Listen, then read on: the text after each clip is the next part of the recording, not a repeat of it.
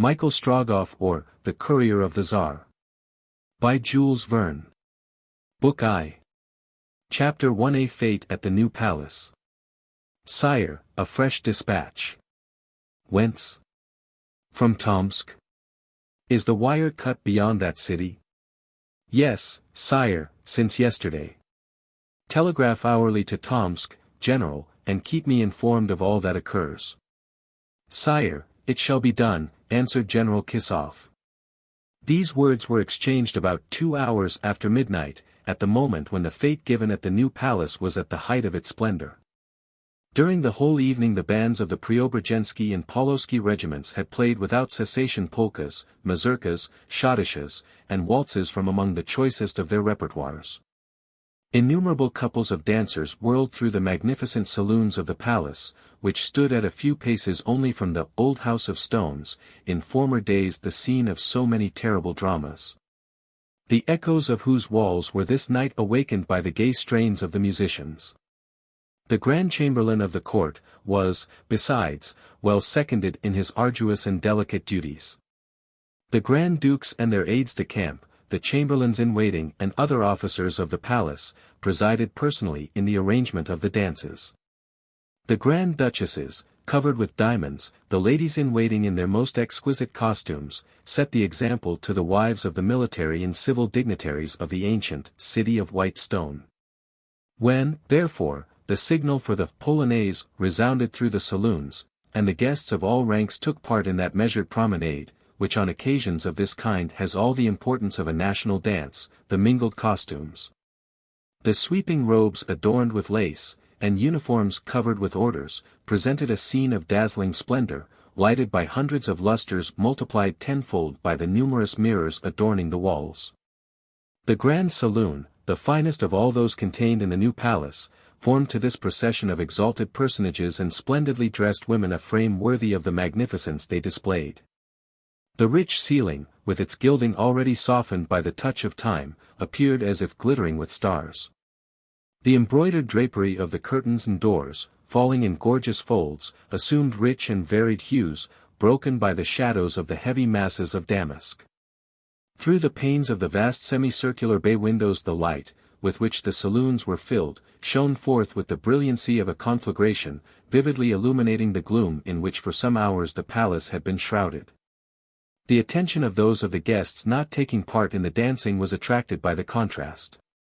Resting in the recesses of the windows, they could discern, standing out dimly in the darkness, the vague outlines of the countless towers, domes, and spires which adorn the ancient city. Below the sculptured balconies were visible numerous sentries, pacing silently up and down, their rifles carried horizontally on the shoulder, and the spikes of their helmets glittering like flames in the glare of light issuing from the palace. The steps also of the patrols could be heard beating time on the stones beneath with even more regularity than the feet of the dancers on the floor of the saloon. From time to time the watchword was repeated from post to post, and occasionally the notes of a trumpet, mingling with the strains of the orchestra, penetrated into their midst. Still farther down, in front of the facade, dark masses obscured the rays of light which proceeded from the windows of the new palace. These were boats descending the course of a river, whose waters, faintly illumined by a few lamps, washed the lower portion of the terraces. The principal personage who has been mentioned, the giver of the fete, and to whom General Kissoff had been speaking in that tone of respect with which sovereigns alone are usually addressed, wore the simple uniform of an officer of chasseurs of the guard. This was not affectation on his part, but the custom of a man who cared little for dress, his contrasting strongly with the gorgeous costumes amid which he moved, encircled by his escort of Georgians, Cossacks, and Circassians, a brilliant band, splendidly clad in the glittering uniforms of the Caucasus. This personage, of lofty stature, affable demeanor, and physiognomy calm, though bearing traces of anxiety, moved from group to group, seldom speaking, and appearing to pay but little attention either to the merriment of the younger guests or the graver remarks of the exalted dignitaries or members of the diplomatic corps who represented at the Russian court the principal governments of Europe. 2 or 3 of these astute politicians, physiognomists by virtue of their profession, failed not to detect on the countenance of their host symptoms of disquietude, the source of which eluded their penetration. But none ventured to interrogate him on the subject. It was evidently the intention of the officer of chasseurs that his own anxieties should in no way cast a shade over the festivities. And, as he was a personage whom almost the population of a world in itself was wont to obey, the gaiety of the ball was not for a moment checked. Nevertheless, General Kisov waited until the officer to whom he had just communicated the dispatch forwarded from Tomsk should give him permission to withdraw, but the latter still remained silent. He had taken the telegram, he had read it carefully, and his visage became even more clouded than before. Involuntarily he sought the hilt of his sword, and then passed his hand for an instant before his eyes, as though, dazzled by the brilliancy of the light, he wished to shade them, the better to see into the recesses of his own mind. "We are, then," he continued, after having drawn General Kisov aside towards a window, "since yesterday without intelligence from the Grand Duke?" "Without any, sire. And it is to be feared that in a short time dispatches will no longer cross the Siberian frontier. But have not the troops of the provinces of Amur and Irkutsk, as those also of the Transbalkan territory, received orders to march immediately upon Irkutsk? The orders were transmitted by the last telegram we were able to send beyond Lake Baikal. And the governments of Yeniseisk, Omsk, Semipalatinsk, and Tobolsk, are we still in direct communication with them as before the insurrection?" "Yes, sire. Our dispatches have reached them, and we are assured at the present moment that the Tartars have not advanced beyond the Irtish and the Obi." "And the traitor Ivan Ogareff, are there no tidings of him?" "None," replied General Kisov. "The head of the police cannot state whether or not he has crossed the frontier. Let a description of him be immediately dispatched to NIJNI-NOVGOROD, Perm, Ekaterinburg, Kazanov, Tyumen, Ishim, Omsk, Tomsk, and to all the telegraphic stations with which communication is yet open. Your Majesty's orders shall be instantly carried out. You will observe the strictest silence as to this." The general, having made a sign of respectful assent, bowing low, mingled with the crowd, and finally left the apartments without his departure being remarked. The officer remained absorbed in thought for a few moments, when, recovering himself, he went among the various groups in the saloon, his countenance reassuming that calm aspect which had for an instant been disturbed. Nevertheless, the important occurrence which had occasioned these rapidly exchanged words was not so unknown as the officer of the chasseurs of the guard and General Kisov had possibly supposed. It was not spoken of officially, it is true, nor even officiously, since tongues were not free, but a few exalted personages had been informed, more or less exactly, of the events which had taken place beyond the frontier. At any rate, that which was only slightly known, that which was not matter of conversation even between members of the corps diplomatique, two guests, distinguished by no uniform, no decoration, at this reception in the new palace, discussed in a low voice, and with apparently very correct information. By what means, by the exercise of what acuteness had these two ordinary mortals ascertained that which so many persons of the highest rank and importance scarcely even suspected? It is impossible to say. Had they the gifts of foreknowledge and foresight? Did they possess a supplementary sense, which enabled them to see beyond that limited horizon which bounds all human gaze? Had they obtained a peculiar power of divining the most secret events? Was it owing to the habit, now become a second nature, of living on information, that their mental constitution had thus become really transformed? It was difficult to escape from this conclusion. Of these two men, the one was English, the other French, both were tall and thin, but the latter was sallow as are the southern Provençals, while the former was ruddy like a Lancashire gentleman. The Anglo-Norman, formal, cold, grave, parsimonious of gestures and words, appeared only to speak or gesticulate under the influence of a spring operating at regular intervals. The Gaul, on the contrary, lively and petulant, expressed himself with lips, eyes, hands, all at once, having 20 different ways of explaining his thoughts, whereas his interlocutor seemed to have only one, immutably stereotyped on his brain. The strong contrast they presented would at once have struck the most superficial observer. But a physiognomist, regarding them closely, would have defined their particular characteristics by saying, that if the Frenchman was all eyes, the Englishman was all ears. In fact, the visual apparatus of the one had been singularly perfected by practice. The sensibility of its retina must have been as instantaneous as that of those conjurers who recognize a card merely by a rapid movement in cutting the pack or by the arrangement only of marks invisible to others. The Frenchman indeed possessed in the highest degree what may be called the memory of the eye. The Englishman, on the contrary, appeared especially organized to listen and to hear. When his oral apparatus had been once struck by the sound of a voice he could not forget it, and after 10 or even 20 years he would have recognized it among 1,000. His ears, to be sure, had not the power of moving as freely as those of animals who are provided with large auditory flaps. But, since scientific men know that human ears possess, in fact, a very limited power of movement, we should not be far wrong in affirming that those of the said Englishman became erect and turned in all directions while endeavoring to gather in the sounds, in a manner apparent only to the naturalist. It must be observed that this perfection of sight and hearing was of wonderful assistance to these two men in their vocation, for the Englishman acted as correspondent of the Daily Telegraph, and the Frenchman, as correspondent of what newspaper? Or of what newspapers, he did not say. And when asked, he replied in a jocular manner that he corresponded with his cousin Madeleine. This Frenchman, however, 'neath his careless surface, was wonderfully shrewd and sagacious. Even while speaking at random, perhaps the better to hide his desire to learn, he never forgot himself. His loquacity even helped him to conceal his thoughts, and he was perhaps even more discreet than his confrère of the Daily Telegraph.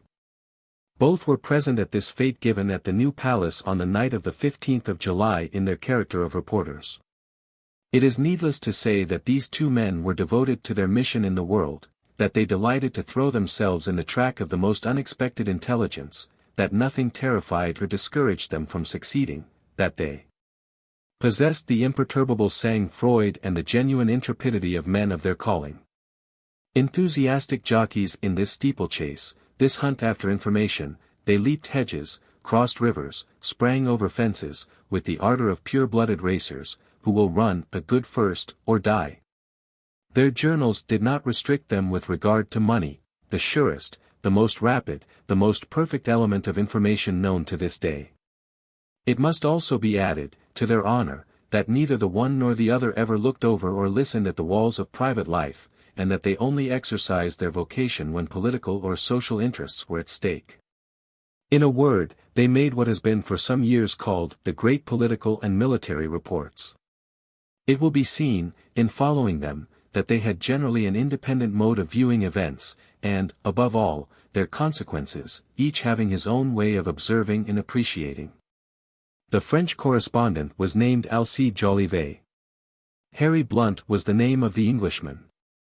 They had just met for the first time at this fête in the New Palace, of which they had been ordered to give an account in their papers. The dissimilarity of their characters, added to a certain amount of jealousy, which generally exists between rivals in the same calling, might have rendered them but little sympathetic.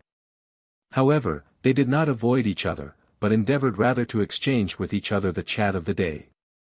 They were sportsmen, after all, hunting on the same ground. That which one missed might be advantageously secured by the other, and it was to their interest to meet and converse. This evening they were both on the lookout. They felt, in fact, that there was something in the air.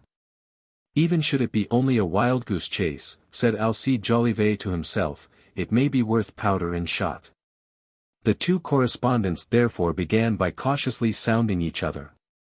Really, my dear sir, this little fête is charming, said Alcide Jolivet pleasantly, thinking himself obliged to begin the conversation with this eminently French phrase. I have telegraphed already, splendid, replied Harry Blunt calmly, employing the word specially devoted to expressing admiration by all subjects of the United Kingdom. Nevertheless, added Alcide Jolivet, I felt compelled to remark to my cousin. Your cousin? Repeated Harry Blunt in a tone of surprise, interrupting his brother of the pen. Yes, returned Alcide Jolivet, my cousin Madeleine. It is with her that I correspond, and she likes to be quickly and well informed, does my cousin. I therefore remarked to her that, during this fête, a sort of cloud had appeared to overshadow the sovereign's brow. To me, it seemed radiant, replied Harry Blunt, who perhaps, wished to conceal his real opinion on this topic. And, naturally, you made it radiant, in the columns of the Daily Telegraph. Exactly. Do you remember, Mr. Blunt, what occurred at Zagreb in 1812? I remember it as well as if I had been there, sir, replied the English correspondent. Then, continued Alcide Jolivet, you know that, in the middle of a fête given in his honor, it was announced to the Emperor Alexander that Napoleon had just crossed the Niemen with the vanguard of the French army. Nevertheless the Emperor did not leave the fête, and notwithstanding the extreme gravity of intelligence which might cost him his empire, he did not allow himself to show more uneasiness than our host exhibited when General Kissoff informed him that the telegraphic wires had just been cut between the frontier and the government of Irkutsk. Ah! You are aware of that? I am. As regards myself, it would be difficult to avoid knowing it, since my last telegram reached Yudinsk, observed Alcide Jolivet, with some satisfaction.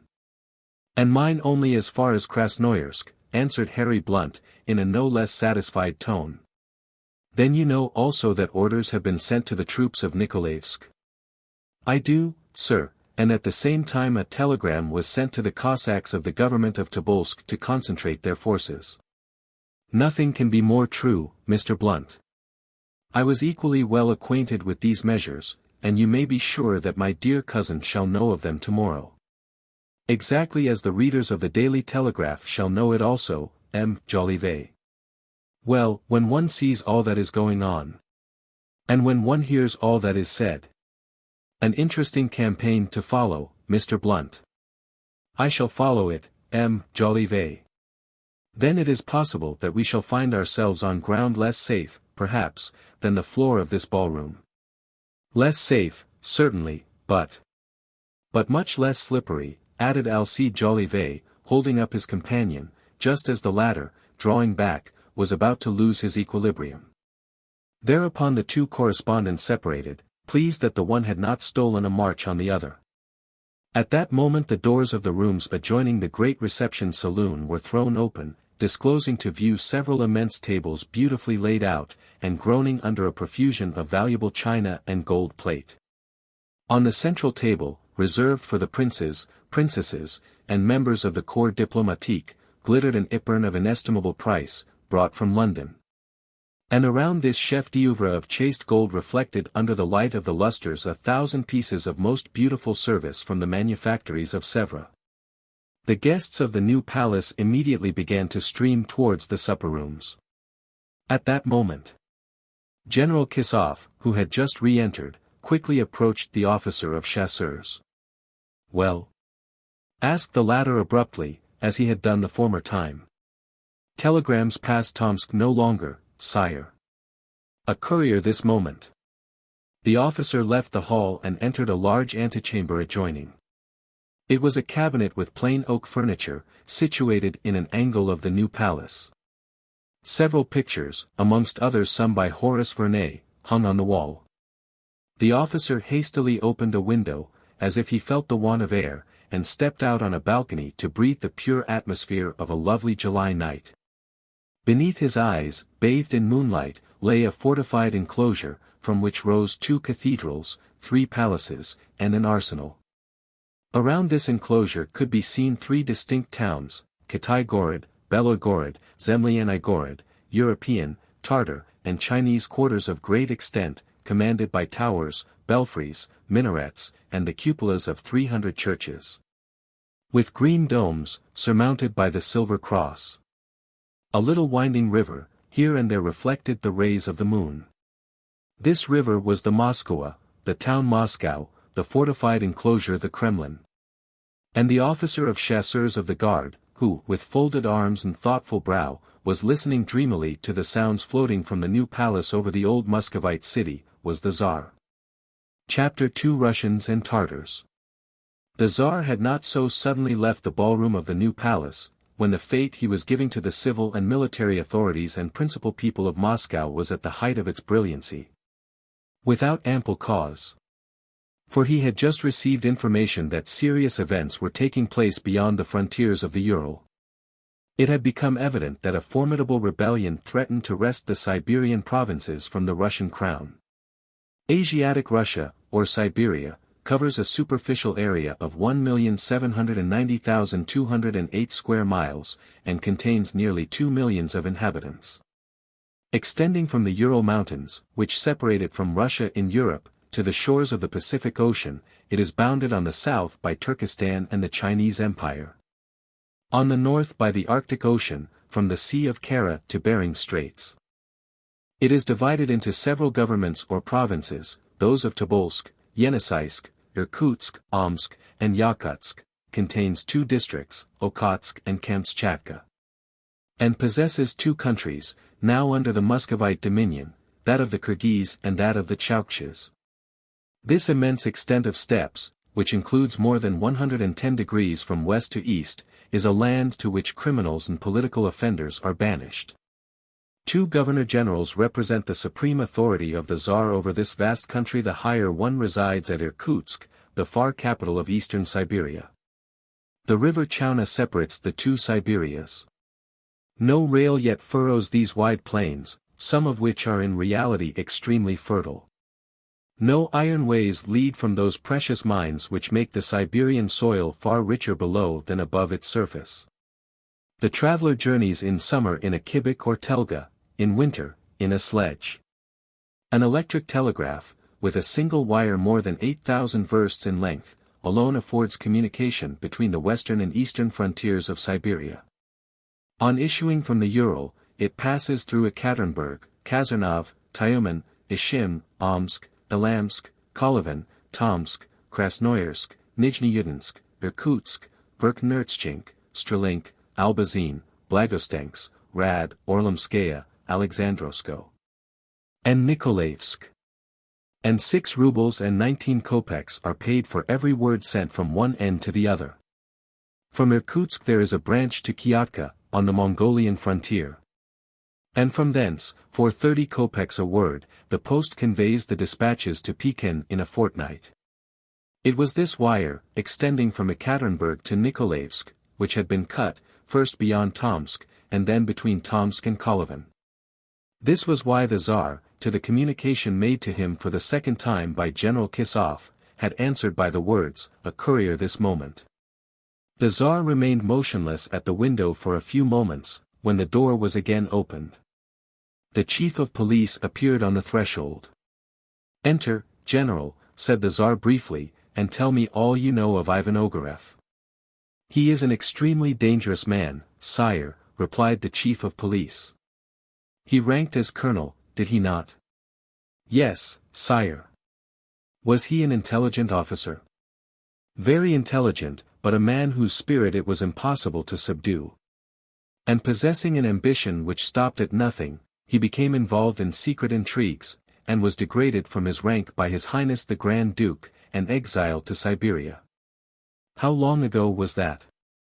2 years since. "Pardoned after 6 months of exile by your Majesty's favor, he returned to Russia."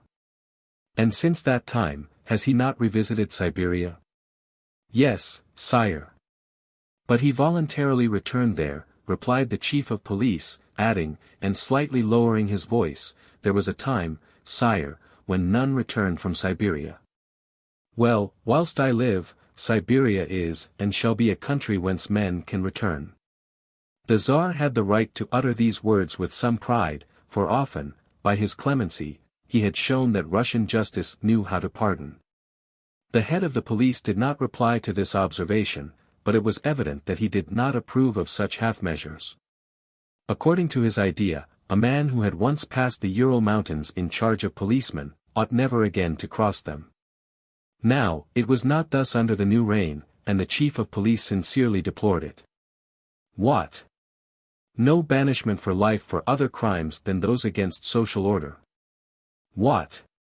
Political exiles returning from Tobolsk, from Yakutsk, from Irkutsk. In truth, the chief of police, accustomed to the despotic sentences of the ukase which formerly never pardoned, could not understand this mode of governing. But he was silent, waiting until the Tsar should interrogate him further. The questions were not long in coming. Did not Ivan Ogareff, asked the Tsar, return to Russia a second time, after that journey through the Siberian provinces, the object of which remains unknown? He did.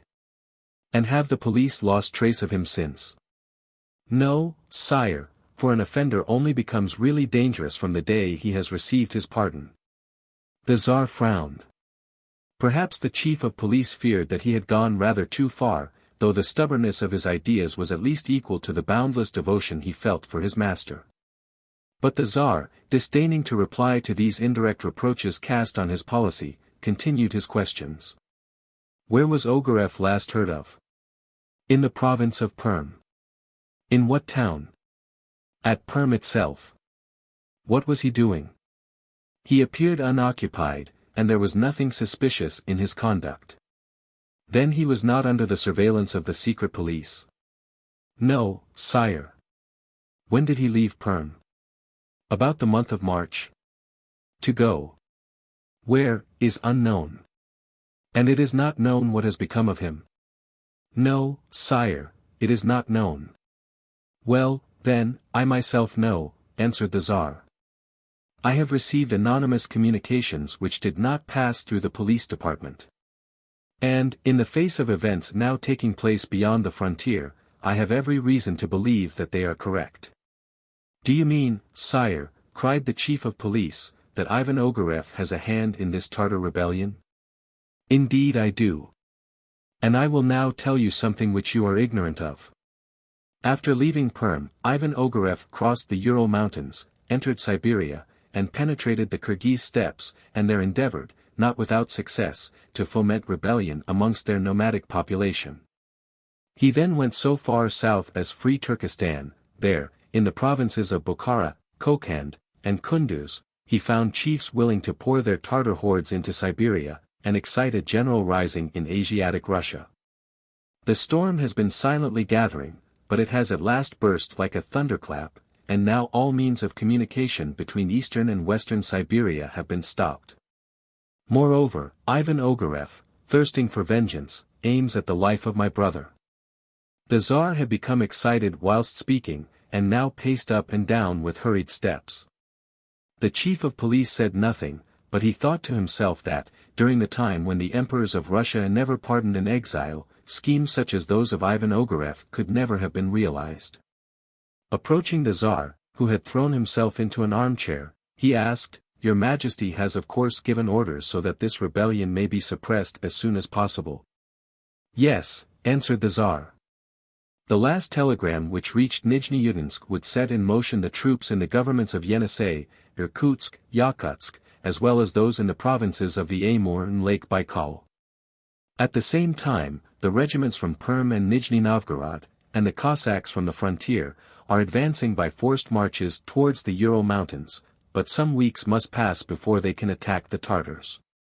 And your Majesty's brother, His Highness the Grand Duke, is now isolated in the government of Irkutsk, and is no longer in direct communication with Moscow? That is so. But by the last dispatches, he must know what measures have been taken by your Majesty, and what help he may expect from the governments nearest Irkutsk. He knows that, answered the Tsar. But what he does not know is, that Ivan Ogareff, as well as being a rebel, is also playing the part of a traitor, and that in him he has a personal and bitter enemy. It is to the Grand Duke that Ogareff owes his first disgrace. And what is more serious is, that this man is not known to him. Ogareff's plan, therefore, is to go to Irkutsk, and, under an assumed name, offer his services to the Grand Duke. Then, after gaining his confidence, when the Tartars have invested Irkutsk, he will betray the town, and with it my brother, whose life he seeks. This is what I have learned from my secret intelligence, this is what the Grand Duke does not know. And this is what he must know. Well, sire, an intelligent, courageous courier. I momentarily expect one. And it is to be hoped he will be expeditious, added the chief of police. For, allow me to add, sire, that Siberia is a favorable land for rebellions. Do you mean to say, General, that the exiles would make common cause with the rebels? Exclaimed the Tsar. Excuse me, your Majesty, stammered the chief of police, for that was really the idea suggested to him by his uneasy and suspicious mind. I believe in their patriotism, returned the Tsar. There are other offenders besides political exiles in Siberia, said the chief of police. The criminals. Oh, General, I give those up to you. They are the vilest, I grant, of the human race. They belong to no country. But the insurrection, or rather, the rebellion, is not to oppose the emperor, it is raised against Russia, against the country which the exiles have not lost all hope of again seeing, and which they will see again. No, a Russian would never unite with a Tartar, to weaken, were it only for an hour, the Muscovite power. The Tsar was right in trusting to the patriotism of those whom his policy kept, for a time, at a distance. Clemency, which was the foundation of his justice, when he could himself direct its effects, the modifications he had adopted with regard to applications for the formerly terrible ukases, warranted the belief that he was not mistaken. But even without this powerful element of success in regard to the Tartar rebellion, circumstances were not the less very serious, for it was to be feared that a large part of the Kyrgyz population would join the rebels. The Kyrgyz are divided into three hordes, the greater, the lesser, and the middle, and number nearly 400,000 tenths or 2 million souls.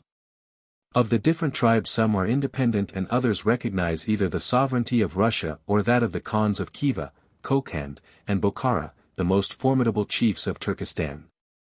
The middle horde, the richest, is also the largest, and its encampments occupy all the space between the rivers Saraso, Irtysh, and the upper Ishim, Lake Saisang and Lake Oksakal. The greater horde, occupying the countries situated to the east of the middle one, extends as far as the governments of Omsk and Tobolsk. Therefore, if the Kyrgyz population should rise, it would be the rebellion of Asiatic Russia, and the first thing would be the separation of Siberia, to the east of the Yenisei. It is true that these Kyrgyz, mere novices in the art of war, are rather nocturnal thieves and plunderers of caravans than regular soldiers. As M. Levchin says, a firm front or a square of good infantry could repel 10 times the number of Kyrgyz, and a single cannon might destroy a frightful number. That may be. But to do this it is necessary for the square of good infantry to reach the rebellious country, and the cannon to leave the arsenals of the Russian provinces, perhaps 2,000 or 3,000 versts distant. Now, except by the direct route from Ekaterinburg to Irkutsk, the often marshy steppes are not easily practicable, and some weeks must certainly pass before the Russian troops could reach the Tartar hordes. Omsk is the center of that military organization of western Siberia which is intended to overawe the Kyrgyz population. Here are the bounds, more than once infringed by the half-subdued nomads, and there was every reason to believe that Omsk was already in danger. The line of military stations, that is to say, those Cossack posts which are ranged in echelon from Omsk to Semipalatinsk, must have been broken in several places. Now, it was to be feared that the Grand Sultans, who govern the Kyrgyz districts would either voluntarily accept, or involuntarily submit to, the dominion of Tartars, Mussulman like themselves. And that to the hate caused by slavery was not united the hate due to the antagonism of the Greek and Mussulman religions. For some time, indeed, the Tartars of Turkestan had endeavored, both by force and persuasion, to subdue the Kyrgyz hordes. A few words only with respect to these Tartars. The Tartars belong more especially to two distinct races, the Caucasian and the Mongolian. The Caucasian race, which, as Abel de Remusat says, is regarded in Europe as the type of beauty in our species, because all the nations in this part of the world have sprung from it, includes also the Turks and the Persians. The purely Mongolian race comprises the Mongols, Manchu, and Tibetans. The Tartars who now threaten the Russian Empire, belong to the Caucasian race, and occupied Turkestan. This immense country is divided into different states, governed by Khans, and hence termed Khanats. The principal Khanats are those of Bokhara, Kokand, Kunduz, etc. At this period, the most important and the most formidable Khanate was that of Bukhara. Russia had already been several times at war with its chiefs, who, for their own interests, had supported the independence of the Kyrgyz against the Muscovite dominion. The present chief, Feofar Khan, followed in the steps of his predecessors. The Khanate of Bukhara has a population of 2,500,000 inhabitants, an army of 60,000 men, trebled in time of war, and 30,000 horsemen. It is a rich country, with varied animal, vegetable, and mineral products, and has been increased by the accession of the territories of Balkh, Akkoy, and MARSHES. It possesses 19 large towns.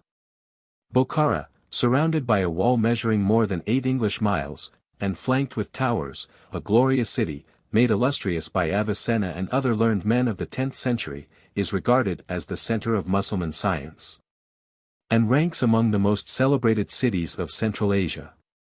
Samarkand, which contains the tomb of Tamerlane and the famous palace where the blue stone is kept on which each new Khan must seat himself on his accession, is defended by a very strong citadel. Karshi, with its triple cordon, situated in an oasis, surrounded by a marsh peopled with tortoises and lizards, is almost impregnable. Isharjui is defended by a population of 20,000 souls. Protected by its mountains, and isolated by its steppes, the Khanate of Bukhara is a most formidable state, and Russia would need a large force to subdue it. The fierce and ambitious Feofar now governed this corner of Tartary. Relying on the other Khans, principally those of Kokand and Kunduz, cruel and rapacious warriors, all ready to join an enterprise so dear to Tartar instincts, aided by the chiefs who ruled all the hordes of Central Asia. He had placed himself at the head of the rebellion of which Ivan Ogarev was the instigator. This traitor, impelled by insane ambition as much as by hate, had ordered the movement so as to attack Siberia. Mad indeed he was, if he hoped to rupture the Muscovite Empire. Acting under his suggestion, the Emir, which is the title taken by the Khans of Bukhara, had poured his hordes over the Russian frontier. He invaded the government of Semipalatinsk, and the Cossacks, who were only in small force there, had been obliged to retire before him. He had advanced farther than Lake Balkhash, gaining over the Kyrgyz population on his way. Pillaging, ravaging, enrolling those who submitted, taking prisoners those who resisted, he marched from one town to another, followed by those impedimenta of oriental sovereignty which may be called his household. His wives and his slaves, all with the cool audacity of a modern Genghis Khan. It was impossible to ascertain where he now was, how far his soldiers had marched before the news of the rebellion reached Moscow, or to what part of Siberia the Russian troops had been forced to retire. All communication was interrupted.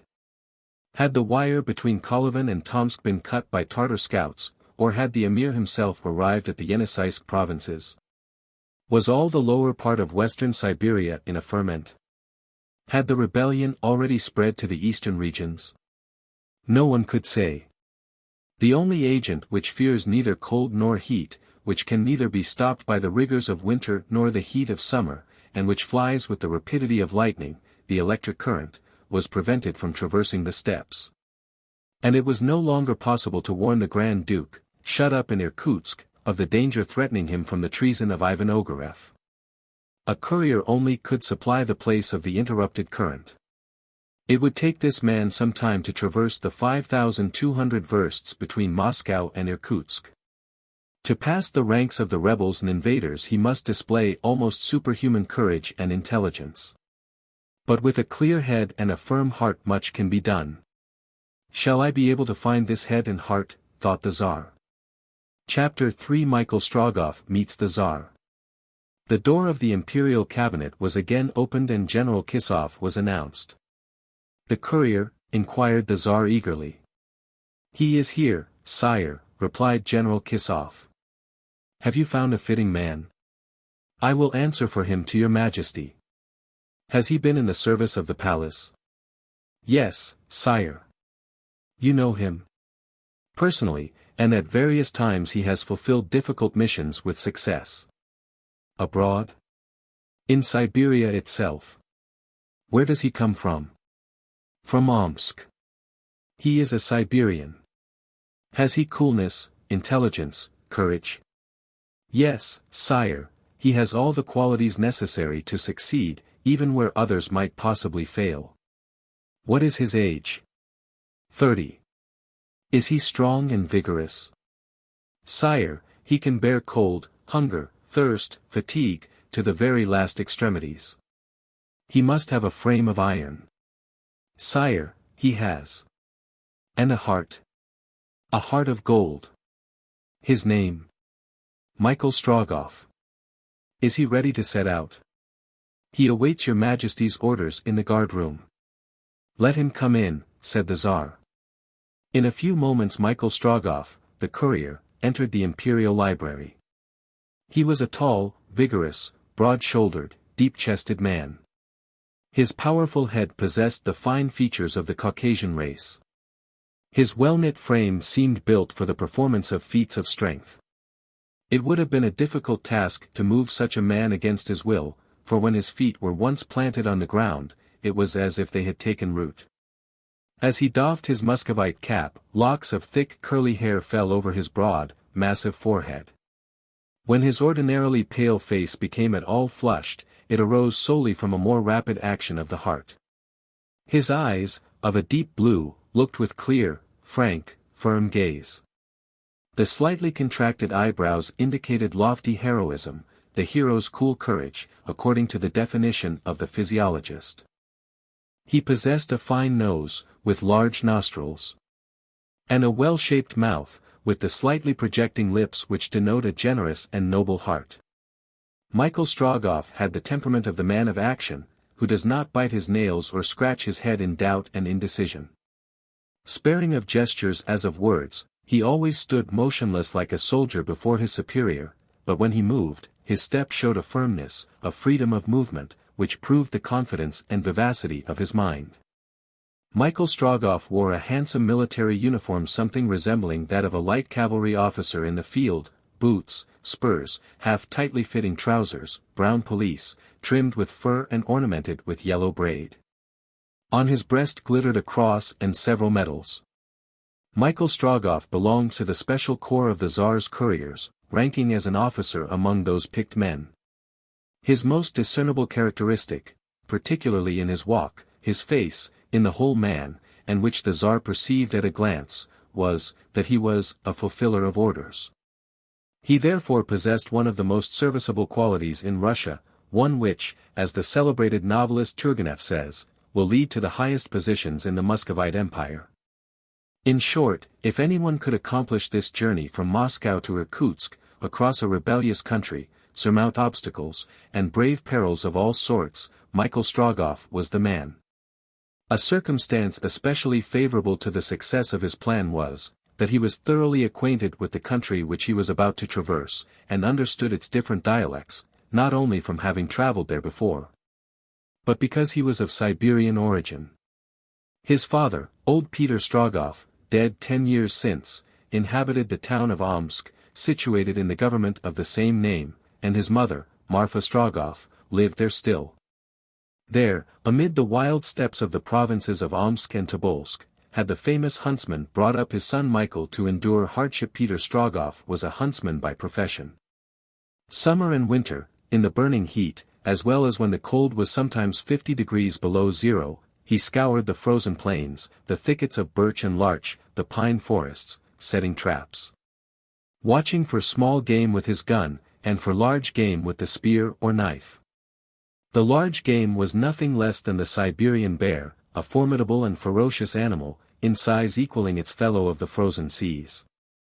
Peter Strogoff had killed more than 39 bears, that is to say, the 40th had fallen under his blows, and, according to Russian legends, most huntsmen who have been lucky enough up to the 39th bear, have succumbed to the 40th.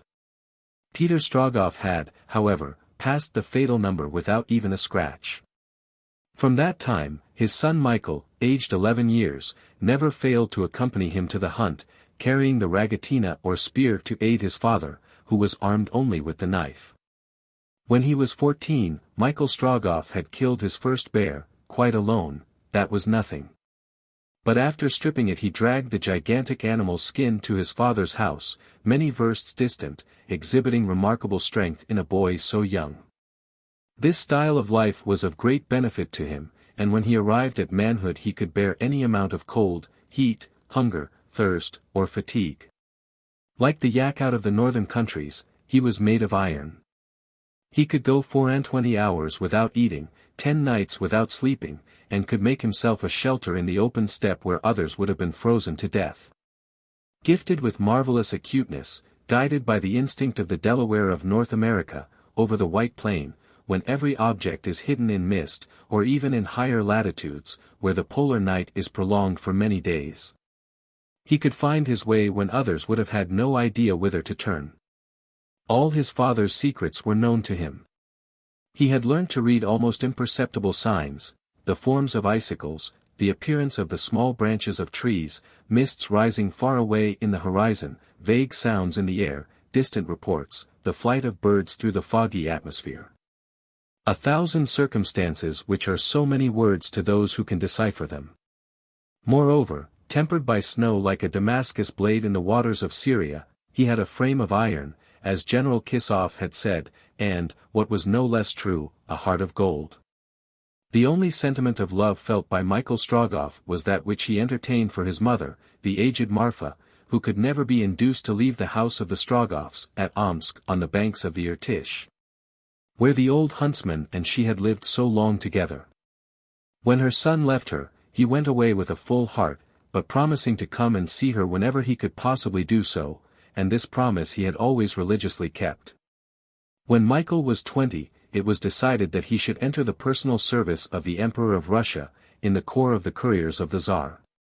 The hardy, intelligent, zealous, well-conducted young Siberian first distinguished himself especially, in a journey to the Caucasus, through the midst of a difficult country, ravaged by some restless successors of Skamel.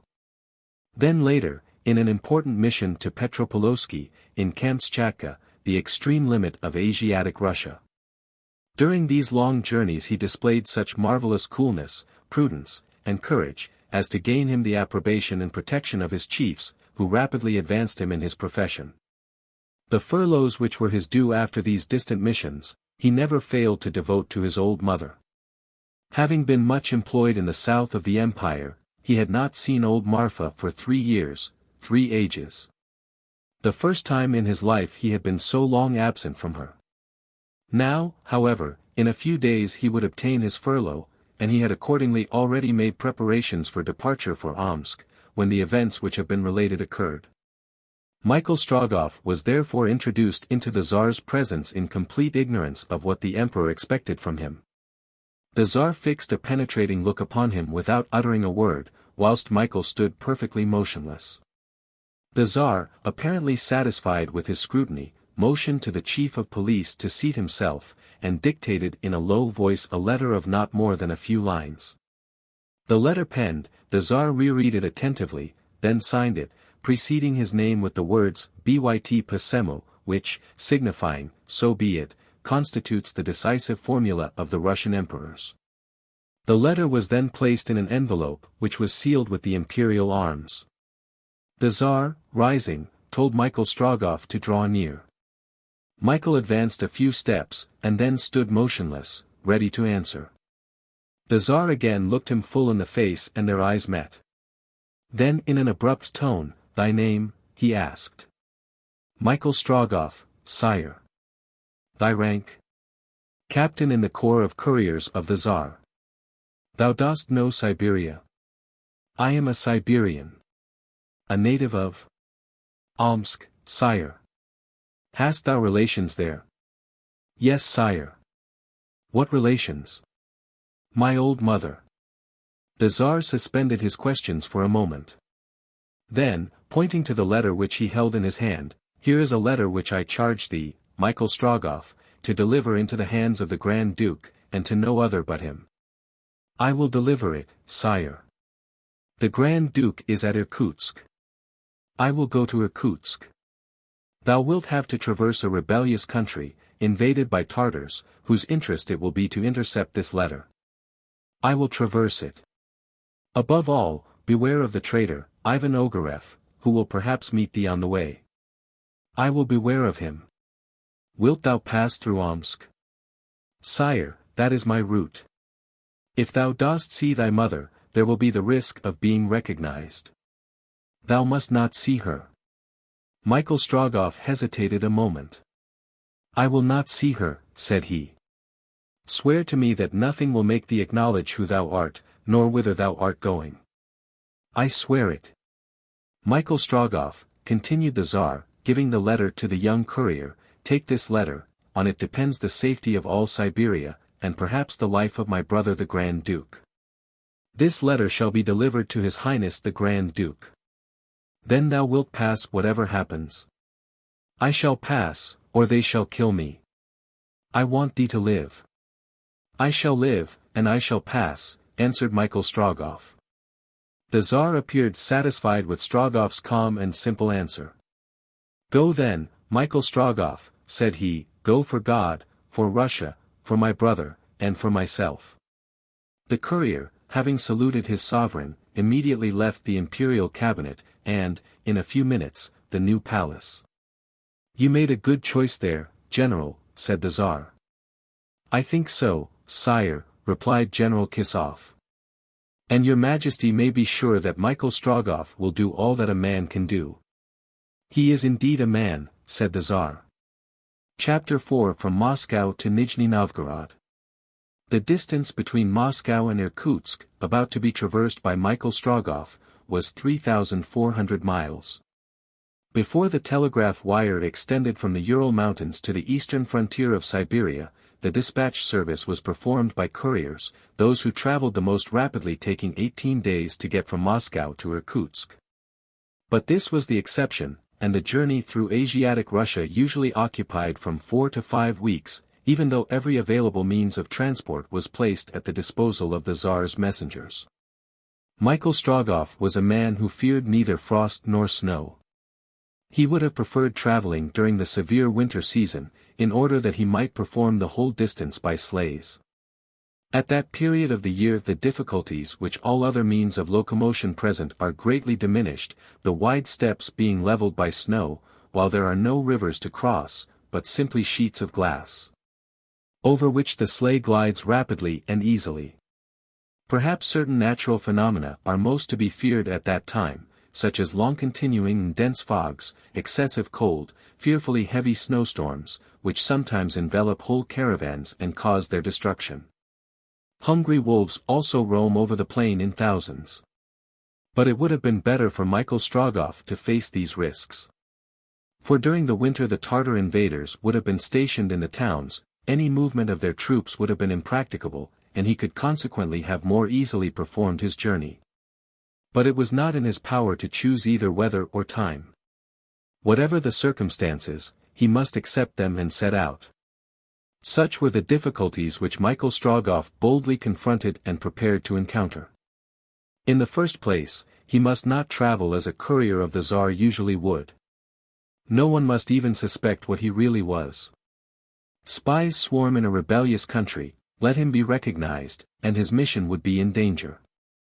Also, while supplying him with a large sum of money, which was sufficient for his journey, and would facilitate it in some measure, General Kissoff had not given him any document notifying that he was on the Emperor's service, which is the sesame par excellence. He contented himself with furnishing him with a patarajna.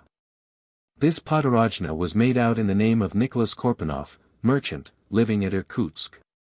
It authorized Nicholas Korpanoff to be accompanied by one or more persons, and, moreover, it was, by special notification, made available in the event of the Muscovite government forbidding natives of any other countries to leave Russia. The patarajna is simply a permission to take post horses, but Michael Strogoff was not to use it unless he was sure that by so doing he would not excite suspicion as to his mission, that is to say, whilst he was on European territory. The consequence was that in Siberia, whilst traversing the insurgent provinces, he would have no power over the relays, either in the choice of horses in preference to others, or in demanding conveyances for his personal use. Neither was Michael Strogoff to forget that he was no longer a courier, but a plain merchant, Nicholas Korpanoff, traveling from Moscow to Irkutsk, and, as such exposed to all the impediments of an ordinary journey. To pass unknown, more or less rapidly, but to pass somehow, such were the directions he had received. 30 years previously, the escort of a traveler of rank consisted of not less than 200 mounted Cossacks, 200 foot soldiers, 25 Basker horsemen, 300 camels, 400 horses, 25 wagons, 2 portable boats, and 2 pieces of cannon. All this was requisite for a journey in Siberia. Michael Strogoff, however, had neither cannon, nor horsemen, nor foot soldiers, nor beasts of burden. He would travel in a carriage or on horseback, when he could, on foot, when he could not. There would be no difficulty in getting over the first 1,000 miles, the distance between Moscow and the Russian frontier. Railroads, post-carriages, steamboats, relays of horses, were at everyone's disposal, and consequently at the disposal of the courier of the Tsar. Accordingly, on the morning of the 16th of July, having doffed his uniform, with a knapsack on his back, dressed in the simple Russian costume, tightly fitting tunic, the traditional belt of the mujik, wide trousers, gartered at the knees, and high boots, Michael Strogoff arrived at the station in time for the first train.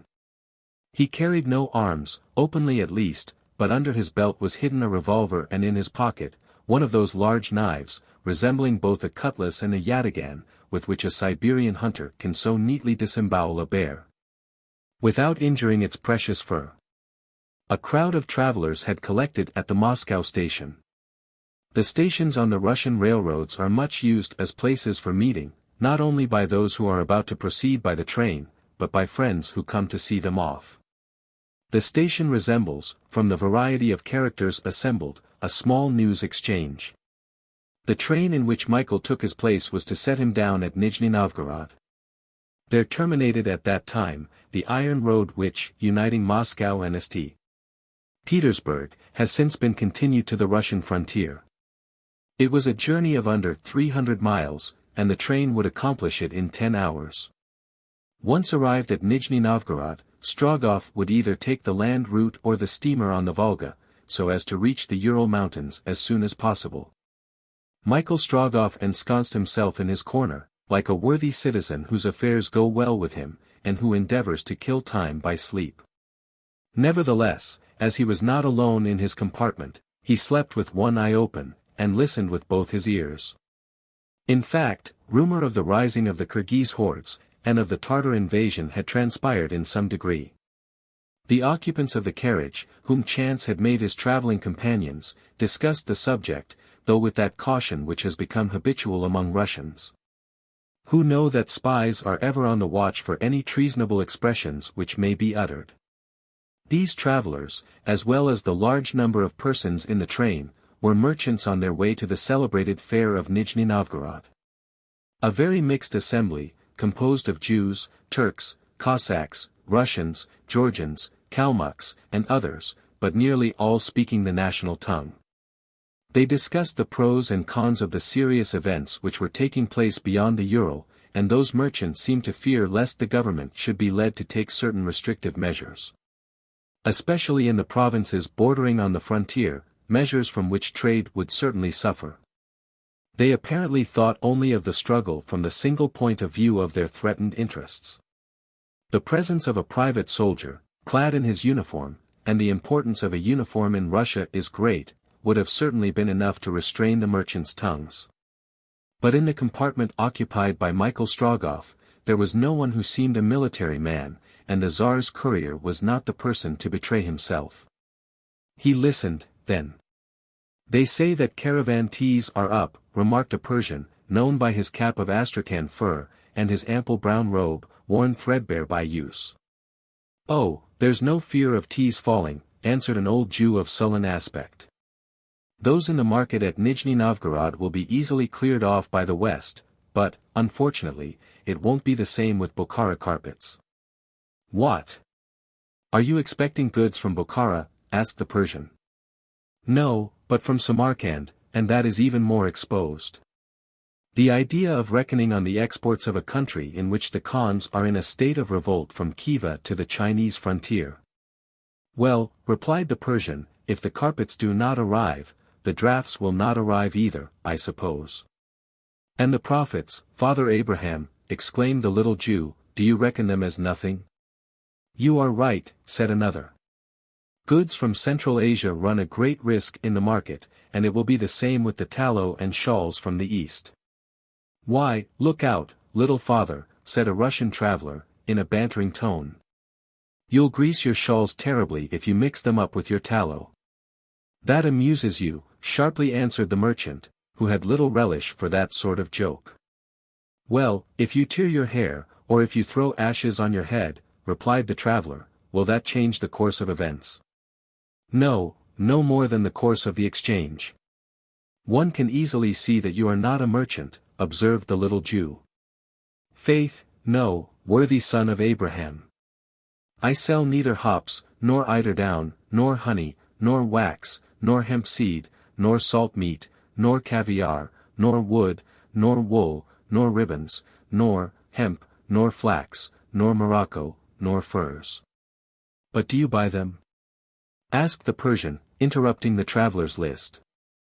As little as I can, and only for my own private use, answered the other, with a wink. He's a wag, said the Jew to the Persian. Or a spy, replied the other, lowering his voice. We had better take care, and not speak more than necessary.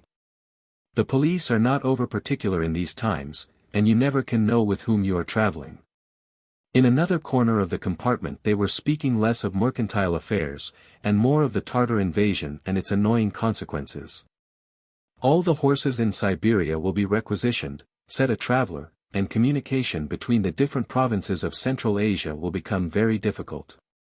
Is it true, asked his neighbor, that the Kirghiz of the Middle Horde have joined the Tartars? So it is said, answered the traveler, lowering his voice. But who can flatter themselves that they know anything really of what is going on in this country? I have heard speak of a concentration of troops on the frontier. The Don Cossacks have already gathered along the course of the Volga, and they are to be opposed to the rebel Kirghiz. If the Kirghiz descend the Irtysh, the route to Irkutsk will not be safe, observed his neighbor. Besides, yesterday I wanted to send a telegram to Krasnoyarsk, and it could not be forwarded. It's to be feared that before long the Tartar columns will have isolated eastern Siberia. In short, little father, continued the first speaker, these merchants have good reason for being uneasy about their trade and transactions. After requisitioning the horses, they will take the boats, carriages, every means of transport, until presently no one will be allowed to take even one step in all the empire. I'm much afraid that the Nijni-Novgorod fair won't end as brilliantly as it has begun, responded the other, shaking his head, but the safety and integrity of the Russian territory before everything. Business is business. If in this compartment the subject of conversation varied but little, nor did it, indeed, in the other carriages of the train, in all it might have been observed that the talkers used much circumspection. When they did happen to venture out of the region of facts, they never went so far as to attempt to divine the intentions of the Muscovite government, or even to criticize them. This was especially remarked by a traveler in a carriage at the front part of the train. This person, evidently a stranger, made good use of his eyes, and asked numberless questions, to which he received only evasive answers. Every minute leaning out of the window, which he would keep down, to the great disgust of his fellow travelers, he lost nothing of the views to the right. He inquired the names of the most insignificant places, their position, what were their commerce, their manufactures, the number of their inhabitants, the average mortality, etc., and all this he wrote down in a notebook, already full. This was the correspondent Alcide Jolivet, and the reason of his putting so many insignificant questions was, that amongst the many answers he received, he hoped to find some interesting fact, for his cousin. But, naturally enough, he was taken for a spy, and not a word treating of the events of the day was uttered in his hearing. Finding, therefore, that he could learn nothing of the Tartar invasion, he wrote in his book, Travelers of Great Discretion. Very close as to political matters. Whilst Alcide Jolivet noted down his impressions thus minutely, his confrère, in the same train, travelling for the same object, was devoting himself to the same work of observation in another compartment. Neither of them had seen each other that day at the Moscow station, and they were each ignorant that the other had set out to visit the scene of the war. Harry Blunt, speaking little, but listening much, had not inspired his companions with the suspicions which Alcide Jolivet had aroused.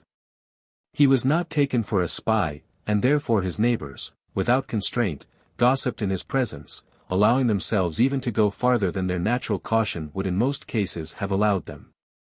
The correspondent of the Daily Telegraph had thus an opportunity of observing how much recent events preoccupied the merchants of Nijni-Novgorod, and to what a degree the commerce with Central Asia was threatened in its transit. He therefore noted in his book this perfectly correct observation: "My fellow travelers extremely anxious. Nothing is talked of but war, and they speak of it, with a freedom which is astonishing, as having broken out between the Volga and the Vistula." The readers of the Daily Telegraph would not fail to be as well informed as Alcide Jolivet's cousin. But as Harry Blunt, seated at the left of the train, only saw one part of the country, which was hilly, without giving himself the trouble of looking at the right side, which was composed of wide plains, he added, with British assurance, "Country mountainous between Moscow and Vladimir." It was evident that the Russian government purposed taking severe measures to guard against any serious eventualities even in the interior of the empire. The rebel lion had not crossed the Siberian frontier, but evil influences might be feared in the Volga provinces, so near to the country of the Kyrgyz. The police had as yet found no traces of Ivan Ogareff. It was not known whether the traitor, calling in the foreigner to avenge his personal rancor, had rejoined Feofar Khan, or whether he was endeavoring to foment a revolt in the government of Nijni-Novgorod, which at this time of year contained a population of such diverse elements. Perhaps among the Persians, Armenians, or Kalmucks, who flocked to the great market, he had agents, instructed to provoke a rising in the interior. All this was possible, especially in such a country as Russia.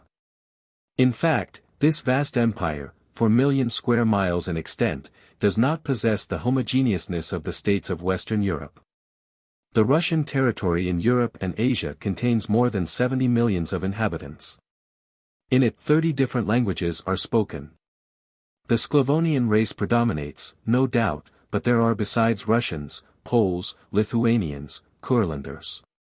Add to these, Finns, Laplanders, Estonians, several other northern tribes with unpronounceable names, the Permiaks, the Germans, the Greeks, the Tartars, the Caucasian tribes, the Mongol, Kalmuk, Samoyed, Kamtschatkan, and Aleutian hordes. And one may understand that the unity of so vast a state must be difficult to maintain, and that it could only be the work of time, aided by the wisdom of many successive rulers. Be that as it may, Ivan Ogareff had hitherto managed to escape all search, and very probably he might have rejoined the Tartar army. But at every station where the train stopped, inspectors came forward who scrutinized the travelers and subjected them all to a minute examination, as by order of the superintendent of police, these officials were seeking Ivan Ogareff. The government, in fact, believed it to be certain that the traitor had not yet been able to quit European Russia. If there appeared cause to suspect any traveler, he was carried off to explain himself at the police station, and in the meantime the train went on its way, no person troubling himself about the unfortunate one left behind.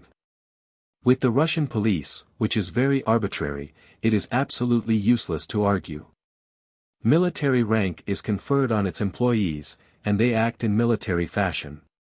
How can anyone, moreover, help obeying, unhesitatingly, orders which emanate from a monarch who has the right to employ this formula at the head of his ukase: "We, by the grace of God, Emperor and Autocrat of all the Russias of Moscow, Kiev, Vladimir, and Novgorod, Tsar of Kazan and Astrakhan, Tsar of Poland, Tsar of Siberia, Tsar of the Tauric Chersonese, Seigneur of Pskov, Prince of Smolensk, Lithuania, Volhynia, Podolia, and Finland, Prince of Estonia, Livonia, Courland, and of Semigalia, of Białystok, Karelia, Sugria, Perm, Vyatka, Bulgaria, and many other countries.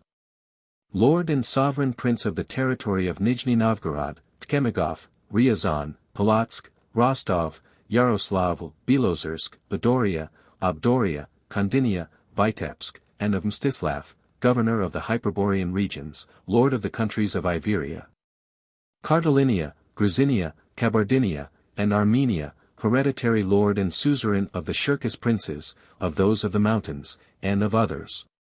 Heir of Norway, Duke of Schleswig-Holstein, Stormarn, Dithmarsen, and Oldenburg.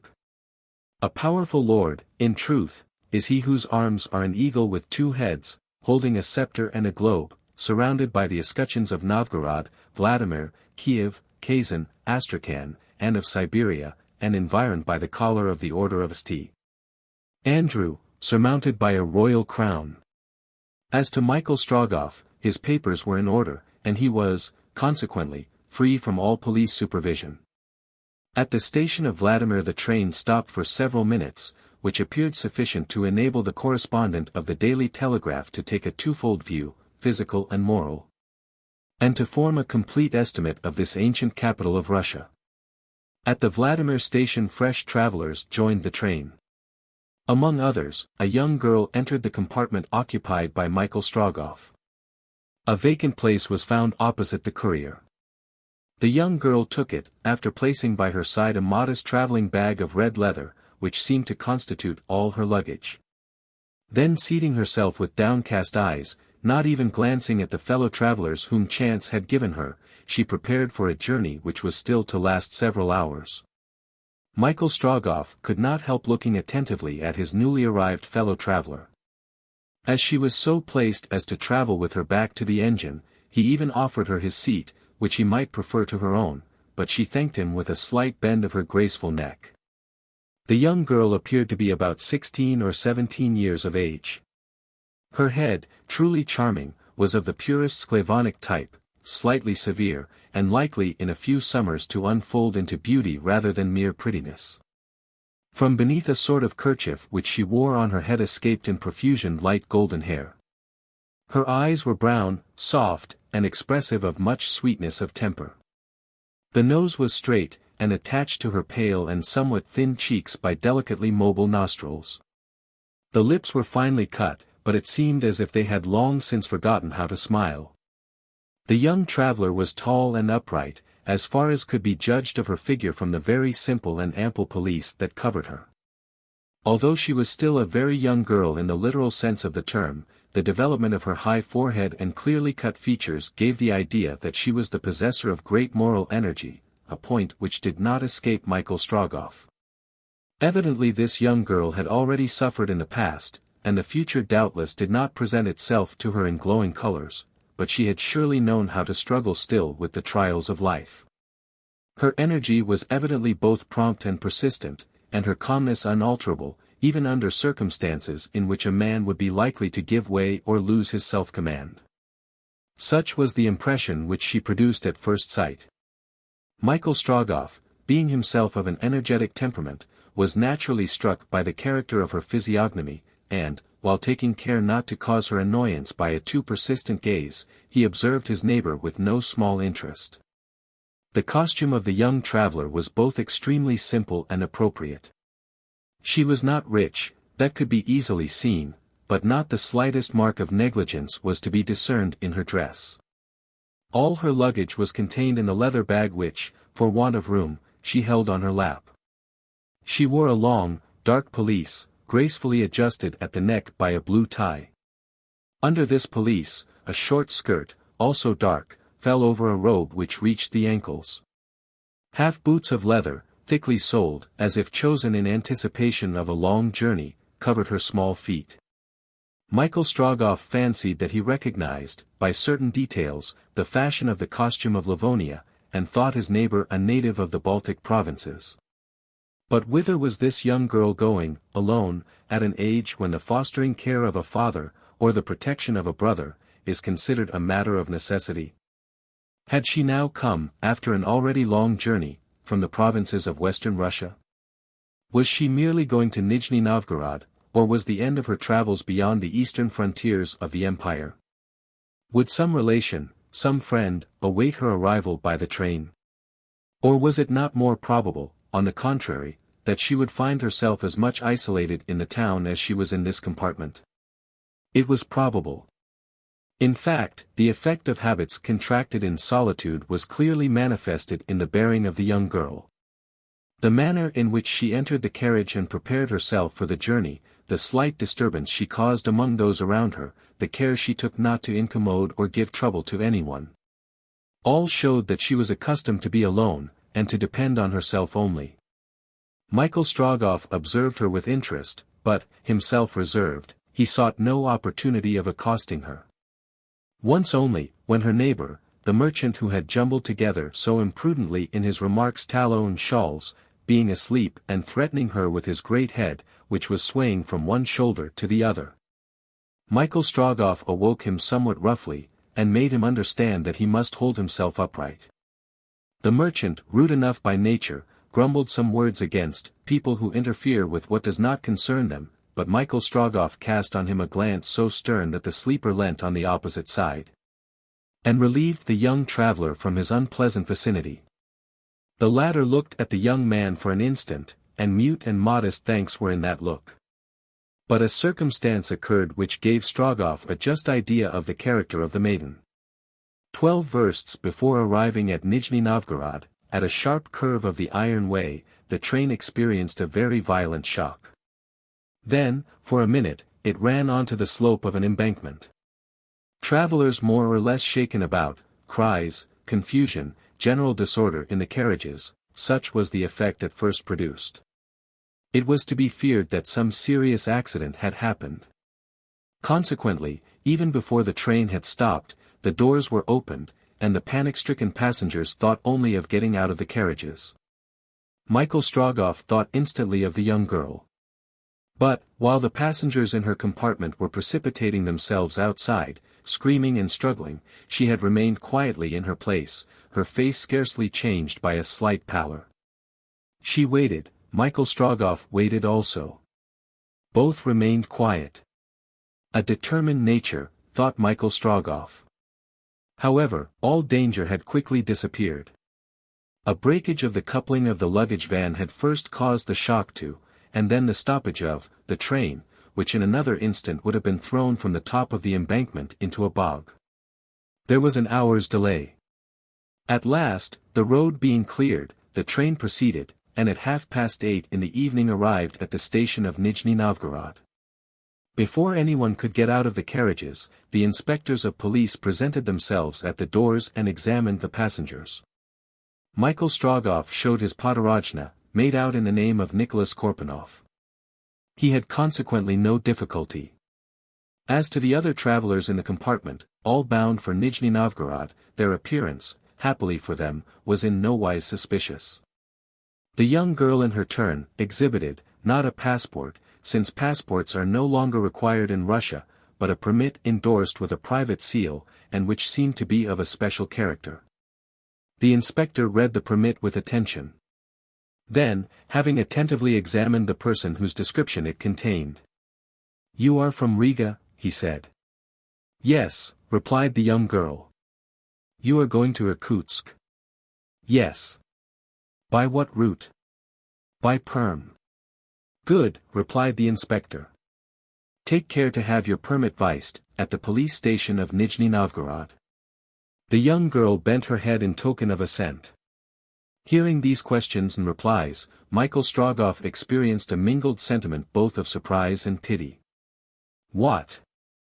This young girl, alone, journeying to that far-off Siberia, and at a time when, to its ordinary dangers, were added all the perils of an invaded country in one in a state of insurrection. How would she reach it? What would become of her?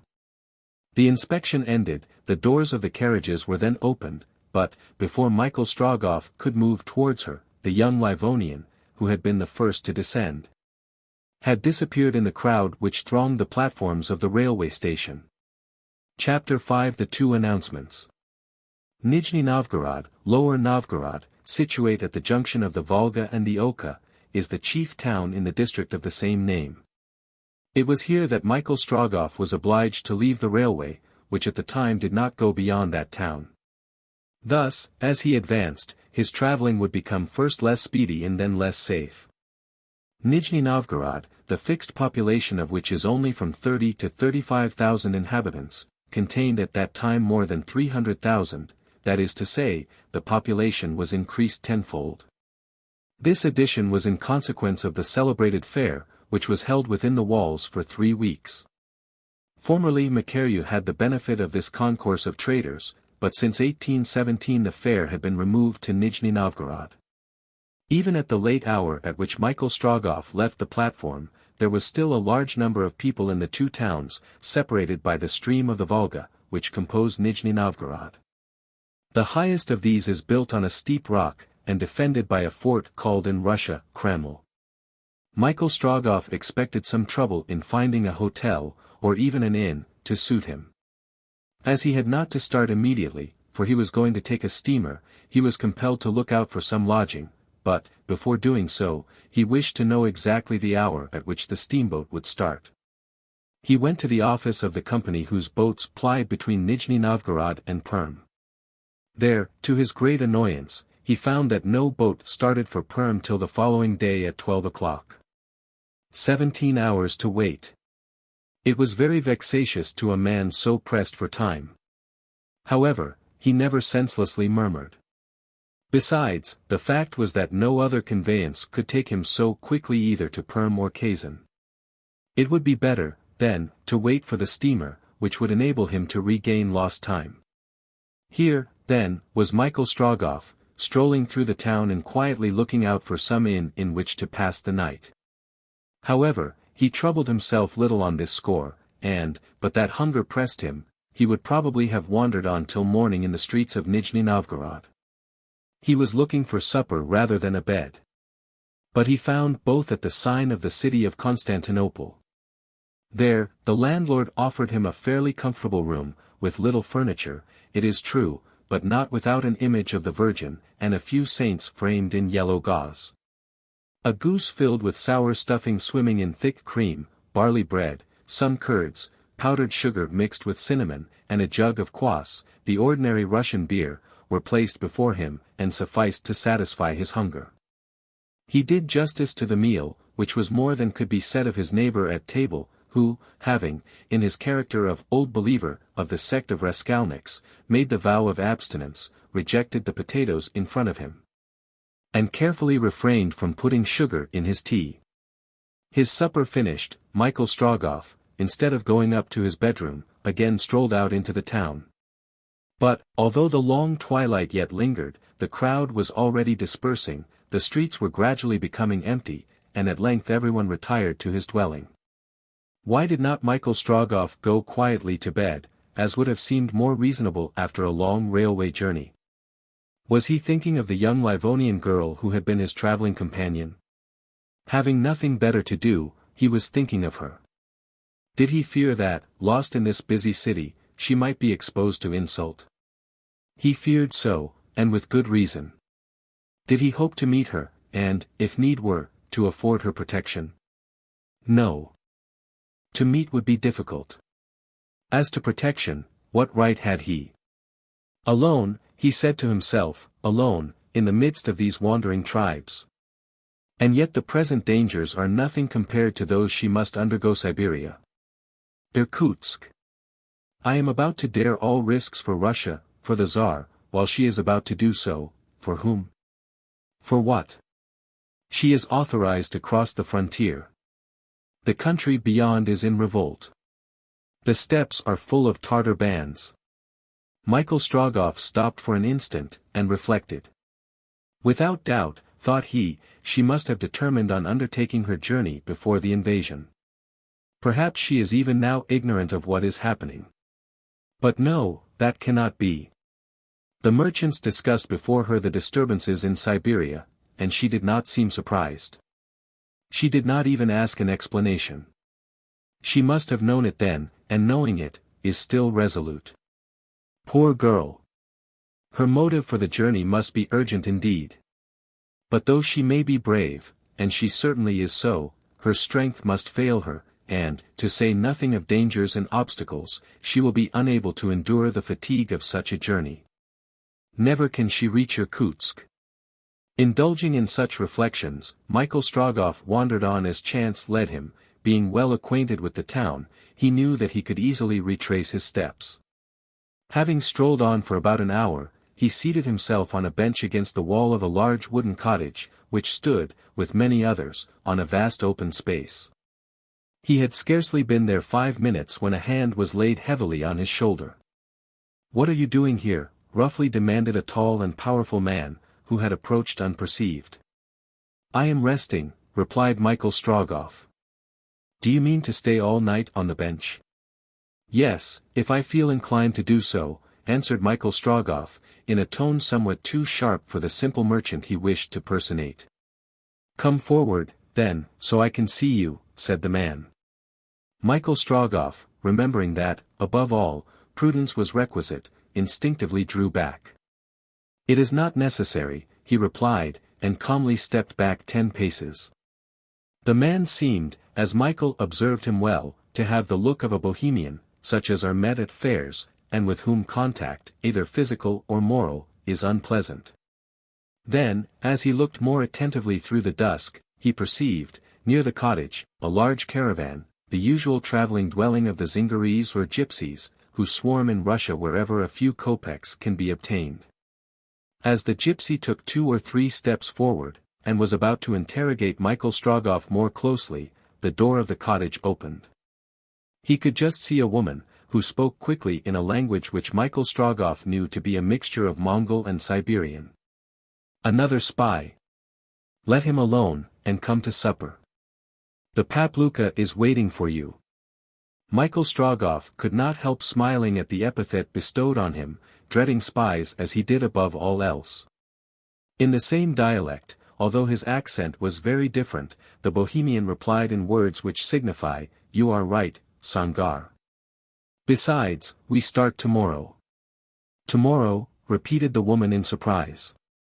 "Yes, Sangar," replied the Bohemian, "tomorrow, and the Father himself sends us, where we are going." Thereupon the man and woman entered the cottage, and carefully closed the door. "Good," said Michael Strogoff, to himself, "if these gypsies do not wish to be understood when they speak before me, they had better use some other language." From his Siberian origin, and because he had passed his childhood in the steppes, Michael Strogoff, it has been said, understood almost all the languages in usage from Tartary to the Sea of Ice. As to the exact signification of the words he had heard, he did not trouble his head. For why should it interest him? It was already late when he thought of returning to his inn to take some repose. He followed, as he did so, the course of the Volga, whose waters were almost hidden under the countless number of boats floating on its bosom. An hour after, Michael Strogoff was sleeping soundly on one of those Russian beds which always seem so hard to strangers, and on the morrow, the 17th of July, he awoke at break of day. He had still 5 hours to pass in NIJNI-NOVGOROD. It seemed to him an age. How was he to spend the morning unless in wandering, as he had done the evening before, through the streets? By the time he had finished his breakfast, strapped up his bag, had his podorojna inspected at the police office, he would have nothing to do but start. But he was not a man to lie in bed after the sun had risen.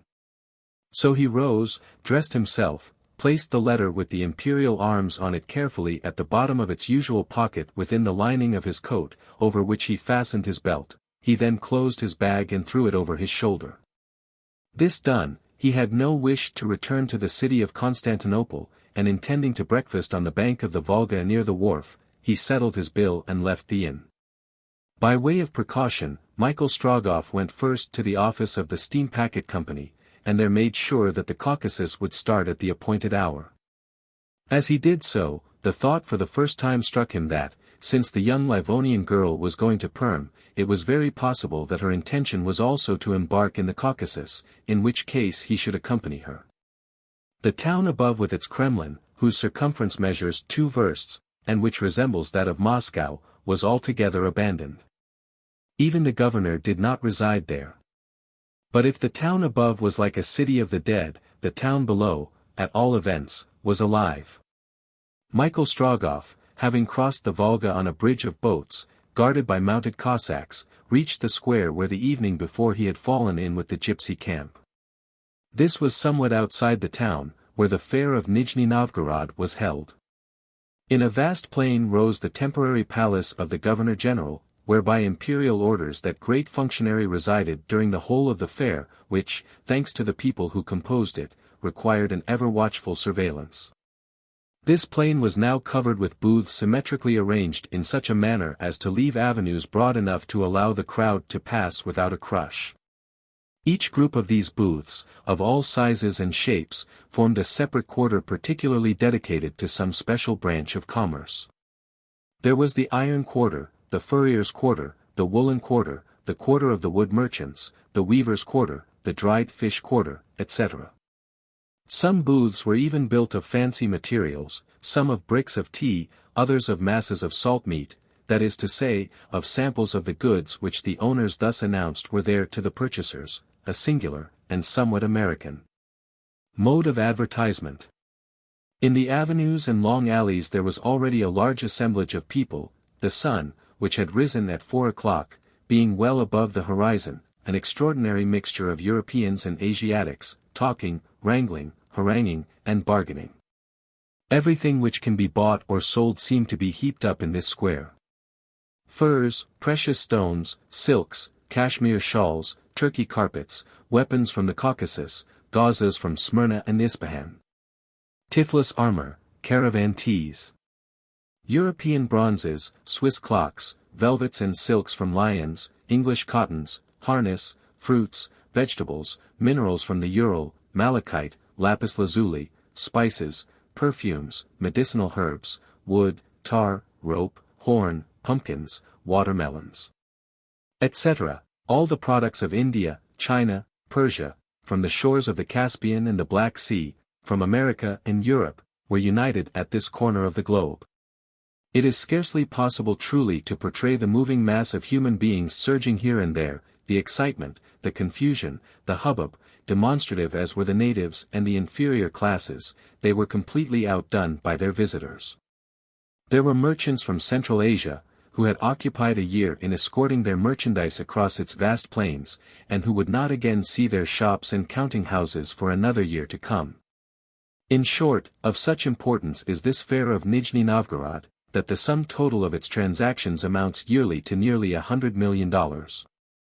On one of the open spaces between the quarters of this temporary city were numbers of mountebanks of every description, gypsies from the mountains, telling fortunes to the credulous fools who are ever to be found in such assemblies. Zingarees or Tziganes, a name which the Russians give to the gypsies who are the descendants of the ancient Copts, singing their wildest melodies and dancing their most original dances. Comedians of foreign theaters, acting Shakespeare, adapted to the taste of spectators who crowded to witness them. In the long avenues the bear showmen accompanied their four-footed dancers, menageries resounded with the hoarse cries of animals under the influence of the stinging whip or red-hot irons of the tamer. And, besides all these numberless performers, in the middle of the central square, surrounded by a circle 4 deep of enthusiastic amateurs, was a band of mariners of the Volga, sitting on the ground, as on the deck of their vessel, imitating the action of rowing, guided by the stick of the master of the orchestra, the veritable helmsman of this imaginary vessel. A whimsical and pleasing custom. Suddenly, according to a time-honored observance in the fair of Nijni-Novgorod, above the heads of the vast concourse a flock of birds was allowed to escape from the cages in which they had been brought to the spot. In return for a few kopecks charitably offered by some good people, the bird fanciers opened the prison doors of their captives, who flew out in hundreds, uttering their joyous notes. It should be mentioned that England and France, at all events, were this year represented at the great fair of Nijni-Novgorod by two of the most distinguished products of modern civilization, Messrs. Harry Blunt and L.C. Jolivet. Jolivet, an optimist by nature, found everything agreeable, and as by chance both lodging and food were to his taste, he jotted down in his book some memoranda particularly favorable to the town of Nijni-Novgorod. Blunt, on the contrary, having in vain hunted for a supper, had been obliged to find a resting place in the open air. He therefore looked at it all from another point of view, and was preparing an article of the most withering character against a town in which the landlords of the inns refused to receive travelers who only begged leave to be flayed, morally and physically. Michael Strogoff, one hand in his pocket, the other holding his cherry-stemmed pipe, appeared the most indifferent and least impatient of men. Yet, from a certain contraction of his eyebrows every now and then, a careful observer would have seen that he was burning to be off. For 2 hours he kept walking about the streets, only to find himself invariably at the fair again. As he passed among the groups of buyers and sellers he discovered that those who came from countries on the confines of Asia manifested great uneasiness. Their trade was visibly suffering. Another symptom also was marked. In Russia military uniforms appear on every occasion. Soldiers are wont to mix freely with the crowd, the police agents being almost invariably aided by a number of Cossacks, who, lance on shoulder, keep order in the crowd of 300,000 strangers. But on this occasion the soldiers, Cossacks and the rest, did not put in an appearance at the great market. Doubtless, a sudden order to move having been foreseen, they were restricted to their barracks. Moreover, while no soldiers were to be seen, it was not so with their officers. Since the evening before, aides-de-camp, leaving the governor's palace, galloped in every direction. An unusual movement was going forward which a serious state of affairs could alone account for. There were innumerable couriers on the roads both to Vladimir and to the Ural Mountains. The exchange of telegraphic dispatches with Moscow was incessant. Michael Strogoff found himself in the central square when the report spread that the head of police had been summoned by a courier to the palace of the Governor-General. An important dispatch from Moscow, it was said, was the cause of it. "The fair is to be closed," said one. "The regiment of NIJNI-NOVGOROD has received the route," declared another. "They say that the Tartars menace Tomsk. Here is the head of police," was shouted on every side. A loud clapping of hands was suddenly raised, which subsided by degrees, and finally was succeeded by absolute silence. The head of police arrived in the middle of the central square, and it was seen by all that he held in his hand a dispatch. Then, in a loud voice, he read the following announcements, by order of the governor of NIJNI-NOVGOROD. First, all Russian subjects are forbidden to quit the province upon any pretext whatsoever. Second, all strangers of Asiatic origin are commanded to leave the province within 24 hours. Chapter 6 Brother and Sister. However disastrous these measures might be to private interests, they were, under the circumstances, perfectly justifiable. All Russian subjects are forbidden to leave the province. If Ivan Ogareff was still in the province, this would at any rate prevent him, unless with the greatest difficulty, from rejoining Feofar Khan, and becoming a very formidable lieutenant to the Tartar chief. All foreigners of Asiatic origin are ordered to leave the province in 24 hours, this would send off in a body all the traders from Central Asia, as well as the bands of Bohemians, gypsies, etc. having more or less sympathy with the Tartars.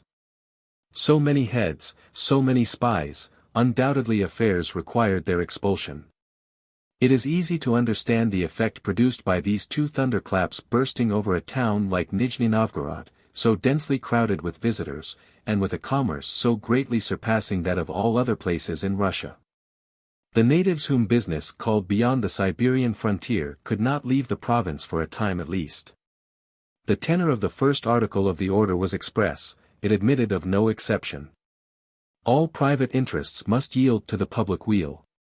As to the second article of the proclamation, the order of expulsion which it contained admitted of no evasion either.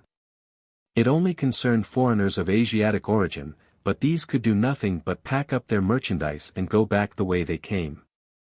As to the mountebanks, of which there were a considerable number, they had nearly 1,000 versts to go before they could reach the nearest frontier. For them it was simply misery. At first there rose against this unusual measure a murmur of protestation, a cry of despair, but this was quickly suppressed by the presence of the Cossacks and agents of police. Immediately, what might be called the exodus from the immense plain began. The awnings in front of the stalls were folded up, the theaters were taken to pieces, the fires were put out, the acrobats' ropes were lowered. The old broken-winded horses of the traveling vans came back from their sheds. Agents and soldiers with whip or stick stimulated the tardy ones, and made nothing of pulling down the tents even before the poor Bohemians had left them. Under these energetic measures the square of Nijni-Novgorod would, it was evident, be entirely evacuated before the evening, and to the tumult of the great fair would succeed the silence of the desert.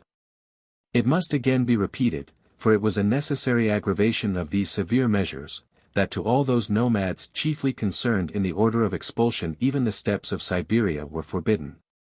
And they would be obliged to hasten to the south of the Caspian Sea, either to Persia, Turkey, or the plains of Turkestan. The post of the Ural, and the mountains which form, as it were, a prolongation of the river along the Russian frontier, they were not allowed to pass. They were therefore under the necessity of traveling 600 miles before they could tread a free soil. Just as the reading of the proclamation by the head of the police came to an end, an idea darted instinctively into the mind of Michael Strogoff. What a singular coincidence, thought he, between this proclamation expelling all foreigners of Asiatic origin, and the words exchanged last evening between those two gypsies of the Zingari race. The Father himself sends us where we wish to go, that old man said. But the Father is the Emperor. He is never called anything else among the people. How could those gypsies have foreseen the measure taken against them? How could they have known it beforehand, and where do they wish to go? Those are suspicious people, and it seems to me that to them the government proclamation must be more useful than injurious.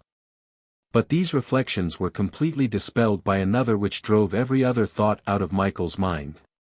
He forgot the Zingaris, their suspicious words, the strange coincidence which resulted from the proclamation.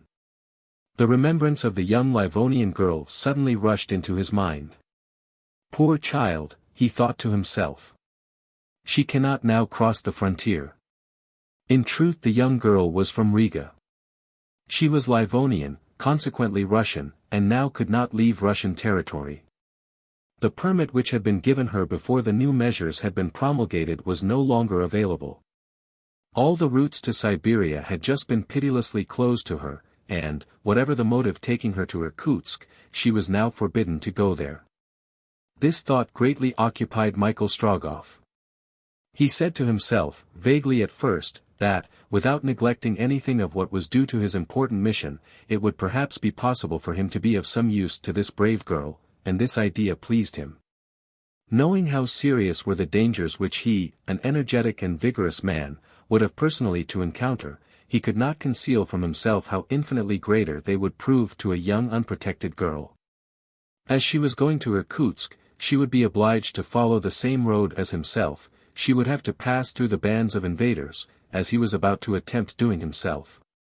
If, moreover, she had at her disposal only the money necessary for a journey taken under ordinary circumstances, how could she manage to accomplish it under conditions which made it not only perilous but expensive? Well, said he, if she takes the route to Perm, it is nearly impossible but that I shall fall in with her. Then, I will watch over her without her suspecting it. And as she appears to me as anxious as myself to reach Irkutsk, she will cause me no delay. But one thought leads to another. Michael Strogoff had till now thought only of doing a kind action, but now another idea flashed into his brain. The question presented itself under quite a new aspect. The fact is, said he to himself, that I have much more need of her than she can have of me. Her presence will be useful in drawing off suspicion from me. A man traveling alone across the steppe may be easily guessed to be a courier of the Tsar. If, on the contrary, this young girl accompanies me, I shall appear, in the eyes of all, the Nicholas Korpanoff of my Podorojna. Therefore, she must accompany me. Therefore, I must find her again at any cost. It is not probable that since yesterday evening she has been able to get a carriage and leave Nijni-Novgorod. I must look for her. And may God guide me. Michael left the great square of Nijni-Novgorod, where the tumult produced by the carrying out of the prescribed measures had now reached its height. Recriminations from the banished strangers, shouts from the agents and Cossacks who were using them so brutally, together made an indescribable uproar. The girl for whom he searched could not be there. It was now 9 o'clock in the morning. The steamboat did not start till 12. Michael Strogoff had therefore nearly 2 hours to employ in searching for her whom he wished to make his traveling companion. He crossed the Volga again and hunted through the quarters on the other side, where the crowd was much less considerable. He entered the churches, the natural refuge for all who weep, for all who suffer. Nowhere did he meet with the young Livonian. And yet, he repeated, she could not have left Nijni-Novgorod yet. We'll have another look. He wandered about thus for 2 hours. He went on without stopping, feeling no fatigue, obeying a potent instinct which allowed no room for thought. All was in vain. It then occurred to him that perhaps the girl had not heard of the order, though this was improbable enough, for such a thunderclap could not have burst without being heard by all. Evidently interested in knowing the smallest news from Siberia, how could she be ignorant of the measures taken by the governor, measures which concerned her so directly? But, if she was ignorant of it, she would come in an hour to the quay, and there some merciless agent would refuse her a passage. At any cost, he must see her beforehand, and enable her to avoid such a repulse. But all his endeavors were in vain, and he at length almost despaired of finding her again. It was 11 o'clock, and Michael thought of presenting his patarajna at the office of the head of police. The proclamation evidently did not concern him, since the emergency had been foreseen for him, but he wished to make sure that nothing would hinder his departure from the town. Michael then returned to the other side of the Volga, to the quarter in which was the office of the head of police. An immense crowd was collected there. For though all foreigners were ordered to quit the province, they had notwithstanding to go through certain forms before they could depart. Without this precaution, some Russian more or less implicated in the Tartar movement would have been able, in a disguise, to pass the frontier, just those whom the order wished to prevent going. The strangers were sent away, but still had to gain permission to go. Mountebanks, gypsies, Tziganes, Zingarees, mingled with merchants from Persia, Turkey, India, Turkestan, China, filled the court and offices of the police station. Everyone was in a hurry, for the means of transport would be much sought after among this crowd of banished people, and those who did not set about it soon ran a great risk of not being able to leave the town in the prescribed time, which would expose them to some brutal treatment from the governor's agents. Owing to the strength of his elbows, Michael was able to cross the court. But to get into the office and up to the clerk's little window was a much more difficult business. However, a word into an inspector's ear and a few judiciously given rubles were powerful enough to gain him a passage. The man, after taking him into the waiting room, went to call an upper clerk. Michael Strogoff would not be long in making everything right with the police and being free in his movements. Whilst waiting, he looked about him, and what did he see? There, fallen, rather than seated, on a bench, was a girl, prey to a silent despair, although her face could scarcely be seen, the profile alone being visible against the wall. Michael Strogoff could not be mistaken. He instantly recognized the young Livonian. Not knowing the governor's orders, she had come to the police office to get her pass signed. They had refused to sign it. No doubt she was authorized to go to Irkutsk, but the order was peremptory, it annulled all previous authorizations, and the routes to Siberia were closed to her. Michael, delighted at having found her again, approached the girl. She looked up for a moment and her face brightened on recognizing her traveling companion. She instinctively rose and, like a drowning man who clutches at a spar, she was about to ask his help. At that moment the agent touched Michael on the shoulder. "The head of police will see you," he said. "Good," returned Michael. And without saying a word to her for whom he had been searching all day, without reassuring her by even a gesture, which might compromise either her or himself, he followed the man. The young Livonian, seeing the only being to whom she could look for help disappear, fell back again on her bench. 3 minutes had not passed before Michael Strogoff reappeared, accompanied by the agent. In his hand he held his patarajna, which threw open the roads to Siberia for him. He again approached the young Livonian, and holding out his hand, "Sister," said he. She understood. She rose as if some sudden inspiration prevented her from hesitating a moment. "Sister," repeated Michael Strogoff, "we are authorized to continue our journey to Irkutsk. Will you come with me?" "I will follow you, brother," replied the girl, putting her hand into that of Michael Strogoff. And together they left the police station. Chapter 7 Going down the Volga. A little before midday, the steamboat's bell drew to the wharf on the Volga an unusually large concourse of people, for not only were those about to embark who had intended to go, but the many who were compelled to go contrary to their wishes. The boilers of the Caucasus were under full pressure, a slight smoke issued from its funnel, whilst the end of the escape pipe and the lids of the valves were crowned with white vapor. It is needless to say that the police kept a close watch over the departure of the Caucasus, and showed themselves pitiless to those travelers who did not satisfactorily answer their questions. Numerous Cossacks came and went on the quay, ready to assist the agents, but they had not to interfere, as no one ventured to offer the slightest resistance to their orders. Exactly at the hour the last clang of the bell sounded, the powerful wheels of the steamboat began to beat the water, and the Caucasus passed rapidly between the two towns of which NIJNI-NOVGOROD is composed. Michael Strogoff and the young Livonian had taken a passage on board the Caucasus. Their embarkation was made without any difficulty. As is known, the Podorojna, drawn up in the name of Nicholas Korpanov, authorized this merchant to be accompanied on his journey to Siberia. They appeared, therefore, to be a brother and sister traveling under the protection of the imperial police. Both, seated together at the stern, gazed at the receding town, so disturbed by the governor's order. Michael had as yet said nothing to the girl, he had not even questioned her. He waited until she should speak to him, when that was necessary. She had been anxious to leave that town, in which, but for the providential intervention of this unexpected protector, she would have remained imprisoned. She said nothing, but her looks spoke her thanks. The Volga, the Rha of the ancients, the largest river in all Europe, is almost 3,000 miles in length. Its waters, rather unwholesome in its upper part, are improved at NIJNI-NOVGOROD by those of the Oka, a rapid affluent, issuing from the central provinces of Russia. The system of Russian canals and rivers has been justly compared to a gigantic tree whose branches spread over every part of the empire.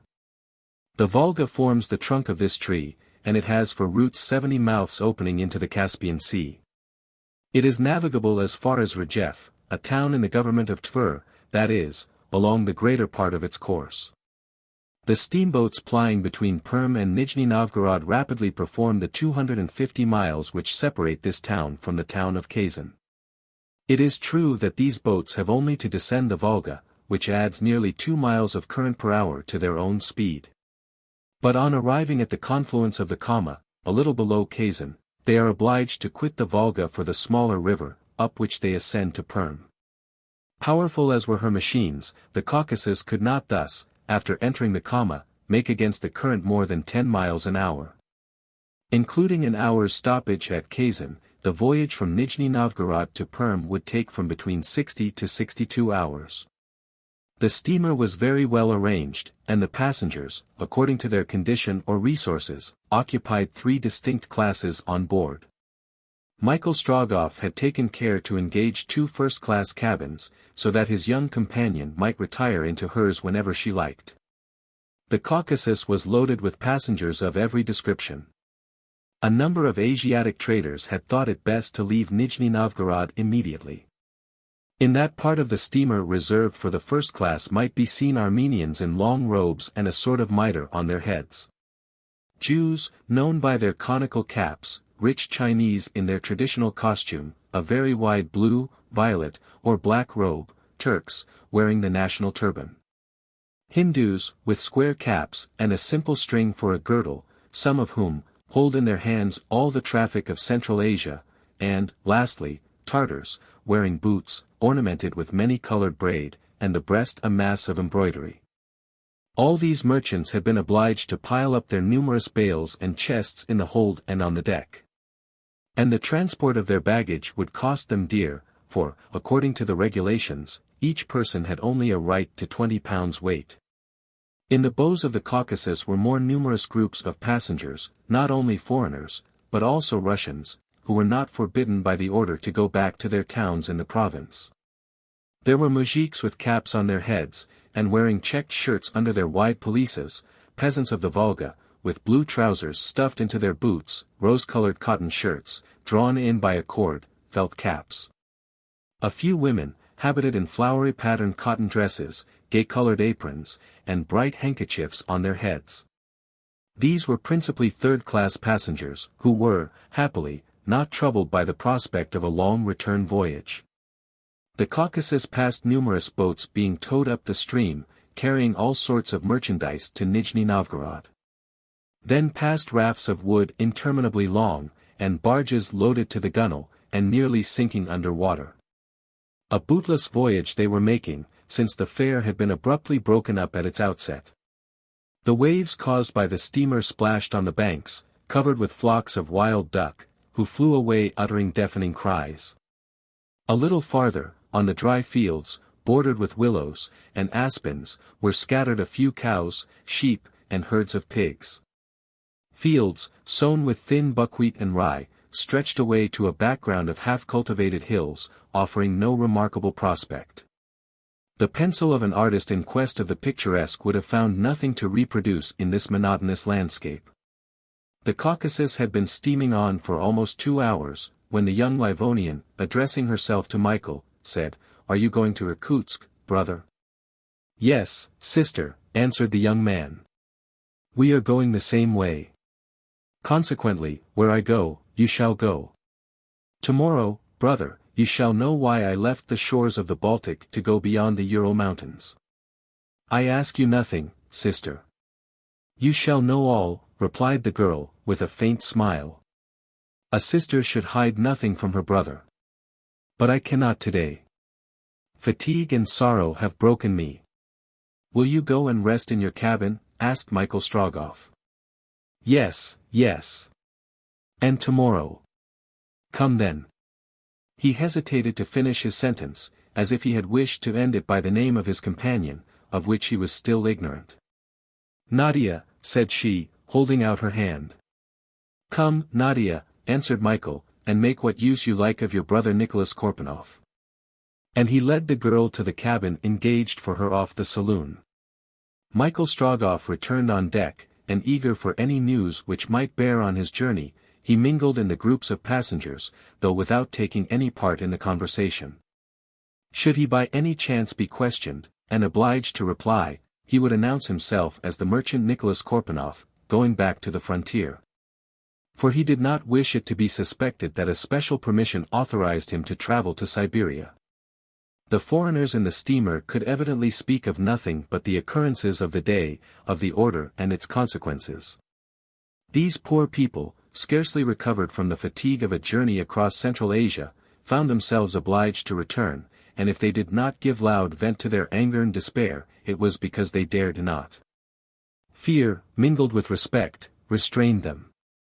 It was possible that inspectors of police, charged with watching the passengers, had secretly embarked on board the Caucasus, and it was just as well to keep silence.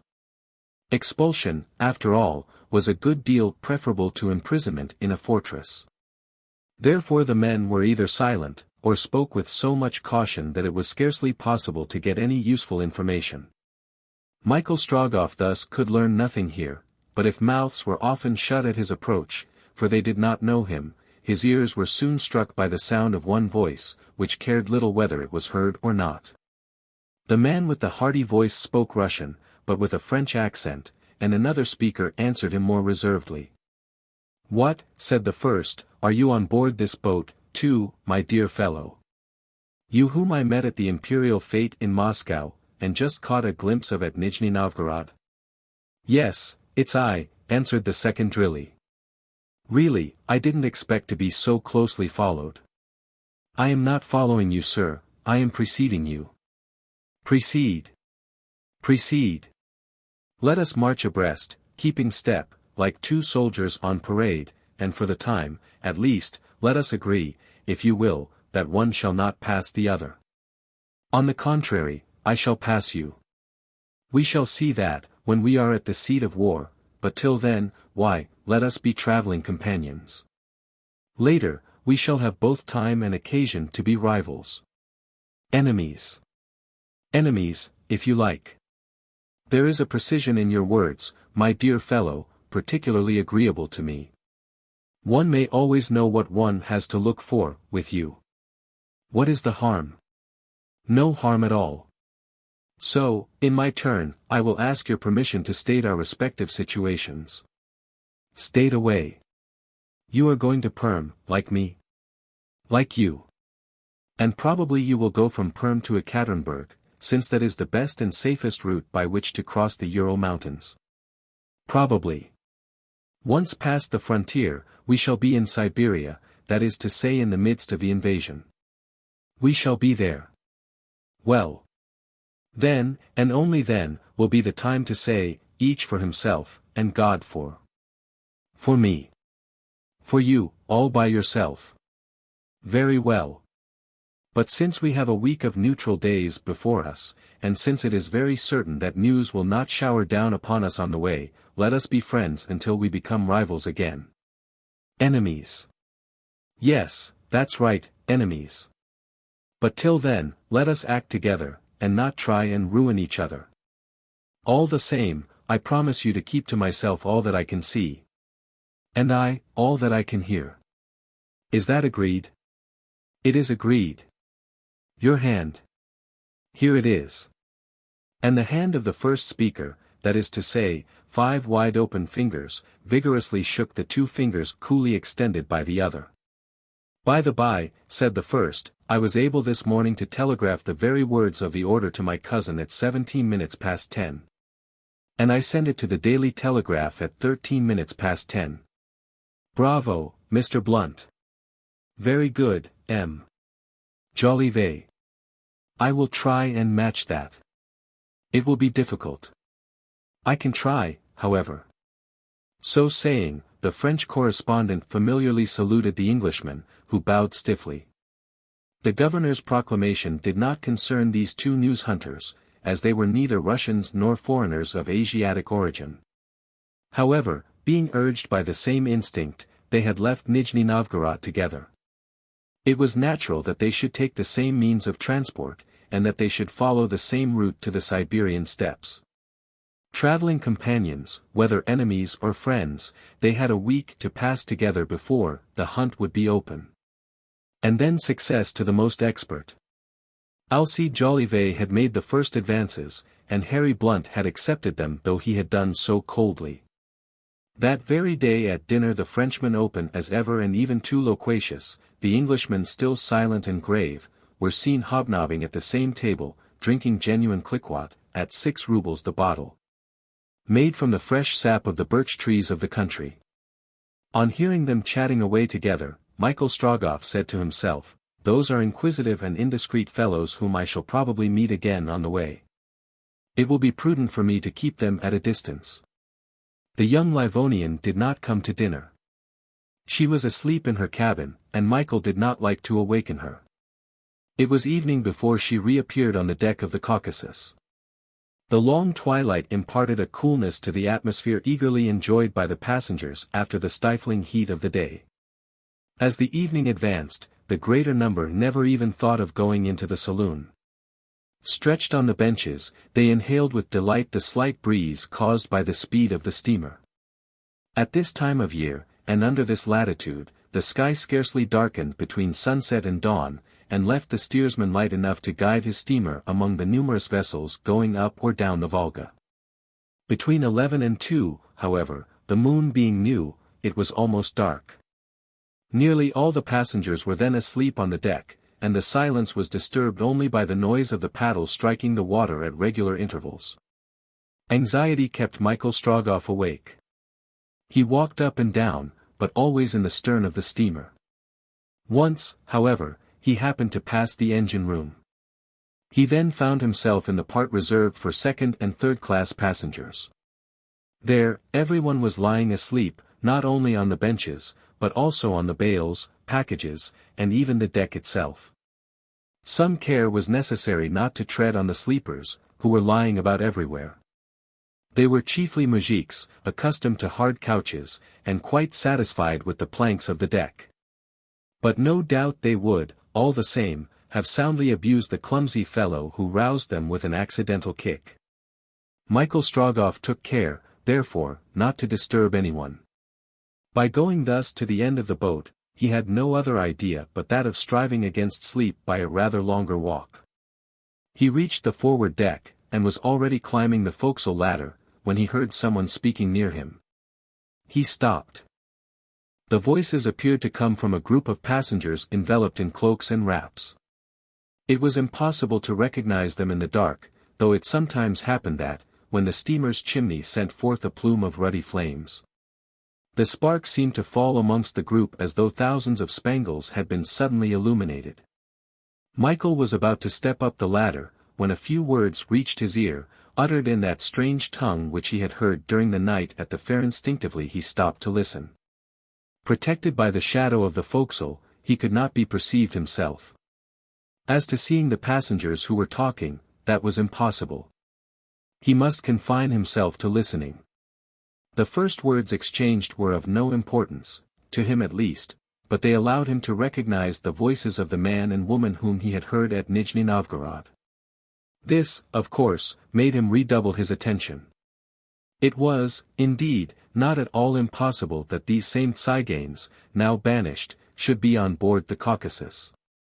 And it was well for him that he listened, for he distinctly heard this question and answer made in the Tartar idiom: "It is said that a courier has set out from Moscow for Irkutsk." "It is so said, Sangar. But either this courier will arrive too late, or he will not arrive at all." Michael Strogoff started involuntarily at this reply, which concerned him so directly. He tried to see if the man and woman who had just spoken were really those whom he suspected, but he could not succeed. In a few moments Michael Strogoff had regained the stern of the vessel without having been perceived, and, taking a seat by himself, he buried his face in his hands. It might have been supposed that he was asleep. He was not asleep, however, and did not even think of sleeping. He was reflecting, not without a lively apprehension, who is it knows of my departure, and who can have any interest in knowing it? Chapter 8 Going up the comma. The next day, the 18th of July, at 20 minutes to 7 in the morning, the Caucasus reached the Kazan quay, 7 versts from the town. Kazan is situated at the confluence of the Volga and Kasanka. It is an important chief town of the government, and a Greek archbishopric, as well as the seat of a university. The varied population preserves an Asiatic character. Although the town was so far from the landing place, a large crowd was collected on the quay. They had come for news. The governor of the province had published an order identical with that of NIJNI-NOVGOROD. Police officers and a few Cossacks kept order among the crowd, and cleared the way both for the passengers who were disembarking, also for those who were embarking on board the Caucasus, minutely examining both classes of travelers. The one were the Asiatics who were being expelled, the other, mujiks stopping at Kazan. Michael Strogoff unconcernedly watched the bustle which occurs at all quays on the arrival of a steam vessel. The Caucasus would stay for an hour to renew her fuel. Michael did not even think of landing. He was unwilling to leave the young Livonian girl alone on board, as she had not yet reappeared on deck. The 2 journalists had risen at dawn, as all good huntsmen should do. They went on shore and mingled with the crowd, each keeping to his own peculiar mode of proceeding, Harry Blunt, sketching different types or noting some observation. Alcide Jolivet contenting himself with asking questions, confiding in his memory, which never failed him. There was a report along all the frontier that the insurrection and invasion had reached considerable proportions. Communication between Siberia and the empire was already extremely difficult. All this Michael Strogoff heard from the new arrivals. This information could not but cause him great uneasiness, and increase his wish of being beyond the Ural mountains, so as to judge for himself of the truth of these rumors, and enable him to guard against any possible contingency. He was thinking of seeking more direct intelligence from some native of Kazan, when his attention was suddenly diverted. Among the passengers who were leaving the Caucasus, Michael recognized the troop of tsigans who, the day before, had appeared in the NIJNI-NOVGOROD fair. There, on the deck of the steamboat were the old Bohemian and the woman. With them, and no doubt under their direction, landed about 20 dancers and singers, from 15 to 20 years of age, wrapped in old cloaks, which covered their spangled dresses. These dresses, just then glancing in the first rays of the sun, reminded Michael of the curious appearance which he had observed during the night. It must have been the glitter of those spangles in the bright flames issuing from the steamboat's funnel which had attracted his attention. Evidently, said Michael to himself, this troop of tziganes, after remaining below all day, crouched under the forecastle during the night. Were these gypsies trying to show themselves as little as possible? Such is not according to the usual custom of their race. Michael Strogoff no longer doubted that the expressions he had heard, had proceeded from this tawny group, and had been exchanged between the old gypsy and the woman to whom he gave the Mongolian name of Sangar. Michael involuntarily moved towards the gangway, as the Bohemian troop was leaving the steamboat. The old Bohemian was there, in a humble attitude, little conformable with the effrontery natural to his race. One would have said that he was endeavoring rather to avoid attention than to attract it. His battered hat, browned by the suns of every clime, was pulled forward over his wrinkled face. His arched back was bent under an old cloak, wrapped closely round him, notwithstanding the heat.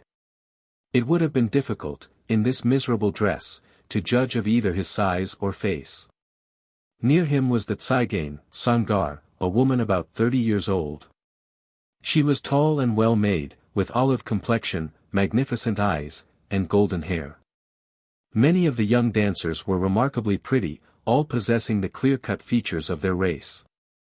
These tziganes are generally very attractive, and more than one of the great Russian nobles, who try to vie with the English in eccentricity, has not hesitated to choose his wife from among these gypsy girls. One of them was humming a song of strange rhythm, which might be thus rendered. Glitters brightly the gold. In my raven locks streaming. Rich coral around. My graceful neck gleaming. Like a bird of the air. Through the wide world I roam. The laughing girl continued her song, but Michael Strogoff ceased to listen. It struck him just then that the tzigane, Sangar, was regarding him with a peculiar gaze, as if to fix his features indelibly in her memory. It was but for a few moments, when Sangar herself followed the old man and his troop, who had already left the vessel.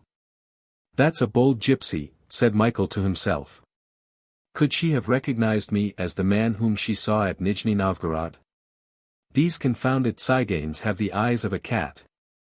They can see in the dark, and that woman there might well know. Michael Strogoff was on the point of following Sangar and the gypsy band, but he stopped. No, thought he, no unguarded proceedings. If I were to stop that old fortune-teller and his companions, my incognito would run a risk of being discovered. Besides, now they have landed, before they can pass the frontier I shall be far beyond it. They may take the route from Kazan to Ishim, but that affords no resources to travelers.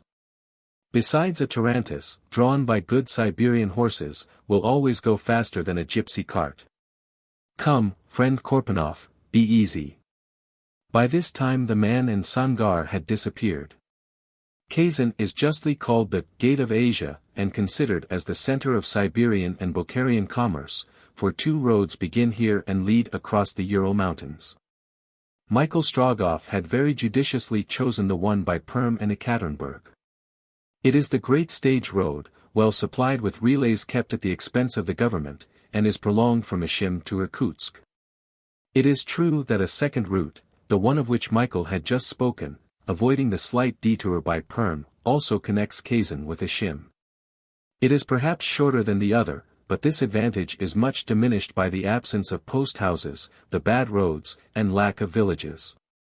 Michael Strogoff was right in the choice he had made, and if, as appeared probable, the gypsies should follow the second route from Kazan to Ishim, he had every chance of arriving before them. An hour afterwards the bell rang on board the Caucasus, calling the new passengers, and recalling the former ones. It was now 7 o'clock in the morning. The requisite fuel had been received on board. The whole vessel began to vibrate from the effects of the steam. She was ready to start. Passengers going from Kazan to Perm were crowding on the deck. Michael noticed that of the two reporters Blunt alone had rejoined the steamer. Was Alcide Jolivet about to miss his passage? But just as the ropes were being cast off, Jolivet appeared, tearing along. The steamer was already sheering off, the gangway had been drawn onto the quay, but Alcide Jolivet would not stick at such a little thing as that, so, with a bound like a harlequin, he alighted on the deck of the Caucasus almost in his rival's arms. "I thought the Caucasus was going without you," said the latter. "Bah," answered Jolivet, "I should soon have caught you up again, by chartering a boat at my cousin's expense, or by travelling post at 20 kopecks a verst, and on horseback. What could I do? It was so long away from the quay to the telegraph office." "Have you been to the telegraph office?" asked Harry Blunt, biting his lips. "That's exactly where I have been," answered Jolivet, with his most amiable smile. "And is it still working to Kolyvan?" "That I don't know, but I can assure you, for instance, that it is working from Kazan to Paris." "You sent a dispatch to your cousin?" "With enthusiasm." "You had learnt then?" "Look here, little father, as the Russians say," replied Alcide Jolivet, "I'm a good fellow, and I don't wish to keep anything from you. The Tartars, and Feofar Khan at their head, have passed Semipalatinsk, and are descending the Irtish. Do what you like with that." "What?" Such important news, and Harry Blunt had not known it, and his rival, who had probably learned it from some inhabitant of Kazan, had already transmitted it to Paris. The English paper was distanced. Harry Blunt, crossing his hands behind him, walked off and seated himself in the stern without uttering a word.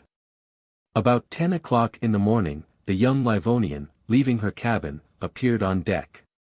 Michael Strogoff went forward and took her hand.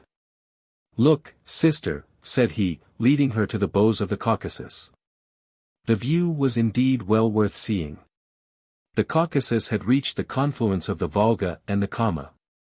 There she would leave the former river, after having descended it for nearly 300 miles, to ascend the latter for a full 300.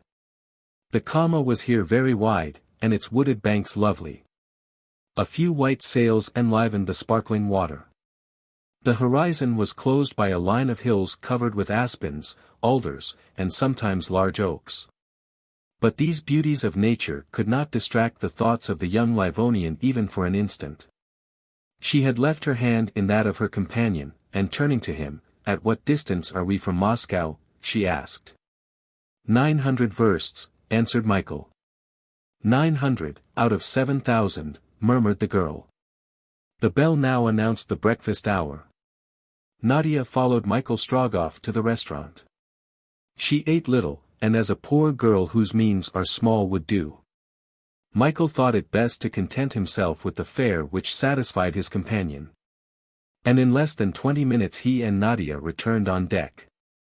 There they seated themselves in the stern, and without preamble, Nadia, lowering her voice to be heard by him alone, began. "Brother, I am the daughter of an exile. My name is Nadia Fedor. My mother died at Riga scarcely a month ago, and I am going to Irkutsk to rejoin my father and share his exile."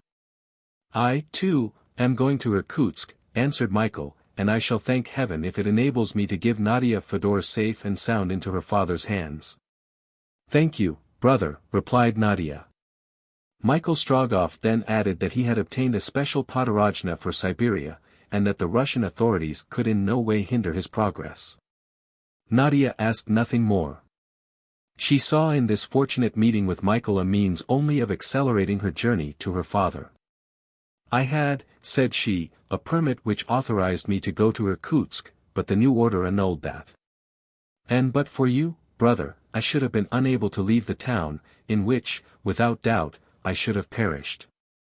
"And dared you, alone, Nadia," said Michael, "attempt to cross the steppes of Siberia? The Tartar invasion was not known when I left Riga. It was only at Moscow that I learnt the news. And despite it, you continued your journey?" "It was my duty." The words showed the character of the brave girl. She then spoke of her father, Wasily Fedor. He was a much-esteemed physician at Riga. But his connection with some secret society having been asserted, he received orders to start for Irkutsk. The police who brought the order conducted him without delay beyond the frontier. Wasily Fedor had but time to embrace his sick wife and his daughter, so soon to be left alone, when, shedding bitter tears, he was led away. A year and a half after her husband's departure, Madame Fedor died in the arms of her daughter, who was thus left alone and almost penniless. Nadia Fedor then asked, and easily obtained from the Russian government, an authorization to join her father at Irkutsk. She wrote and told him she was starting. She had barely enough money for this long journey, and yet she did not hesitate to undertake it. She would do what she could. God would do the rest. Chapter 9 Day and Night in a Tarantass. The next day, the 19th of July, the Caucasus reached Perm, the last place at which she touched on the Kama. The government of which Perm is the capital is one of the largest in the Russian Empire, and, extending over the Ural Mountains, encroaches on Siberian territory.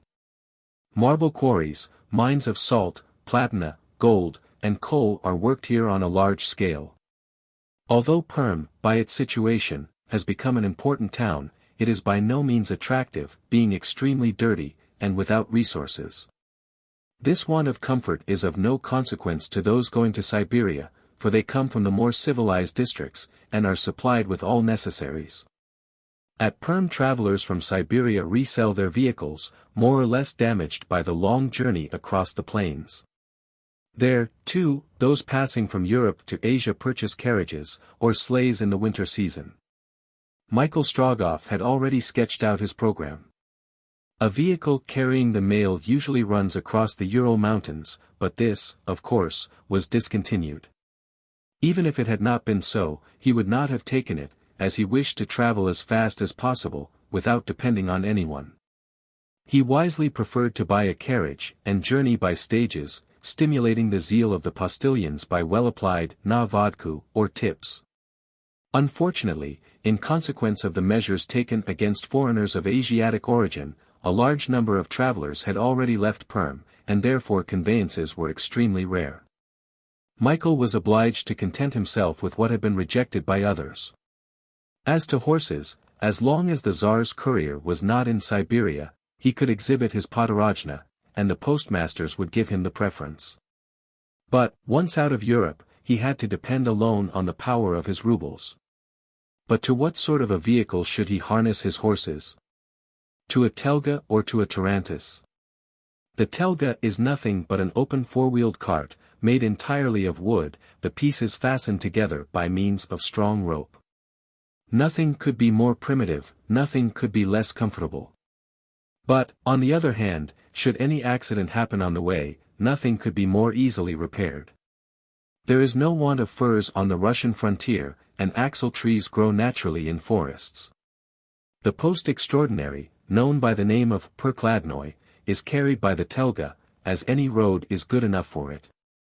It must be confessed that sometimes the ropes which fasten the concern together break, and whilst the hinder part remains stuck in some bog, the forepart arrives at the post house on two wheels, but this result is considered quite satisfactory. Michael Strogoff would have been obliged to employ a telga, if he had not been lucky enough to discover a tarantass. It is to be hoped that the invention of Russian coach builders will devise some improvement in this last-named vehicle. Springs are wanting in it as well as in the telga. In the absence of iron, wood is not spared, but its four wheels, with 8 or 9 feet between them, assure a certain equilibrium over the jolting rough roads. A splashboard protects the travelers from the mud, and a strong leathern hood, which may be pulled quite over the occupiers, shelters them from the great heat and violent storms of the summer. The tarantass is as solid and as easy to repair as the telga, and is, moreover, less addicted to leaving its hinder part in the middle of the road.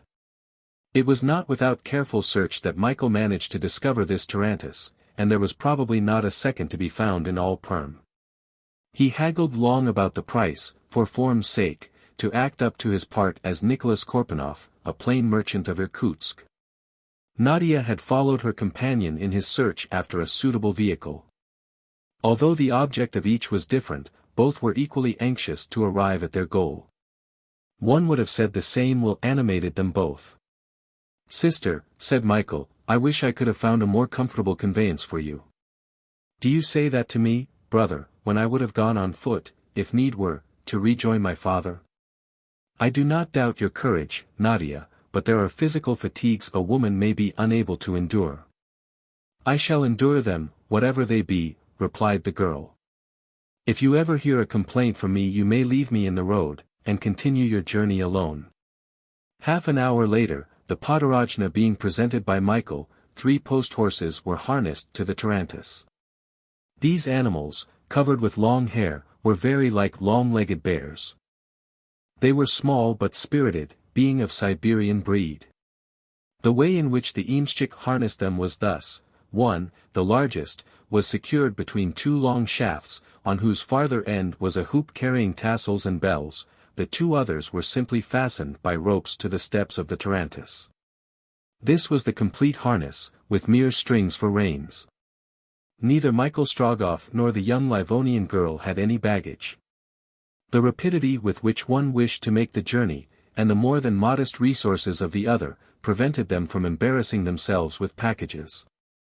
It was a fortunate thing, under the circumstances, for the Tarantass could not have carried both baggage and travelers. It was only made for 2 persons, without counting the Imshchik, who kept his equilibrium on his narrow seat in a marvelous manner. The Imshchik is changed at every relay. The man who drove the Tarantass during the first stage was, like his horses, a Siberian, and no less shaggy than they. Long hair, cut square on the forehead, hat with a turned-up brim, red belt, coat with crossed facings and buttons stamped with the imperial cipher. The Imshchik, on coming up with his team, threw an inquisitive glance at the passengers of the Tarantass. No luggage, and had there been, where in the world could he have stowed it?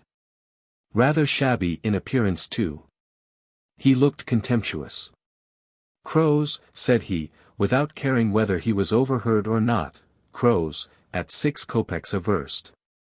"No, eagles," said Michael, who understood the Imshchik slang perfectly, "eagles, do you hear, at 9 kopecks a verst, and a tip besides." He was answered by a merry crack of the whip. In the language of the Russian postilions, the crow is the stingy or poor traveler, who at the post-houses only pays 2 or 3 kopecks a verst for the horses. The eagle is the traveler who does not mind expense, to say nothing of liberal tips. Therefore the crow could not claim to fly as rapidly as the imperial bird. Nadia and Michael immediately took their places in the Tarantass. A small store of provisions was put in the box, in case at any time they were delayed in reaching the post-houses, which are very comfortably provided under direction of the state. The hood was pulled up, as it was insupportably hot, and at 12 o'clock the Tarantass left Perm in a cloud of dust. The way in which the Imshchik kept up the pace of his team would have certainly astonished travelers who, being neither Russians nor Siberians, were not accustomed to this sort of thing. The leader, rather larger than the others, kept to a steady long trot, perfectly regular, whether up or downhill. The 2 other horses seemed to know no other pace than the gallop, though they performed many an eccentric curvet as they went along. The Imshchik, however, never touched them, only urging them on by startling cracks of his whip. But what epithets he lavished on them, including the names of all the saints in the calendar, when they behaved like docile and conscientious animals. The string which served as reins would have had no influence on the spirited beasts, but the words, "na pravo," to the right, "na levo," to the left, pronounced in a guttural tone, were more effectual than either bridle or snaffle. And what amiable expressions! "Go on, my doves," the Imshchik would say. "Go on, pretty swallows. Fly, my little pigeons. Hold up, my cousin on the left. Gee up, my little father on the right." But when the pace slackened, what insulting expressions, instantly understood by the sensitive animals. "Go on, you wretched snail. Confound you, you slug. I'll roast you alive, you tortoise, you." Whether or not it was from this way of driving, which requires the Imshchiks to possess strong throats more than muscular arms, the Tarantass flew along at a rate of from 12 to 14 miles an hour. Michael Strogoff was accustomed both to the sort of vehicle and the mode of traveling. Neither jerks nor jolts incommoded him. He knew that a Russian driver never even tries to avoid either stones, ruts, bogs, fallen trees, or trenches, which may happen to be in the road. He was used to all that. His companion ran a risk of being hurt by the violent jolts of the tarantass, but she would not complain. For a little while Nadia did not speak. Then, possessed with the one thought, that of reaching her journey's end, "I have calculated that there are 300 versts between Perm and Ekaterinburg, brother," said she. "Am I right?" "You are quite right, Nadia," answered Michael. "And when we have reached Ekaterinburg, we shall be at the foot of the Ural Mountains on the opposite side. How long will it take to get across the mountains?" 48 hours, for we shall travel day and night." "I say day and night, Nadia," added he, "for I cannot stop even for a moment, I go on without rest to Irkutsk." "I shall not delay you, brother, no, not even for an hour, and we will travel day and night." "Well then, Nadia, if the Tartar invasion has only left the road open, we shall arrive in 20 days. "You have made this journey before?" asked Nadia. "Many times. During winter we should have gone more rapidly and surely, should we not?" "Yes, especially with more rapidity, but you would have suffered much from the frost and snow." "What matter? Winter is the friend of Russia." "Yes, Nadia, but what a constitution anyone must have to endure such friendship. I have often seen the temperature in the Siberian steppes fall to more than 40 degrees below freezing point. I have felt, notwithstanding my reindeer coat, my heart growing chill, my limbs stiffening, my feet freezing in triple woolen socks. I have seen my sleigh horses covered with a coating of ice, their breath congealed at their nostrils. I have seen the brandy in my flask change into hard stone, on which not even my knife could make an impression. But my sleigh flew like the wind. Not an obstacle on the plain, white and level farther than the eye could reach. No rivers to stop one. Hard ice everywhere, the route open, the road sure. But at the price of what suffering, Nadia, those alone could say, who have never returned, but whose bodies have been covered up by the snow storm." "However, you have returned, brother," said Nadia. "Yes, but I am a Siberian, and, when quite a child, I used to follow my father to the chase, and so became inured to these hardships. But when you said to me, Nadia, that winter would not have stopped you, that you would have gone alone, ready to struggle against the frightful Siberian climate, I seemed to see you lost in the snow and falling, never to rise again."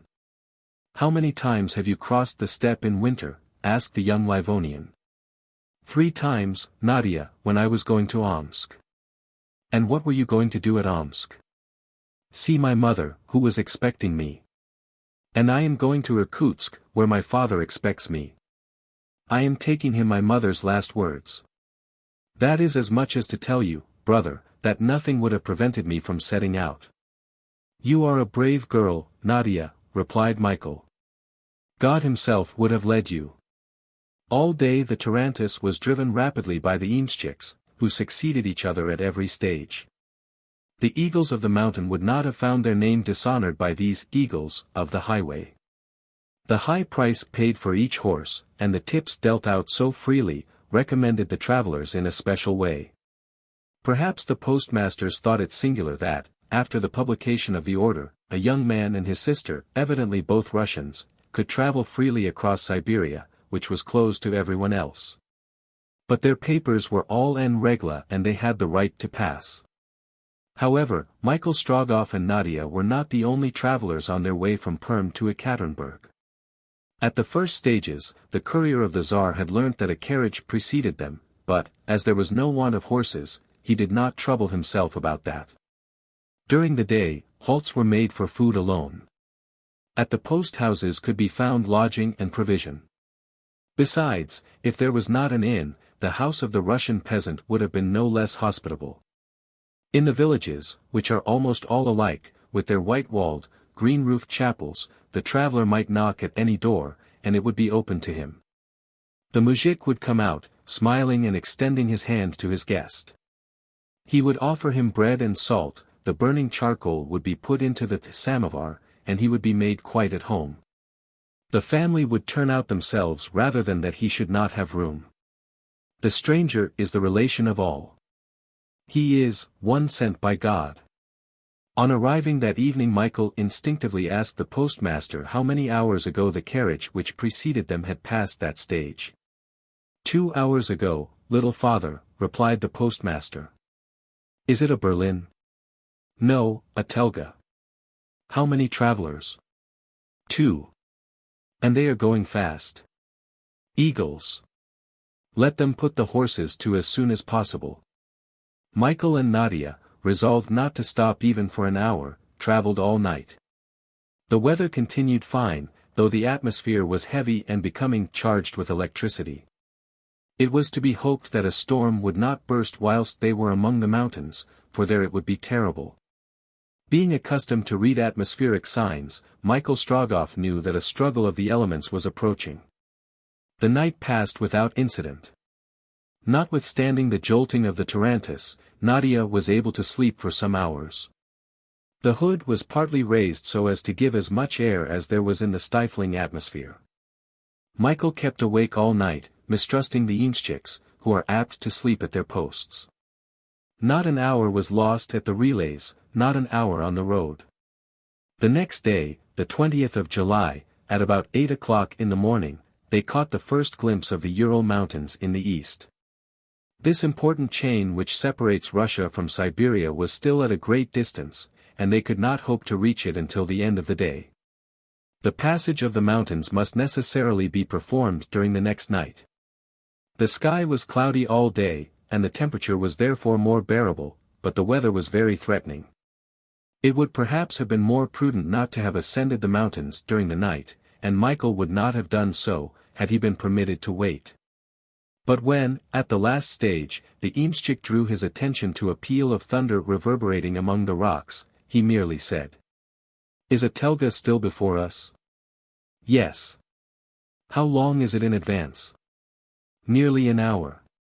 "Forward, and a triple tip if we are at Ekaterinburg tomorrow morning." Chapter 10. A storm in the Ural Mountains. The Ural Mountains extend in a length of over 2,000 miles between Europe and Asia. Whether they are called the Urals, which is the Tartar, or the Poyas, which is the Russian name, they are correctly so termed, for these names signify belt in both languages. Rising on the shores of the Arctic Sea, they reach the borders of the Caspian.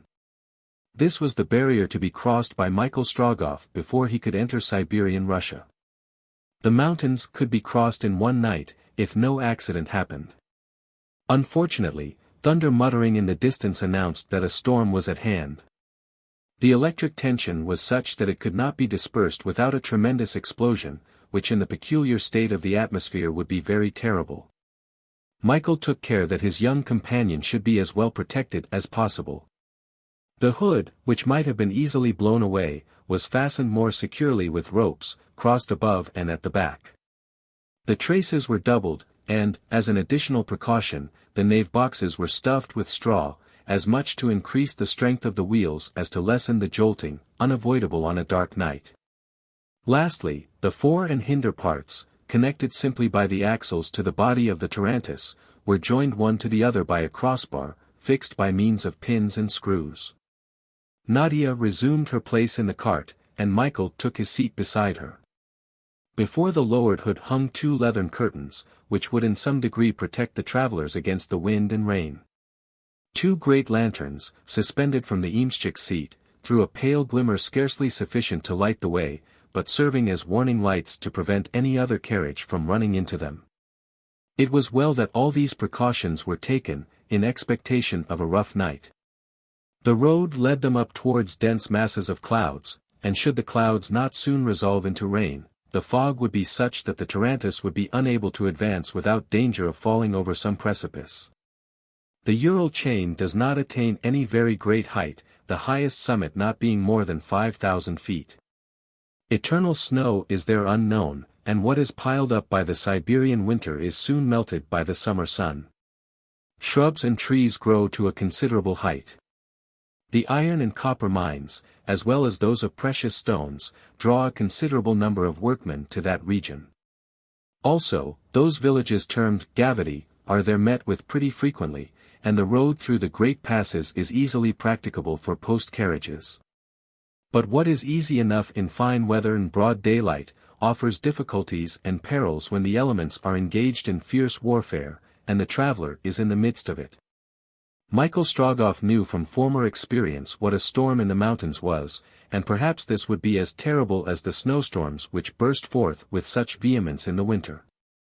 Rain was not yet falling, so Michael raised the leathern curtains which protected the interior of the Tarantass and looked out, watching the sides of the road, peopled with fantastic shadows, caused by the wavering light of the lanterns. Nadia, motionless, her arms folded, gazed forth also, though without leaning forward, whilst her companion, his body half out of the carriage, examined both sky and earth. The calmness of the atmosphere was very threatening, the air being perfectly still. It was just as if nature were half stifled, and could no longer breathe. Her lungs, that is to say those gloomy, dense clouds, not being able to perform their functions. The silence would have been complete but for the grindings of the wheels of the Tarantass over the road, the creaking of the axles, the snorting of the horses, and the clattering of their iron hoofs among the pebbles. Sparks flying out on every side. The road was perfectly deserted. The Tarantass encountered neither pedestrians nor horsemen, nor a vehicle of any description, in the narrow defile of the Ural, on this threatening night. Not even the fire of a charcoal burner was visible in the woods, not an encampment of miners near the mines, not a hut among the brushwood. Under these peculiar circumstances it might have been allowable to postpone the journey till the morning. Michael Strogoff, however, had not hesitated, he had no right to stop, but then, and it began to cause him some anxiety, what possible reason could those travelers in the telga ahead have for being so imprudent? Michael remained thus on the lookout for some time. About 11 o'clock lightning began to blaze continuously in the sky. The shadows of huge pines appeared and disappeared in the rapid light. Sometimes when the Tarantass neared the side of the road, deep gulfs, lit up by the flashes, could be seen yawning beneath them. From time to time, on their vehicle giving a worse lurch than usual, they knew that they were crossing a bridge of roughly hewn planks thrown over some chasm, thunder appearing actually to be rumbling below them. Besides this, a booming sound filled the air, which increased as they mounted higher. With these different noises rose the shouts of the Imshchik, sometimes scolding, sometimes coaxing his poor beasts, who were suffering more from the oppression of the air than the roughness of the roads. Even the bells on the shafts could no longer rouse them, and they stumbled every instant. "At what time shall we reach the top of the ridge?" asked Michael of the Imshchik. "At 1 o'clock in the morning if we ever get there at all," replied he, with a shake of his head. "Why, my friend, this will not be your first storm in the mountains, will it?" "No, and pray God it may not be my last." "Are you afraid?" "No, I'm not afraid, but I repeat that I think you were wrong in starting." "I should have been still more wrong had I stayed." "Hold up, my pigeons," cried the Imshchik, it was his business to obey, not to question. Just then a distant noise was heard, shrill whistling through the atmosphere, so calm a minute before. By the light of a dazzling flash, almost immediately followed by a tremendous clap of thunder, Michael could see huge pines on a high peak, bending before the blast. The wind was unchained, but as yet it was the upper air alone which was disturbed. Successive crashes showed that many of the trees had been unable to resist the burst of the hurricane. An avalanche of shattered trunks swept across the road and dashed over the precipice on the left, 200 feet in front of the Tarantass. The horses stopped short. "Get up, my pretty doves," cried the Imshchik, adding the cracking of his whip to the rumbling of the thunder. Michael took Nadia's hand. "Are you asleep, sister?" "No, brother." "Be ready for anything. Here comes the storm." "I am ready." Michael Strogoff had only just time to draw the leathern curtains, when the storm was upon them. The Imshchik leapt from his seat and seized the horses' heads, for terrible danger threatened the whole party. The Tarantass was at a standstill at a turning of the road, down which swept the hurricane. It was absolutely necessary to hold the animals' heads to the wind, for if the carriage was taken broadside it must infallibly capsize and be dashed over the precipice. The frightened horses reared, and their driver could not manage to quiet them. His friendly expressions had been succeeded by the most insulting epithets. Nothing was of any use. The unfortunate animals, blinded by the lightning, terrified by the incessant peals of thunder, threatened every instant to break their traces and flee. The imshchik had no longer any control over his team. At that moment Michael Strogoff threw himself from the tarantass and rushed to his assistance. Endowed with more than common strength, he managed, though not without difficulty, to master the horses. The storm now raged with redoubled fury. A perfect avalanche of stones and trunks of trees began to roll down the slope above them. "We cannot stop here," said Michael. "We cannot stop anywhere," returned the imshchik, all his energies apparently overcome by terror. "The storm will soon send us to the bottom of the mountain, and that by the shortest way." "Take you that horse, coward," returned Michael, "I'll look after this one." A fresh burst of the storm interrupted him. The driver and he were obliged to crouch upon the ground to avoid being blown down.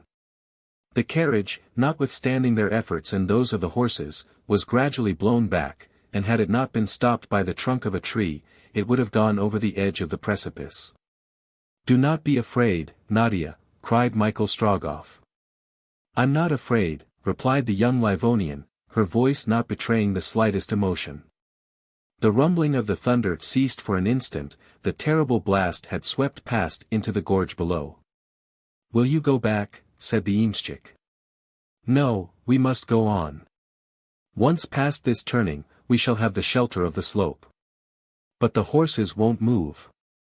Do as I do, and drag them on. The storm will come back." "Do you mean to obey? Do you order it?" "The father orders it," answered Michael, for the first time invoking the all-powerful name of the emperor. "Forward, my swallows," cried the imshchik, seizing one horse, while Michael did the same to the other. Thus urged, the horses began to struggle onward. They could no longer rear, and the middle horse not being hampered by the others, could keep in the center of the road.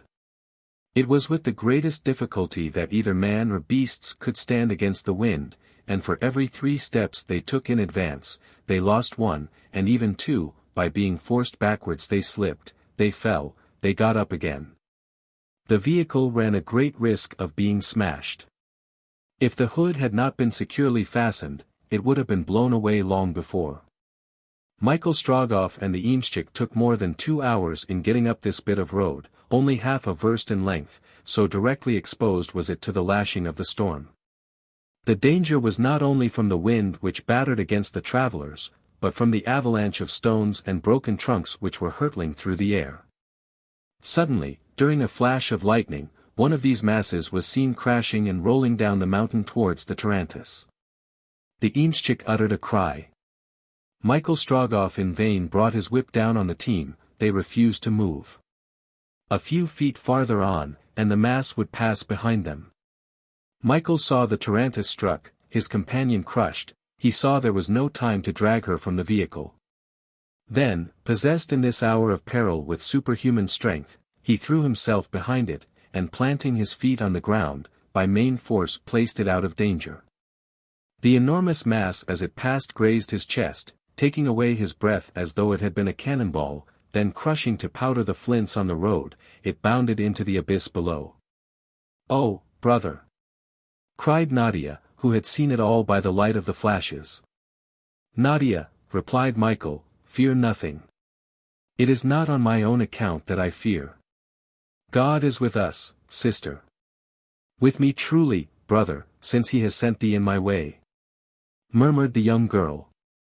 The impetus the tarantass had received was not to be lost, and the tired horses once more moved forward. Dragged, so to speak, by Michael and the imshchik, they toiled on towards a narrow pass, lying north and south, where they would be protected from the direct sweep of the tempest. At one end a huge rock jutted out, round the summit of which whirled an eddy. Behind the shelter of the rock there was a comparative calm, yet once within the circumference of the cyclone, neither man nor beast could resist its power. Indeed, some firs which towered above this protection were in a trice shorn of their tops, as though a gigantic scythe had swept across them. The storm was now at its height. The lightning filled the defile, and the thunderclaps had become one continued peal. The ground, struck by the concussion, trembled as though the whole Ural chain was shaken to its foundations. Happily, the Tarantass could be so placed that the storm might strike it obliquely. But the counter-currents, directed towards it by the slope, could not be so well avoided, and so violent were they that every instant it seemed as though it would be dashed to pieces. Nadia was obliged to leave her seat, and Michael, by the light of one of the lanterns, discovered an excavation bearing the marks of a miner's pick, where the young girl could rest in safety until they could once more start. Just then, it was 1 o'clock in the morning, the rain began to fall in torrents, and this in addition to the wind and lightning, made the storm truly frightful. To continue the journey at present was utterly impossible. Besides, having reached this pass, they had only to descend the slopes of the Ural mountains, and to descend now, with the road torn up by 1,000 mountain torrents, in these eddies of wind and rain, was utter madness. To wait is indeed serious, said Michael, but it must certainly be done, to avoid still longer detentions. The very violence of the storm makes me hope that it will not last long. About 3 o'clock the day will begin to break, and the descent, which we cannot risk in the dark, we shall be able, if not with ease, at least without such danger, to attempt after sunrise. Let us wait, brother, replied Nadia. But if you delay, let it not be to spare me fatigue or danger. Nadia, I know that you are ready to brave everything, but, in exposing both of us, I risk more than my life, more than yours. I am not fulfilling my task, that duty which before everything else I must accomplish. A duty, murmured Nadia. Just then a bright flash lit up the sky, a loud clap followed. The air was filled with sulphurous suffocating vapor, and a clump of huge pines, struck by the electric fluid, scarcely 20 feet from the Tarantass, flared up like a gigantic torch. The Imshchik was struck to the ground by a counter-shock, but, regaining his feet, found himself happily unhurt. Just as the last growlings of the thunder were lost in the recesses of the mountain, Michael felt Nadia's hand pressing his, and he heard her whisper these words in his ear, cries, brother. Listen. Chapter 11 Travelers in Distress. During the momentary lull which followed, shouts could be distinctly heard from farther on, at no great distance from the Tarantass. It was an earnest appeal, evidently from some traveler in distress. Michael listened attentively. The Imshchik also listened, but shook his head, as though it was impossible to help. They are travelers calling for aid, cried Nadia. They can expect nothing, replied the Imshchik. Why not, cried Michael.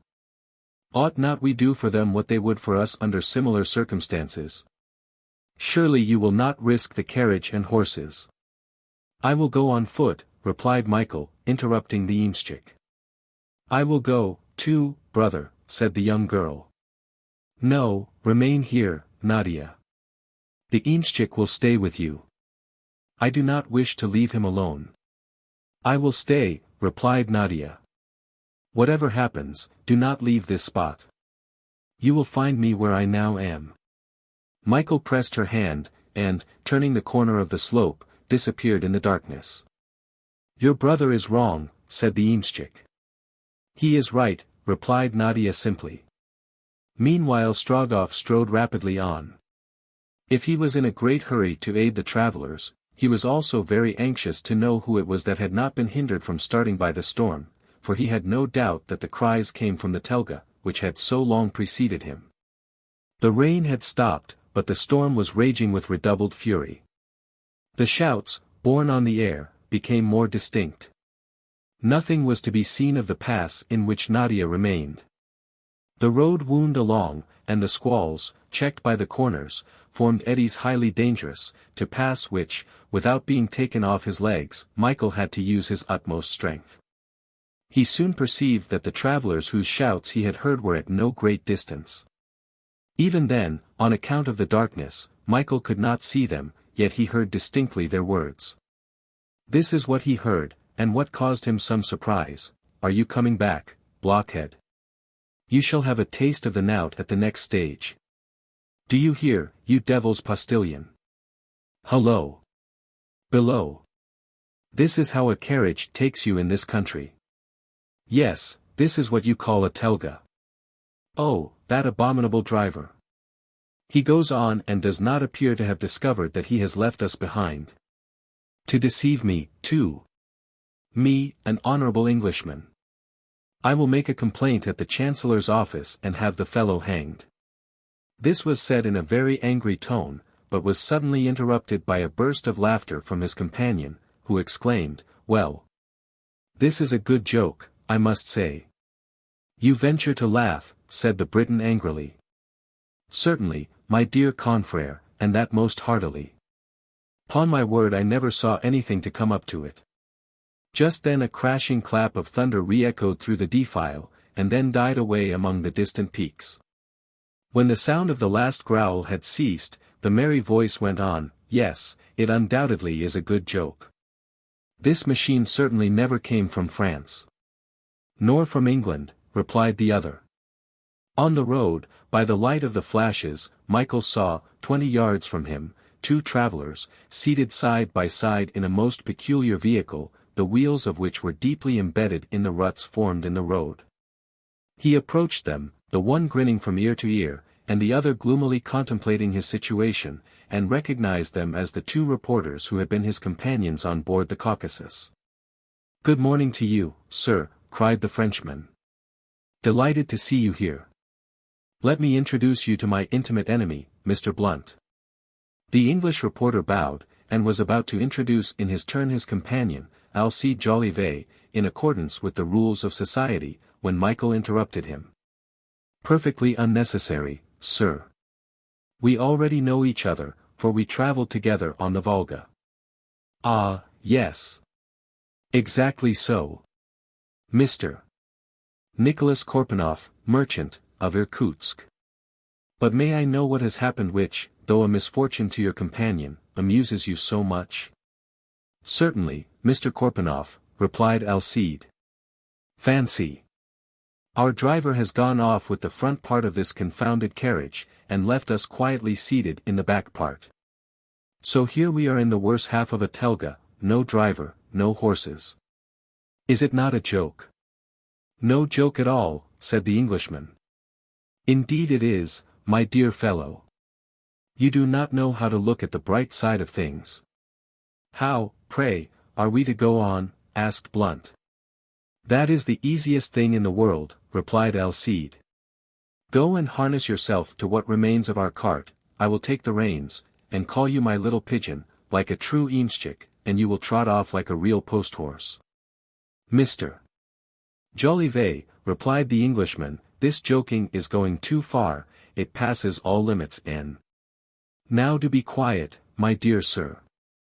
When you are done up, I will take your place. And call me a broken-winded snail and faint-hearted tortoise if I don't take you over the ground at a rattling pace." Alcide said all this with such perfect good humor that Michael could not help smiling. "Gentlemen," said he, "here is a better plan. We have now reached the highest ridge of the Ural chain, and thus have merely to descend the slopes of the mountain. My carriage is close by, only 200 yards behind. I will lend you one of my horses, harness it to the remains of the telga, and tomorrow, if no accident befalls us, we will arrive together at Ekaterinburg." "That, Mr. Korpanoff," said Alcide, "is indeed a generous proposal." "Indeed, sir," replied Michael, "I would willingly offer you places in my tarantass, but it will only hold 2, and my sister and I already fill it."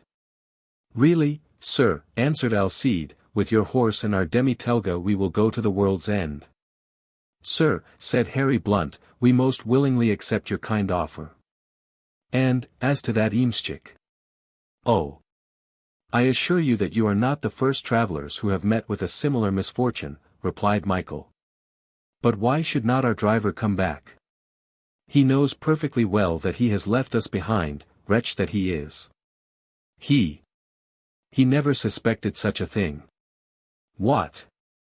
The fellow not know that he was leaving the better half of his telga behind? Not a bit, and in all good faith is driving the forepart into Ekaterinburg. Did I not tell you that it was a good joke, confrère?" cried Alcide. "Then, gentlemen, if you will follow me, said Michael, we will return to my carriage, Anne. But the telga, observed the Englishman. There is not the slightest fear that it will fly away, my dear Blunt, exclaimed Alcide. It has taken such good root in the ground, that if it were left here until next spring it would begin to bud. Come then, gentlemen, said Michael Strogoff, and we will bring up the tarantass. The Frenchman and the Englishman, descending from their seats, no longer the hinder one, since the front had taken its departure, followed Michael. Walking along, Alcide Jolivet chattered away as usual, with his invariable good humor. Faith, Mr. Korpanoff, said he, you have indeed got us out of a bad scrape. I have only done, sir, replied Michael, what anyone would have done in my place. Well, sir, you have done us a good turn, and if you are going farther we may possibly meet again, N. Alcide Jolivet did not put any direct question to Michael as to where he was going, but the latter, not wishing it to be suspected that he had anything to conceal, at once replied, I am bound for Omsk, gentlemen. Mr. Blunt and I, replied Alcide, go where danger is certainly to be found, and without doubt news also. To the invaded provinces? Asked Michael with some earnestness. Exactly so, Mr. Korpanoff, and we may possibly meet there. Indeed, sir, replied Michael, I have little love for cannonballs or lance points, and am by nature too great a lover of peace to venture where fighting is going on. I am sorry, sir, extremely sorry. We must only regret that we shall separate so soon. But on leaving Ekaterinburg it may be our fortunate fate to travel together, if only for a few days. Do you go on to Omsk? Asked Michael, after a moment's reflection. We know nothing as yet, replied Alcide, but we shall certainly go as far as Ishim, and once there, our movements must depend on circumstances. Well then, gentlemen, said Michael, we will be fellow travelers as far as Ishim. Michael would certainly have preferred to travel alone, but he could not, without appearing at least singular, seek to separate himself from the two reporters, who were taking the same road that he was. Besides, since Alcide and his companion intended to make some stay at Ishim, he thought it rather convenient than otherwise to make that part of the journey in their company. Then in an indifferent tone he asked, do you know, with any certainty, where this Tartar invasion is? Indeed, sir, replied Alcide, we only know what they said at Perm. Feofar Khan's Tartars have invaded the whole province of Semipalatinsk, and for some days, by forced marches, have been descending the Irkutsk. You must hurry if you wish to get to Omsk before them. Indeed I must, replied Michael. It is reported also that Colonel Ogareff has succeeded in passing the frontier in disguise, and that he will not be slow in joining the Tartar chief in the revolted country. But how do they know it?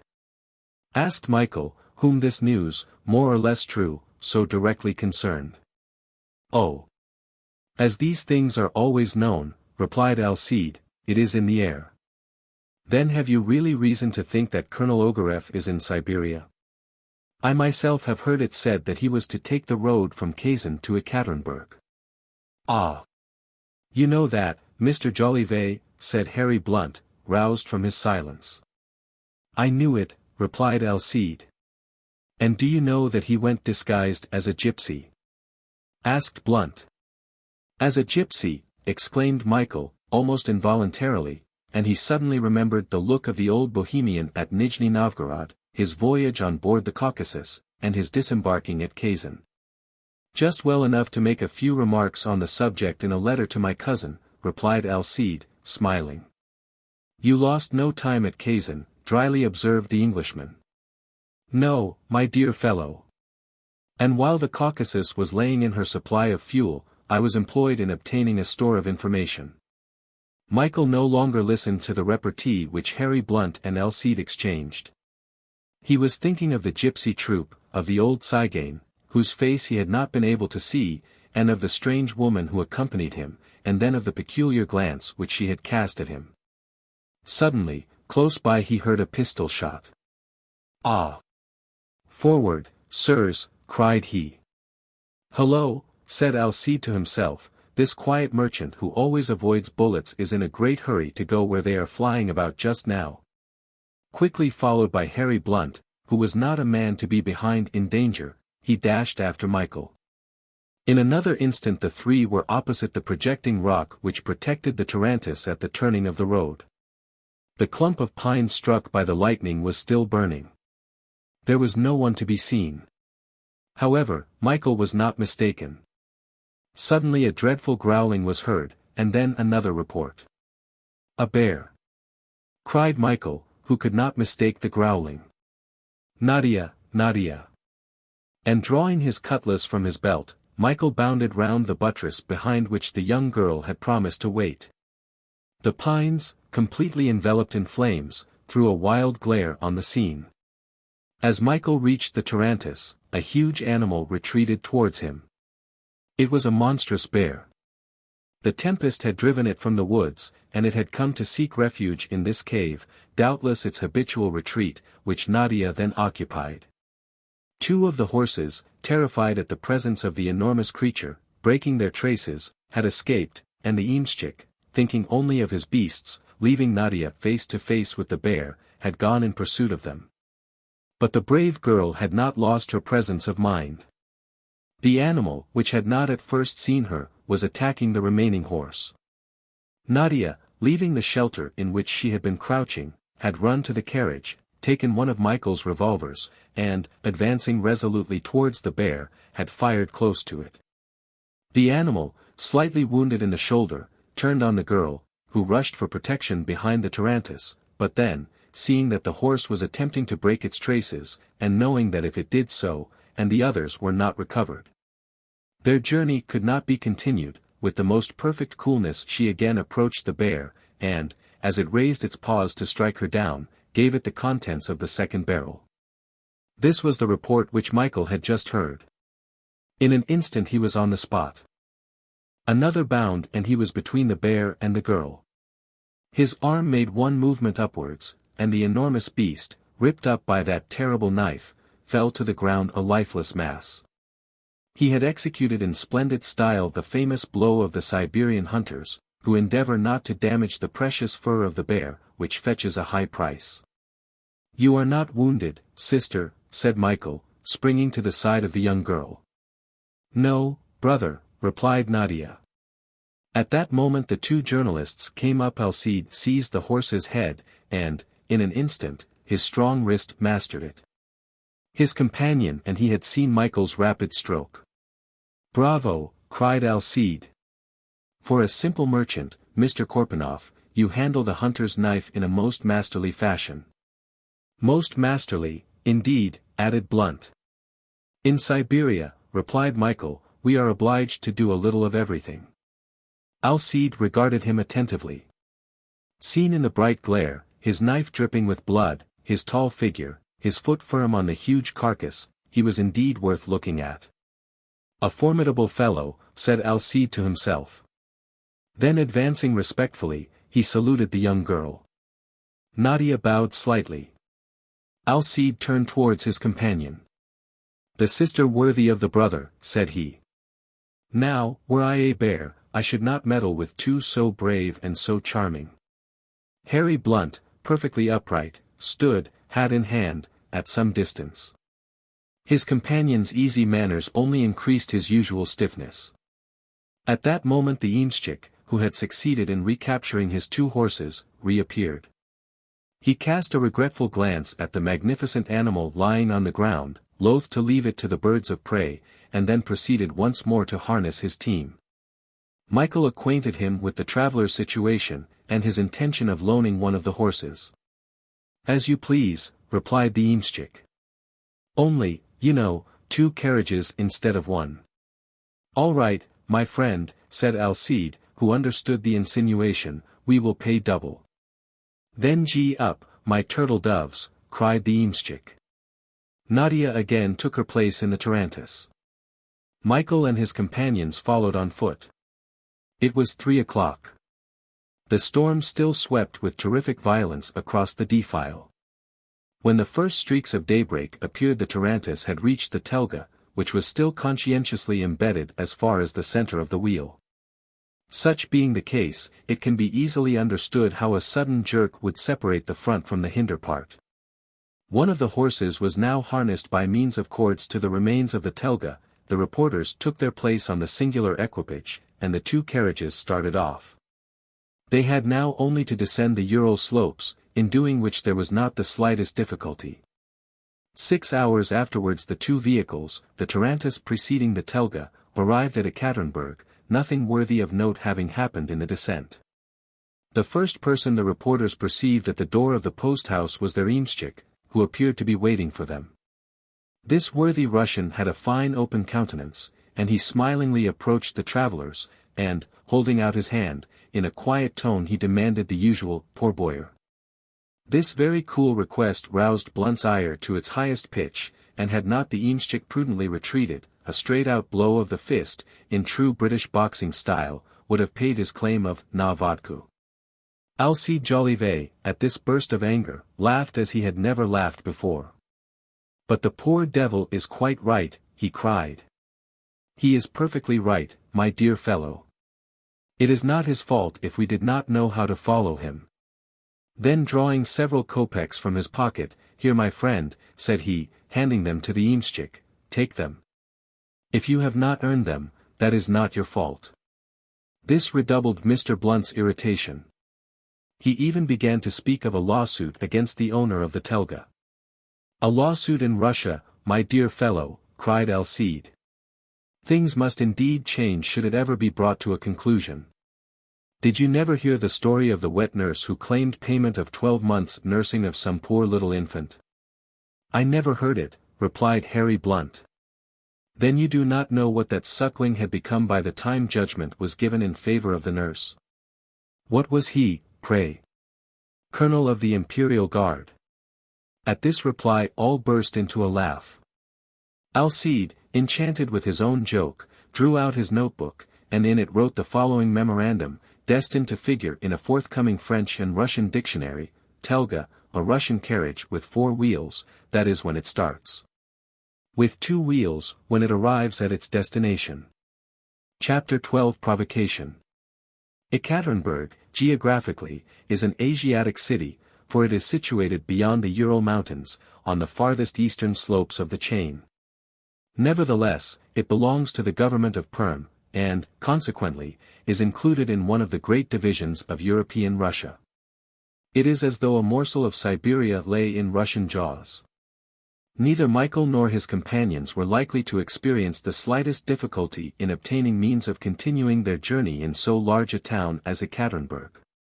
It was founded in 1723, and has since become a place of considerable size, for in it is the chief mint of the empire. There also are the headquarters of the officials employed in the management of the mines. Thus the town is the center of an important district, abounding in manufactories principally for the working and refining of gold and platina.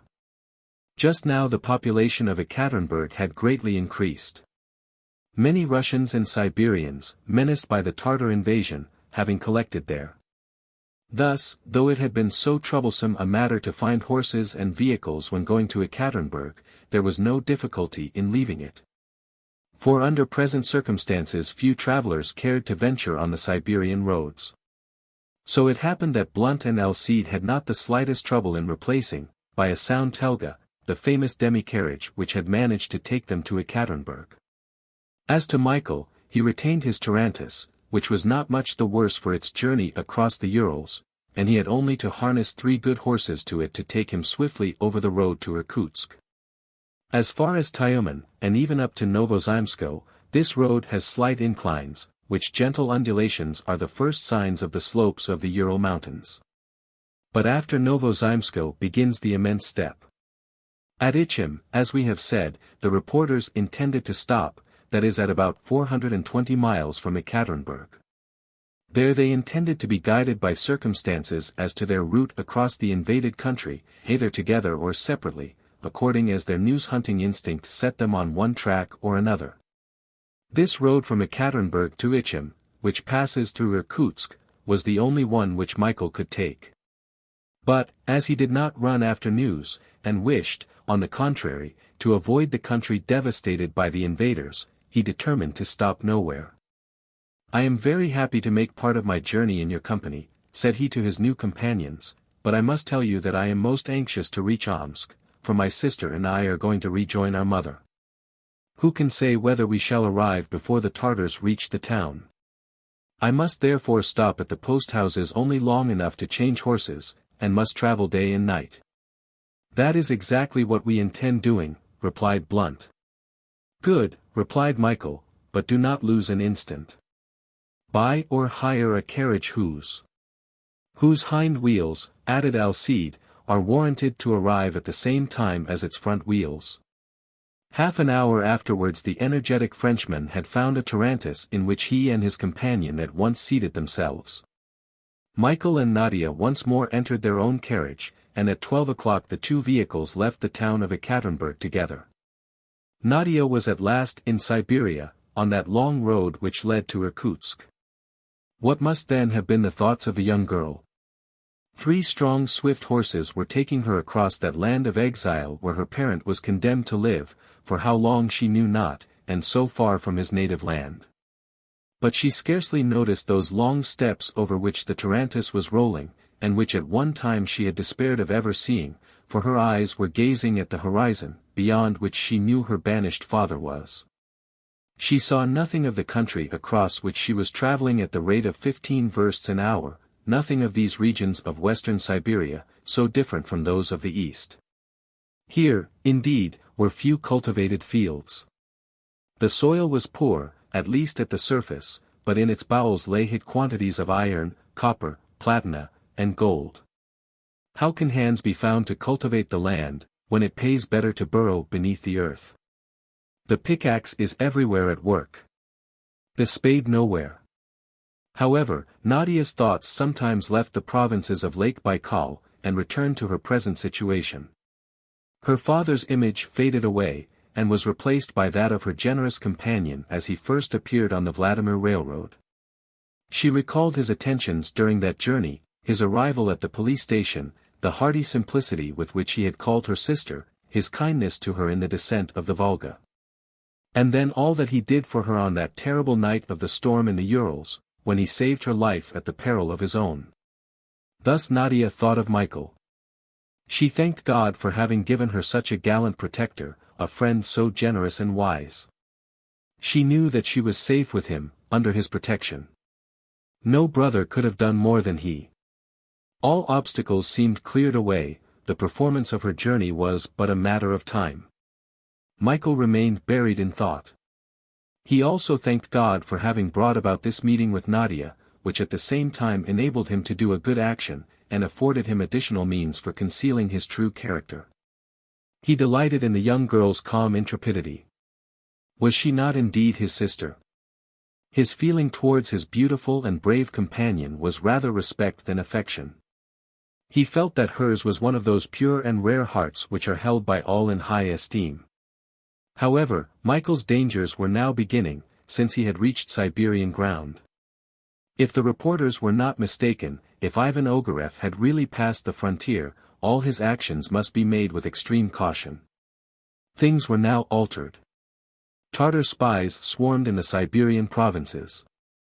His incognito once discovered, his character as courier of the Tsar known, there was an end of his journey, and probably of his life.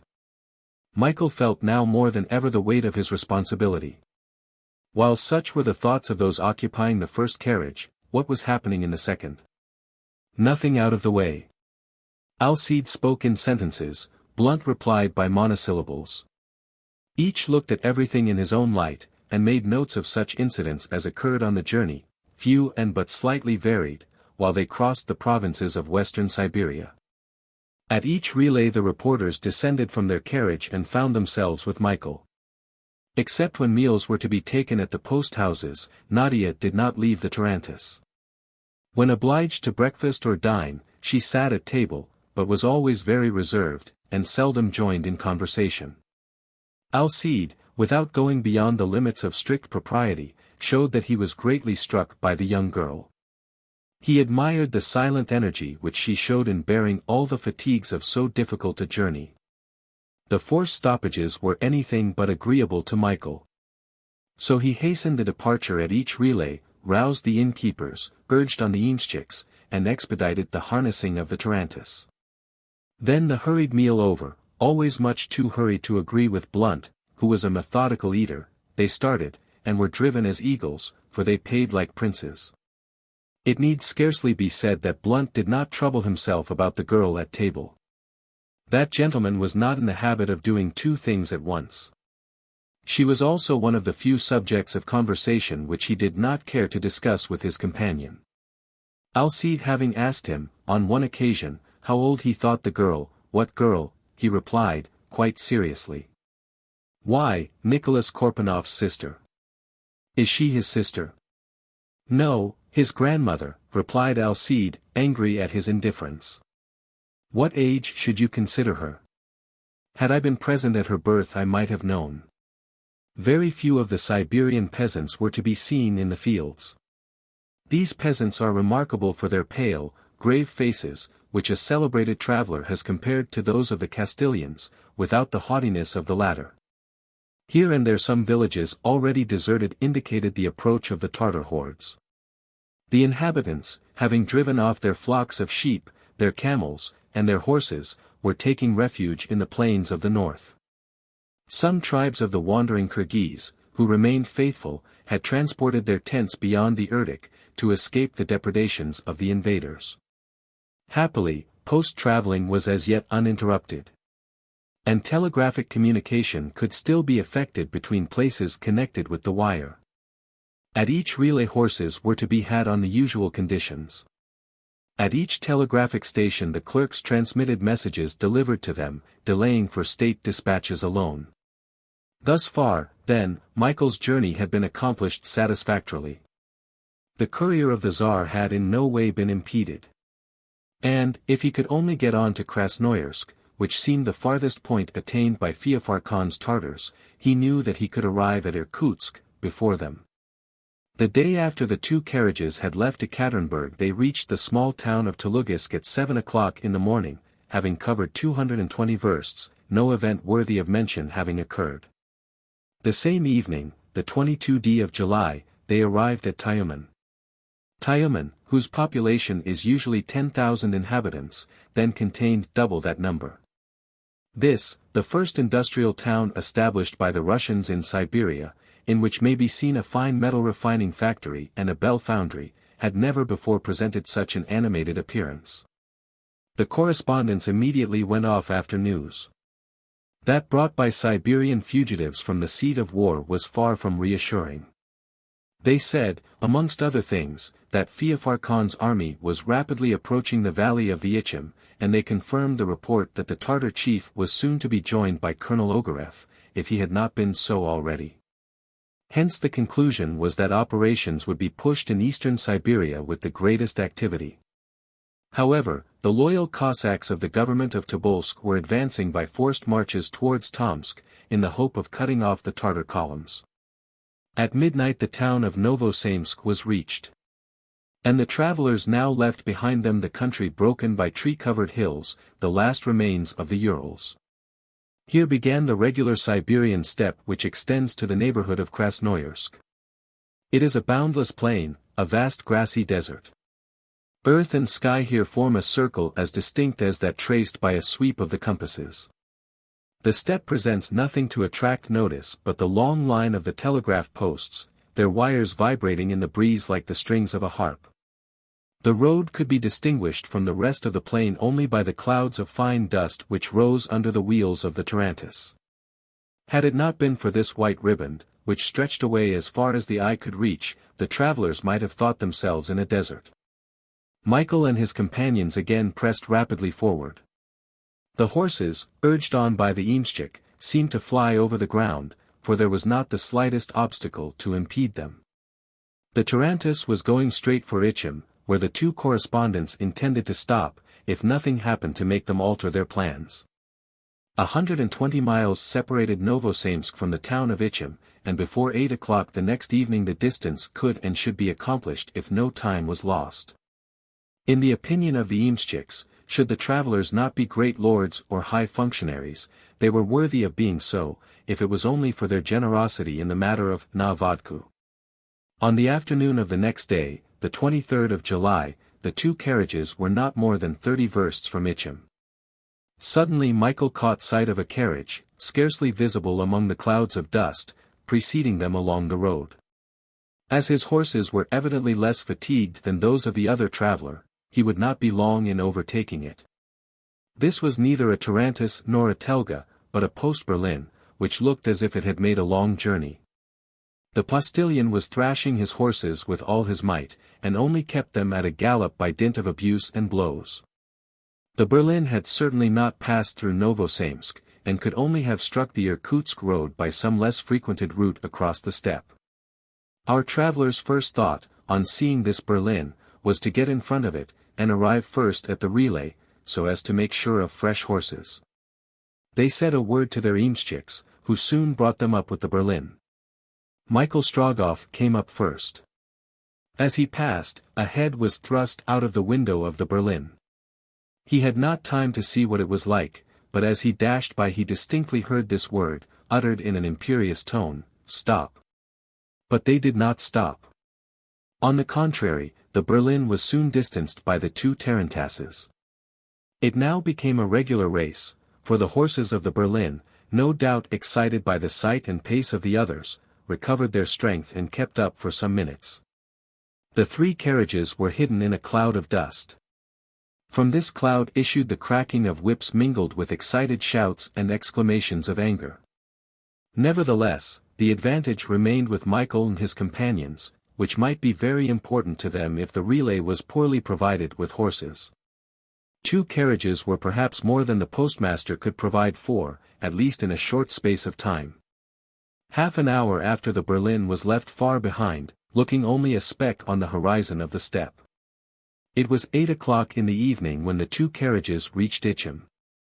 The news was worse and worse with regard to the invasion. The town itself was menaced by the Tartar vanguard. And 2 days before the authorities had been obliged to retreat to Tobolsk. There was not an officer nor a soldier left in Ichim. On arriving at the relay, Michael Strogoff immediately asked for horses. He had been fortunate in distancing the Berlin. Only 3 horses were fit to be harnessed. The others had just come and worn out from a long stage. As the 2 correspondents intended to stop at Ichim, they had not to trouble themselves to find transport, and had their carriage put away. In 10 minutes Michael was told that his Tarantass was ready to start. "Good," said he. Then turning to the 2 reporters, "Well, gentlemen, the time is come for us to separate." "What, Mr. Korpanoff," said Alcide Jolivet, "shall you not stop even for an hour at Ichim?" "No, sir. And I also wish to leave the post-house before the arrival of the Berlin which we distanced." "Are you afraid that the traveler will dispute the horses with you?" "I particularly wish to avoid any difficulty." "Then, Mr. Korpanoff," said Jolivet, "it only remains for us to thank you once more for the service you rendered us, and the pleasure we have had in traveling with you. It is possible that we shall meet you again in a few days at Omsk," added Blunt. "It is possible," answered Michael, "since I am going straight there." "Well, I wish you a safe journey, Mr. Korpanoff," said Alcide, "and heaven preserve you from Telgas."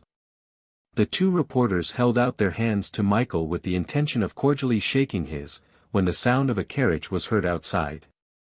Almost immediately the door was flung open and a man appeared. It was the traveler of the Berlin, a military-looking man, apparently about 40 years of age, tall, robust in figure, broad-shouldered, with a strongly set head, and thick moustaches meeting red whiskers. He wore a plain uniform. A cavalry saber hung at his side, and in his hand he held a short-handled whip. "Horses," he demanded, with the air of a man accustomed to command. "I have no more disposable horses," answered the postmaster, bowing. "I must have some this moment." "It is impossible." "What are those horses which have just been harnessed to the Tarantass I saw at the door?" "They belong to this traveler," answered the postmaster, pointing to Michael Strogoff. "Take them out," said the traveler in a tone which admitted of no reply. Michael then advanced. "These horses are engaged by me," he said. "What does that matter? I must have them. Come, be quick, I have no time to lose." "I have no time to lose either," replied Michael, restraining himself with difficulty. Nadia was near him, calm also, but secretly uneasy at a scene which it would have been better to avoid. "Enough," said the traveller. Then, going up to the postmaster, "Let the horses be put into my berlin," he exclaimed with a threatening gesture. The postmaster, much embarrassed, did not know whom to obey, and looked at Michael, who evidently had the right to resist the unjust demands of the traveller. Michael hesitated an instant. He did not wish to make use of his patarajna, which would have drawn attention to him, and he was most unwilling also, by giving up his horses, to delay his journey, and yet he must not engage in a struggle which might compromise his mission. The two reporters looked at him ready to support him should he appeal to them. "My horses will remain in my carriage," said Michael, but without raising his tone more than would be suitable for a plain Irkutsk merchant. The traveller advanced towards Michael and laid his hand heavily on his shoulder. "Is it so?" he said roughly. "You will not give up your horses to me?" "No," answered Michael. "Very well, they shall belong to whichever of us is able to start. Defend yourself, I shall not spare you." So saying, the traveller drew his sabre from its sheath, and Nadia threw herself before Michael. Blunt and Alcide Jolivet advanced towards him. "I shall not fight," said Michael quietly, folding his arms across his chest. "You will not fight?" "No." "Not even after this?" exclaimed the traveller. And before anyone could prevent him, he struck Michael's shoulder with the handle of the whip. At this insult Michael turned deadly pale. His hands moved convulsively as if he would have knocked the brute down. But by a tremendous effort he mastered himself. A duel. It was more than a delay, it was perhaps the failure of his mission. It would be better to lose some hours. Yes, but to swallow this affront. "Will you fight now, coward?" repeated the traveller, adding coarseness to brutality. "No," answered Michael, without moving, but looking the other straight in the face. "The horses this moment," said the man, and left the room. The postmaster followed him, after shrugging his shoulders and bestowing on Michael a glance of anything but approbation. The effect produced on the reporters by this incident was not to Michael's advantage. Their discomfiture was visible. How could this strong young man allow himself to be struck like that and not demand satisfaction for such an insult? They contented themselves with bowing to him and retired, Jolivet remarking to Harry Blunt, "I could not have believed that of a man who is so skillful in finishing up Ural mountain bears. Is it the case that a man can be courageous at one time and a coward at another? It is quite incomprehensible." A moment afterwards the noise of wheels and whip showed that the berlin, drawn by the Tarantass horses, was driving rapidly away from the post-house. Nadia, unmoved, and Michael, still quivering, remained alone in the room. The courier of the Tsar, his arms crossed over his chest, was seated motionless as a statue. A color, which could not have been the blush of shame, had replaced the paleness on his countenance. Nadia did not doubt that powerful reasons alone could have allowed him to suffer so great a humiliation from such a man. Going up to him as he had come to her in the police station at NIJNI-NOVGOROD. "Your hand, brother," said she. And at the same time her hand, with an almost maternal gesture, wiped away a tear which sprang to her companion's eye. Chapter 13 Duty Before Everything. Nadia, with the clear perception of a right-minded woman, guessed that some secret motive directed all Michael Strogoff's actions, that he, for a reason unknown to her, did not belong to himself. And that in this instance especially he had heroically sacrificed to duty even his resentment at the gross injury he had received. Nadia, therefore, asked no explanation from Michael. Had not the hand which she had extended to him already replied to all that he might have been able to tell her? Michael remained silent all the evening. The postmaster not being able to supply them with fresh horses until the next morning, a whole night must be passed at the house. Nadia could profit by it to take some rest, and a room was therefore prepared for her. The young girl would no doubt have preferred not to leave her companion, but she felt that he would rather be alone, and she made ready to go to her room. Just as she was about to retire, she could not refrain from going up to Michael to say good night. "Brother," she whispered. But he checked her with a gesture. The girl sighed and left the room. Michael Strogoff did not lie down. He could not have slept even for an hour. The place on which he had been struck by the brutal traveler felt like a burn. "For my country and the father," he muttered as he ended his evening prayer. He especially felt a great wish to know who was the man who had struck him, whence he came, and where he was going. As to his face, the features of it were so deeply engraven on his memory that he had no fear of ever forgetting them. Michael Strogoff at last asked for the postmaster. The latter, a Siberian of the old type, came directly, and looking rather contemptuously at the young man, waited to be questioned. "You belong to the country?" asked Michael. "Yes." "Do you know that man who took my horses?" "No." "Had you never seen him before?" "Never." "Who do you think he was?" "A man who knows how to make himself obeyed." Michael fixed his piercing gaze upon the Siberian, but the other did not quail before it. "Do you dare to judge me?" exclaimed Michael. "Yes," answered the Siberian, "there are some things even a plain merchant cannot receive without returning." "Blows?" "Blows, young man. I am of an age and strength to tell you so."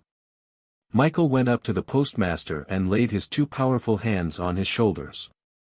Then in a peculiarly calm tone, "Be off, my friend," said he, "be off. I could kill you." The postmaster understood. "I like him better for that," he muttered and retired without another word. At 8 o'clock the next morning, the 24th of July, 3 strong horses were harnessed to the Tarantass.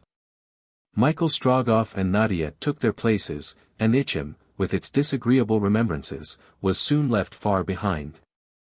At the different relays at which they stopped during the day, Strogoff ascertained that the Berlin still preceded them on the road to Irkutsk, and that the traveler, as hurried as they were, never lost a minute in pursuing his way across the steppe. At 4 o'clock in the evening they reached Abitskaya, 50 miles farther on, where the NIJNI, one of the principal affluents of the Irkutsk, had to be crossed. This passage was rather more difficult than that of the Tobol. Indeed, the current of the NIJNI was very rapid just at that place. During the Siberian winter, the rivers being all frozen to a thickness of several feet, they are easily practicable, and the traveler even crosses them without being aware of the fact. For their beds have disappeared under the snowy sheet spread uniformly over the steppe. But in summer the difficulties of crossing are sometimes great. In fact, 2 hours were taken up in making the passage of the NIJNI, which much exasperated Michael, especially as the boatmen gave them alarming news of the Tartar invasion. Some of Feofar Khan's scouts had already appeared on both banks of the lower NIJNI, in the southern parts of the government of Tobolsk. Omsk was threatened. They spoke of an engagement which had taken place between the Siberian and Tartar troops on the frontier of the great Kyrgyz horde, an engagement not to the advantage of the Russians, who were weak in numbers. The troops had retreated thence, and in consequence there had been a general emigration of all the peasants of the province. The boatmen spoke of horrible atrocities committed by the invaders, pillage, theft, incendiarism, murder. Such was the system of Tartar warfare. The people all fled before Feofar Khan. Michael Strogoff's great fear was lest, in the depopulation of the towns, he should be unable to obtain the means of transport. He was therefore extremely anxious to reach Omsk. Perhaps there they would get the start of the Tartar scouts, who were coming down the valley of the Irkutsk, and would find the road open to Irkutsk. Just at the place where the Tarantass crossed the river ended what is called, in military language, the NIJNI chain, a chain of towers, or little wooden forts. Extending from the southern frontier of Siberia for a distance of nearly 400 versts. Formerly these forts were occupied by detachments of Cossacks, and they protected the country against the Kyrgyz, as well as against the Tartars. But since the Muscovite government had believed these hordes reduced to absolute submission, they had been abandoned, and now could not be used, just at the time when they were needed. Many of these forts had been reduced to ashes. And the boatman even pointed out the smoke to Michael, rising in the southern horizon, and showing the approach of the Tartar advance guard. As soon as the ferryboat landed the Tarantass on the right bank of the Ichim, the journey across the steppe was resumed with all speed. Michael Strogoff remained very silent. He was, however, always attentive to Nadia, helping her to bear the fatigue of this long journey without break or rest, but the girl never complained. She longed to give wings to the horses. Something told her that her companion was even more anxious than herself to reach Irkutsk, and how many versts were still between. It also occurred to her that if Omsk was entered by the Tartars, Michael's mother, who lived there, would be in danger, and that this was sufficient to explain her son's impatience to get to her. Nadia at last spoke to him of old Marfa, and of how unprotected she would be in the midst of all these events. "Have you received any news of your mother since the beginning of the invasion?" she asked. "None, Nadia. The last letter my mother wrote to me contained good news.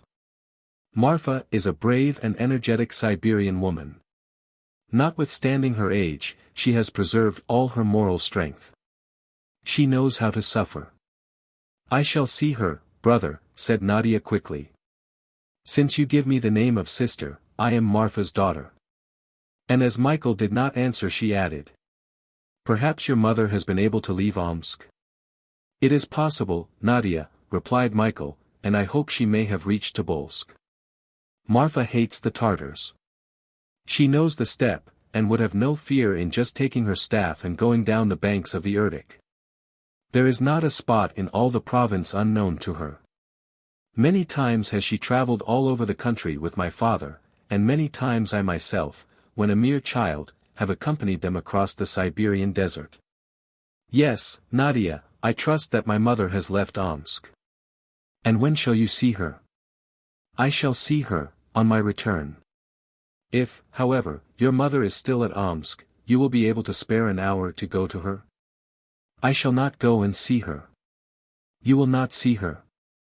"No, Nadia," said Michael, his chest heaving as he felt he could not go on replying to the girl's questions. "You say no.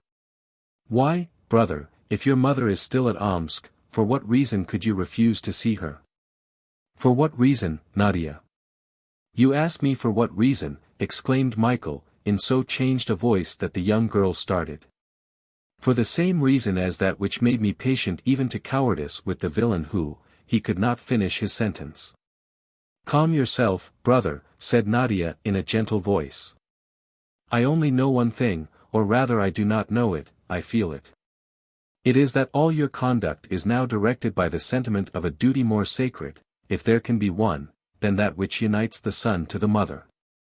Nadia was silent, and from that moment avoided every subject which in any way touched on Michael's peculiar situation.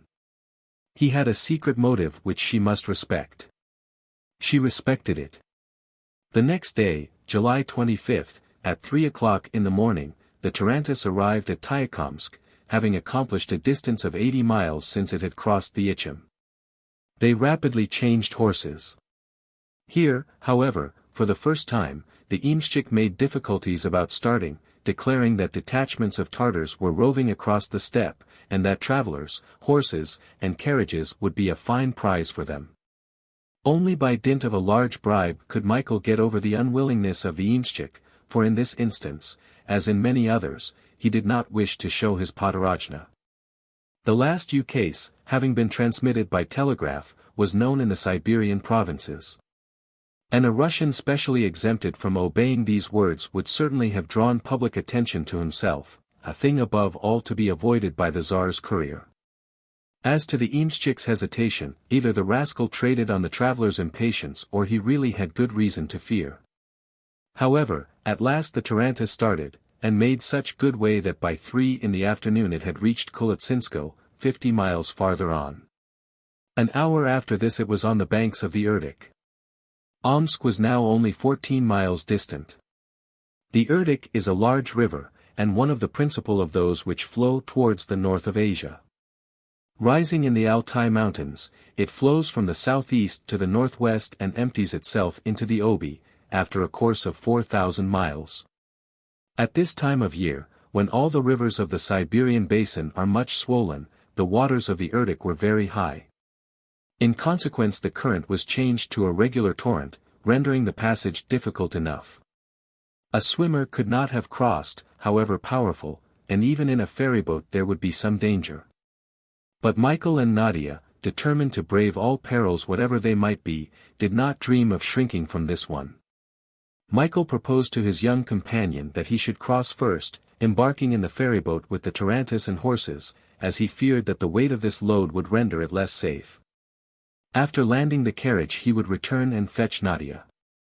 The girl refused. It would be the delay of an hour, and she would not, for her safety alone, be the cause of it. The embarkation was made not without difficulty, for the banks were partly flooded and the boat could not get in near enough. However, after half an hour's exertion, the boatman got the tarantass and the 3 horses on board. The passengers embarked also, and they shoved off. For a few minutes all went well. A little way up the river the current was broken by a long point projecting from the bank, and forming an eddy easily crossed by the boat. The 2 boatmen propelled their barge with long poles, which they handled cleverly, but as they gained the middle of the stream it grew deeper and deeper, until at last they could only just reach the bottom. The ends of the poles were only a foot above the water, which rendered their use difficult. Michael and Nadia, seated in the stern of the boat, and always in dread of a delay, watched the boatman with some uneasiness. "Look out!" cried one of them to his comrade. The shout was occasioned by the new direction the boat was rapidly taking. It had got into the direct current and was being swept down the river. By diligent use of the poles, putting the ends in a series of notches cut below the gunwale, the boatman managed to keep the craft against the stream, and slowly urged it in a slanting direction towards the right bank. They calculated on reaching it some 5 or 6 versts below the landing place, but, after all, that would not matter so long as men and beasts could disembark without accident. The 2 stout boatmen, stimulated moreover by the promise of double fare, did not doubt of succeeding in this difficult passage of the Irkutsk. But they reckoned without an accident which they were powerless to prevent, and neither their zeal nor their skillfulness could, under the circumstances, have done more. The boat was in the middle of the current, at nearly equal distances from either shore, and being carried down at the rate of 2 versts an hour, when Michael, springing to his feet, bent his gaze up the river. Several boats, aided by oars as well as by the current, were coming swiftly down upon them. Michael's brow contracted, and a cry escaped him. "What is the matter?" asked the girl. But before Michael had time to reply one of the boatmen exclaimed in an accent of terror. "The Tartars! The Tartars!" There were indeed boats full of soldiers, and in a few minutes they must reach the ferryboat, it being too heavily laden to escape from them. The terrified boatmen uttered exclamations of despair and dropped their poles. "Courage, my friends!" cried Michael, "courage! 50 rubles for you if we reach the right bank before the boats overtake us." Incited by these words, the boatmen again worked manfully, but it soon became evident that they could not escape the Tartars. It was scarcely probable that they would pass without attacking them. On the contrary, there was everything to be feared from robbers such as these. "Do not be afraid, Nadia," said Michael, "but be ready for anything." "I am ready," replied Nadia. "Even to leap into the water when I tell you?" "Whenever you tell me." "Have confidence in me, Nadia." "I have, indeed." The Tartar boats were now only 100 feet distant. They carried a detachment of Bulgarian soldiers, on their way to reconnoiter around Omsk. The ferryboat was still 2 lengths from the shore. The boatmen redoubled their efforts. Michael himself seized a pole and wielded it with superhuman strength. If he could land the tarantass and horses, and dash off with them, there was some chance of escaping the Tartars, who were not mounted. But all their efforts were in vain. "Sarin na kitcho," shouted the soldiers from the first boat. Michael recognized the Tartar war cry, which is usually answered by lying flat on the ground. As neither he nor the boatman obeyed, a volley was let fly, and 2 of the horses were mortally wounded. At the next moment a violent blow was felt. The boats had run into the ferryboat. "Come, Nadia," cried Michael, ready to jump overboard. The girl was about to follow him, when a blow from a lance struck him, and he was thrown into the water. The current swept him away, his hand raised for an instant above the waves, and then he disappeared. Nadia uttered a cry, but before she had time to throw herself after him she was seized and dragged into one of the boats. The boatmen were killed, the ferryboat left to drift away, and the Tartars continued to descend the Irkutsk. Chapter 14 Mother and Son. Omsk is the official capital of Western Siberia. It is not the most important city of the government of that name, for Tomsk has more inhabitants and is larger. But it is at Omsk that the Governor-General of this the first half of Asiatic Russia resides. Omsk, properly so called, is composed of two distinct towns, one which is exclusively inhabited by the authorities and officials. The other more especially devoted to the Siberian merchants, although, indeed, the trade of the town is of small importance. This city has about 12,000 to 13,000 inhabitants. It is defended by walls, but these are merely of earth, and could afford only insufficient protection. The Tartars, who were well aware of this fact, consequently tried at this period to carry it by main force, and in this they succeeded, after an investment of a few days. The garrison of Omsk, reduced to 2,000 men, resisted valiantly. But driven back, little by little, from the mercantile portion of the place, they were compelled to take refuge in the upper town. It was there that the Governor-General, his officers, and soldiers had entrenched themselves. They had made the upper quarter of Omsk a kind of citadel, and hitherto they held out well in this species of improvised Kreml, but without much hope of the promised succor. The Tartar troops, who were descending the Irkutsk, received every day fresh reinforcements, and, what was more serious, they were led by an officer, a traitor to his country, but a man of much note, and of an audacity equal to any emergency. This man was Colonel Ivan Ogareff. Ivan Ogareff, terrible as any of the most savage Tartar chieftains, was an educated soldier. Possessing on his mother's side some Mongolian blood, he delighted in deceptive strategy in ambuscades, stopping short of nothing when he desired to fathom some secret or to set some trap. Deceitful by nature, he willingly had recourse to the vilest trickery, lying when occasion demanded, excelling in the adoption of all disguises and in every species of deception. Further, he was cruel, and had even acted as an executioner. Feofar Khan possessed in him a lieutenant well capable of seconding his designs in this savage war. When Michael Strogoff arrived on the banks of the Irkutsk, Ivan Ogareff was already master of Omsk, and was pressing the siege of the upper quarter of the town all the more eagerly because he must hasten to Tomsk, where the main body of the Tartar army was concentrated. Tomsk, in fact, had been taken by Feofar Khan some days previously, and it was thence that the invaders, masters of central Siberia, were to march upon Irkutsk. Irkutsk was the real object of Ivan Ogareff. The plan of the traitor was to reach the Grand Duke under a false name, to gain his confidence, and to deliver into Tartar hands the town and the Grand Duke himself. With such a town, and such a hostage, all Asiatic Siberia must necessarily fall into the hands of the invaders. Now it was known that the Tsar was acquainted with this conspiracy, and that it was for the purpose of baffling it that a courier had been entrusted with the important warning. Hence, therefore, the very stringent instructions which had been given to the young courier to pass incognito through the invaded district. This mission he had so far faithfully performed, but now could he carry it to a successful completion. The blow which had struck Michael Strogoff was not mortal. By swimming in a manner by which he had effectually concealed himself, he had reached the right bank, where he fell exhausted among the bushes. When he recovered his senses, he found himself in the cabin of a mujik, who had picked him up and cared for him. For how long a time had he been the guest of this brave Siberian? He could not guess. But when he opened his eyes he saw the handsome bearded face bending over him, and regarding him with pitying eyes. "Do not speak, little father," said the mujik, "do not speak. Thou art still too weak.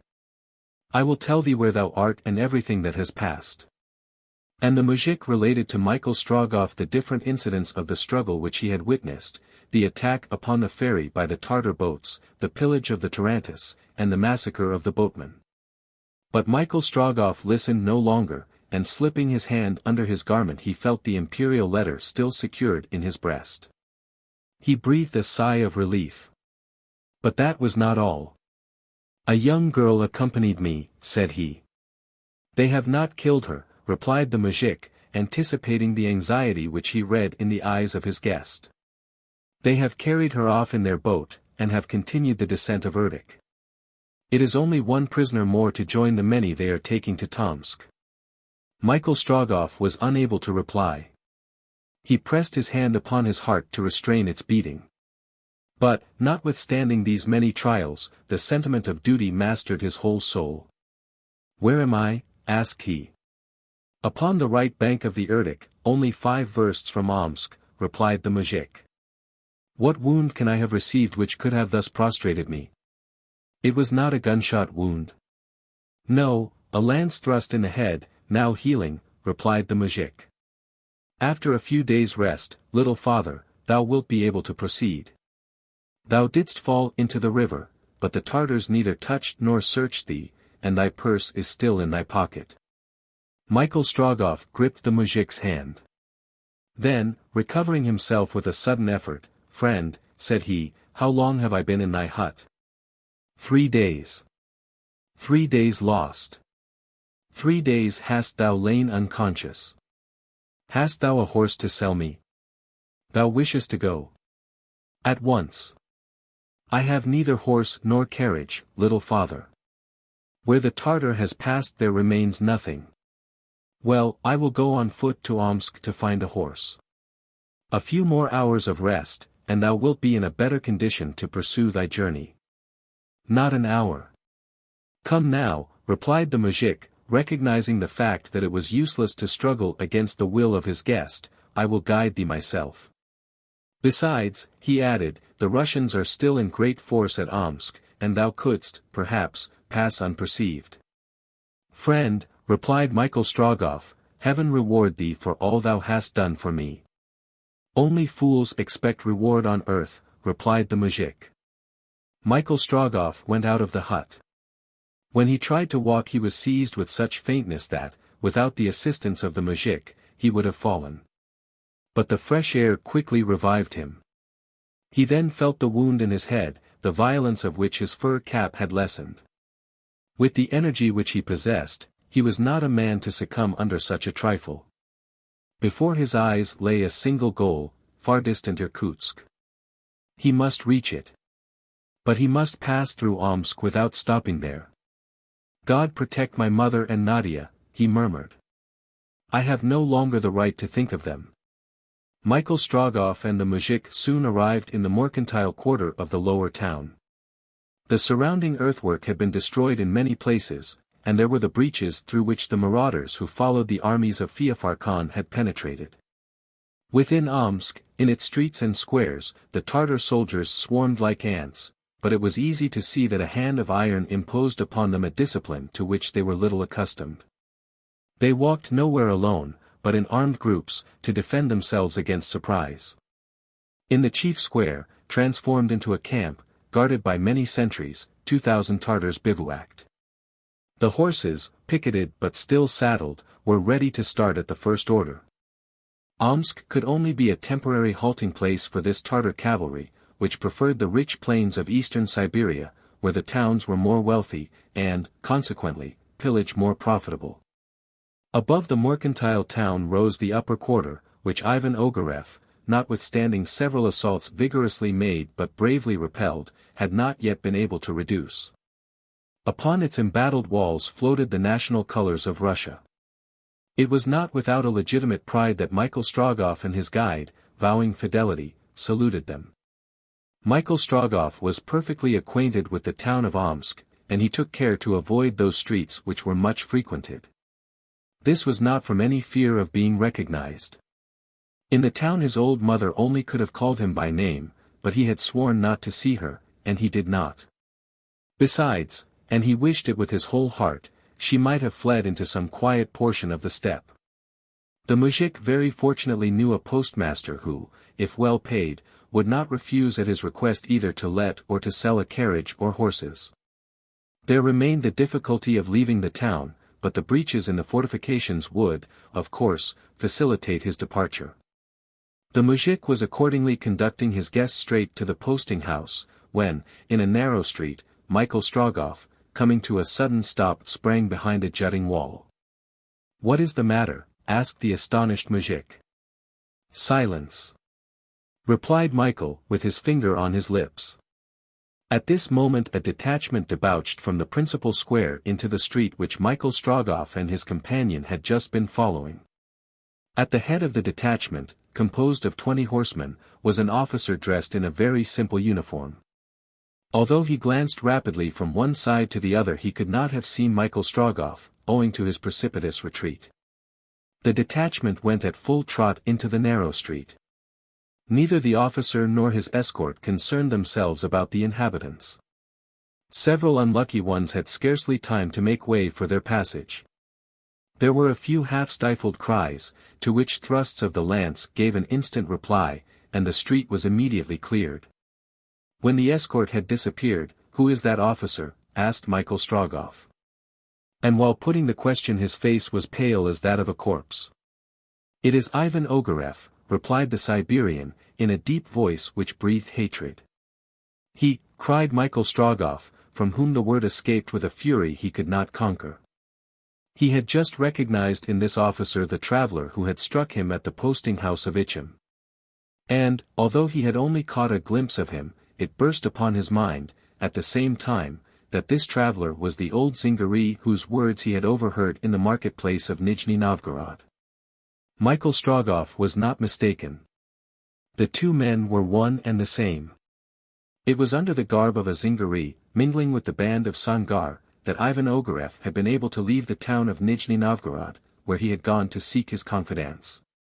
Sangar and her Zingari, well-paid spies, were absolutely devoted to him. It was he who, during the night, on the fair ground had uttered that singular sentence, which Michael Strogoff could not understand. It was he who was voyaging on board the Caucasus, with the whole of the Bohemian band. It was he who, by this other route, from Kazan to XIII, across the Urals, had reached Omsk, where now he held supreme authority. Ivan Ogareff had been barely 3 days at Omsk, and had it not been for their fatal meeting at XIII, and for the event which had detained him 3 days on the banks of the Irkutsk, Michael Strogoff would have evidently beaten him on the way to Irkutsk. And who knows how many misfortunes would have been avoided in the future. In any case, and now more than ever, Michael Strogoff must avoid Ivan Ogareff, and contrive not to be seen. When the moment of encountering him face to face should arrive, he knew how to meet it, even should the traitor be master of the whole of Siberia. The mujik and Michael resumed their way and arrived at the posting house. To leave Omsk by one of the breaches would not be difficult after nightfall. As for purchasing a carriage to replace the Tarantass, that was impossible. There were none to be let or sold. But what want had Michael Strogoff now for a carriage? Was he not alone, alas? A horse would suffice him, and, very fortunately, a horse could be had. It was an animal of strength and mettle, and Michael Strogoff, accomplished horseman as he was, could make good use of it. It was 4 o'clock in the afternoon. Michael Strogoff, compelled to wait till nightfall, in order to pass the fortifications, but not desiring to show himself, remained in the posting house, and there partook of food. There was a great crowd in the public room. They were talking of the expected arrival of a corps of Muscovite troops, not at Omsk, but at Tomsk, a corps intended to recapture that town from the Tartars of Feofar Khan. Michael Strogoff lent an attentive ear, but took no part in the conversation. Suddenly a cry made him tremble, a cry which penetrated to the depths of his soul, and these 2 words rushed into his ear: "My son." His mother, the old woman Marfa, was before him. Trembling, she smiled upon him. She stretched forth her arms to him. Michael Strogoff arose. He was about to throw himself. The thought of duty, the serious danger for his mother and himself in this unfortunate meeting, suddenly stopped him, and such was his command over himself that not a muscle of his face moved. There were 20 people in the public room. Among them were, perhaps, spies, and was it not known in the town that the son of Marfa Strogoff belonged to the corps of the couriers of the Tsar? Michael Strogoff did not move. "Michael!" cried his mother. "Who are you, my good lady?" Michael Strogoff stammered, unable to speak in his usual firm tone. "Who am I, thou askest? Dost thou no longer know thy mother?" "You are mistaken," coldly replied Michael Strogoff. "A resemblance deceives you." The old Marfa went up to him, and, looking straight into his eyes, said, "Thou art not the son of Peter and Marfa Strogoff." Michael Strogoff would have given his life to have locked his mother in his arms. But if he yielded, it was all over with him, with her, with his mission, with his oath. Completely master of himself, he closed his eyes, in order not to see the inexpressible anguish which agitated the revered countenance of his mother. He drew back his hands, in order not to touch those trembling hands which sought him. "I do not know in truth what it is you say, my good woman," he replied, stepping back. "Michael," again cried his aged mother. "My name is not Michael. I never was your son. I am Nicholas Korpanoff, a merchant at Irkutsk." And suddenly he left the public room, whilst for the last time the words re-echoed, "My son. My son." Michael Strogoff, by a desperate effort, had gone. He did not see his old mother, who had fallen back almost inanimate upon a bench. But when the postmaster hastened to assist her, the aged woman raised herself. Suddenly a thought occurred to her. She denied by her son. It was not possible. As for being herself deceived, and taking another for him, equally impossible. It was certainly her son whom she had just seen. And if he had not recognized her, it was because he would not, it was because he ought not, it was because he had some cogent reasons for acting thus. And then, her mother's feelings arising within her, she had only one thought: can I, unwittingly, have ruined him? "I am mad," she said to her interrogators. "My eyes have deceived me. This young man is not my child. He had not his voice. Let us think no more of it, if we do I shall end by finding him everywhere." Less than 10 minutes afterwards a Tartar officer appeared in the posting-house. "Marfa Strogoff?" he asked. "It is I," replied the old woman, in a tone so calm, and with a face so tranquil, that those who had witnessed the meeting with her son would not have known her. "Come," said the officer. Marfa Strogoff, with firm step, followed the Tartar. Some moments afterwards she found herself in the chief square in the presence of Ivan Ogareff, to whom all the details of this scene had been immediately reported. Ogareff, suspecting the truth, interrogated the old Siberian woman. "Thy name?" he asked in a rough voice. "Marfa Strogoff." "Thou hast a son?" "Yes." "He is a courier of the Tsar?" "Yes." "Where is he?" "At Moscow." "Thou hast no news of him?" "No news."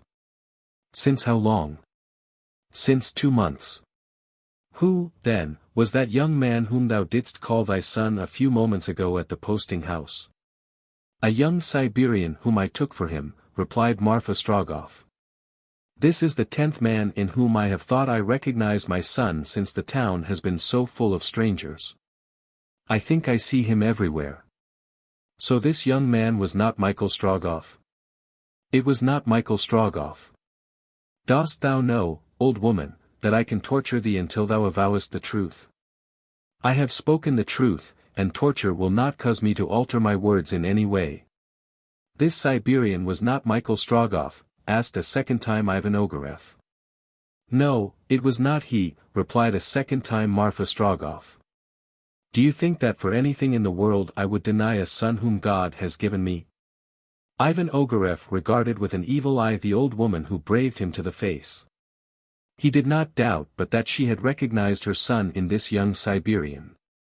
Now if this son had first renounced his mother, and if his mother renounced him in her turn, it could occur only from the most weighty motive. Ogareff had therefore no doubt that the pretended Nicholas Korpanoff was Michael Strogoff, courier of the Tsar, seeking concealment under a false name, and charged with some mission which it would have been important for him to know. He therefore at once gave orders for his pursuit. "Then, let this woman be conducted to Tomsk," he said. While the soldiers brutally dragged her off, he added between his teeth, "When the moment arrives I shall know how to make her speak, this old sorceress." Chapter 15 The Marshes of the BARABA. It was fortunate that Michael Strogoff had left the posting-house so promptly. The orders of Ivan Ogareff had been immediately transmitted to all the approaches of the city, and a full description of Michael sent to all the various commandants, in order to prevent his departure from Omsk. But he had already passed through one of the breaches in the wall, his horse was galloping over the steppe, and the chances of escape were in his favor. It was on the 29th of July, at 8 o'clock in the evening, that Michael Strogoff had left Omsk. This town is situated about halfway between Moscow and Irkutsk, where it was necessary that he should arrive within 10 days if he wished to get ahead of the Tartar columns. It was evident that the unlucky chance which had brought him into the presence of his mother had betrayed his incognito. Ivan Ogareff was no longer ignorant of the fact that a courier of the Tsar had just passed Omsk, taking the direction of Irkutsk. The dispatches which this courier bore must have been of immense importance. Michael Strogoff knew, therefore, that every effort would be made to capture him.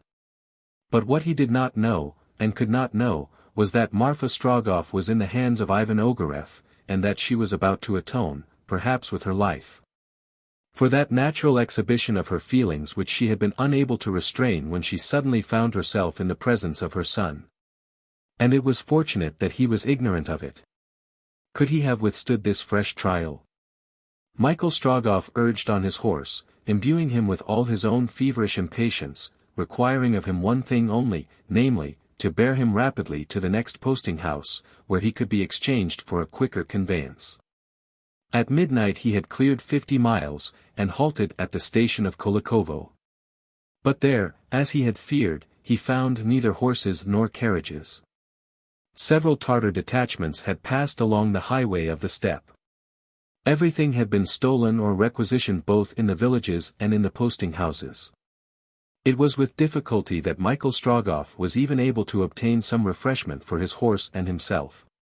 It was of great importance, therefore, to spare his horse, for he could not tell when or how he might be able to replace it. Desiring, however, to put the greatest possible distance between himself and the horseman who had no doubt been dispatched in pursuit, he resolved to push on. After 1 hour's rest he resumed his course across the steppe. Hitherto the weather had been propitious for his journey. The temperature was endurable. The nights at this time of the year are very short, and as they are lighted by the moon, the route over the steppe is practicable. Michael Strogoff, moreover, was a man certain of his road and devoid of doubt or hesitation, and in spite of the melancholy thoughts which possessed him he had preserved his clearness of mind, and made for his destined point as though it were visible upon the horizon. When he did halt for a moment at some turn in the road it was to breathe his horse. Now he would dismount to ease his steed for a moment, and again he would place his ear to the ground to listen for the sound of galloping horses upon the steppe. Nothing arousing his suspicions, he resumed his way. On the 30th of July, at 9 o'clock in the morning, Michael Strogoff passed through the station of Turumov and entered the swampy district of the BARABA. There, for a distance of 300 versts, the natural obstacles would be extremely great. He knew this, but he also knew that he would certainly surmount them. These vast marshes of the BARABA form the reservoir to all the rainwater which finds no outlet either towards the Obi or towards the Irkutsk. The soil of this vast depression is entirely argillaceous, and therefore impermeable, so that the waters remain there and make of it a region very difficult to cross during the hot season. There, however, lies the way to Irkutsk, and it is in the midst of ponds, pools, lakes, and swamps, from which the sun draws poisonous exhalations, that the road wins, and entails upon the traveler the greatest fatigue and danger. Michael Strogoff spurred his horse into the midst of a grassy prairie, differing greatly from the close-cropped sod of the steppe, where feed the immense Siberian herds. The grass here was 5 or 6 feet in height, and had made room for swamp plants, to which the dampness of the place, assisted by the heat of summer, had given giant proportions. These were principally canes and rushes, which formed a tangled network, an impenetrable undergrowth, sprinkled everywhere with 1,000 flowers remarkable for the brightness of their color. Michael Strogoff, galloping amongst this undergrowth of cane, was no longer visible from the swamps which bordered the road. The tall grass rose above him, and his track was indicated only by the flight of innumerable aquatic birds, which rose from the side of the road and dispersed into the air in screaming flocks. The way, however, was clearly traceable. Now it would lie straight between the dense thicket of marsh plants, again it would follow the winding shores of vast pools, some of which, several versts in length and breadth, deserve the name of lakes. In other localities the stagnant waters through which the road lay had been avoided, not by bridges, but by tottering platforms ballasted with thick layers of clay, whose joists shook like a too-weak plank thrown across an abyss. Some of these platforms extended over 300 feet, and travelers by Tarantass, when crossing them have experienced a nausea-like seasickness. Michael Strogoff, whether the soil beneath his feet was solid or whether it sank under him, galloped on without halt, leaping the space between the rotten joists. But however fast they traveled, the horse and the horseman were unable to escape from the sting of the two-winged insects which infest this marshy country. Travelers who are obliged to cross the BARABA during the summer take care to provide themselves with masks of horsehair, to which is attached a coat of mail of very fine wire, which covers their shoulders. Notwithstanding these precautions, there are few who come out of these marshes without having their faces, necks, and hands covered with red spots. The atmosphere there seems to bristle with fine needles, and one would almost say that a knight's armor would not protect him against the darts of these dipterals. It is a dreary region, which man dearly disputes with tipulae, gnats, mosquitoes, horseflies, and millions of microscopic insects which are not visible to the naked eye.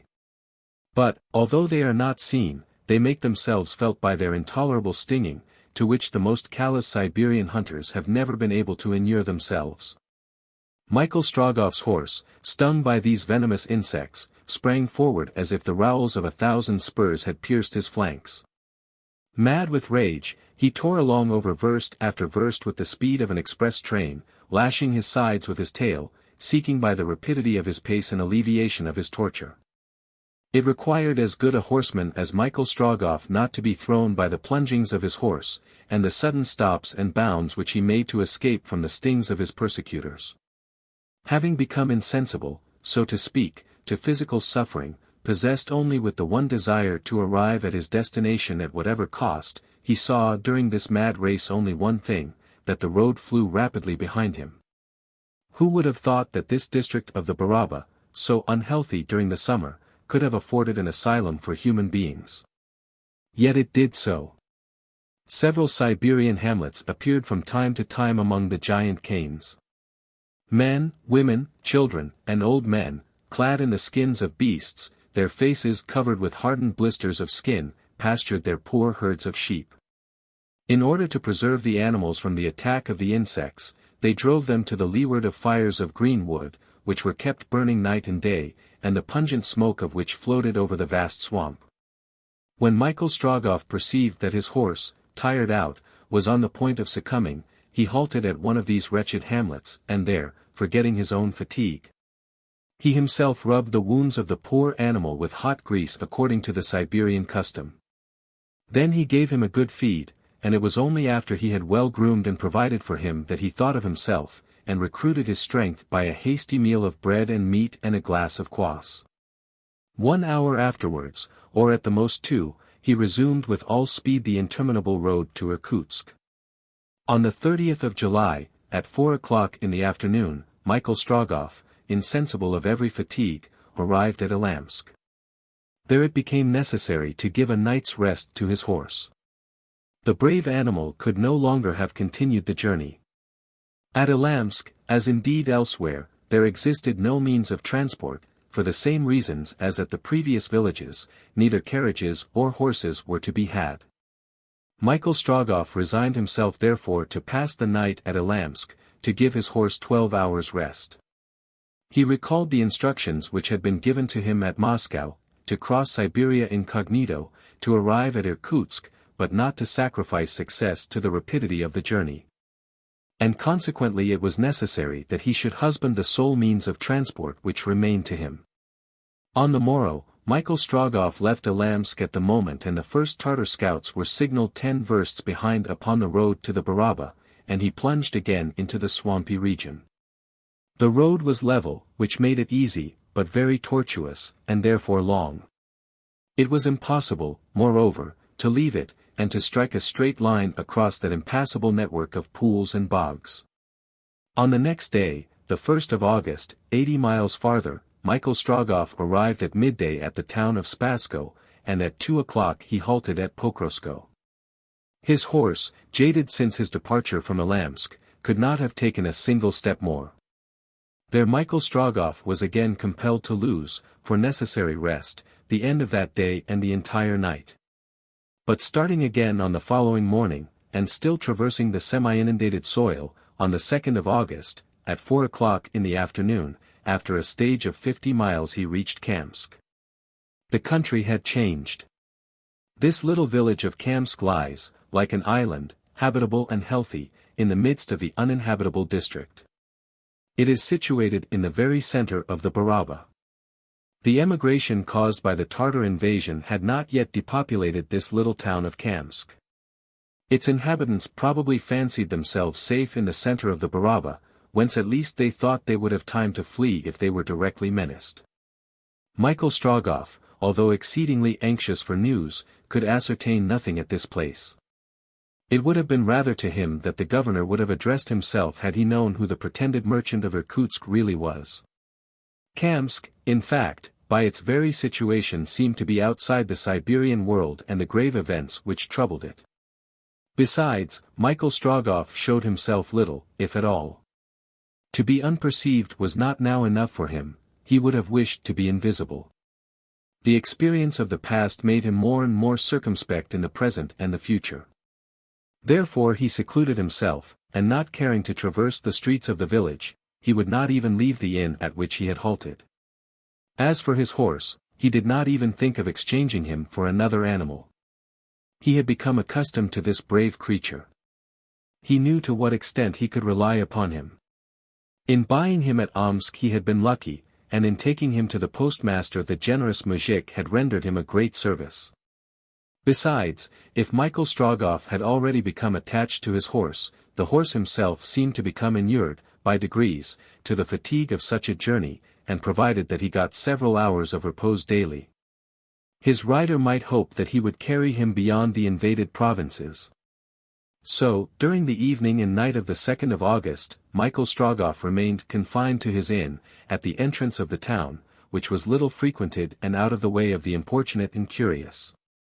Exhausted with fatigue, he went to bed after having seen that his horse lacked nothing, but his sleep was broken. What he had seen since his departure from Moscow showed him the importance of his mission. The rising was an extremely serious one, and the treachery of Ogareff made it still more formidable. And when his eyes fell upon the letter bearing upon it the authority of the imperial seal, the letter which, no doubt, contained the remedy for so many evils, the safety of all this war-ravaged country, Michael Strogoff felt within himself a fierce desire to dash on across the steppe, to accomplish the distance which separated him from Irkutsk as the crow would fly it. To be an eagle that he might overtop all obstacles, to be a hurricane that he might sweep through the air at 100 versts an hour, and to be at last face to face with the Grand Duke, and to exclaim, "Your Highness," from His Majesty the Tsar. On the next morning at 6 o'clock, Michael Strogoff started off again. Thanks to his extreme prudence this part of the journey was signalized by no incident whatever. At Ubinsk he gave his horse a whole night's rest, for he wished on the next day to accomplish the 100 versts which lie between Ubinsk and Nikolskoe without halting. He started therefore at dawn. But unfortunately the Baraba proved more detestable than ever. In fact, between Ubinsk and Kamakor the very heavy rains of some previous weeks were retained by this shallow depression as in a watertight bowl. There was, for a long distance, no break in the succession of swamps, pools, and lakes. One of these lakes, large enough to warrant its geographical nomenclature, Chang, Chinese in name, had to be coasted for more than 20 versts, and this with the greatest difficulty. Hence certain delays occurred, which all the impatience of Michael Strogoff could not avoid. He had been well advised in not taking a carriage at Kamsk, for his horse passed places which would have been impracticable for a conveyance on wheels. In the evening, at 9 o'clock, Michael Strogoff arrived at Irkutsk, and halted there overnight. In this remote village of the BARABA news of the war was utterly wanting. From its situation, this part of the province, lying in the fork formed by the two Tartar columns which had bifurcated, one upon Omsk and the other upon Tomsk, had hitherto escaped the horrors of the invasion. But the natural obstacles were now about to disappear, for, if he experienced no delay, Michael Strogoff should on the morrow be free of the BARABA and arrive at Kolyvan. There he would be within 80 miles of Tomsk. He would then be guided by circumstances, and very probably he would decide to go around Tomsk, which, if the news were true, was occupied by Feofar Khan. But if the small towns of Irkutsk and Kargvinsk, which he passed on the next day, were comparatively quiet, owing to their position in the BARABA, was it not to be dreaded that, upon the right banks of the Obi, Michael Strogoff would have much more to fear from man? It was probable. However, should it become necessary, he would not hesitate to abandon the beaten path to Irkutsk. To journey then across the steppe he would, no doubt, run the risk of finding himself without supplies. There would be, in fact, no longer a well-marked road. Still, there must be no hesitation. Finally, towards 3:30 in the afternoon, Michael Strogoff left the last depressions of the BARABA, and the dry and hard soil of Siberia rang out once more beneath his horse's hoofs. He had left Moscow on the 15th of July. Therefore on this day, the 5th of August, including more than 70 hours lost on the banks of the Irkutsk, 20 days had gone by since his departure. 1,000 miles still separated him from Irkutsk. Chapter 16: A Final Effort. Michael's fear of meeting the Tartars in the plains beyond the BARABA was by no means ungrounded.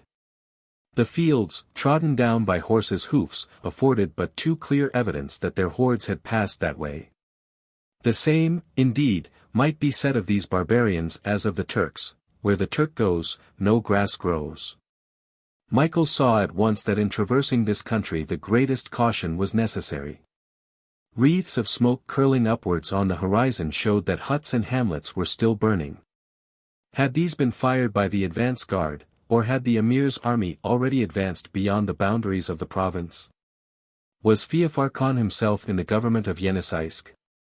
Michael could settle on no line of action until these questions were answered. Was the country so deserted that he could not discover a single Siberian to enlighten him? Michael rode on for 2 versts without meeting a human being. He looked carefully for some house which had not been deserted. Every one was tenantless. One hut, however, which he could just see between the trees, was still smoking. As he approached he perceived, at some yards from the ruins of the building, an old man surrounded by weeping children. A woman still young, evidently his daughter and the mother of the poor children, kneeling on the ground, was gazing on the scene of desolation. She had at her breast a baby but a few months old. Shortly she would have not even that nourishment to give it. Ruin and desolation were all around. Michael approached the old man. "Will you answer me a few questions?" he asked. "Speak," replied the old man. "Have the Tartars passed this way?" "Yes, for my house is in flames." "Was it an army or a detachment?" "An army, for, as far as I can reach, our fields are laid waste." "Commanded by the Emir?" "By the Emir, for the Obi's waters are red." "Has Feofar Khan entered Tomsk?" "He has." "Do you know if his men have entered Kolyvan?" "No, for Kolyvan does not yet burn." "Thanks, friend. Can I aid you in yours?" "No." "Goodbye. Farewell." And Michael, having presented 25 rubles to the unfortunate woman, who had not even strength to thank him, put spurs to his horse once more. One thing he knew: he must not pass through Tomsk. To go to Kolyvan, which the Tartars had not yet reached, was possible. Yes, that is what he must do, there he must prepare himself for another long stage. There was nothing for it but, having crossed the Obi, to take the Irkutsk road and avoid Tomsk. This new route decided on, Michael must not delay an instant. Nor did he, but, putting his horse into a steady gallop, he took the road towards the left bank of the Obi, which was still 40 versts distant. Would there be a ferry boat there, or should he, finding that the Tartars had destroyed all the boats, be obliged to swim across?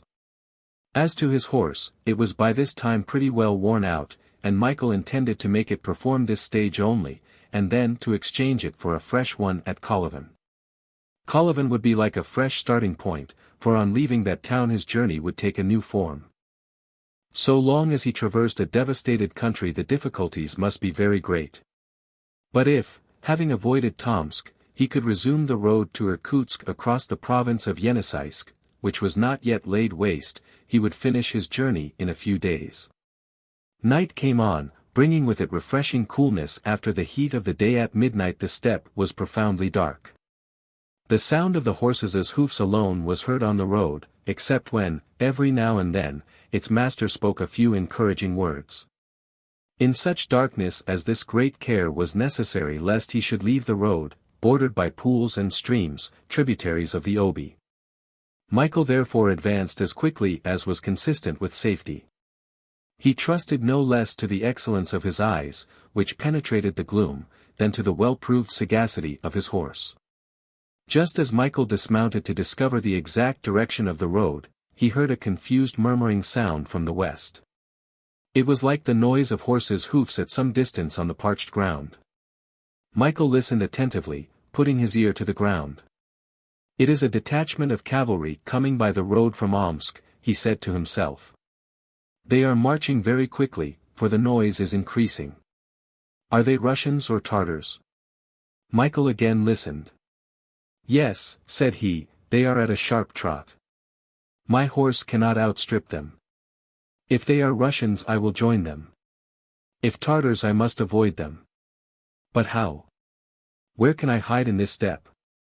He gave a look around, and, through the darkness, discovered a confused mass at 100 paces before him on the left of the road. "There is a copse," he exclaimed. "To take refuge there is to run the risk of being caught, if they are in search of me, but I have no choice." In a few moments Michael, dragging his horse by the bridle, reached a little larch wood, through which the road lay. Beyond this it was destitute of trees, and wound among bogs and pools, separated by dwarfed bushes, whins, and heather. The ground on either side was quite impracticable, and the detachment must necessarily pass through the wood. They were pursuing the high road to Irkutsk. Plunging in about 40 feet, he was stopped by a stream running under the brushwood. But the shadow was so deep that Michael ran no risk of being seen, unless the wood should be carefully searched. He therefore led his horse to the stream and fastened him to a tree, returning to the edge of the road to listen and ascertain with what sort of people he had to do. Michael had scarcely taken up his position behind a group of larches when a confused light appeared, above which glared brighter lights waving about in the shadow. "Torches," said he to himself. And he drew quickly back, gliding like a savage into the thickest underwood. As they approached the wood the horse's pace was slackened.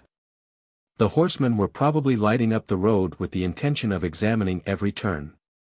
Michael feared this, and instinctively drew near to the bank of the stream, ready to plunge in if necessary. Arrived at the top of the wood, the detachment halted.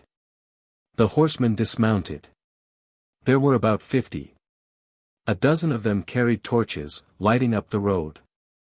By watching their preparations Michael found to his joy that the detachment were not thinking of visiting the copse, but only bivouacking near, to rest their horses and allow the men to take some refreshment. The horses were soon unsaddled, and began to graze on the thick grass which carpeted the ground. The men meantime stretched themselves by the side of the road, and partook of the provisions they produced from their knapsacks. Michael's self-possession had never deserted him, and creeping amongst the high grass he endeavored not only to examine the newcomers, but to hear what they said. It was a detachment from Omsk, composed of Uzbek horsemen, a race of the Mongolian type. These men, well-built, above the medium height, rough, and wild-featured, wore on their heads the talpak, or black sheepskin cap, and on their feet yellow high-heeled boots with turned-up toes, like the shoes of the Middle Ages. Their tunics were close-fitting, and confined at the waist by a leathern belt braided with red. They were armed defensively with a shield, and offensively with a curved sword, and a flintlock musket slung at the saddle-bow. From their shoulders hung gay-colored cloaks. The horses, which were feeding at liberty at the edge of the wood, were, like their masters, of the Uzbek race. These animals are rather smaller than the Turkomanian horses, but are possessed of remarkable strength, and know no other pace than the gallop. This detachment was commanded by a penjabaski. That is to say, a commander of 50 men, having under him a debaski, or simple commander of 10 men. These 2 officers wore helmets and half-coats of mail. Little trumpets fastened to their saddle-bows were the distinctive signs of their rank. The penjabaski had been obliged to let his men rest, fatigued with a long stage. He and the second officer, smoking, bang, the leaf which forms the base of the hashish, strolled up and down the wood, so that Michael Strogoff, without being seen, could catch and understand their conversation, which was spoken in the Tartar language. Michael's attention was singularly excited by their very first words. It was of him they were speaking. "This courier cannot be much in advance of us," said the penjabaski. "And, on the other hand, it is absolutely impossible that he can have followed any other route than that of the BARABA." "Who knows if he has left Omsk?" replied the debaski. "Perhaps he is still hidden in the town." "That is to be wished, certainly. Colonel Ogareff would have no fear then that the dispatches he bears should ever reach their destination." "They say that he is a native, a Siberian," resumed the debaski. "If so, he must be well acquainted with the country, and it is possible that he has left the Irkutsk road, depending on rejoining it later." "But then we should be in advance of him," answered the penjabaski. "For we left Omsk within an hour after his departure, and have since followed the shortest road with all the speed of our horses. He has either remained in Omsk, or we shall arrive at Tomsk before him, so as to cut him off. In either case he will not reach Irkutsk." "A rugged woman, that old Siberian, who is evidently his mother," said the debaski. At this remark Michael's heart beat violently. "Yes," answered the penjabaski. She stuck to it well that the pretended merchant was not her son, but it was too late. Colonel Ogareff was not to be taken in, and, as he said, he will know how to make the old witch speak when the time comes. These words were so many dagger thrusts for Michael. He was known to be a courier of the Tsar. A detachment of horsemen on his track could not fail to cut him off. And, worst of all, his mother was in the hands of the Tartars, and the cruel Ogareff had undertaken to make her speak when he wished. Michael well knew that the brave Siberian would sacrifice her life for him. He had fancied that he could not hate Ivan Ogareff more, yet a fresh tide of hate now rose in his heart. The wretch who had betrayed his country now threatened to torture his mother. The conversation between the 2 officers continued, and Michael understood that an engagement was imminent in the neighborhood of Kolyvan, between the Muscovite troops coming from the north and the Tartars. A small Russian force of 2,000 men, reported to have reached the lower course of the Obi, were advancing by forced marches towards Tomsk. If such was the case, this force, which would soon find itself engaged with the main body of Feofar Khan's army, would be inevitably overwhelmed, and the Irkutsk road would be in the entire possession of the invaders. As to himself, Michael learnt, by some words from the penjabaski, that a price was set on his head, and that orders had been given to take him, dead or alive.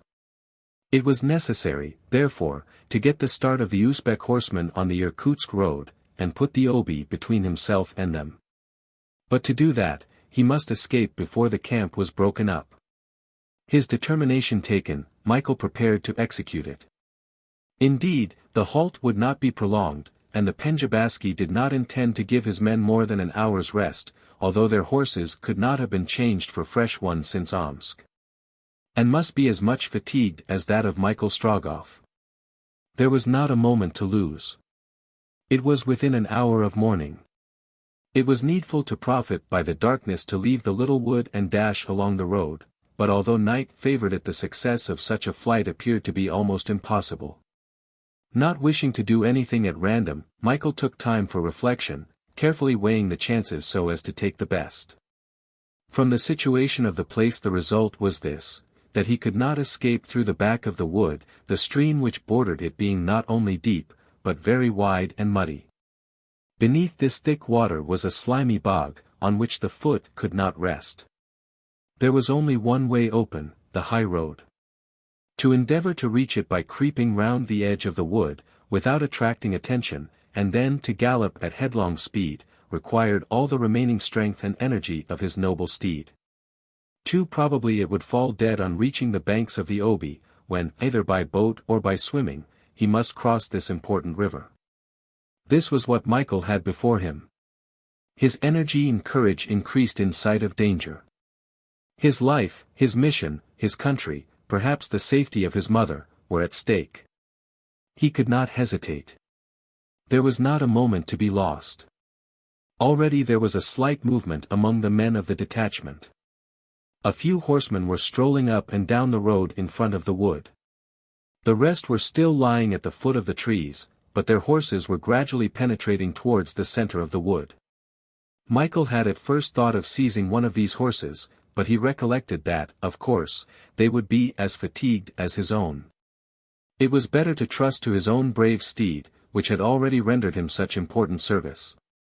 The good animal, hidden behind a thicket, had escaped the sight of the Uzbeks.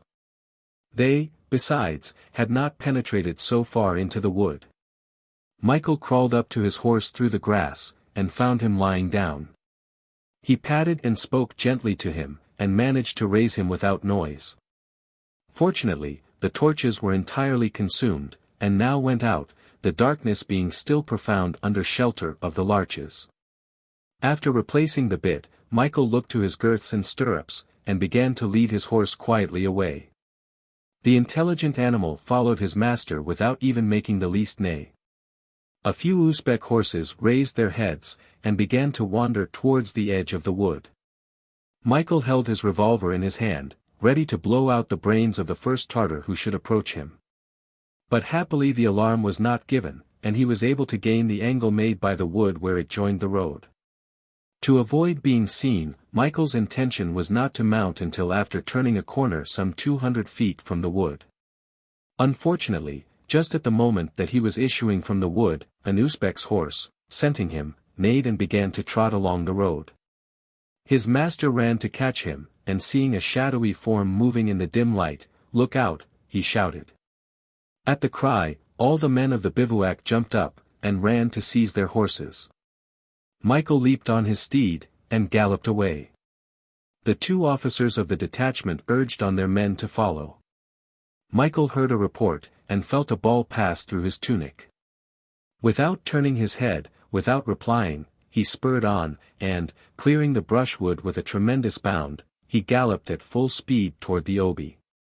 The Uzbek's horses being unsaddled gave him a small start, but in less than 2 minutes he heard the tramp of several horses gradually gaining on him. Day was now beginning to break, and objects at some distance were becoming visible. Michael turned his head, and perceived a horseman rapidly approaching him. It was the Debaski. Being better mounted, this officer had distanced his detachment. Without drawing rein, Michael extended his revolver, and took a moment's aim. The Uzbek officer, hit in the breast, rolled on the ground. But the other horsemen followed him closely, and without waiting to assist the Debaski, exciting each other by their shouts, digging their spurs into their horses' sides, they gradually diminished the distance between themselves and Michael. For half an hour only was the latter able to keep out of range of the Tartars, but he well knew that his horse was becoming weaker, and dreaded every instant that he would stumble never to rise again. It was now light, although the sun had not yet risen above the horizon. 2 versts distant could be seen a pale line bordered by a few trees. This was the Obi, which flows from the southwest to the northeast, the surface almost level with the ground, its bed being but the steppe itself. Several times shots were fired at Michael, but without hitting him, and several times too he discharged his revolver on those of the soldiers who pressed him too closely. Each time an Uzbek rolled on the ground, midst cries of rage from his companions. But this pursuit could only terminate to Michael's disadvantage. His horse was almost exhausted. He managed to reach the bank of the river. The Uzbek detachment was now not more than 50 paces behind him. The Obi was deserted, not a boat of any description which could take him over the water. "Courage, my brave horse," cried Michael. "Come. A last effort." And he plunged into the river, which here was half a verst in width. It would have been difficult to stand against the current, indeed, Michael's horse could get no footing. He must therefore swim across the river, although it was rapid as a torrent. Even to attempt it showed Michael's marvelous courage. The soldiers reached the bank, but hesitated to plunge in. The Penjabaski seized his musket and took aim at Michael, whom he could see in the middle of the stream. The shot was fired, and Michael's horse, struck in the side, was borne away by the current. His master, speedily disentangling himself from his stirrups, struck out boldly for the shore. In the midst of a hailstorm of balls he managed to reach the opposite side, and disappeared in the rushes. Chapter 17 The Rivals. Michael was in comparative safety, though his situation was still terrible. Now that the faithful animal who had so bravely borne him had met his death in the waters of the river, how was he to continue his journey? He was on foot, without provisions, in a country devastated by the invasion, overrun by the Emir's scouts, and still at a considerable distance from the place he was striving to reach. "By heaven, I will get there!" he exclaimed, in reply to all the reasons for faltering. "God will protect our sacred Russia." Michael was out of reach of the Uzbek horsemen. They had not dared to pursue him through the river. Once more on solid ground Michael stopped to consider what he should do next. He wished to avoid Tomsk, now occupied by the Tartar troops. Nevertheless, he must reach some town, or at least a post-house, where he could procure a horse. A horse once found, he would throw himself out of the beaten track, and not again take to the Irkutsk road until in the neighborhood of Krasnoyarsk. From that place, if he were quick, he hoped to find the way still open, and he intended to go through the Lake Baikal provinces in a southeasterly direction. Michael began by going eastward. By following the course of the Obi 2 versts further, he reached a picturesque little town lying on a small hill. A few churches, with Byzantine cupolas colored green and gold, stood up against the gray sky. This is Kolyvan, where the officers and people employed at Kamsk and other towns take refuge during the summer from the unhealthy climate of the BARABA. According to the latest news obtained by the Tsar's courier, Kolyvan could not be yet in the hands of the invaders. The Tartar troops, divided into two columns, had marched to the left on Omsk, to the right on Tomsk, neglecting the intermediate country. Michael Strogoff's plan was simply this: to reach Kolyvan before the arrival of the Uzbek horsemen, who would ascend the other bank of the Obi to the ferry. There he would procure clothes and a horse, and resume the road to Irkutsk across the southern steppe. It was now 3 o'clock in the morning. The neighborhood of Kolyvan was very still, and appeared to have been totally abandoned. The country population had evidently fled to the northwards, to the province of Yeniseisk, dreading the invasion, which they could not resist. Michael was walking at a rapid pace towards Kolyvan when distant firing struck his ear. He stopped, and clearly distinguished the dull roar of artillery, and above it a crisp rattle which could not be mistaken. "It is cannon and musketry," said he. "The little Russian body is engaged with the Tartar army. Pray heaven that I may arrive at Kolyvan before them." The firing became gradually louder, and soon to the left of Kolyvan a mist collected, not smoke, but those great white clouds produced by discharges of artillery. The Uzbek horsemen stopped on the left of the Obi, to await the result of the battle. From them Michael had nothing to fear as he hastened towards the town. In the meanwhile the firing increased, and became sensibly nearer. It was no longer a confused roar, but distinct reports. At the same time the smoke partially cleared, and it became evident that the combatants were rapidly moving southwards. It appeared that Kolyvan was to be attacked on the north side.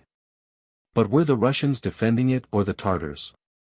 It being impossible to decide this, Michael became greatly perplexed. He was not more than half a verst from Kolyvan when he observed flames shooting up among the houses of the town, and the steeple of a church fell in the midst of clouds of smoke and fire. Was the struggle, then, in Kolyvan? Michael was compelled to think so. It was evident that Russians and Tartars were fighting in the streets of the town. Was this a time to seek refuge there? Would he not run a risk of being taken prisoner? Should he succeed in escaping from Kolyvan, as he had escaped from Omsk? He hesitated and stopped a moment. Would it not be better to try, even on foot, to reach some small town, and there procure a horse at any price? This was the only thing to be done, and Michael, leaving the Obi, went forward to the right of Kolyvan. The firing had now increased in violence. Flames soon sprang up on the left of the town. Fire was devouring one entire quarter of Kolyvan. Michael was running across the steppe endeavoring to gain the covert of some trees when a detachment of Tartar cavalry appeared on the right. He dared not continue in that direction. The horsemen advanced rapidly, and it would have been difficult to escape them. Suddenly, in a thick clump of trees, he saw an isolated house, which it would be possible to reach before he was perceived.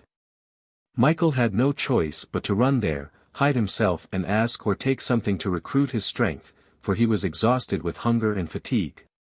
He accordingly ran on towards this house, still about half a verst distant. As he approached, he could see that it was a telegraph office. 2 wires left it in westerly and easterly directions, and a third went towards Kolyvan. It was to be supposed that under the circumstances this station was abandoned. But even if it was, Michael could take refuge there, and wait till nightfall, if necessary, to again set out across the steppe covered with Tartar scouts. He ran up to the door and pushed it open. A single person was in the room whence the telegraphic messages were dispatched. This was a clerk, calm, phlegmatic, indifferent to all that was passing outside. Faithful to his post, he waited behind his little wicket until the public claimed his services. Michael ran up to him, and in a voice broken by fatigue, "What do you know?" he asked. "Nothing," answered the clerk, smiling. "Are the Russians and Tartars engaged?" "They say so." "But who are the victors?" "I don't know." Such calmness, such indifference, in the midst of these terrible events, was scarcely credible. "And is not the wire cut?" said Michael. "It is cut between Kolyvan and Krasnoyarsk, but it is still working between Kolyvan and the Russian frontier." "For the government?" "For the government, when it thinks proper. For the public, when they pay. 10 kopecks a word, whenever you like, sir." Michael was about to reply to this strange clerk that he had no message to send, that he only implored a little bread and water, when the door of the house was again thrown open. Thinking that it was invaded by Tartars, Michael made ready to leap out of the window, when 2 men only entered the room who had nothing of the Tartar soldier about them. One of them held a dispatch, written in pencil, in his hand, and, passing the other, he hurried up to the wicket of the imperturbable clerk. In these 2 men Michael recognized with astonishment, which everyone will understand, 2 personages of whom he was not thinking at all, and whom he had never expected to see again. They were the 2 reporters, Harry Blunt and L.C. Jolivet, no longer traveling companions, but rivals, enemies, now that they were working on the field of battle. They had left Itchem only a few hours after the departure of Michael Strogoff, and they had arrived at Kolyvan before him, by following the same road, in consequence of his losing 3 days on the banks of the Irkutsk. And now, after being both present at the engagement between the Russians and Tartars before the town, they had left just as the struggle broke out in the streets, and ran to the telegraph office, so as to send off their rival dispatches to Europe, and forestall each other in their report of events. Michael stood aside in the shadow, and without being seen himself he could see and hear all that was going on. He would now hear interesting news, and would find out whether or not he could enter Kolyvan. Blunt, having distanced his companion, took possession of the wicket, whilst L.C. Jolivet, contrary to his usual habit, stamped with impatience. 10 kopecks a word, said the clerk. Blunt deposited a pile of rubles on the shelf, whilst his rival looked on with a sort of stupefaction. Good, said the clerk. And with the greatest coolness in the world he began to telegraph the following dispatch: Daily Telegraph, London. From Kolyvan, Government of Omsk, Siberia, August 6. Engagement between Russian and Tartar troops. The reading was in a distinct voice, so that Michael heard all that the English correspondent was sending to his paper. Russians repulsed with great loss. Tartars entered Kolyvan today. These words ended the dispatch. My turn now, cried Alcide Jolivet, anxious to send off his dispatch, addressed to his cousin. But that was not Blunt's idea, who did not intend to give up the wicket, but have it in his power to send off the news just as the events occurred. He would therefore not make way for his companion. But you have finished, exclaimed Jolivet. I have not finished, returned Harry Blunt quietly. And he proceeded to write some sentences, which he handed in to the clerk, who read out in his calm voice: John Gilpin was a citizen of credit and renown. A train band captain eke was he of famous London town. Harry Blunt was telegraphing some verses learned in his childhood, in order to employ the time, and not give up his place to his rival. It would perhaps cost his paper some thousands of rubles, but it would be the first informed. France could wait. Jolivet's fury may be imagined, though under any other circumstances he would have thought it fair warfare. He even endeavored to force the clerk to take his dispatch in preference to that of his rival. It is that gentleman's right, answered the clerk coolly, pointing to Blunt, and smiling in the most amiable manner. And he continued faithfully to transmit to the Daily Telegraph the well-known verses of Cooper. Whilst he was working, Blunt walked to the window and, his field-glass to his eyes, watched all that was going on in the neighbourhood of Kolyvan, so as to complete his information. In a few minutes he resumed his place at the wicket, and added to his telegram: 2 churches are in flames. The fire appears to gain on the right. John Gilpin's spouse said to her, Dear, though wedded we have been these twice 10 tedious years, yet we no holiday have seen. Alcide Jolivet would have liked to strangle the honourable correspondent of the Daily Telegraph. He again interrupted the clerk, who, quite unmoved, merely replied, It is his right, sir, it is his right, at 10 kopecks a word. And he telegraphed the following news, just brought him by Blunt: Russian fugitives are escaping from the town. Away went Gilpin, who but he? His fame soon spread around, he carries weight. He rides a race. 'Tis for £1,000. And Blunt turned round with a quizzical look at his rival. Alcide Jolivet fumed. In the meanwhile Harry Blunt had returned to the window, but this time his attention was diverted by the interest of the scene before him. Therefore, when the clerk had finished telegraphing the last lines dictated by Blunt, Alcide Jolivet noiselessly took his place at the wicket, and, just as his rival had done, after quietly depositing a respectable pile of rubles on the shelf, he delivered his dispatch, which the clerk read aloud: Madeleine Jolivet, 10, Faubourg Montmartre, Paris. From Kolyvan, Government of Omsk, Siberia, August 6. Fugitives are escaping from the town. Russians defeated. Fiercely pursued by the Tartar cavalry. And as Harry Blunt returned he heard Jolivet completing his telegram by singing in a mocking tone: Tu est un petit homme, tout habile de gris, dans Paris. Imitating his rival, Alcide Jolivet had used a merry refrain of Berenger. Hullo! Said Harry Blunt. Just so, answered Jolivet. In the meantime the situation at Kolyvan was alarming in the extreme. The battle was raging nearer, and the firing was incessant. At that moment the telegraph office shook to its foundations.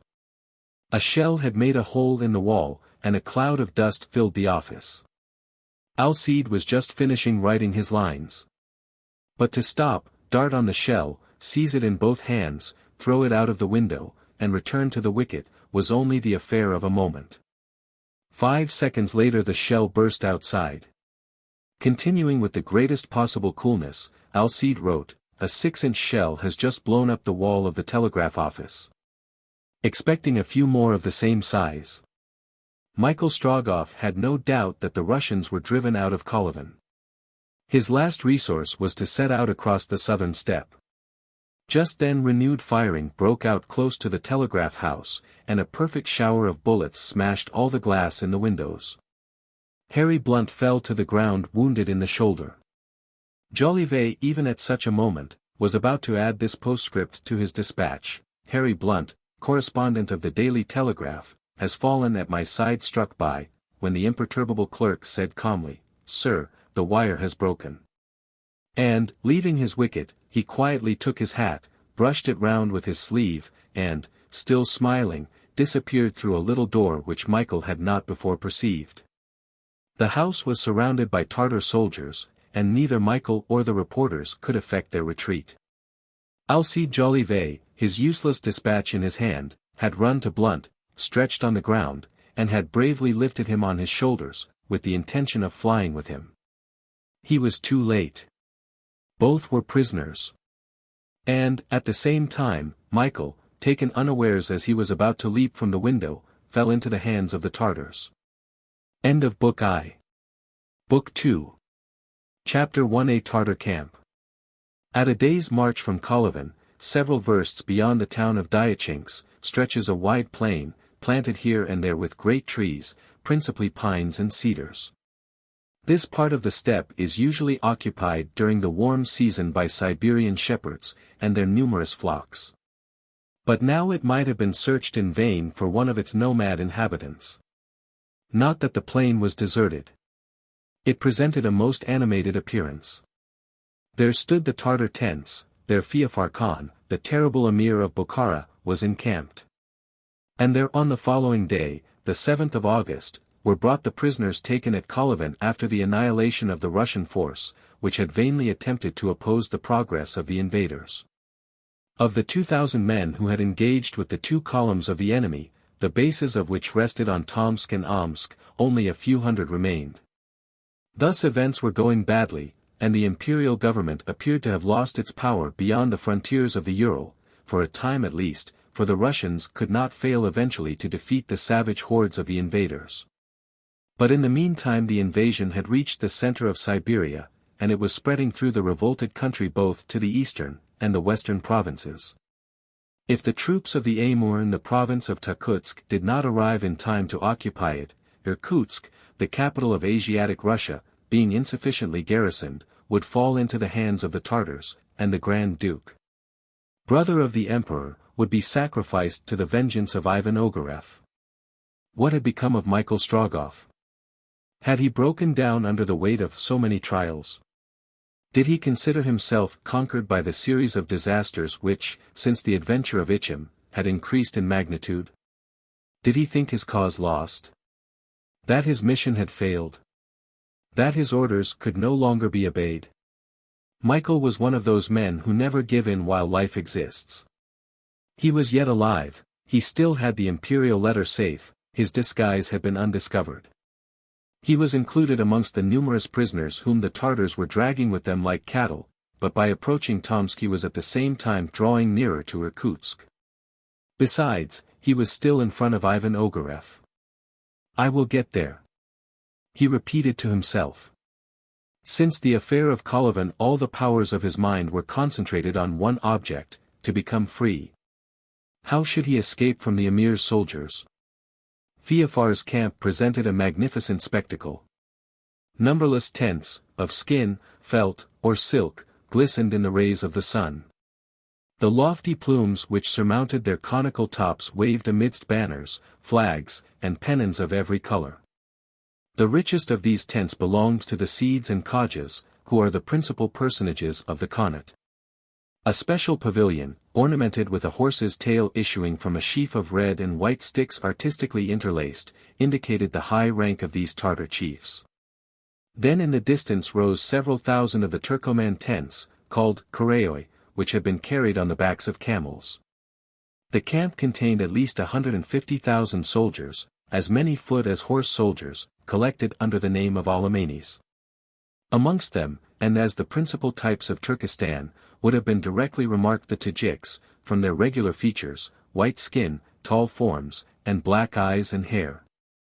They formed the bulk of the Tartar army, and of them the Khanats of Kokand and Koundouch had furnished a contingent nearly equal to that of Bukhara. With the Tajiks were mingled specimens of different races who either reside in Turkestan or whose native countries border on it. There were Uzbeks, red-bearded, small in stature, similar to those who had pursued Michael. Here were Kyrgyz, with flat faces like the Kalmucks, dressed in coats of mail. Some carried the lance, bows, and arrows of Asiatic manufacture. Some the saber, a matchlock gun, and the tskakane, a little short-handled axe, the wounds from which invariably prove fatal. There were Mongols, of middle height, with black hair plaited into pigtails, which hung down their back. Round faces, swarthy complexions, lively deep-set eyes, scanty beards, dressed in blue nankeen trimmed with black plush, sword belts of leather with silver buckles, coats gaily braided, and silk caps edged with fur and 3 ribbons fluttering behind. Brown-skinned Afghans, too, might have been seen. Arabs, having the primitive type of the beautiful Semitic races. And Turkomans, with eyes which looked as if they had lost the pupil, all enrolled under the emir's flag, the flag of incendiaries and devastators. Among these free soldiers were a certain number of slave soldiers, principally Persians, commanded by officers of the same nation, and they were certainly not the least esteemed of Feofar Khan's army. If to this list are added the Jews, who acted as servants, their robes confined with a cord, and wearing on their heads instead of the turban, which is forbidden them, little caps of dark cloth. If with these groups are mingled some hundreds of calendars, a sort of religious mendicants, clothed in rags, covered by a leopard skin, some idea may be formed of the enormous agglomerations of different tribes included under the general denomination of the Tartar army. Nothing could be more romantic than this picture, in delineating which the most skillful artist would have exhausted all the colors of his palette. Feofar's tent overlooked the others. Draped in large folds of a brilliant silk looped with golden cords and tassels, surmounted by tall plumes which waved in the wind like fans, it occupied the center of a wide clearing, sheltered by a grove of magnificent birch and pine trees. Before this tent, on a japan table inlaid with precious stones, was placed the sacred book of the Quran, its pages being of thin gold leaf delicately engraved. Above floated the Tartar flag, quartered with the emir's arms. In a semicircle round the clearing stood the tents of the great functionaries of Bukhara. There resided the chief of the stables, who has the right to follow the emir on horseback even into the court of his palace, the grand falconer. The Haushbagai, bearer of the royal seal, the Topshibaski, grand master of the artillery, the Khaja, chief of the council, who receives the prince's kiss, and may present himself before him with his girdle untied. The Tschikaulislam, chief of the ulamas, representing the priests, the Kotsiaskev, who, in the emir's absence settles all disputes raised among the soldiers. And lastly, the chief of the astrologers, whose great business is to consult the stars every time the Khan thinks of changing his quarters. When the prisoners were brought into the camp, the emir was in his tent. He did not show himself. This was fortunate, no doubt. A sign, a word from him might have been the signal for some bloody execution. But he entrenched himself in that isolation which constitutes in part the majesty of Eastern kings. He who does not show himself is admired, and, above all, feared.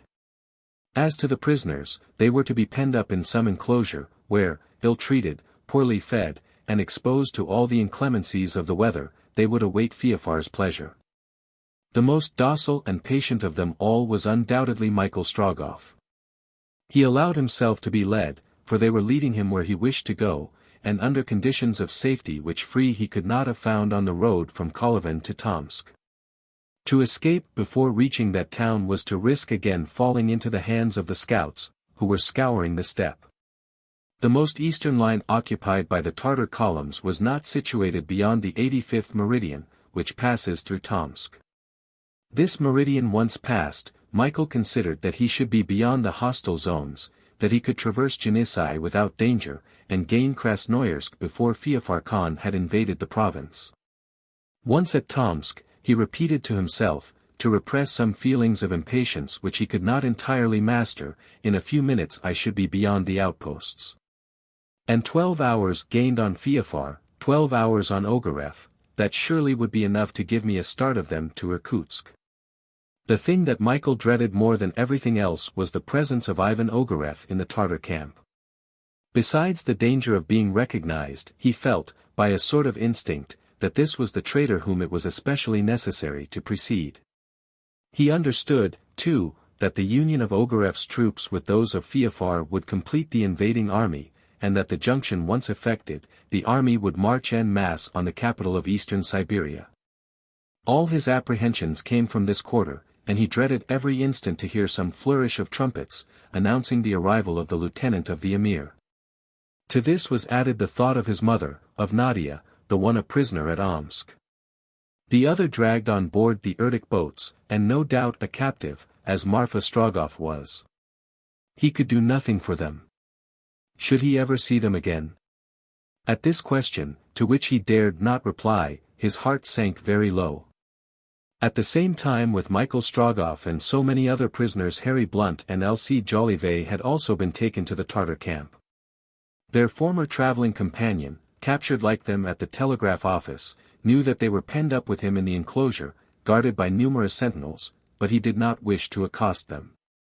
It mattered little to him, at this time especially, what they might think of him since the affair at XIII. Besides, he desired to be alone, that he might act alone, if necessary. He therefore held himself aloof from his former acquaintances. From the moment that Harry Blunt had fallen by his side, Jolivet had not ceased his attentions to him. During the journey from Kolyvan to the camp, that is to say, for several hours, Blunt, by leaning on his companion's arm, had been enabled to follow the rest of the prisoners. He tried to make known that he was a British subject. But it had no effect on the barbarians, who only replied by prods with a lance or sword. The correspondent of the Daily Telegraph was, therefore, obliged to submit to the common lot, resolving to protest later, and obtain satisfaction for such treatment. But the journey was not the less disagreeable to him, for his wound caused him much pain, and without Alcide Jolivet's assistance he might never have reached the camp. Jolivet, whose practical philosophy never abandoned him, had physically and morally strengthened his companion by every means in his power. His first care, when they found themselves definitely established in the enclosure, was to examine Blunt's wound. Having managed carefully to draw off his coat, he found that the shoulder had been only grazed by the shot. "This is nothing," he said. "A mere scratch. After 2 or 3 dressings you will be all to rights." "But these dressings?" asked Blunt. "I will make them for you myself." "Then you are something of a doctor." "All Frenchmen are something of doctors." And on this affirmation Alcide, tearing his handkerchief, made lint of one piece, bandages of the other, took some water from a well dug in the middle of the enclosure, bathed the wound, and skillfully placed the wet rag on Harry Blunt's shoulder. "I treat you with water," he said. "This liquid is the most efficacious sedative known for the treatment of wounds, and is the most employed now. Doctors have taken 6,000 years to discover that." "Yes, 6,000 years in round numbers." "I thank you, M. Jolivet," answered Harry, stretching himself on a bed of dry leaves, which his companion had arranged for him in the shade of a birch tree. "Bah! It's nothing. You would do as much for me." "I am not quite so sure," said Blunt candidly. "Nonsense, stupid. All English are generous." "Doubtless, but the French?" "Well, the French, they are brutes, if you like. But what redeems them is that they are French. Say nothing more about that, or rather, say nothing more at all. Rest is absolutely necessary for you." But Harry Blunt had no wish to be silent. If the wound, in prudence, required rest, the correspondent of the Daily Telegraph was not a man to indulge himself. "M. Jolivet," he asked, "do you think that our last dispatches have been able to pass the Russian frontier?" "Why not?" answered Alcide. "By this time you may be sure that my beloved cousin knows all about the affair at Kolyvan." How many copies does your cousin work off of her dispatches? Asked Blunt, for the first time putting his question direct to his companion. Well, answered Alcide, laughing, my cousin is a very discreet person, who does not like to be talked about, and who would be in despair if she troubled the sleep of which you are in need. I don't wish to sleep, replied the Englishman. What will your cousin think of the affairs of Russia? That they seem for the time in a bad way. But, bah! The Muscovite government is powerful, it cannot be really uneasy at an invasion of barbarians. Too much ambition has lost the greatest empires, answered Blunt, who was not exempt from a certain English jealousy with regard to Russian pretensions in Central Asia. Oh, do not let us talk politics, cried Jolivet. It is forbidden by the faculty. Nothing can be worse for wounds in the shoulder, unless it was to put you to sleep. Let us, then, talk of what we ought to do, replied Blunt. Jolivet, I have no intention at all of remaining a prisoner to these Tartars for an indefinite time. Nor I, either, by Jove. We will escape on the first opportunity. Yes, if there is no other way of regaining our liberty. Do you know of any other? Asked Blunt, looking at his companion. Certainly. We are not belligerents, we are neutral, and we will claim our freedom. From that brute of a Feofar Khan? No, he would not understand, answered Jolivet. But from his lieutenant, Ivan Ogareff. He is a villain. No doubt, but the villain is a Russian. He knows that it does not do to trifle with the rights of men, and he has no interest to retain us, on the contrary. But to ask a favor of that gentleman does not quite suit my taste. But that gentleman is not in the camp, or at least I have not seen him here, observed Blunt. He will come. He will not fail to do that. He must join the Emir. Siberia is cut in two now, and very certainly Feofar's army is only waiting for him to advance on Irkutsk. And once free, what shall we do? Once free, we will continue our campaign, and follow the Tartars, until the time comes when we can make our way into the Russian camp. We must not give up the game. No, indeed, we have only just begun. You, friend, have already had the honor of being wounded in the service of the Daily Telegraph, whilst I have as yet suffered nothing in my cousin's service. Well, well. Good, murmured Alcide Jolivet, there he is asleep. A few hours' sleep and a few cold water compresses are all that are required to set an Englishman on his legs again. These fellows are made of cast iron. And whilst Harry Blunt rested, Alcide watched near him, after having drawn out his notebook, which he loaded with notes, determined besides to share them with his companion, for the greater satisfaction of the readers of the Daily Telegraph. Events had united them one with the other. They were no longer jealous of each other. So, then, the thing that Michael Strogoff dreaded above everything was the most lively desire of the two correspondents. Ivan Ogareff's arrival would evidently be of use to them. Blunt and Jolivet's interest was, therefore, contrary to that of Michael. The latter well understood the situation, and it was one reason, added to many others, which prevented him from approaching his former traveling companions. He therefore managed so as not to be seen by them. For days passed thus without the state of things being in any wise altered. The prisoners heard no talk of the breaking up of the Tartar camp. They were strictly guarded. It would have been impossible for them to pass the cordon of foot and horse soldiers, which watched them night and day. As to the food which was given them, it was barely sufficient. Twice in the 24 hours they were thrown a piece of the intestines of goats grilled on the coals, or a few bits of that cheese called krut, made of sour ewe's milk, and which, soaked in mare's milk, forms the Kirghiz dish, commonly called kumis. And this was all. It may be added that the weather had become detestable. There were considerable atmospheric commotions, bringing squalls mingled with rain. The unfortunate prisoners, destitute of shelter, had to bear all the inclemencies of the weather, nor was there the slightest alleviation to their misery. Several wounded women and children died, and the prisoners were themselves compelled to dig graves for the bodies of those whom their jailers would not even take the trouble to bury.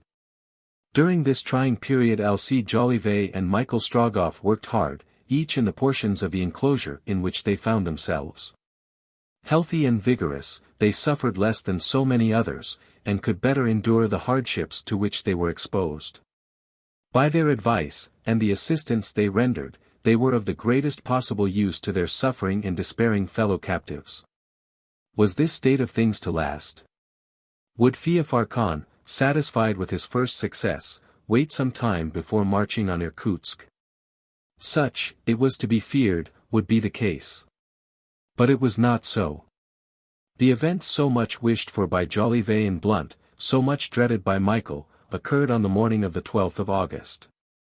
On that day the trumpets sounded, the drums beat, the cannon roared. A huge cloud of dust swept along the road from Kolyvan. Ivan Ogareff, followed by several thousand men, made his entry into the Tartar camp. Chapter 2 Correspondents in Trouble. Ivan Ogareff was bringing up the main body of the army of the Emir. The cavalry and infantry now under him had formed part of the column which had taken Omsk. Ogareff, not having been able to reduce the high town, in which, it must be remembered, the governor and garrison had sought refuge, had decided to pass on, not wishing to delay operations which ought to lead to the conquest of eastern Siberia. He therefore left a garrison in Omsk, and, reinforcing himself en route with the conquerors of Kolyvan, joined Feofar's army. Ivan Ogareff's soldiers halted at the outposts of the camp. They received no orders to bivouac. Their chief's plan, doubtless, was not to halt there, but to press on and reach Tomsk in the shortest possible time, it being an important town, naturally intended to become the center of future operations. Besides his soldiers, Ogareff was bringing a convoy of Russian and Siberian prisoners, captured either at Omsk or Kolyvan. These unhappy creatures were not led to the enclosure, already too crowded, but were forced to remain at the outposts without shelter, almost without nourishment. What fate was Feofar Khan reserving for these unfortunates? Would he imprison them in Tomsk, or would some bloody execution, familiar to the Tartar chiefs, remove them when they were found too inconvenient? This was the secret of the capricious Emir. This army had not come from Omsk and Kolyvan without bringing in its train the usual crowd of beggars, freebooters, pedlars, and gypsies, which composed the rearguard of an army on the march. All these people lived on the country traversed, and left little of anything behind them. There was, therefore, a necessity for pushing forward, if only to secure provisions for the troops. The whole region between Ichim and the Obi, now completely devastated, no longer offered any resources. The Tartars left a desert behind them. Conspicuous among the gypsies who had hastened from the western provinces was the Tzigane troop, which had accompanied Michael Strogoff as far as Perm. Sangar was there. This fierce spy, the tool of Ivan Ogareff, had not deserted her master. Ogareff had traveled rapidly to Ichim, whilst Sangar and her band had proceeded to Omsk by the southern part of the province. It may be easily understood how useful this woman was to Ogareff. With her gypsy band she could penetrate anywhere. Ivan Ogareff was kept acquainted with all that was going on in the very heart of the invaded provinces. There were 100 eyes, 100 ears, open in his service. Besides, he paid liberally for this espionage, from which he derived so much advantage. Once Sangar, being implicated in a very serious affair, had been saved by the Russian officer. She never forgot what she owed him, and had devoted herself to his service body and soul. When Ivan Ogareff entered on the path of treason, he saw at once how he might turn this woman to account. Whatever order he might give her, Sangar would execute it.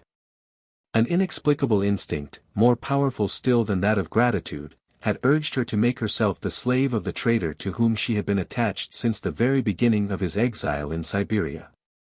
Confidant and accomplice, Sangar, without country, without family, had been delighted to put her vagabond life to the service of the invaders thrown by Ogareff on Siberia. To the wonderful cunning natural to her race she added a wild energy, which knew neither forgiveness nor pity. She was a savage worthy to share the wigwam of an Apache or the hut of an Andaman. Since her arrival at Omsk, where she had rejoined him with her Tsigans, Sangar had not again left Ogareff. The circumstance that Michael and Marfa Strogoff had met was known to her. She knew and shared Ogareff's fears concerning the journey of a courier of the Tsar. Having Marfa Strogoff in her power, she would have been the woman to torture her with all the refinement of a redskin in order to wrest her secret from her. But the hour had not yet come in which Ogareff wished the old Siberian to speak. Sangar had to wait, and she waited, without losing sight of her whom she was watching, observing her slightest gestures, her slightest words, endeavoring to catch the word son escaping from her lips. But as yet always baffled by Marfa's taciturnity. At the first flourish of the trumpet several officers of high rank, followed by a brilliant escort of Uzbek horsemen, moved to the front of the camp to receive Ivan Ogareff. Arrived in his presence, they paid him the greatest respect, and invited him to accompany them to Feofar Khan's tent. Imperturbable as usual, Ogareff replied coldly to the deference paid to him. He was plainly dressed. But, from a sort of impudent bravado, he still wore the uniform of a Russian officer. As he was about to enter the camp, Sangar, passing among the officers, approached and remained motionless before him. "Nothing?" asked Ogareff. "Nothing. Have patience. Is the time approaching when you will force the old woman to speak?" "It is approaching, Sangar." "When will the old woman speak?" "When we reach Tomsk." "And we shall be there?" "In 3 days." A strange gleam shot from Sangar's great black eyes, and she retired with a calm step. Ogareff pressed his spurs into his horse's flanks, and, followed by his staff of Tartar officers, rode towards the emir's tent. Feofar Khan was expecting his lieutenant. The council, composed of the bearer of the royal seal, the Khaja, and some high officers, had taken their places in the tent. Ivan Ogareff dismounted and entered. Feofar Khan was a man of 40, tall, rather pale, of a fierce countenance, and evil eyes. A curly black beard flowed over his chest. With his war costume, coat of mail of gold and silver, cross-belt and scabbard glistening with precious stones, boots with golden spurs, helmet ornamented with an aigrette of brilliant diamonds. Feofar presented an aspect rather strange than imposing for a Tartar Sardanapalus, an undisputed sovereign, who directs at his pleasure the life and fortune of his subjects. When Ivan Ogareff appeared, the great dignitaries remained seated on their gold-embroidered cushions.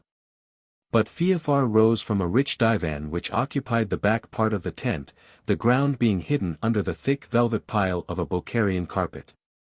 The emir approached Ogareff and gave him a kiss, the meaning of which he could not mistake.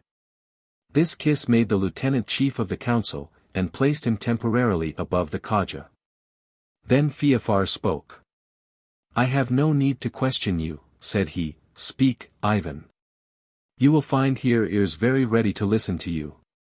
"Taksir," answered Ogareff, "this is what I have to make known to you." He spoke in the Tartar language, giving to his phrases the emphatic turn which distinguishes the languages of the Orientals.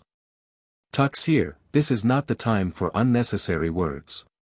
What I have done at the head of your troops, you know. The lines of the Ichim and the Irkutsk are now in our power, and the Turkoman horsemen can bathe their horses in the now Tartar waters. The Kyrgyz hordes rose at the voice of Feofar Khan.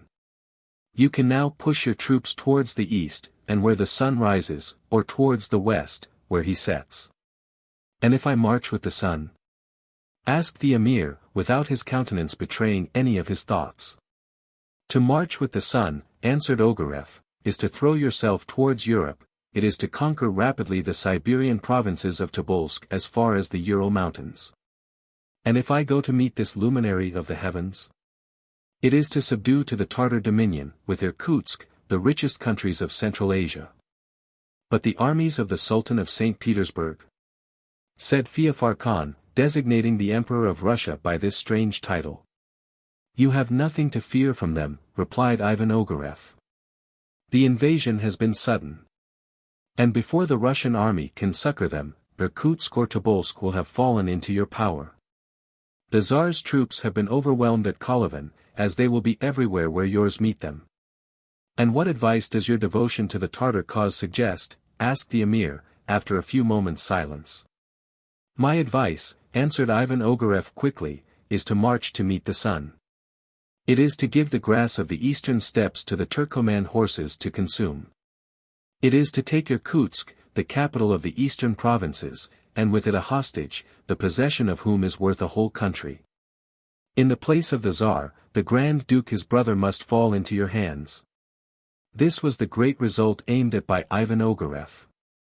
To listen to him, one would have taken him for one of the cruel descendants of Stefan Razin, the celebrated pirate who ravaged southern Russia in the 18th century. To seize the Grand Duke, murder him pitilessly, would fully satisfy his hatred.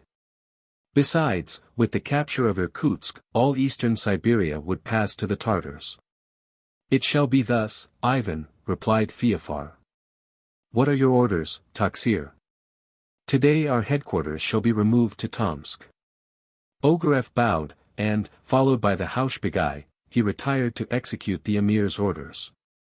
As he was about to mount his horse, to return to the outposts, a tumult broke out at some distance, in the part of the camp reserved for the prisoners.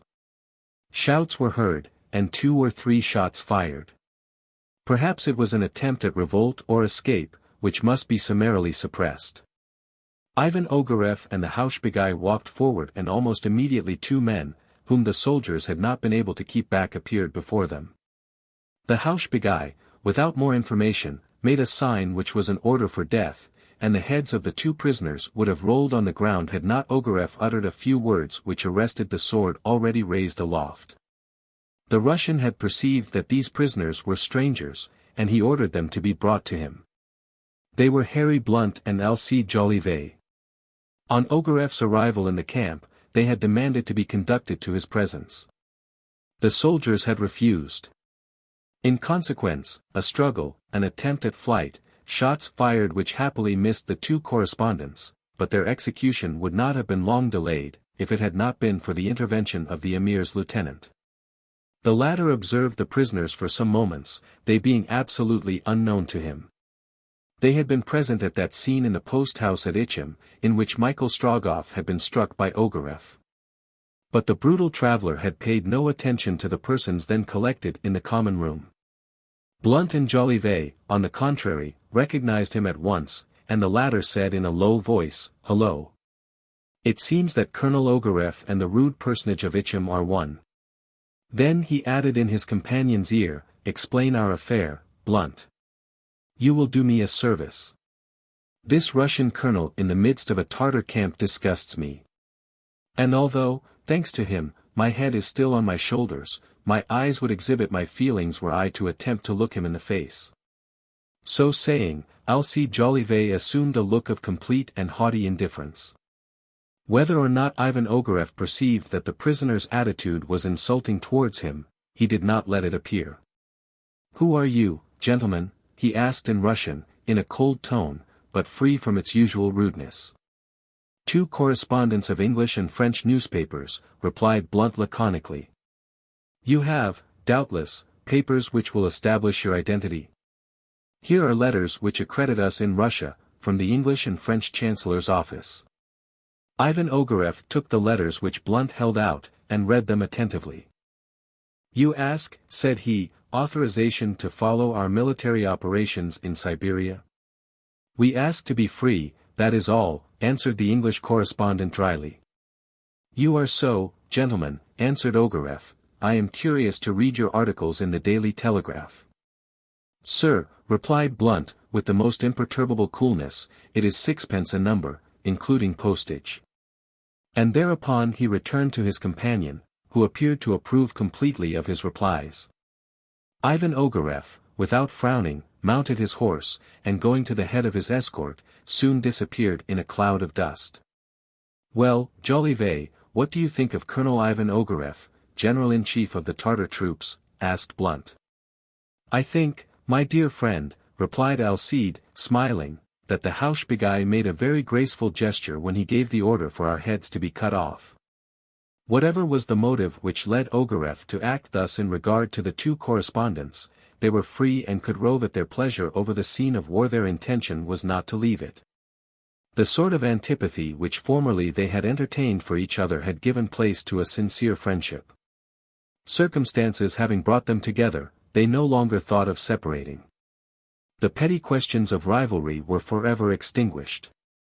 Harry Blunt could never forget what he owed his companion, who, on the other hand, never tried to remind him of it.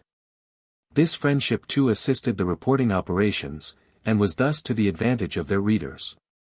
"And now," asked Blunt, "what shall we do with our liberty?" "Take advantage of it, of course," replied Alcide, "and go quietly to Tomsk to see what is going on there.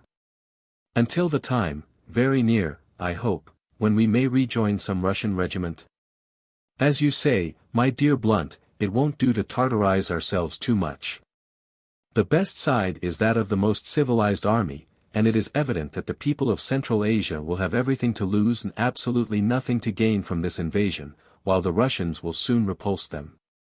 It is only a matter of time." The arrival of Ivan Ogareff, which had given Jolivet and Blunt their liberty, was to Michael Strogoff, on the contrary, a serious danger. Should chance bring the Tsar's courier into Ogareff's presence, the latter could not fail to recognize in him the traveler whom he had so brutally treated at the XIII post-house. And although Michael had not replied to the insult as he would have done under any other circumstances, attention would be drawn to him, and at once the accomplishment of his plans would be rendered more difficult. This was the unpleasant side of the business.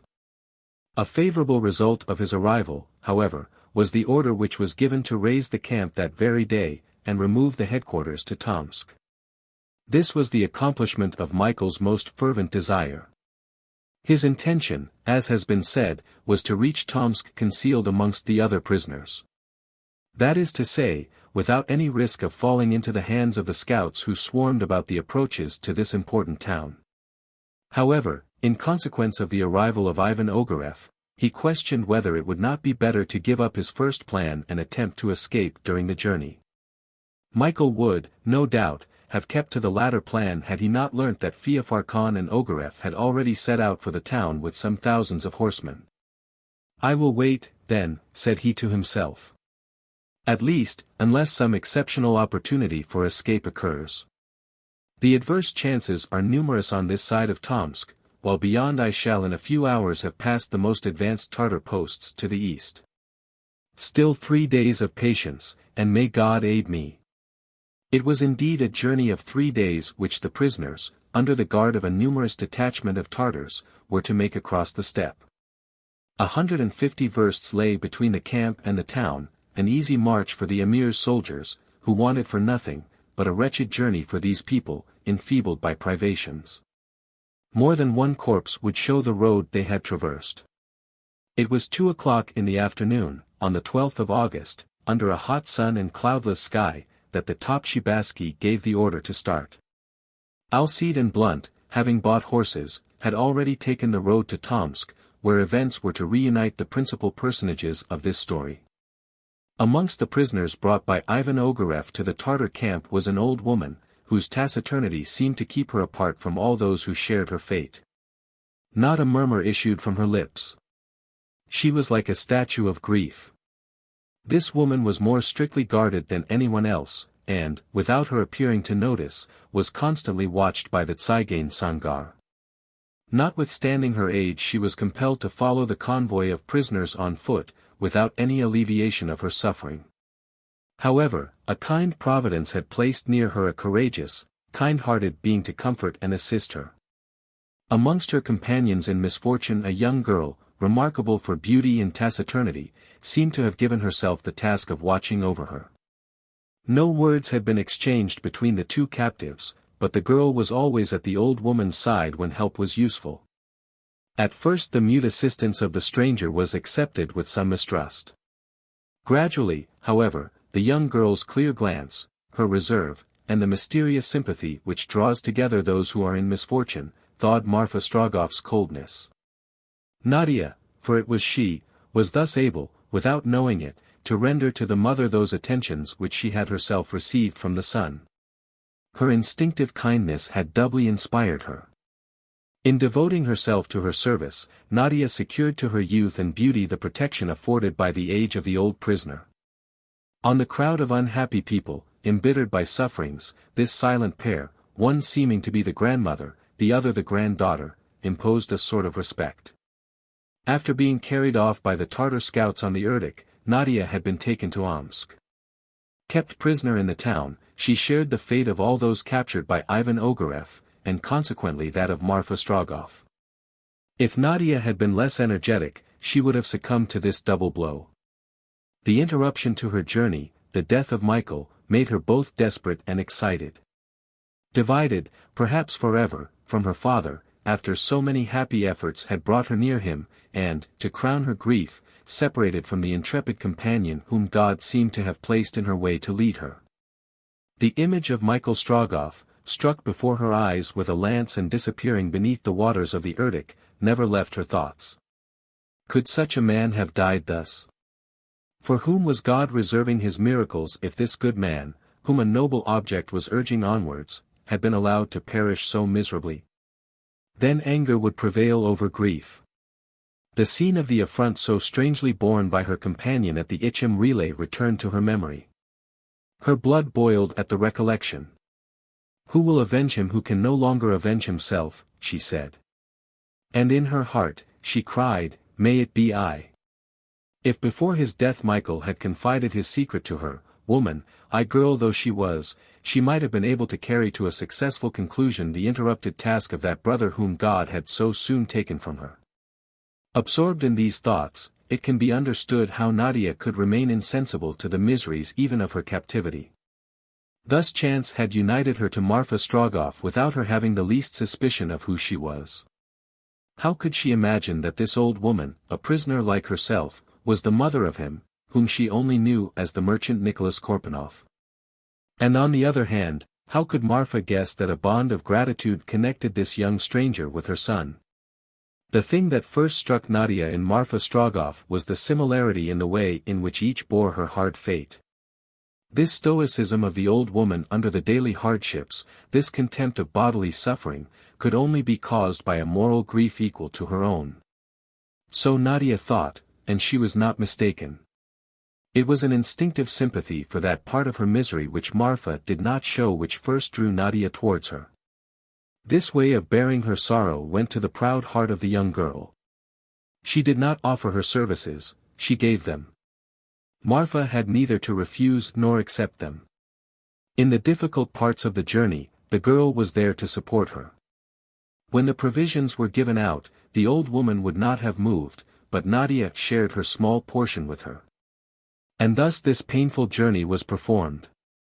Thanks to her companion, Marfa was able to follow the soldiers who guarded the prisoners without being fastened to a saddlebow, as were many other unfortunate wretches, and thus dragged along this road of sorrow. "May God reward you, my daughter, for what you have done for my old age," said Marfa Strogoff once, and for some time these were the only words exchanged between the two unfortunate beings. During these few days, which to them appeared like centuries, it would seem that the old woman and the girl would have been led to speak of their situation.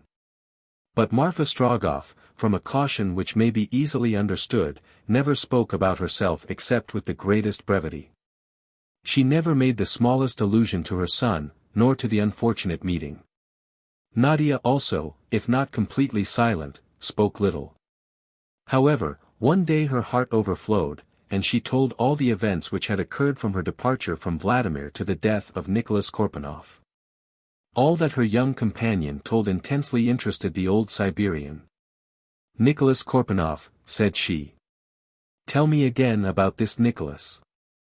I know only one man, one alone, in whom such conduct would not have astonished me. Nicholas Korpanoff. Was that really his name? Are you sure of it, my daughter?" "Why should he have deceived me in this," replied Nadia, "when he deceived me in no other way?" Moved, however, by a kind of presentiment, Marfa Strogoff put questions upon questions to Nadia. "You told me he was fearless, my daughter. You have proved that he has been so?" asked she. "Yes, fearless indeed," replied Nadia. "It was just what my son would have done," said Marfa to herself. Then she resumed, "Did you not say that nothing stopped him, nor astonished him? That he was so gentle in his strength that you had a sister as well as a brother in him, and he watched over you like a mother. Yes, yes, said Nadia. Brother, sister, mother, he has been all to me. And defended you like a lion? A lion indeed, replied Nadia. A lion, a hero. My son, thought the old Siberian. But you said, however, that he bore a terrible insult at that post house in XIII. He did bear it, answered Nadia, looking down. He bore it, murmured Marfa, shuddering. Mother, mother, cried Nadia, do not blame him. He had a secret. A secret of which God alone is as yet the judge. And, said Marfa, raising her head and looking at Nadia as though she would read the depths of her heart, in that hour of humiliation did you not despise this Nicholas Korpanov? I admired without understanding him, replied the girl. I never felt him more worthy of respect. The old woman was silent for a minute. Was he tall? She asked. Very tall. And very handsome. Come, speak, my daughter. He was very handsome, replied Nadia, blushing. It was my son. I tell you it was my son, exclaimed the old woman, embracing Nadia. Your son, said Nadia amazed, your son. Come, said Marfa, let us get to the bottom of this, my child. Your companion, your friend, your protector had a mother. Did he never speak to you of his mother? Of his mother, said Nadia. He spoke to me of his mother as I spoke to him of my father, often, always. He adored her. Nadia, Nadia, you have just told me about my own son, said the old woman. And she added impetuously, was he not going to see this mother, whom you say he loved, in Omsk? No, answered Nadia, no, he was not. Not, cried Marfa. You dare to tell me not. I say so, but it remains to me to tell you that from motives which outweighed everything else, motives which I do not know, I understand that Nicholas Korpanov had to traverse the country completely in secret. To him it was a question of life and death, and still more, a question of duty and honor. Duty, indeed, imperious duty, said the old Siberian, of those who sacrifice everything, even the joy of giving a kiss, perhaps the last, to his old mother. All that you do not know, Nadia, all that I did not know myself, I now know. You have made me understand everything. But the light which you have thrown on the mysteries of my heart, I cannot return on yours. Since my son has not told you his secret, I must keep it. Forgive me, Nadia, I can never repay what you have done for me. Mother, I ask you nothing, replied Nadia. All was thus explained to the old Siberian, all, even the conduct of her son with regard to herself in the inn at Omsk. There was no doubt that the young girl's companion was Michael Strogoff, and that a secret mission in the invaded country obliged him to conceal his quality of the Tsar's courier. Ah, my brave boy, thought Marfa. No, I will not betray you, and tortures shall not wrest from me the avowal that it was you whom I saw at Omsk. Marfa could with a word have paid Nadia for all her devotion to her. She could have told her that her companion, Nicholas Korpanov, or rather Michael Strogoff, had not perished in the waters of the Irkutsk, since it was some days after that incident that she had met him, that she had spoken to him. But she restrained herself, she was silent, and contented herself with saying, Hope, my child. Misfortune will not overwhelm you. You will see your father again, I feel it, and perhaps he who gave you the name of sister is not dead. God cannot have allowed your brave companion to perish. Hope, my child, hope. Do as I do. The mourning which I wear is not yet for my son. Chapter 3 Blow for Blow. Such were now the relative situations of Marfa Strogoff and Nadia. All was understood by the old Siberian, and though the young girl was ignorant that her much-regretted companion still lived, she at least knew his relationship to her whom she had made her mother. And she thanked God for having given her the joy of taking the place of the son whom the prisoner had lost.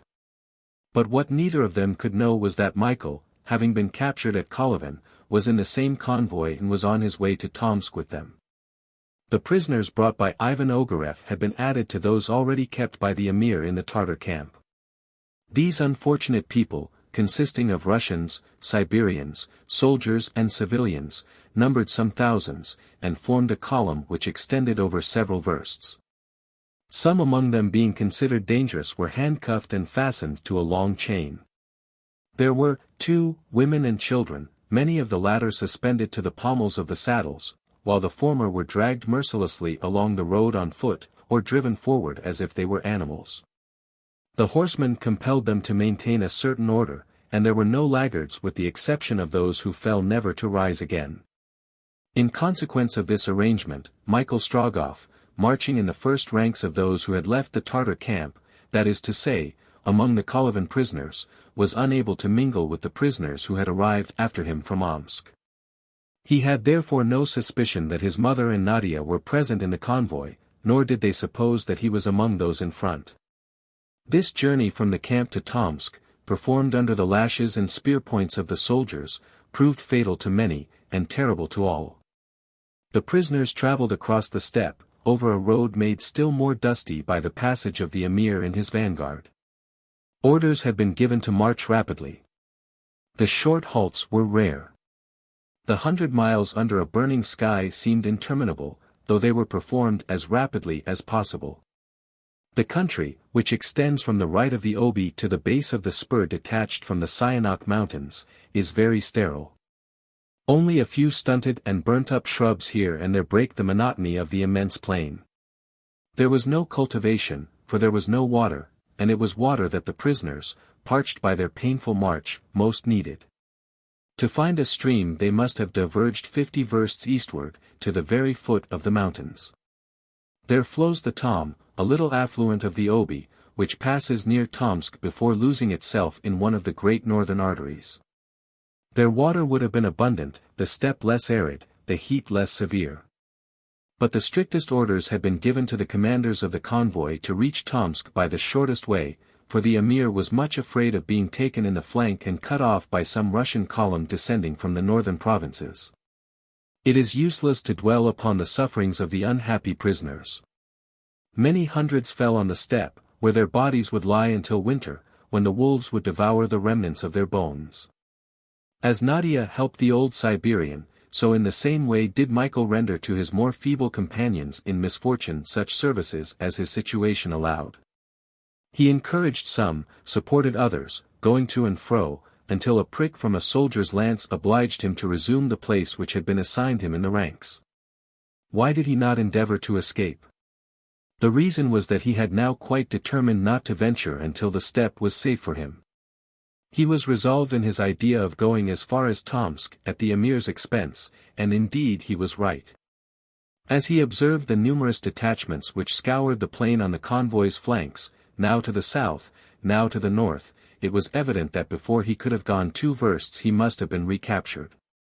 The Tartar horsemen swarmed, it actually appeared as if they sprang from the earth, like insects which a thunderstorm brings to the surface of the ground. Flight under these conditions would have been extremely difficult, if not impossible.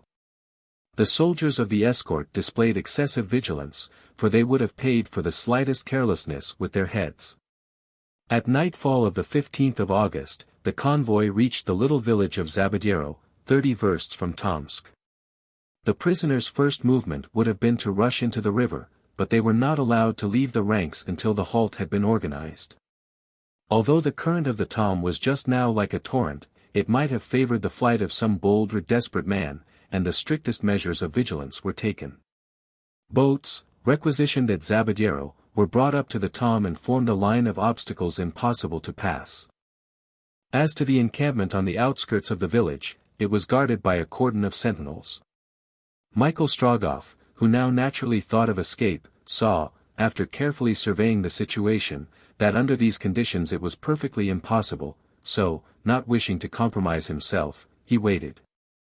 The prisoners were to encamp for the whole night on the banks of the Tom, for the emir had put off the entrance of his troops into Tomsk.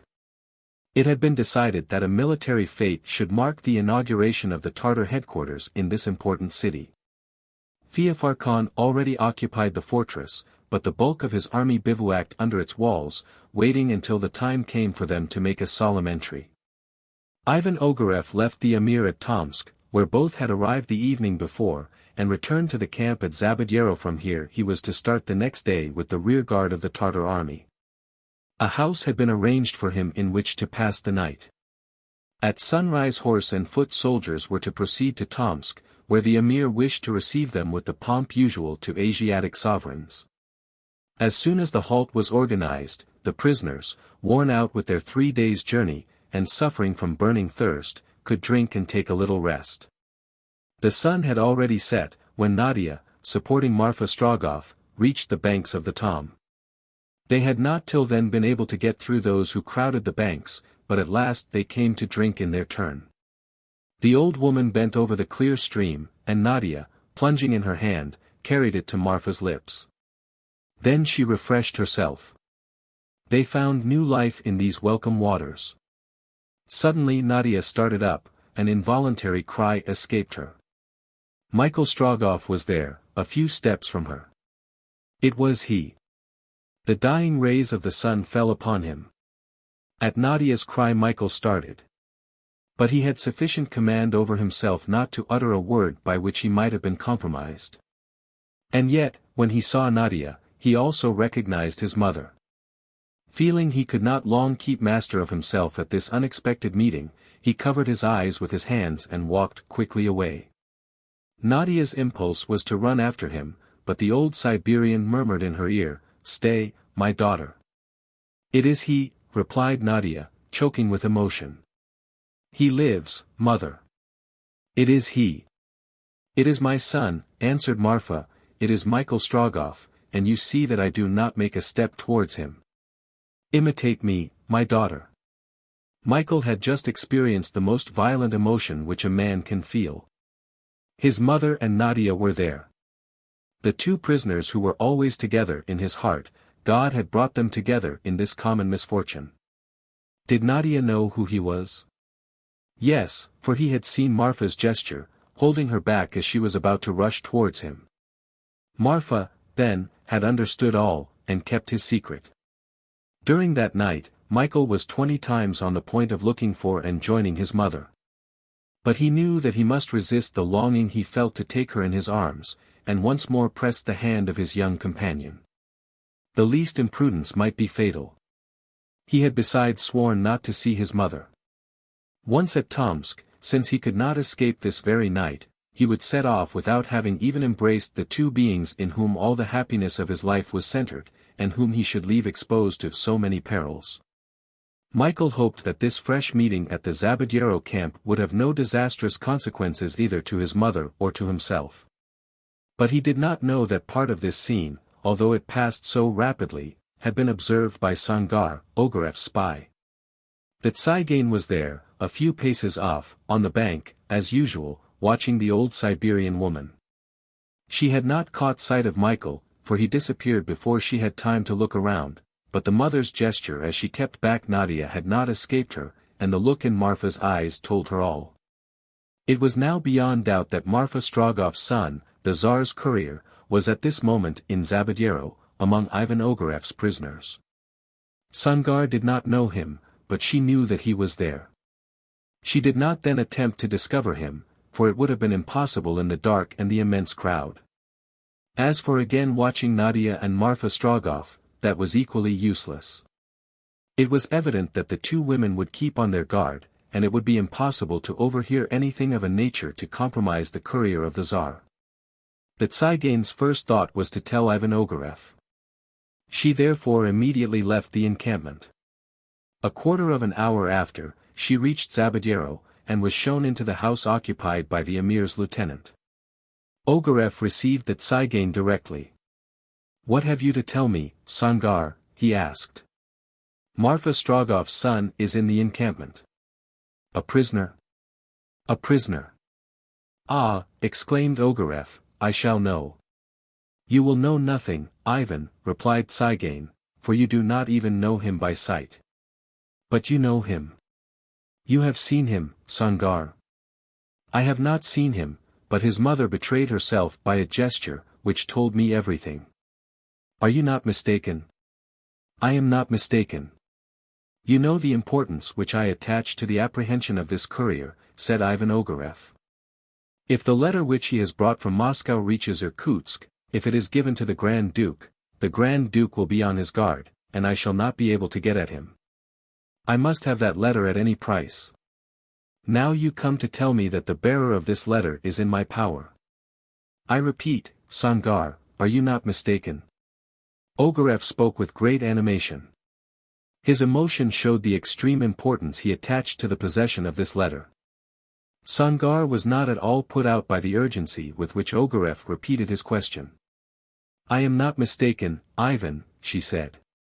But, Sangar, there are thousands of prisoners, and you say that you do not know Michael Strogoff. No, answered the Tsigain, with a look of savage joy, I do not know him, but his mother knows him. Ivan, we must make his mother speak. Tomorrow she shall speak, cried Ogareff. So saying, he extended his hand to the Tsigain, who kissed it. For there is nothing servile in this act of respect, it being usual among the northern races. Sangar returned to the camp. She found out Nadia and Marfa Strogoff, and passed the night in watching them. Although worn out with fatigue, the old woman and the girl did not sleep.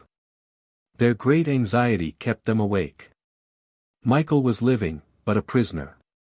Did Ogareff know him, or would he not soon find him out? Nadia was occupied by the one thought that he whom she had thought dead still lived. But Marfa saw further into the future, and, although she did not care what became of herself, she had every reason to fear for her son. Sangar, under cover of the night, had crept near the two women, and remained there several hours listening. She heard nothing. From an instinctive feeling of prudence not a word was exchanged between Nadia and Marfa Strogoff. The next day, the 16th of August, about 10 in the morning, trumpet calls resounded throughout the encampment. The Tartar soldiers were almost immediately under arms. Ivan Ogareff arrived, surrounded by a large staff of Tartar officers. His face was more clouded than usual, and his knitted brow gave signs of latent wrath which was waiting for an occasion to break forth. Michael Strogoff, hidden in a group of prisoners, saw this man pass. He had a presentiment that some catastrophe was imminent, for Ivan Ogareff knew now that Marfa was the mother of Michael Strogoff. Ogareff dismounted, and his escort cleared a large circle round him. Just then Sangar approached him, and said, I have no news. Ivan Ogareff's only reply was to give an order to one of his officers. Then the ranks of prisoners were brutally hurried up by the soldiers. The unfortunate people, driven on with whips, or pushed on with lances, arranged themselves round the camp. A strong guard of soldiers drawn up behind, rendered escape impossible. Silence then ensued, and, on a sign from Ivan Ogareff, Sangar advanced towards the group, in the midst of which stood Marfa. The old Siberian saw her, and knew what was going to happen. A scornful smile passed over her face. Then leaning towards Nadia, she said in a low tone, You know me no longer, my daughter. Whatever may happen, and however hard this trial may be, not a word, not a sign. It concerns him, and not me. At that moment Sangar, having regarded her for an instant, put her hand on her shoulder. What do you want with me? Said Marfa. Come. Replied Sangar, and pushing the old Siberian before her, she took her to Ivan Ogareff, in the middle of the cleared ground. Michael cast down his eyes that their angry flashings might not appear. Marfa, standing before Ivan Ogareff, drew herself up, crossed her arms on her breast, and waited. You are Marfa Strogoff? Asked Ogareff. Yes, replied the old Siberian calmly. Do you retract what you said to me when, 3 days ago, I interrogated you at Omsk? No. Then you do not know that your son, Michael Strogoff, courier of the Tsar, has passed through Omsk? I do not know it. And the man in whom you thought you recognized your son, was not he your son? He was not my son. And since then you have not seen him amongst the prisoners? No. If he were pointed out, would you recognize him? No. On this reply, which showed such determined resolution, a murmur was heard amongst the crowd. Ogareff could not restrain a threatening gesture. "Listen," said he to Marfa, "your son is here, and you shall immediately point him out to me." "No. All these men, taken at Omsk and Kolyvan, will defile before you, and if you do not show me Michael Strogoff, you shall receive as many blows of the knout as men shall have passed before you." Ivan Ogareff saw that, whatever might be his threats, whatever might be the tortures to which he submitted her, the indomitable Siberian would not speak. To discover the courier of the Tsar, he counted, then, not on her, but on Michael himself. He did not believe it possible that, when mother and son were in each other's presence, some involuntary movement would not betray him. Of course, had he wished to seize the imperial letter, he would simply have given orders to search all the prisoners, but Michael might have destroyed the letter, having learnt its contents. And if he were not recognized, if he were to reach Irkutsk, all Ivan Ogareff's plans would be baffled. It was thus not only the letter which the traitor must have, but the bearer himself. Nadia had heard all, and she now knew who was Michael Strogoff, and why he had wished to cross, without being recognized, the invaded provinces of Siberia. On an order from Ivan Ogareff the prisoners defiled, one by one, past Marfa, who remained immovable as a statue, and whose face expressed only perfect indifference. Her son was among the last. When in his turn he passed before his mother, Nadia shut her eyes that she might not see him. Michael was to all appearance unmoved, but the palm of his hand bled under his nails, which were pressed into them. Ivan Ogareff was baffled by mother and son. Sangar, close to him, said one word, "the knout." "Yes," cried Ogareff, who could no longer restrain himself, "the knout for this wretched old woman, the knout to the death." A Tartar soldier bearing this terrible instrument of torture approached Marfa. The knout is composed of a certain number of leathern thongs, at the end of which are attached pieces of twisted iron wire. It is reckoned that a sentence to 120 blows of this whip is equivalent to a sentence of death. Marfa knew it, but she knew also that no torture would make her speak. She was sacrificing her life. Marfa, seized by two soldiers, was forced on her knees on the ground. Her dress torn off left her back bare. A saber was placed before her breast, at a few inches distance only. Directly she bent beneath her suffering, her breast would be pierced by the sharp steel. The Tartar drew himself up. He waited. "Begin," said Ogareff. The whip whistled in the air. But before it fell a powerful hand stopped the Tartar's arm. Michael was there. He had leapt forward at this horrible scene. If at the relay at XIII he had restrained himself when Ogareff's whip had struck him, here before his mother, who was about to be struck, he could not do so. Ivan Ogareff had succeeded. "Michael Strogoff," cried he. Then advancing, "Ah, the man of XIII." "Himself," said Michael. And raising the knout he struck Ogareff a sharp blow across the face. "Blow for blow," said he. "Well repaid," cried a voice concealed by the tumult. 20 soldiers threw themselves on Michael, and in another instant he would have been slain. But Ogareff, who on being struck had uttered a cry of rage and pain, stopped them. "This man is reserved for the Emir's judgment," said he. "Search him." The letter with the imperial arms was found in Michael's bosom. He had not had time to destroy it, it was handed to Ogareff. The voice which had pronounced the words, "well repaid," was that of no other than L.C. Jolivet. "Pardieu," said he to Blunt, "they are rough, these people. Acknowledge that we owe our traveling companion a good turn. Korpanoff or Strogoff is worthy of it." "Oh, that was fine retaliation for the little affair at XIII." "Yes, retaliation truly," replied Blunt, "but Strogoff is a dead man. I suspect that, for his own interest at all events, it would have been better had he not possessed quite so lively a recollection of the event. And let his mother perish under the knout. Do you think that either she or his sister will be a bit better off from this outbreak of his?" "I do not know or think anything except that I should have done much the same in his position," replied Alcide. What a scar the colonel has received. Bah! One must boil over sometimes. We should have had water in our veins instead of blood had it been incumbent on us to be always and everywhere unmoved to wrath. A neat little incident for our journals, observed Blunt, if only Ivan Ogareff would let us know the contents of that letter. Ivan Ogareff, when he had stanched the blood which was trickling down his face, had broken the seal. He read and reread the letter deliberately, as if he was determined to discover everything it contained.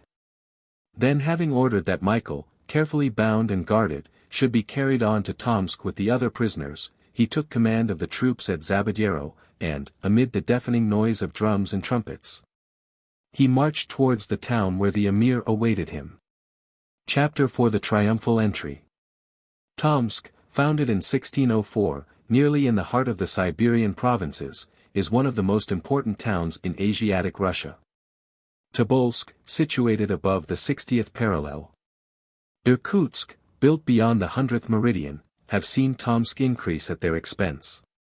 And yet Tomsk, as has been said, is not the capital of this important province. It is at Omsk that the Governor-General of the province and the official world reside. But Tomsk is the most considerable town of that territory. The country being rich, the town is so likewise, for it is in the center of fruitful mines. In the luxury of its houses, its arrangements, and its equipages, it might rival the greatest European capitals. It is a city of millionaires, enriched by the spade and pickaxe, and though it has not the honor of being the residence of the Tsar's representative, it can boast of including in the first rank of its notables the chief of the merchants of the town, the principal grantees of the imperial government's mines. But the millionaires were fled now, and except for the crouching poor, the town stood empty to the hordes of Feofar Khan. At 4 o'clock the emir made his entry into the square, greeted by a flourish of trumpets, the rolling sound of the big drums, salvos of artillery and musketry. Feofar mounted his favorite horse, which carried on its head an aigrette of diamonds. The emir still wore his uniform. He was accompanied by a numerous staff, and beside him walked the Khans of Kokand and Koundouch and the grand dignitaries of the Khanats. At the same moment appeared on the terrace the chief of Feofar's wives, the queen, if this title may be given to the Sultana of the states of Bokhara. But, queen or slave, this woman of Persian origin was wonderfully beautiful.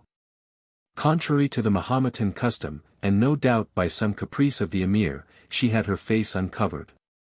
Her hair, divided into 4 plaits, fell over her dazzling white shoulders, scarcely concealed by a veil of silk worked in gold, which fell from the back of a cap studded with gems of the highest value.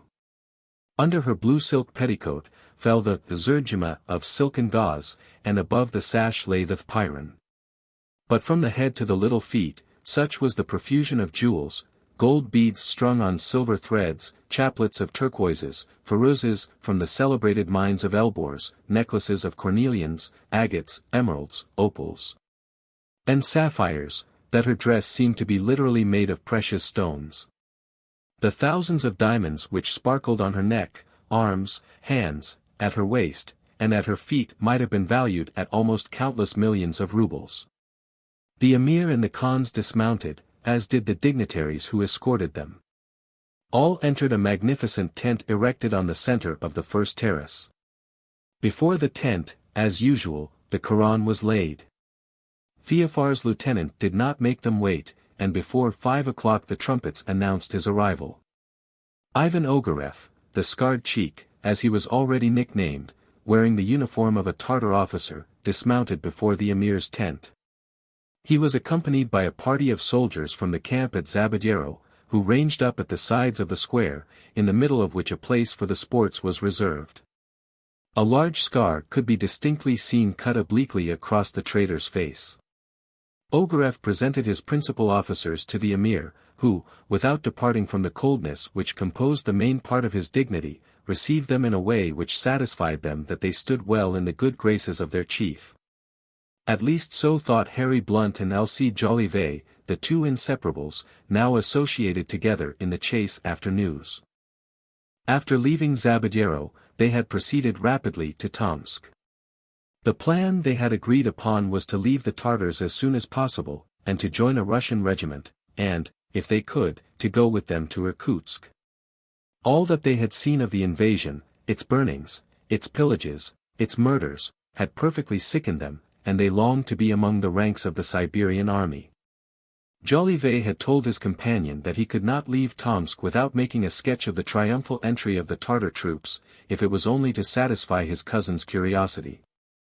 But the same evening they both intended to take the road to Irkutsk, and being well mounted hoped to distance the Emir's scouts. Alcide and Blunt mingled therefore in the crowd, so as to lose no detail of a festival which ought to supply them with 100 good lines for an article. They admired the magnificence of Feofar Khan, his wives, his officers, his guards, and all the Eastern pomp, of which the ceremonies of Europe can give not the least idea. But they turned away with disgust when Ivan Ogareff presented himself before the Emir, and waited with some impatience for the amusements to begin. "You see, my dear Blunt," said Alcide, "we have come too soon, like honest citizens who like to get their money's worth. All this is before the curtain rises. It would have been better to arrive only for the ballet." "What ballet?" asked Blunt. "The compulsory ballet, to be sure. But see, the curtain is going to rise." Alcide Jolivet spoke as if he had been at the opera, and taking his glass from its case, he prepared, with the air of a connoisseur, to examine the first act of Feofar's company. A painful ceremony was to precede the sports. In fact, the triumph of the vanquisher could not be complete without the public humiliation of the vanquished. This was why several hundreds of prisoners were brought under the soldiers' whips. They were destined to march past Feofar Khan and his allies before being crammed with their companions into the prisons in the town. In the first ranks of these prisoners figured Michael Strogoff. As Ogareff had ordered, he was specially guarded by a file of soldiers. His mother and Nadia were there also. The old Siberian, although energetic enough when her own safety was in question, was frightfully pale. She expected some terrible scene. It was not without reason that her son had been brought before the Emir. She therefore trembled for him. Ivan Ogareff was not a man to forgive having been struck in public by the knout, and his vengeance would be merciless. Some frightful punishment familiar to the barbarians of Central Asia would, no doubt, be inflicted on Michael. Ogareff had protected him against the soldiers because he well knew what would happen by reserving him for the justice of the Emir. The mother and son had not been able to speak together since the terrible scene in the camp at Zabadero. They had been pitilessly kept apart, a bitter aggravation of their misery, for it would have been some consolation to have been together during these days of captivity. Marfa longed to ask her son's pardon for the harm she had unintentionally done him, for she reproached herself with not having commanded her maternal feelings. If she had restrained herself in that post-house at Omsk, when she found herself face to face with him, Michael would have passed unrecognized, and all these misfortunes would have been avoided. Michael, on his side, thought that if his mother was there, if Ogareff had brought her with him, it was to make her suffer with the sight of his own punishment, or perhaps some frightful death was reserved for her also.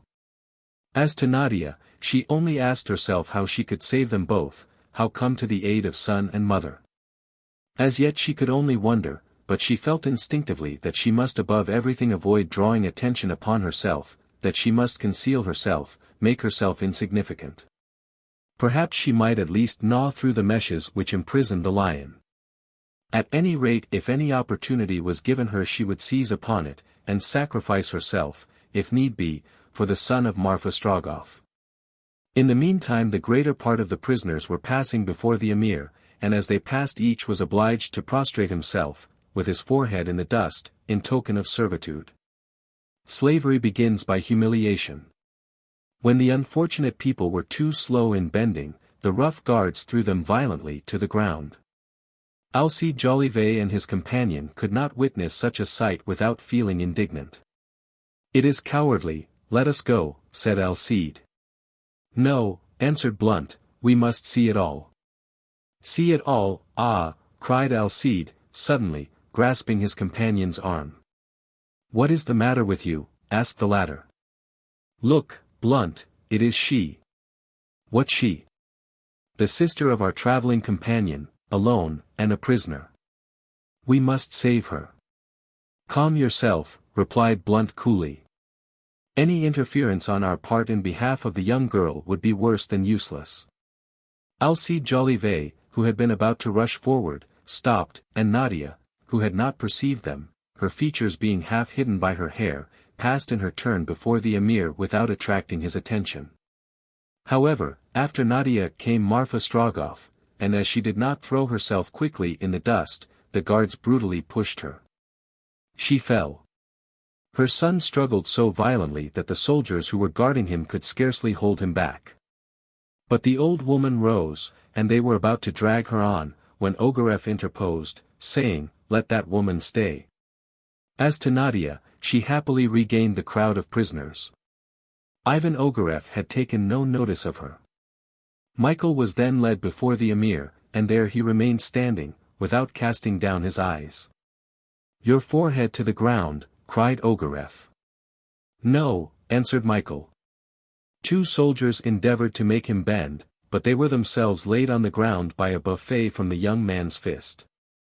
Ogareff approached Michael. "You shall die," he said. "I can die," answered Michael fiercely. "But your traitor's face, Ivan, will not the less carry forever the infamous brand of the knout." At this reply Ivan Ogareff became perfectly livid. "Who is this prisoner?" asked the emir, in a tone of voice terrible from its very calmness. "A Russian spy," answered Ogareff. In asserting that Michael was a spy he knew that the sentence pronounced against him would be terrible. The emir made a sign at which all the crowd bent low their heads. Then he pointed with his hand to the Quran, which was brought him. He opened the sacred book and placed his finger on one of its pages. It was chance, or rather, according to the ideas of these Orientals, God himself who was about to decide the fate of Michael Strogoff. The people of Central Asia give the name of "foul" to this practice.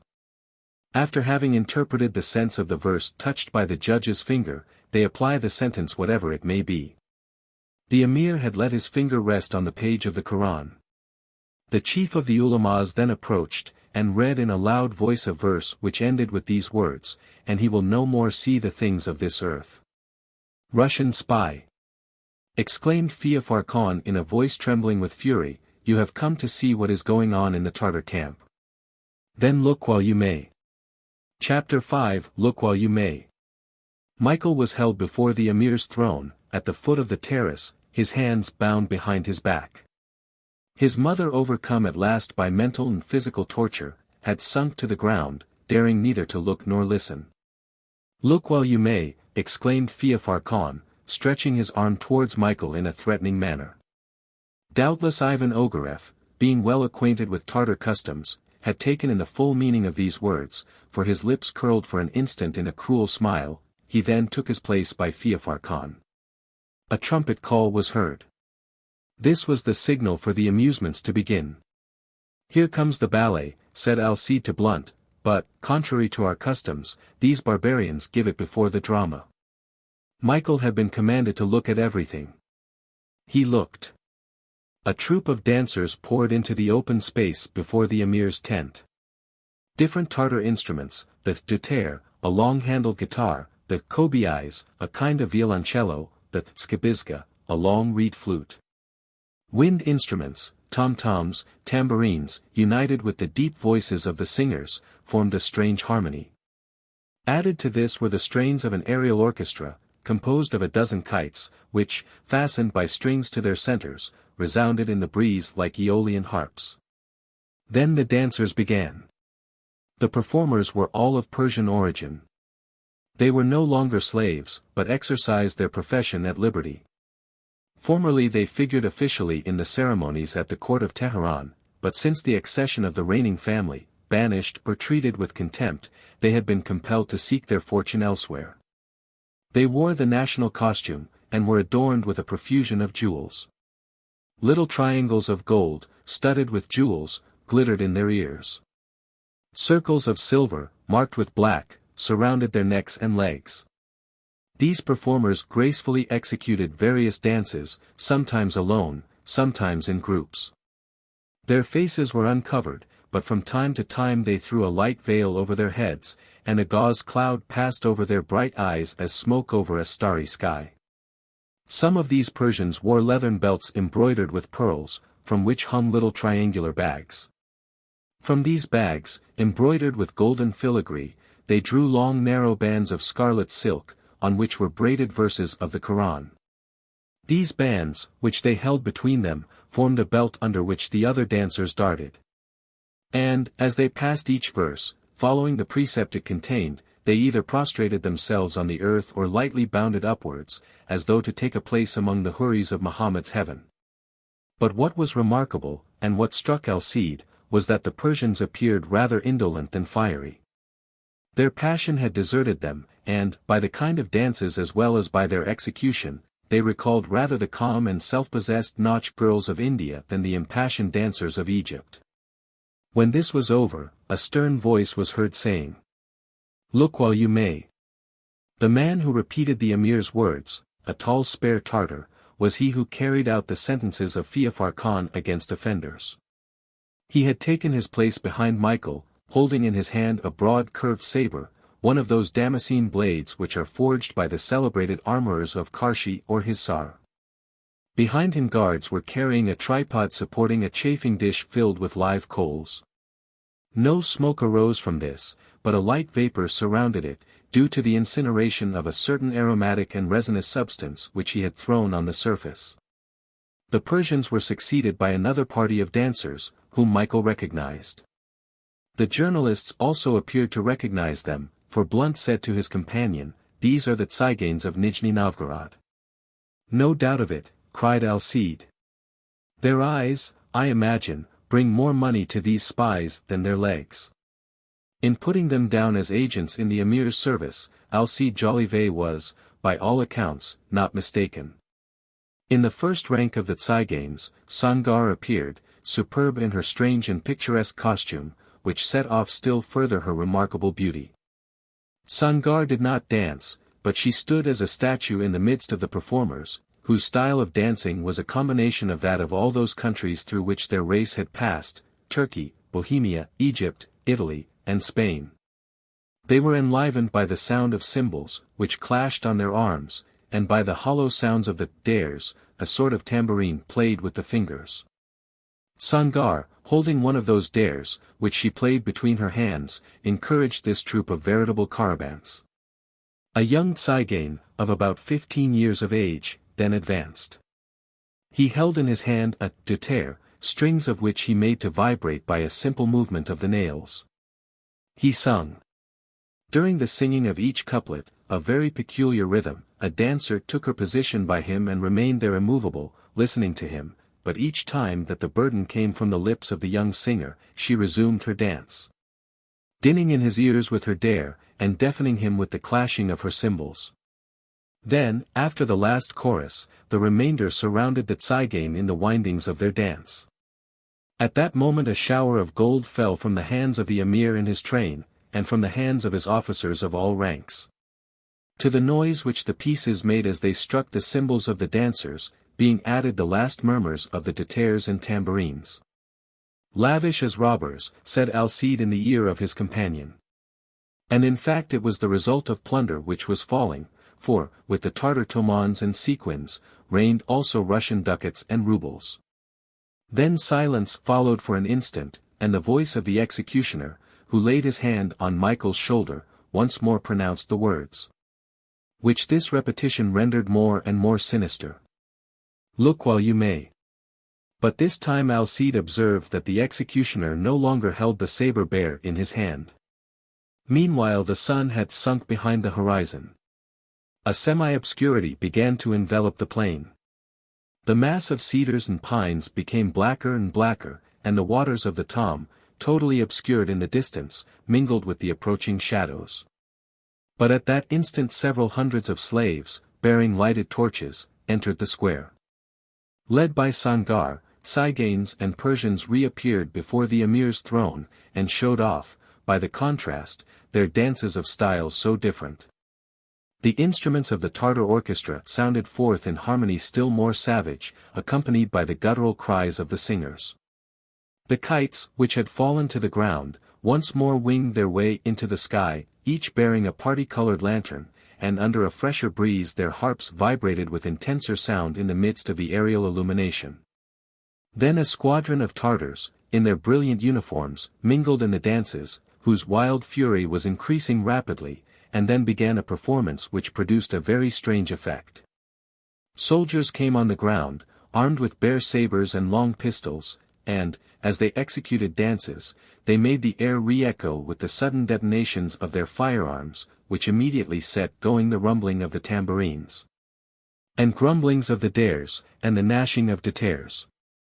Their arms, covered with a colored powder of some metallic ingredient, after the Chinese fashion, threw long jets, red, green, and blue, so that the groups of dancers seemed to be in the midst of fireworks.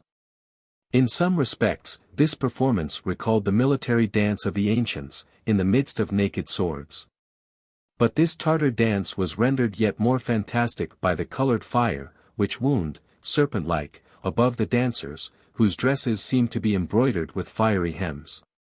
It was like a kaleidoscope of sparks, whose infinite combinations varied at each movement of the dancers. Though it may be thought that a Parisian reporter would be perfectly hardened to any scenic effect, which our modern ideas have carried so far, yet Alcide Jolivet could not restrain a slight movement of the head, which at home, between the Boulevard Montmartre and La Madeleine would have said, "Very fair, very fair."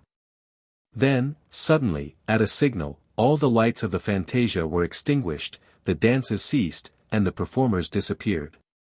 The ceremony was over, and the torches alone lighted up the plateau, which a few instants before had been so brilliantly illuminated.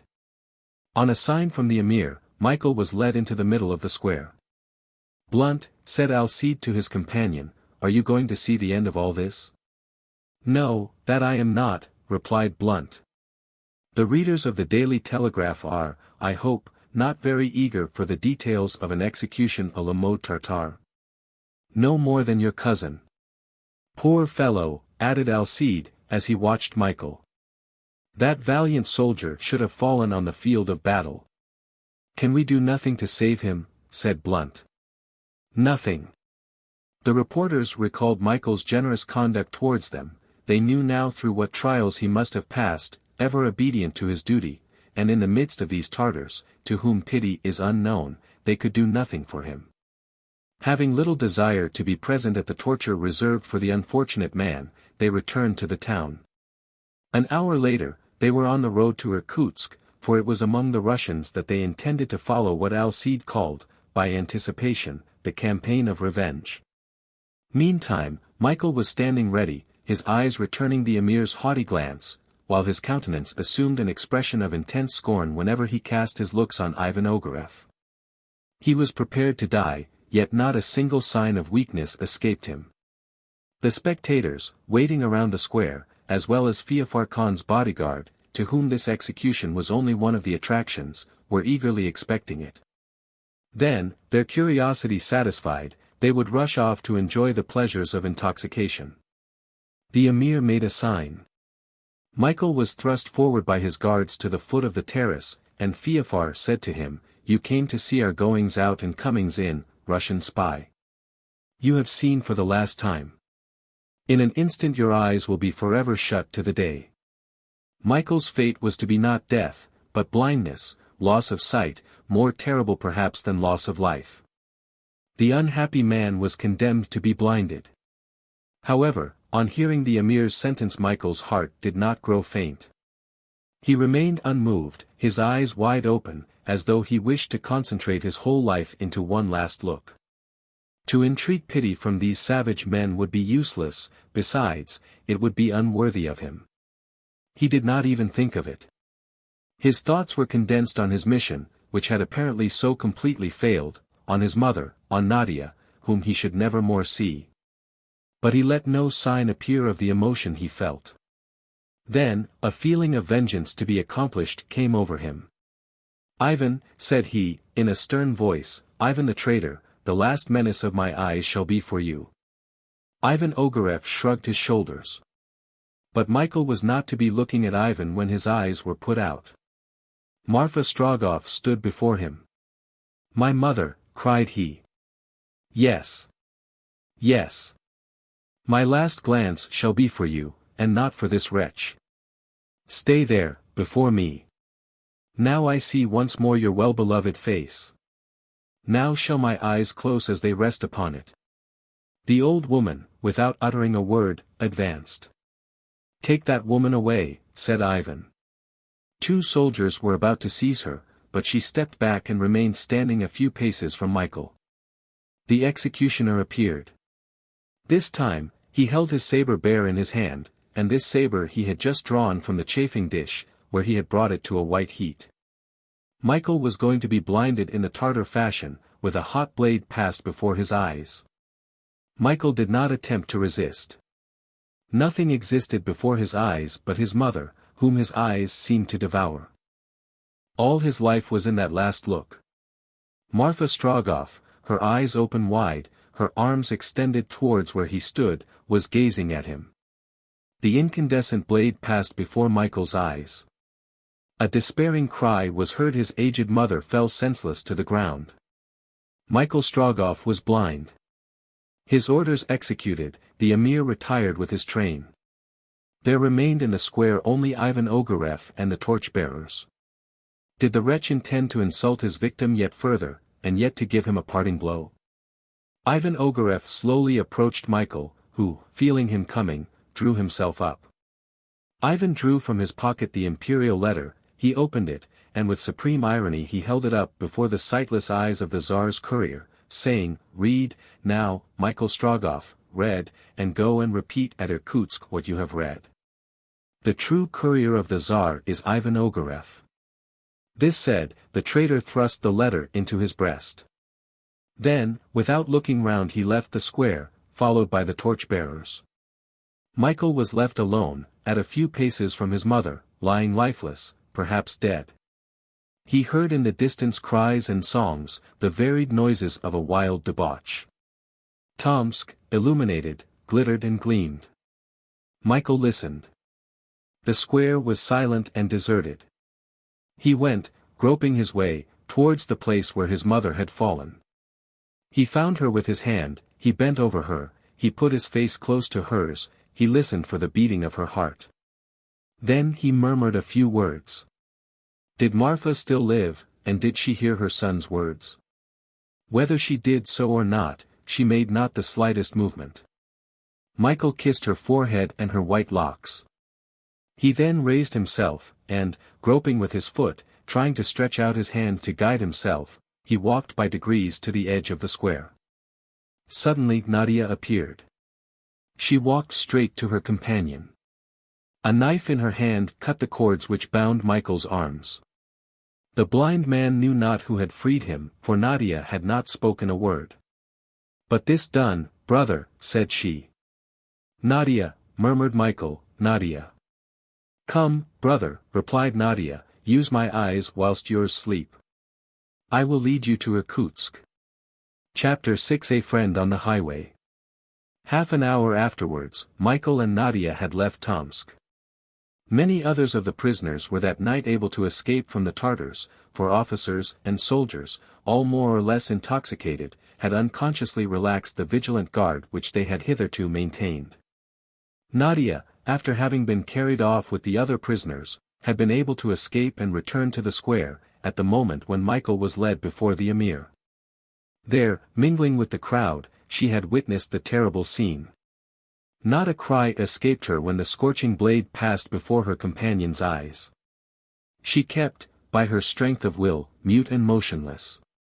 A providential inspiration bade her restrain herself and retain her liberty that she might lead Marfa's son to that goal which he had sworn to reach. Her heart for an instant ceased to beat when the aged Siberian woman fell senseless to the ground, but one thought restored her to her former energy. I will be the blind man's dog, said she. On Ogareff's departure, Nadia had concealed herself in the shade. She had waited till the crowd left the square. Michael, abandoned as a wretched being from whom nothing was to be feared, was alone. She saw him draw himself towards his mother, bend over her, kiss her forehead, then rise and grope his way in flight. A few instants later, she and he, hand in hand, had descended the steep slope, when, after having followed the high banks of the Tom to the furthest extremity of the town, they happily found a breach in the enclosure. The road to Irkutsk was the only one which penetrated towards the east. It could not be mistaken.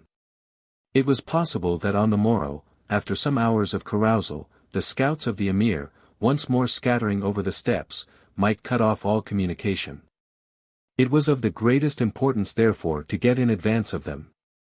How could Nadia bear the fatigues of that night, from the 16th to the 17th of August? How could she have found strength for so long a stage? How could her feet, bleeding under that forced march, have carried her thither? It is almost incomprehensible. But it is none the less true that on the next morning, 12 hours after their departure from Tomsk, Michael and she reached the town of Semilowskoe, after a journey of 35 miles. Michael had not uttered a single word. It was not Nadia who held his hand, it was he who held that of his companion during the whole of that night, but, thanks to that trembling little hand which guided him, he had walked at his ordinary pace. Semilowskoe was almost entirely abandoned. The inhabitants had fled. Not more than 2 or 3 houses were still occupied. All that the town contained, useful or precious, had been carried off in wagons. However, Nadia was obliged to make a halt of a few hours. They both required food and rest. The young girl led her companion to the extremity of the town. There they found an empty house, the door wide open. An old rickety wooden bench stood in the middle of the room, near the high stove which is to be found in all Siberian houses. They silently seated themselves. Nadia gazed in her companion's face as she had never before gazed. There was more than gratitude, more than pity, in that look. Could Michael have seen her, he would have read in that sweet desolate gaze a world of devotion and tenderness. The eyelids of the blind man, made red by the heated blade, fell half over his eyes. The pupils seemed to be singularly enlarged. The rich blue of the iris was darker than formerly. The eyelashes and eyebrows were partly burnt, but in appearance, at least, the old penetrating look appeared to have undergone no change. If he could no longer see, if his blindness was complete, it was because the sensibility of the retina and optic nerve was radically destroyed by the fierce heat of the steel. Then Michael stretched out his hands. "Are you there, Nadia?" he asked. "Yes," replied the young girl, "I am close to you, and I will not go away from you, Michael." At his name, pronounced by Nadia for the first time, a thrill passed through Michael's frame. He perceived that his companion knew all, who he was. "Nadia," replied he, "we must separate." "We separate? How so, Michael?" "I must not be an obstacle to your journey. Your father is waiting for you at Irkutsk. You must rejoin your father." "My father would curse me, Michael, were I to abandon you now, after all you have done for me." "Nadia, Nadia," replied Michael, "you should think only of your father." "Michael," replied Nadia, "you have more need of me than my father. Do you mean to give up going to Irkutsk?" "Never," cried Michael, in a tone which plainly showed that none of his energy was gone. "But you have not the letter. That letter of which Ivan Ogareff robbed me.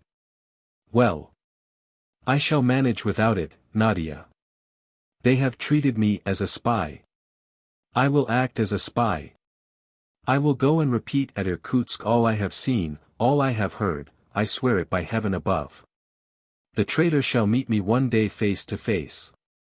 But I must arrive at Irkutsk before him. And yet you speak of our separating, Michael. Nadia, they have taken everything from me. I have some rubles still, and my eyes. I can see for you, Michael, and I will lead you thither, where you could not go alone. And how shall we go? On foot. And how shall we live? By begging. Let us start, Nadia. Come, Michael."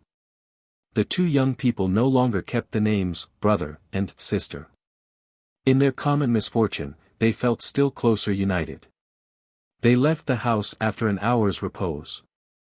Nadia had procured in the town some morsels of chornokleb, a sort of barley bread, and a little mead, called Miad in Russia. This had cost her nothing, for she had already begun her plan of begging. The bread and meat had in some degree appeased Michael's hunger and thirst. Nadia gave him the lion's share of this scanty meal. He ate the pieces of bread his companion gave him, drank from the gourd she held to his lips. "Are you eating, Nadia?" he asked several times. "Yes, Michael," invariably replied the young girl, who contented herself with what her companion left. Michael and Nadia quitted Semilowskoe, and once more set out on the laborious road to Irkutsk. The girl bore up in a marvelous way against fatigue. Had Michael seen her, perhaps he would not have had the courage to go on. But Nadia never complained, and Michael, hearing no sigh, walked at a speed he was unable to repress. And why? Did he still expect to keep before the Tartars? He was on foot, without money, he was blind, and if Nadia, his only guide, were to be separated from him, he could only lie down by the side of the road and there perish miserably. But if, on the other hand, by energetic perseverance he could reach Krasnoyarsk, all was perhaps not lost, since the governor, to whom he would make himself known, would not hesitate to give him the means of reaching Irkutsk.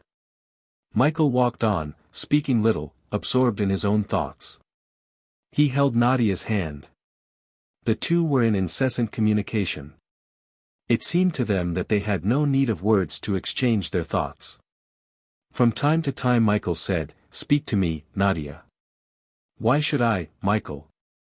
"We are thinking together," the young girl would reply, and contrived that her voice should not betray her extreme fatigue. But sometimes, as if her heart had ceased to beat for an instant, her limbs tottered, her steps flagged, her arms fell to her sides, she dropped behind. Michael then stopped, he fixed his eyes on the poor girl, as though he would try to pierce the gloom which surrounded him, his breast heaved, then, supporting his companion more than before, he started on afresh. However, amidst these continual miseries, a fortunate circumstance on that day occurred which it appeared likely would considerably ease their fatigue.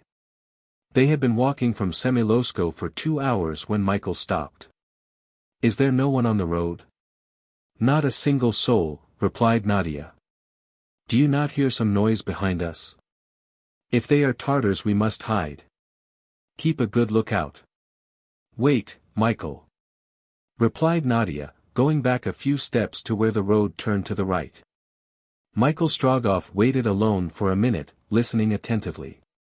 Nadia returned almost immediately and said, "It is a cart. A young man is leading it." "Is he alone?" "Alone." Michael hesitated an instant. Should he hide?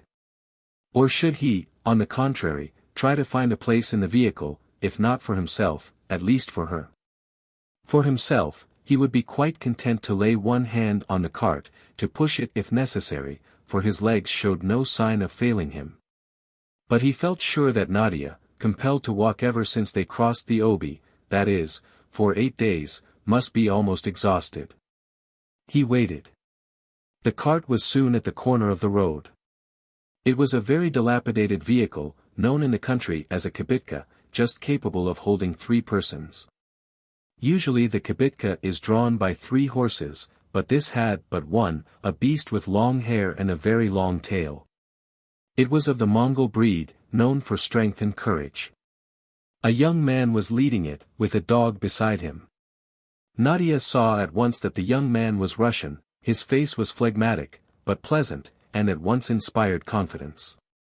He did not appear to be in the slightest hurry, he was not walking fast that he might spare his horse, and, to look at him, it would not have been believed that he was following a road which might at any instant be swarming with Tartars. Nadia, holding Michael by the hand, made way for the vehicle. The kibitka stopped, and the driver smilingly looked at the young girl.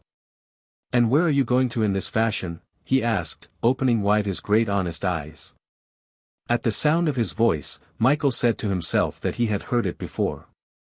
And it was satisfactory to him to recognize the man, for his brow at once cleared. "Well, where are you going?" repeated the young man, addressing himself more directly to Michael. "We are going to Irkutsk," he replied.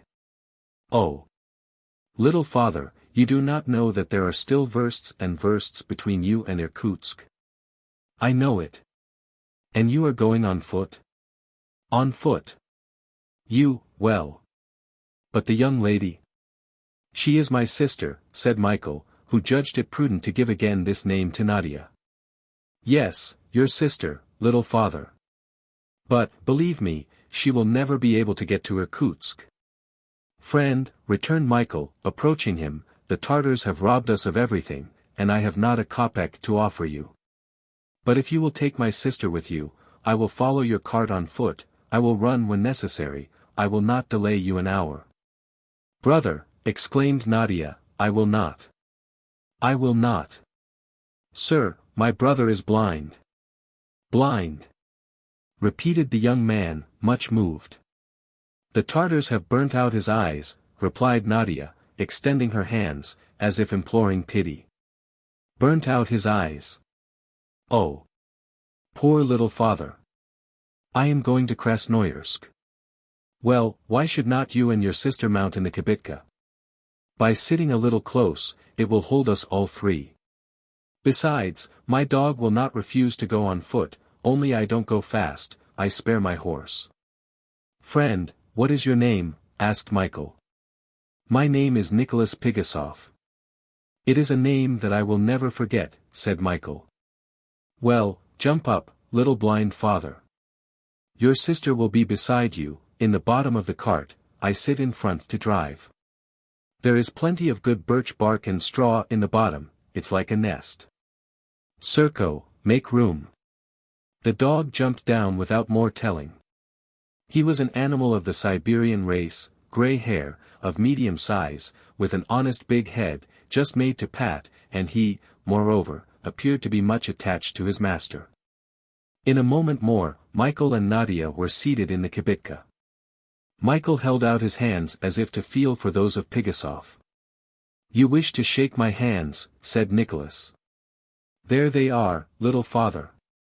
Shake them as long as it will give you any pleasure. The kibitka moved on.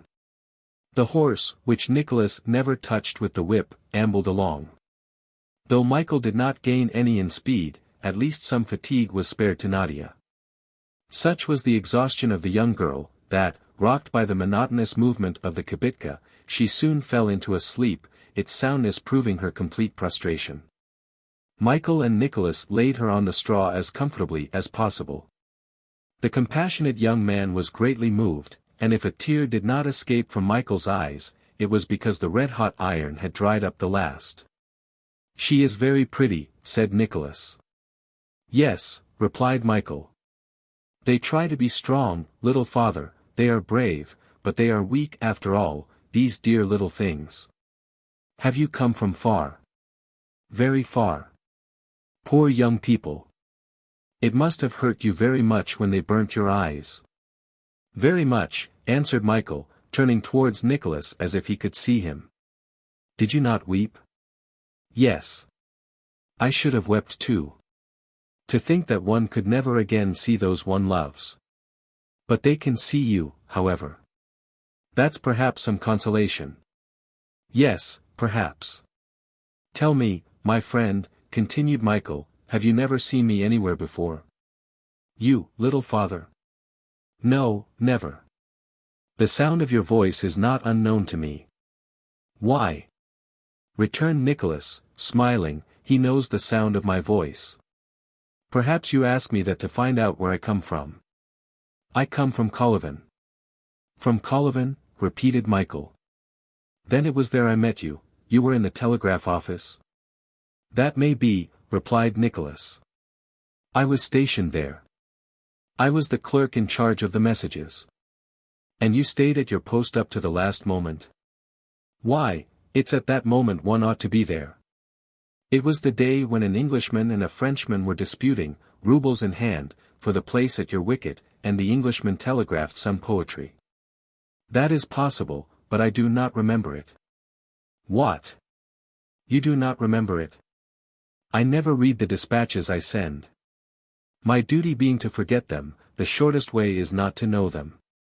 This reply showed Nicholas Pigasov's character. In the meanwhile the kibitka pursued its way, at a pace which Michael longed to render more rapid. But Nicholas and his horse were accustomed to a pace which neither of them would like to alter.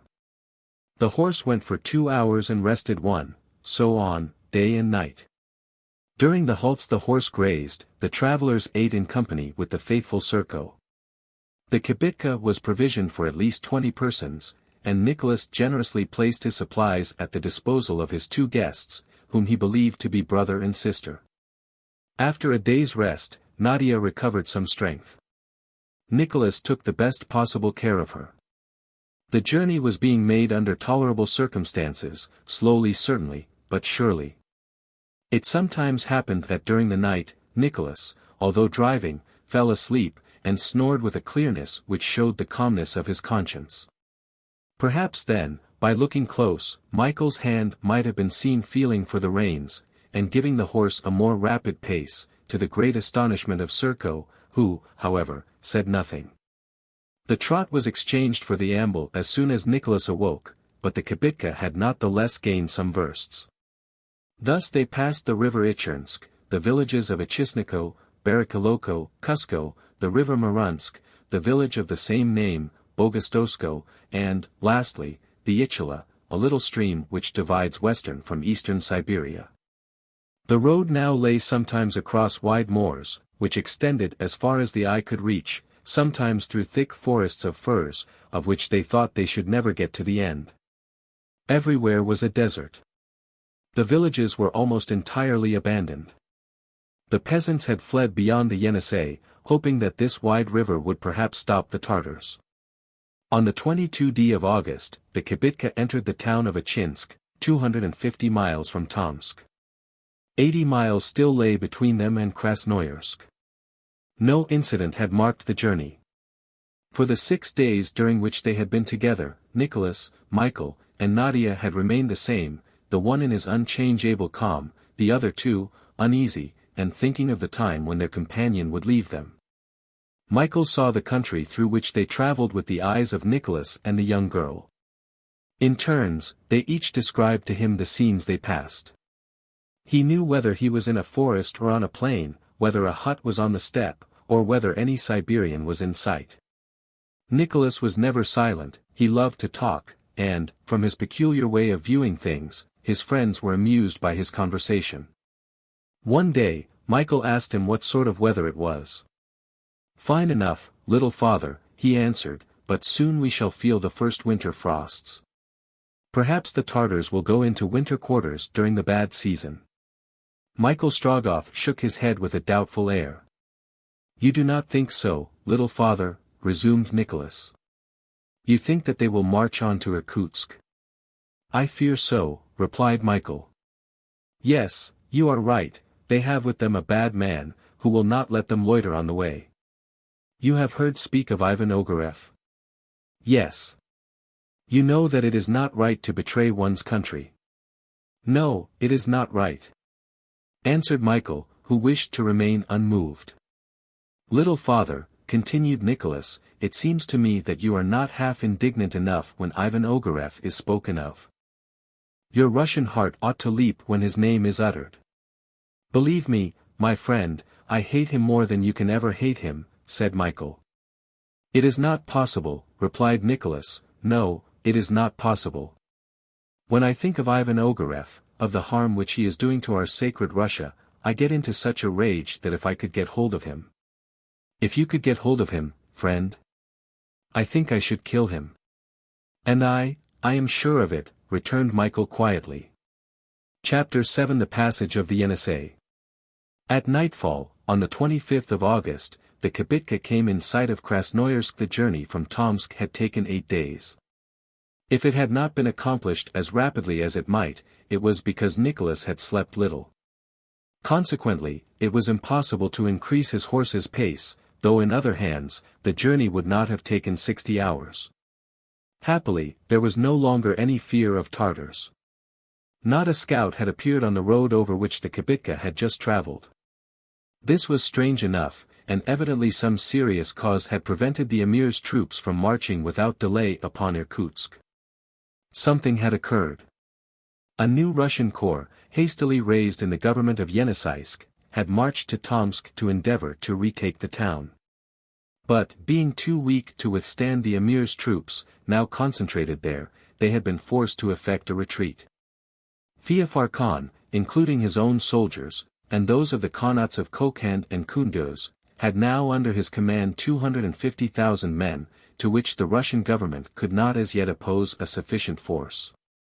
The invasion could not, therefore, be immediately stopped, and the whole Tartar army might at once march upon Irkutsk.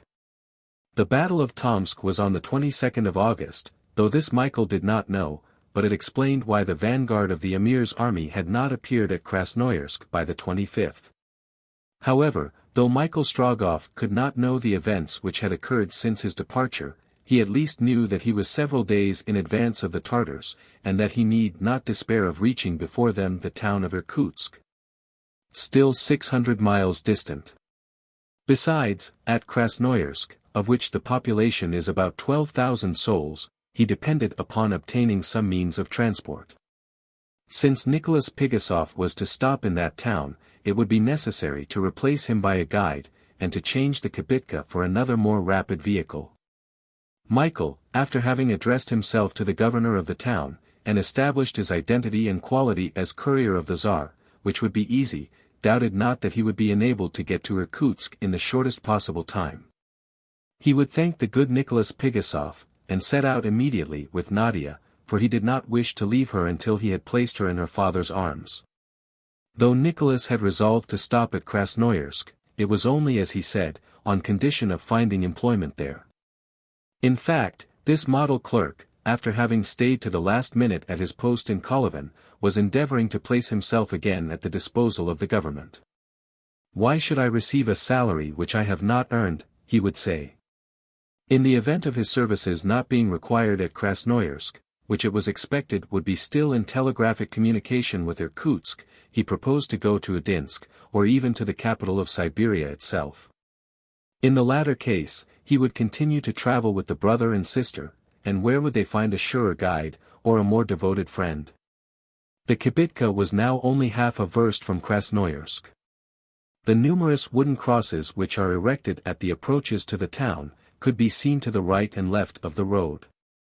It was 7 in the evening. The outline of the churches and of the houses built on the high bank of the Yenisei were clearly defined against the evening sky, and the waters of the river reflected them in the twilight. "Where are we, sister?" asked Michael. "Half a verst from the first houses," replied Nadia. "Can the town be asleep?" observed Michael. "Not a sound strikes my ear. And I cannot see the slightest light, nor even smoke mounting into the air," added Nadia. "What a queer town," said Nicholas.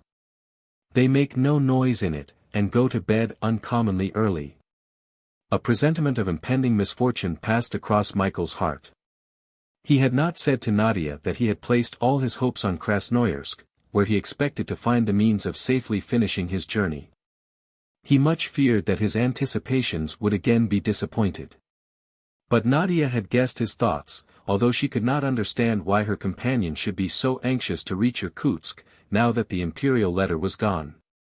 She one day said something of the sort to him. "I have sworn to go to Irkutsk," he replied. But to accomplish his mission, it was necessary that at Krasnoyarsk he should find some more rapid mode of locomotion. "Well, friend," said he to Nicholas, "why are we not going on?" "Because I am afraid of waking up the inhabitants of the town with the noise of my carriage." And with a light fleck of the whip, Nicholas put his horse in motion. 10 minutes after they entered the high street. Krasnoyarsk was deserted. There was no longer an Athenian in this, northern Athens, as Madame de Bourboulon has called it. Not one of their dashing equipages swept through the wide, clean streets. Not a pedestrian enlivened the footpaths raised at the bases of the magnificent wooden houses, of monumental aspect. Not a Siberian belle, dressed in the last French fashion, promenaded the beautiful park, cleared in a forest of birch trees, which stretches away to the banks of the Yenisei. The great bell of the cathedral was dumb. The chimes of the churches were silent. Here was complete desolation. There was no longer a living being in this town, lately so lively. The last telegram sent from the Tsar's cabinet, before the rupture of the wire, had ordered the governor, the garrison, the inhabitants, whoever they might be, to leave Krasnoyarsk, to carry with them any articles of value, or which might be of use to the Tartars, and to take refuge at Irkutsk. The same injunction was given to all the villages of the province. It was the intention of the Muscovite government to lay the country desert before the invaders. No one thought for an instant of disputing these orders. They were executed, and this was the reason why not a single human being remained in Krasnoyarsk. Michael Strogoff, Nadia, and Nicholas passed silently through the streets of the town. They felt half stupefied. They themselves made the only sound to be heard in this dead city. Michael allowed nothing of what he felt to appear, but he inwardly raged against the bad luck which pursued him, his hopes being again disappointed. "Alack, alack!" cried Nicholas, "I shall never get any employment in this desert." "Friend," said Nadia, "you must go on with us." "I must indeed," replied Nicholas. "The wire is no doubt still working between Udinsk and Irkutsk, and there, shall we start, little father?" "Let us wait till tomorrow," answered Michael. "You are right," said Nicholas. "We have the Yenisei to cross, and need light to see our way there." "To see," murmured Nadia, thinking of her blind companion. Nicholas heard her, and turning to Michael, "Forgive me, little father," said he. "Alas! Night and day, it is true, are all the same to you." "Do not reproach yourself, friend," replied Michael, pressing his hand over his eyes. "With you for a guide I can still act. Take a few hours' repose. Nadia must rest too. Tomorrow we will recommence our journey." Michael and his friends had not to search long for a place of rest. The first house, the door of which they pushed open, was empty, as well as all the others. Nothing could be found within but a few heaps of leaves. For want of better fodder the horse had to content himself with this scanty nourishment. The provisions of the kibitka were not yet exhausted, so each had a share. Then, after having knelt before a small picture of the Panagia, hung on the wall, and still lighted up by a flickering lamp, Nicholas and the young girl slept, whilst Michael, over whom sleep had no influence, watched. Before daybreak the next morning, the 26th of August, the horse was drawing the kibitka through the forests of birch trees towards the banks of the Yenisei. Michael was in much anxiety. How was he to cross the river, if, as was probable, all boats had been destroyed to retard the Tartars' march? He knew the Yenisei, its width was considerable, its current strong. Ordinarily by means of boats specially built for the conveyance of travelers, carriages, and horses, the passage of the Yenisei takes about 3 hours, and then it is with extreme difficulty that the boats reach the opposite bank. Now, in the absence of any ferry, how was the kibitka to get from one bank to the other? Day was breaking when the kibitka reached the left bank, where one of the wide alleys of the park ended. They were about 100 feet above the Yenisei, and could therefore survey the whole of its wide course. "Do you see a boat?" asked Michael, casting his eyes eagerly about from one side to the other, mechanically, no doubt, as if he could really see. "It is scarcely light yet, brother," replied Nadia. "The fog is still thick, and we cannot see the water." "But I hear it roaring," said Michael. Indeed, from the fog issued a dull roaring sound. The waters being high rushed down with tumultuous violence. All three waited until the misty curtain should rise. The sun would not be long in dispersing the vapors. "Well?" asked Michael. "The fog is beginning to roll away, brother," replied Nadia, "and it will soon be clear." "Then you do not see the surface of the water yet?" "Not yet." "Have patience, little father," said Nicholas. "All this will soon disappear. Look! Here comes the breeze. It is driving away the fog.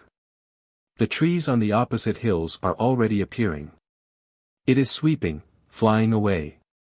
The kindly rays of the sun have condensed all that mass of mist. Ah! How beautiful it is, my poor fellow, and how unfortunate that you cannot see such a lovely sight." "Do you see a boat?" asked Michael. "I see nothing of the sort," answered Nicholas. "Look well, friend, on this and the opposite bank, as far as your eye can reach. A raft, even a canoe." Nicholas and Nadia, grasping the bushes on the edge of the cliff, bent over the water. The view they thus obtained was extensive.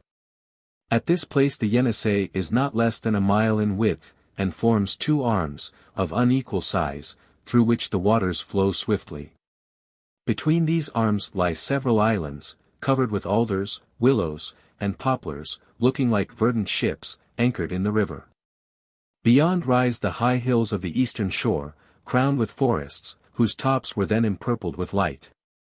The Yenisei stretched on either side as far as the eye could reach. The beautiful panorama lay before them for a distance of 50 versts.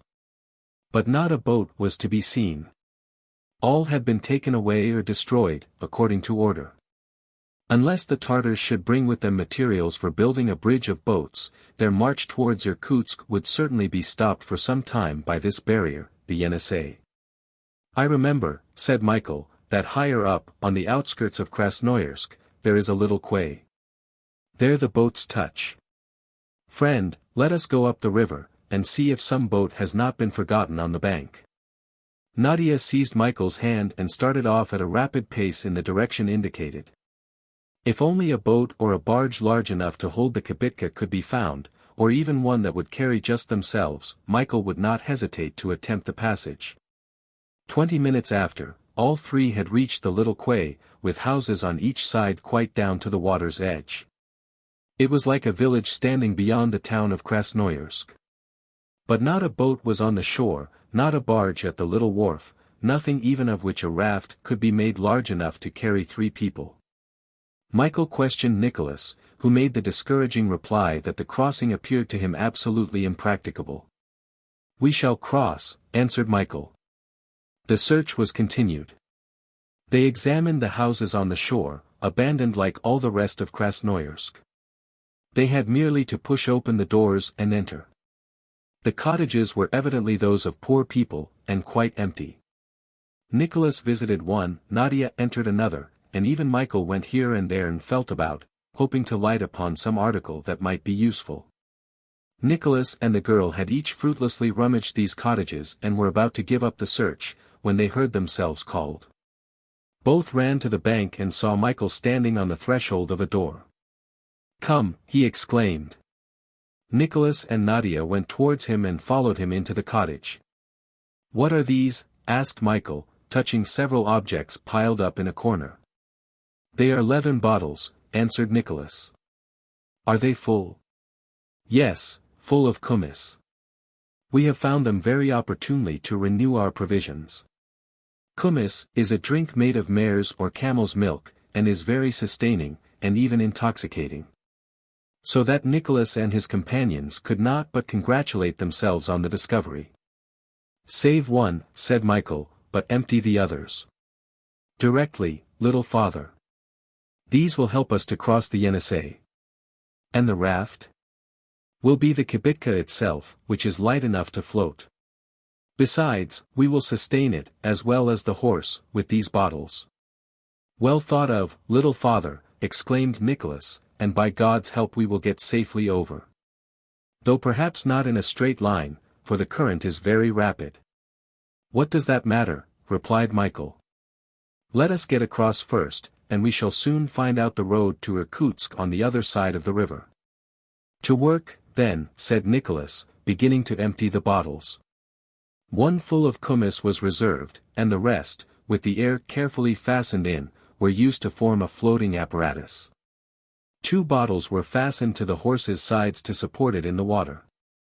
2 others were attached to the shafts to keep them on a level with the body of the machine, thus transformed into a raft. This work was soon finished. "You will not be afraid, Nadia?" asked Michael. "No, brother," answered the girl. "And you, friend?" "I?" cried Nicholas. "I am now going to have one of my dreams realized, that of sailing in a cart." At the spot where they were now standing, the bank sloped, and was suitable for the launching of the kibitka. The horse drew it into the water, and they were soon both floating. As to Serko, he was swimming bravely. The 3 passengers, seated in the vehicle, had with due precaution taken off their shoes and stockings, but, thanks to the bottles, the water did not even come over their ankles. Michael held the reins, and, according to Nicholas's directions, guided the animal obliquely, but cautiously, so as not to exhaust him by struggling against the current. So long as the kibitka went with the current all was easy, and in a few minutes it had passed the quays of Krasnoyarsk. It drifted northwards, and it was soon evident that it would only reach the opposite bank far below the town. But that mattered little. The crossing would have been made without great difficulty, even on this imperfect apparatus, had the current been regular. But, unfortunately, there were whirlpools in numbers, and soon the kibitka, notwithstanding all Michael's efforts, was irresistibly drawn into one of these. There the danger was great. The kibitka no longer drifted, but spun rapidly round, inclining towards the center of the eddy, like a rider in a circus. The horse could scarcely keep his head above water, and ran a great risk of being suffocated. Serko had been obliged to take refuge in the carriage. Michael knew what was happening. He felt himself drawn round in a gradually narrowing line, from which they could not get free. How he longed to be better able to avoid this peril, but that was no longer possible. Nadia was silent, her hands clinging to the sides of the cart, which was inclining more and more towards the center of depression. And Nicholas, did he not understand the gravity of the situation? Was it with him phlegm or contempt of danger, courage or indifference? Was his life valueless in his eyes, and, according to the Eastern expression, an hotel for 5 days, which, whether one is willing or not, must be left the 6th? At any rate, the smile on his rosy face never faded for an instant.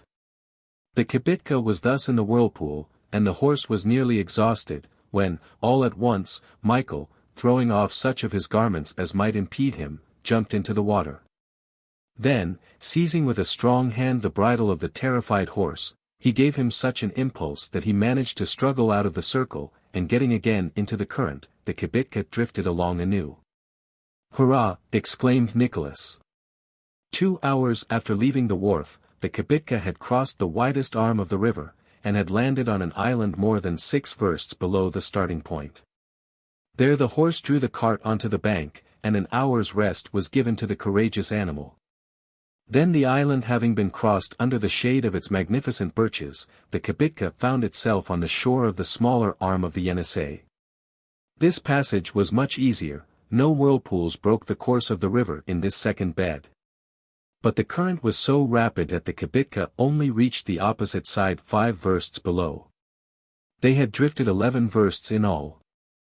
These great Siberian rivers across which no bridges have as yet been thrown, are serious obstacles to the facility of communication. All had been more or less unfortunate to Michael Strogoff.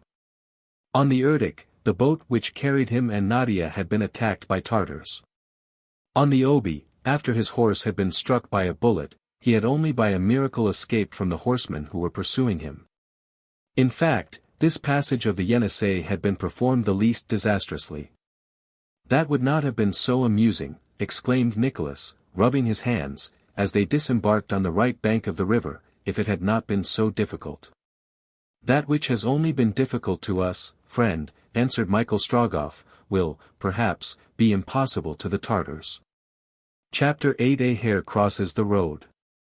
Michael Strogoff might at last hope that the road to Irkutsk was clear. He had distanced the Tartars, now detained at Tomsk, and when the Emir's soldiers should arrive at Krasnoyarsk they would find only a deserted town. There being no communication between the 2 banks of the Yenisei, a delay of some days would be caused until a bridge of boats could be established, and to accomplish this would be a difficult undertaking. For the first time since the encounter with Ivan Ogareff at Omsk, the courier of the Tsar felt less uneasy, and began to hope that no fresh obstacle would delay his progress. The road was good, for that part of it which extends between Krasnoyarsk and Irkutsk is considered the best in the whole journey. Fewer jolts for travelers, large trees to shade them from the heat of the sun, sometimes forests of pines or cedars covering an extent of 100 versts. It was no longer the wide steppe with limitless horizon, but the rich country was empty. Everywhere they came upon deserted villages. The Siberian peasantry had vanished. It was a desert, but a desert by order of the Tsar. The weather was fine, but the air, which cooled during the night, took some time to get warm again. Indeed, it was now near September, and in this high region the days were sensibly shortening. Autumn here lasts but a very little while, although this part of Siberian territory is not situated above the 55th parallel, that of Edinburgh and Copenhagen. However, winter succeeds summer almost unexpectedly. These winters of Asiatic Russia may be said to be precocious, considering that during them the thermometer falls until the mercury is frozen nearly 42 degrees below zero, and that 20 degrees below zero is considered an unsupportable temperature. The weather favored our travelers. It was neither stormy nor rainy. The health of Nadia and Michael was good, and since leaving Tomsk they had gradually recovered from their past fatigues. As to Nicholas Pigasov, he had never been better in his life. To him this journey was a trip, an agreeable excursion in which he employed his enforced holiday. Decidedly, said he, this is pleasanter than sitting 12 hours a day, perched on a stool, working the manipulator. Michael had managed to get Nicholas to make his horse quicken his pace. To obtain this result, he had confided to Nicholas that Nadia and he were on their way to join their father, exiled at Irkutsk, and that they were very anxious to get there. Certainly, it would not do to overwork the horse, for very probably they would not be able to exchange him for another, but by giving him frequent rests, every 10 miles, for instance, 40 miles in 24 hours could easily be accomplished. Besides, the animal was strong, and of a race calculated to endure great fatigue. He was in no want of rich pasturage along the road, the grass being thick and abundant. Therefore, it was possible to demand an increase of work from him. Nicholas gave in to all these reasons. He was much moved at the situation of these two young people, going to share their father's exile. Nothing had ever appeared so touching to him. With what a smile he said to Nadia, "Divine goodness! What joy will Mr. Korpanov feel, when his eyes behold you, when his arms open to receive you? If I go to Irkutsk, and that appears very probable now, will you permit me to be present at that interview?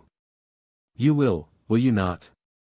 Then, striking his forehead, "But, I forgot, what grief too when he sees that his poor son is blind. Ah! Everything is mingled in this world." However, the result of all this was the kibitka went faster, and, according to Michael's calculations, now made almost 8 miles an hour.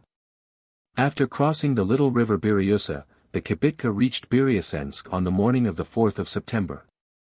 There, very fortunately, for Nicholas saw that his provisions were becoming exhausted, he found in an oven a dozen pagachas, a kind of cake prepared with sheep's fat, and a large supply of plain boiled rice. This increase was very opportune, for something would soon have been needed to replace the kumis with which the kibitka had been stored at Krasnoyarsk. After a halt, the journey was continued in the afternoon. The distance to Irkutsk was not now much over 300 miles. There was not a sign of the Tartar vanguard. Michael Strogoff had some grounds for hoping that his journey would not be again delayed, and that in 8 days, or at most 10, he would be in the presence of the Grand Duke. On leaving Biryasinsk, a hare ran across the road, in front of the kibitka. "Ah!" exclaimed Nicholas. "What is the matter, friend?" asked Michael quickly, like a blind man whom the least sound arouses. "Did you not see?" said Nicholas, whose bright face had become suddenly clouded. Then he added, "Ah! No. You could not see, and it's lucky for you, little father." "But I saw nothing," said Nadia. "So much the better. So much the better." "But I saw." "What was it then?" asked Michael. "A hare crossing our road," answered Nicholas. In Russia, when a hare crosses the path, the popular belief is that it is the sign of approaching evil. Nicholas, superstitious like the greater number of Russians, stopped the kibitka. Michael understood his companion's hesitation, without sharing his credulity, and endeavored to reassure him. "There is nothing to fear, friend," said he. "Nothing for you, nor for her, I know, little father," answered Nicholas, "but for me. It is my fate," he continued. And he put his horse in motion again. However, in spite of these forebodings, the day passed without any accident.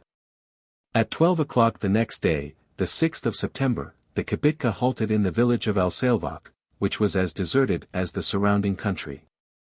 There, on a doorstep, Nadia found two of those strong-bladed knives used by Siberian hunters. She gave one to Michael, who concealed it among his clothes, and kept the other herself. Nicholas had not recovered his usual spirits.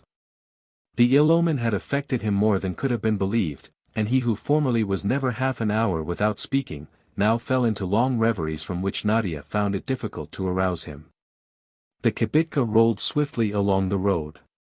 Yes, swiftly. Nicholas no longer thought of being so careful of his horse, and was as anxious to arrive at his journey's end as Michael himself. Notwithstanding his fatalism, and though resigned, he would not believe himself in safety until within the walls of Irkutsk.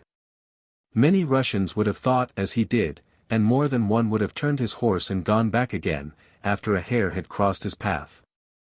Some observations made by him, the justice of which was proved by Nadia transmitting them to Michael, made them fear that their trials were not yet over. Though the land from Krasnoyarsk had been respected in its natural productions, its forests now bore trace of fire and steel, and it was evident that some large body of men had passed that way. 20 miles before Nijni-Nov-Gorod, the indications of recent devastation could not be mistaken, and it was impossible to attribute them to others than the Tartars. It was not only that the fields were trampled by horses' feet, and that trees were cut down. The few houses scattered along the road were not only empty, some had been partly demolished, others half burnt down.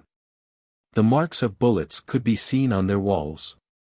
Michael's anxiety may be imagined. He could no longer doubt that a party of Tartars had recently passed that way, and yet it was impossible that they could be the Emir's soldiers, for they could not have passed without being seen. But then, who were these new invaders, and by what out-of-the-way path across the steppe had they been able to join the highroad to Irkutsk? With what new enemies was the Tsar's courier now to meet?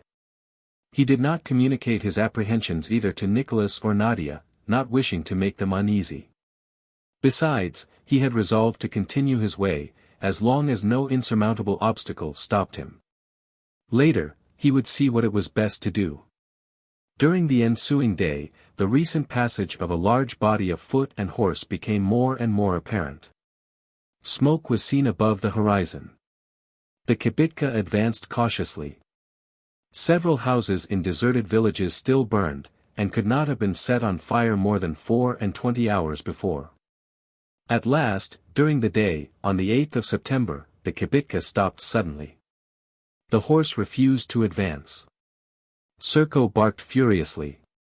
"What is the matter?" asked Michael. "A corpse," replied Nicholas, who had leapt out of the kibitka. The body was that of a mujik, horribly mutilated, and already cold. Nicholas crossed himself. Then, aided by Michael, he carried the body to the side of the road. He would have liked to give it decent burial, that the wild beasts of the steppe might not feast on the miserable remains, but Michael could not allow him the time. "Come, friend, come," he exclaimed, "we must not delay, even for an hour." And the kibitka was driven on. Besides, if Nicholas had wished to render the last duties to all the dead bodies they were now to meet with on the Siberian highroad, he would have had enough to do. As they approached Nijni-Nov-Gorod, they were found by 20s, stretched on the ground. It was, however, necessary to follow this road until it was manifestly impossible to do so longer without falling into the hands of the invaders. The road they were following could not be abandoned, and yet the signs of devastation and ruin increased at every village they passed through. The blood of the victims was not yet dry. As to gaining information about what had occurred, that was impossible. There was not a living being left to tell the tale. About 4 o'clock in the afternoon of this day, Nicholas caught sight of the tall steeples of the churches of Nijni-Novgorod. Thick vapors, which could not have been clouds, were floating around them. Nicholas and Nadia looked, and communicated the result of their observations to Michael. They must make up their minds what to do. If the town was abandoned, they could pass through without risk, but if, by some inexplicable maneuver, the Tartars occupied it, they must at every cost avoid the place. "Advance cautiously," said Michael Strogoff, "but advance." A verst was soon traversed. "Those are not clouds, that is smoke," exclaimed Nadia. "Brother, they are burning the town." It was, indeed, only too plain. Flashes of light appeared in the midst of the vapor. It became thicker and thicker as it mounted upwards. But were they Tartars who had done this? They might be Russians, obeying the orders of the Grand Duke.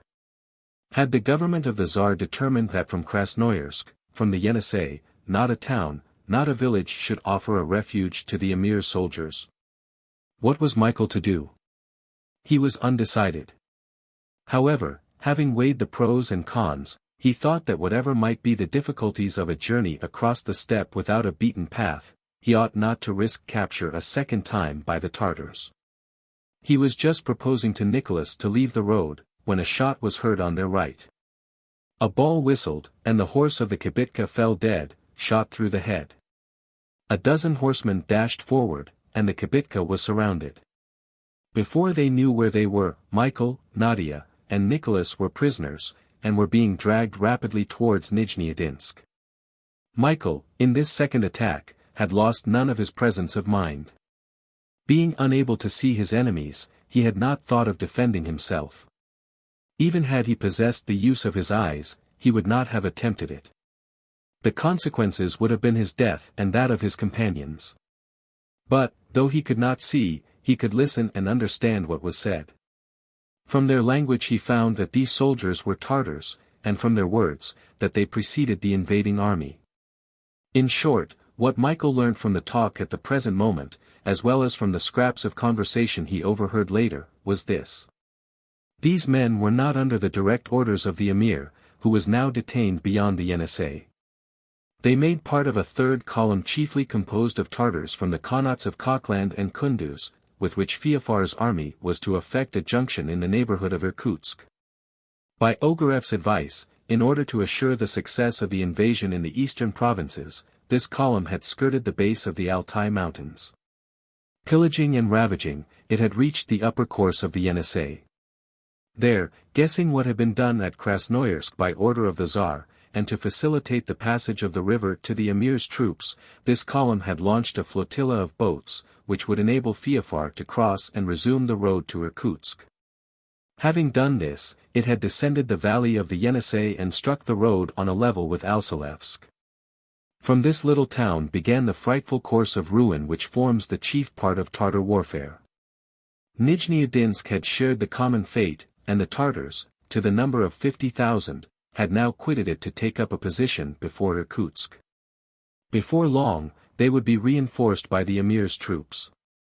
Such was the state of affairs at this date, most serious for this isolated part of eastern Siberia, and for the comparatively few defenders of its capital. It can be imagined with what thoughts Michael's mind was now occupied. Who could have been astonished had he, in his present situation, lost all hope and all courage? Nothing of the sort, however, his lips muttered no other words than these, "I will get there." Half an hour after the attack of the Tartar horsemen, Michael Strogoff, Nadia, and Nicholas entered Nijni-Novgorod. The faithful dog followed them, though at a distance. They could not stay in the town, as it was in flames, and about to be left by the last of the marauders.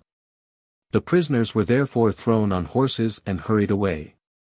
Nicholas resigned as usual, Nadia, her faith in Michael unshaken, and Michael himself, apparently indifferent, but ready to seize any opportunity of escaping.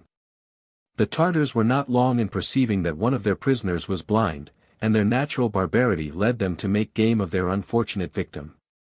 They were traveling fast. Michael's horse, having no one to guide him, often started aside, and so made confusion among the ranks. This drew on his rider such abuse and brutality as wrung Nadia's heart, and filled Nicholas with indignation. But what could they do? They could not speak the Tartar language, and their assistance was mercilessly refused. Soon it occurred to these men, in a refinement of cruelty, to exchange the horse Michael was riding for one which was blind. The motive of the change was explained by a remark which Michael overheard, perhaps that Russian can see, after all. Michael was placed on this horse, and the reins ironically put into his hand. Then, by dint of lashing, throwing stones, and shouting, the animal was urged into a gallop. The horse, not being guided by his rider, blind as himself, sometimes ran into a tree, sometimes went quite off the road, in consequence, collisions and falls, which might have been extremely dangerous. Michael did not complain. Not a murmur escaped him. When his horse fell, he waited until it got up. It was, indeed, soon assisted up, and the cruel fun continued. At sight of this wicked treatment, Nicholas could not contain himself, he endeavored to go to his friend's aid. He was prevented, and treated brutally.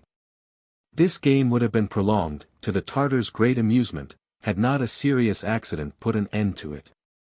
On the 10th of September the blind horse ran away, and made straight for a pit, some 30 or 40 feet deep, at the side of the road. Nicholas tried to go after him. He was held back. The horse, having no guide, fell with his rider to the bottom. Nicholas and Nadia uttered a piercing cry. They believed that their unfortunate companion had been killed. However, when they went to his assistance, it was found that Michael, having been able to throw himself out of the saddle, was unhurt, but the miserable horse had 2 legs broken, and was quite useless. He was left there to die without being put out of his suffering, and Michael, fastened to a Tartar's saddle, was obliged to follow the detachment on foot. Even now, not a protest, not a complaint. He marched with a rapid step, scarcely drawn by the cord which tied him. He was still, the man of iron, of whom General Kisov had spoken to the Tsar. The next day, the 11th of September, the detachment passed through the village of Chiberlinsko. Here an incident occurred which had serious consequences. It was nightfall. The Tartar horsemen, having halted, were more or less intoxicated. They were about to start. Nadia, who till then, by a miracle, had been respectfully treated by the soldiers, was insulted by one of them. Michael could not see the insult, nor the insulter, but Nicholas saw for him. Then, quietly, without thinking, without perhaps knowing what he was doing, Nicholas walked straight up to the man, and, before the latter could make the least movement to stop him, had seized a pistol from his holster and discharged it full at his breast. The officer in command of the detachment hastened up on hearing the report. The soldiers would have cut the unfortunate Nicholas to pieces, but at a sign from their officer, he was bound instead, placed across a horse, and the detachment galloped off. The rope which fastened Michael, gnawed through by him, broke by the sudden start of the horse, and the half-tipsy rider galloped on without perceiving that his prisoner had escaped. Michael and Nadia found themselves alone on the road. Chapter 9 In the steppe. Michael Strogoff and Nadia were once more as free as they had been in the journey from Perm to the banks of the Irkutsk. But how the conditions under which they traveled were altered. Then, a comfortable tarantass, fresh horses, well-kept post-horses assured the rapidity of their journey. Now they were on foot. It was utterly impossible to procure any other means of locomotion, they were without resources, not knowing how to obtain even food, and they had still nearly 300 miles to go. Moreover, Michael could now only see with Nadia's eyes. As to the friend whom chance had given them, they had just lost him, and fearful might be his fate. Michael had thrown himself down under the brushwood at the side of the road. Nadia stood beside him, waiting for the word from him to continue the march. It was 10 o'clock. The sun had more than 3 hours before disappeared below the horizon. There was not a house in sight. The last of the Tartars was lost in the distance. Michael and Nadia were quite alone. "What will they do with our friend?" exclaimed the girl. "Poor Nicholas! Our meeting will have been fatal to him. Michael made no response. Michael, continued Nadia, do you not know that he defended you when you were the Tartar's sport, that he risked his life for me? Michael was still silent. Motionless, his face buried in his hands. Of what was he thinking? Perhaps, although he did not answer, he heard Nadia speak. Yes. He heard her, for when the young girl added, "Where shall I lead you, Michael?" "To Irkutsk," he replied. "By the high road?" "Yes, Nadia." Michael was still the same man who had sworn, whatever happened, to accomplish his object. To follow the high road, was certainly to go the shortest way. If the vanguard of Feofar Khan's troops appeared, it would then be time to strike across the country. Nadia took Michael's hand, and they started. The next morning, the 13th of September, 20 versts further, they made a short halt in the village of Julianovsko. It was burnt and deserted. All night Nadia had tried to see if the body of Nicholas had not been left on the road, but it was in vain that she looked among the ruins, and searched among the dead. Was he reserved for some cruel torture at Irkutsk?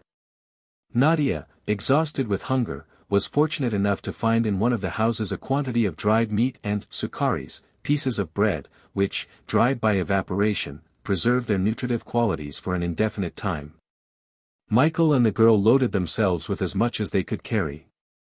They had thus a supply of food for several days, and as to water, there would be no want of that in a district rendered fertile by the numerous little affluents of the Angara. They continued their journey. Michael walked with a firm step, and only slackened his pace for his companion's sake. Nadia, not wishing to retard him, obliged herself to walk. Happily, he could not see to what a miserable state fatigue had reduced her. However, Michael guessed it. "You are quite done up, poor child," he said sometimes. "No," she would reply. "When you can no longer walk, I will carry you." "Yes, Michael." During this day they came to the little river Oka, but it was fordable, and they had no difficulty in crossing.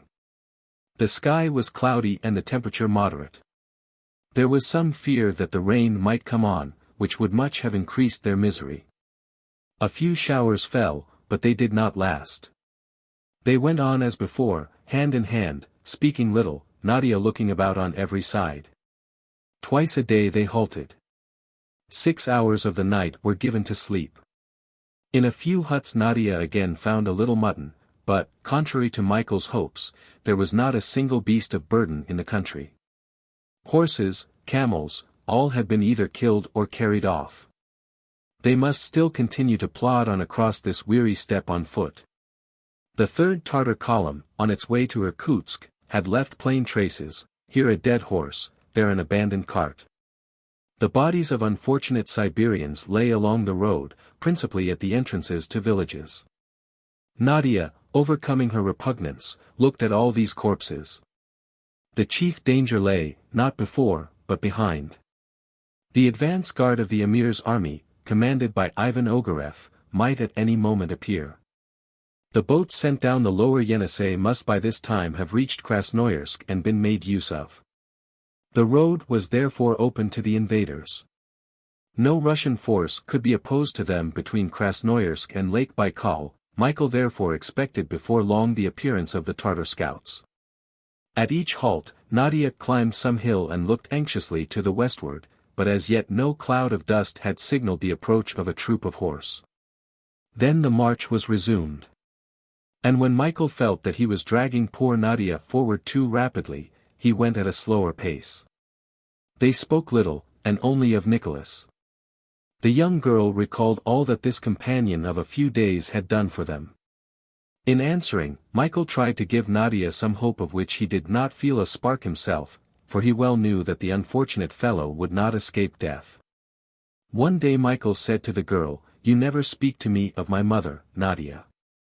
His mother. Nadia had never wished to do so. Why renew his grief? Was not the old Siberian dead? Had not her son given the last kiss to her corpse stretched on the plain of Tomsk? "Speak to me of her, Nadia," said Michael. "Speak, you will please me." And then Nadia did what she had not done before. She told all that had passed between Marfa and herself since their meeting at Omsk, where they had seen each other for the first time. She said how an inexplicable instinct had led her towards the old prisoner without knowing who she was, and what encouragement she had received in return. At that time Michael Strogoff had been to her but Nicholas Korpanoff. Whom I ought always to have been, replied Michael, his brow darkening. Then later he added, I have broken my oath, Nadia. I had sworn not to see my mother. But you did not try to see her, Michael, replied Nadia. Chance alone brought you into her presence. I had sworn, whatever might happen, not to betray myself. Michael. At sight of the lash raised upon Marfa, could you refrain? No. No oath could prevent a son from succoring his mother. I have broken my oath, Nadia, returned Michael. May God and the Father pardon me. Michael, resumed the girl, I have a question to ask you. Do not answer it if you think you ought not. Nothing from you would vex me. Speak, Nadia. Why, now that the Tsar's letter has been taken from you, are you so anxious to reach Irkutsk? Michael tightly pressed his companion's hand, but he did not answer. Did you know the contents of that letter before you left Moscow? No, I did not know. Must I think, Michael, that the wish alone to place me in my father's hands draws you toward Irkutsk? No, Nadia, replied Michael, gravely. I should deceive you if I allowed you to believe that it was so. I go where duty orders me to go. As to taking you to Irkutsk, is it not you, Nadia, who are now taking me there? Do I not see with your eyes, and is it not your hand that guides me? Have you not repaid 100-fold the help which I was able to give you at first? I do not know if fate will cease to go against us. But the day on which you thank me for having placed you in your father's hands, I in my turn will thank you for having led me to Irkutsk. Poor Michael, answered Nadia, with emotion. Do not speak so. That does not answer me. Michael, why, now, are you in such haste to reach Irkutsk? Because I must be there before Ivan Ogareff, exclaimed Michael. Even now. Even now, and I will be there, too. In uttering these words, Michael did not speak solely through hatred to the traitor. Nadia understood that her companion had not told, or could not tell, her all. On the 15th of September, 3 days later, the two reached the village of Kuotounsko. The young girl suffered dreadfully. Her aching feet could scarcely support her. But she fought, she struggled, against her weariness, and her only thought was this, since he cannot see me, I will go on till I drop. There were no obstacles on this part of the journey, no danger either since the departure of the Tartars, only much fatigue. For 3 days it continued thus. It was plain that the third invading column was advancing rapidly in the east. That could be seen by the ruins which they left after them, the cold cinders and the already decomposing corpses. There was nothing to be seen in the west, the Emir's advance guard had not yet appeared. Michael began to consider the various reasons which might have caused this delay. Was a sufficient force of Russians directly menacing Tomsk or Krasnoyarsk? Did the third column, isolated from the others, run a risk of being cut off? If this was the case, it would be easy for the Grand Duke to defend Irkutsk, and any time gained against an invasion was a step towards repulsing it. Michael sometimes let his thoughts run on these hopes, but he soon saw their improbability, and felt that the preservation of the Grand Duke depended alone on him. Nadia dragged herself along. Whatever might be her moral energy, her physical strength would soon fail her. Michael knew it only too well. If he had not been blind, Nadia would have said to him, "Go, Michael, leave me in some hut. Reach Irkutsk. Accomplish your mission. See my father. Tell him where I am. Tell him that I wait for him, and you both will know where to find me. Start. I am not afraid. I will hide myself from the Tartars. I will take care of myself for him, for you. Go, Michael. I can go no farther. Many times Nadia was obliged to stop. Michael then took her in his strong arms and, having no longer to think of her fatigue, walked more rapidly and with his indefatigable step. On the 18th of September, at 10 in the evening, Chmeltaysko was at last entered. From the top of a hill, Nadia saw in the horizon a long light line. It was the Dinka River. A few lightning flashes were reflected in the water. Summer lightning, without thunder. Nadia led her companion through the ruined village. The cinders were quite cold. The last of the Tartars had passed through at least 5 or 6 days before. Beyond the village, Nadia sank down on a stone bench. "Shall we make a halt?" asked Michael. "It is night, Michael," answered Nadia. "Do you not want to rest a few hours?" "I would rather have crossed the Dinka," replied Michael. "I should like to put that between us and the Emir's advance guard." "But you can scarcely drag yourself along, my poor Nadia." "Come, Michael," returned Nadia, seizing her companion's hand and drawing him forward. 2 or 3 versts further the Dinka flowed across the Irkutsk road. The young girl wished to attempt this last effort asked by her companion. She found her way by the light from the flashes. They were then crossing a boundless desert, in the midst of which was lost the little river. Not a tree nor a hillock broke the flatness.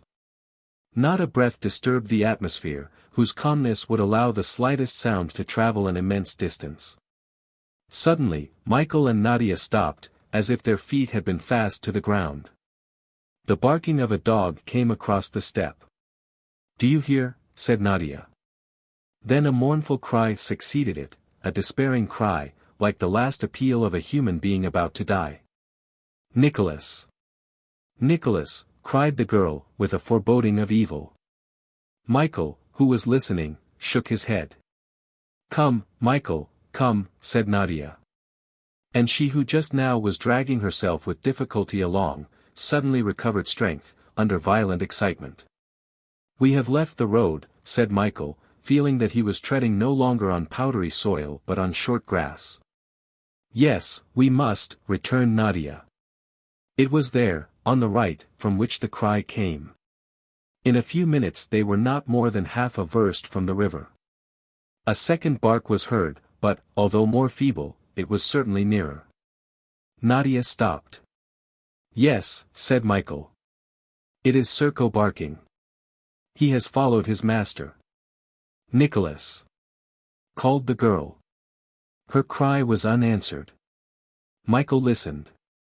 Nadia gazed over the plain illumined now and again with electric light, but she saw nothing. And yet a voice was again raised, this time murmuring in a plaintive tone, "Michael."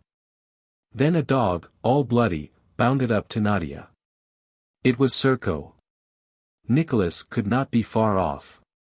He alone could have murmured the name of Michael. Where was he? Nadia had no strength to call again.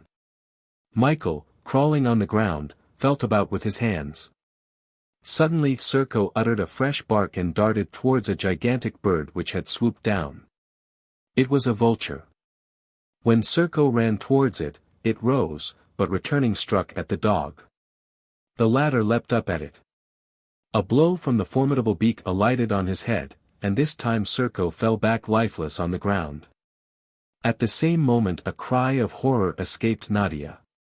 There, she exclaimed. A head issued from the ground. She had stumbled against it in the darkness. Nadia fell on her knees beside it.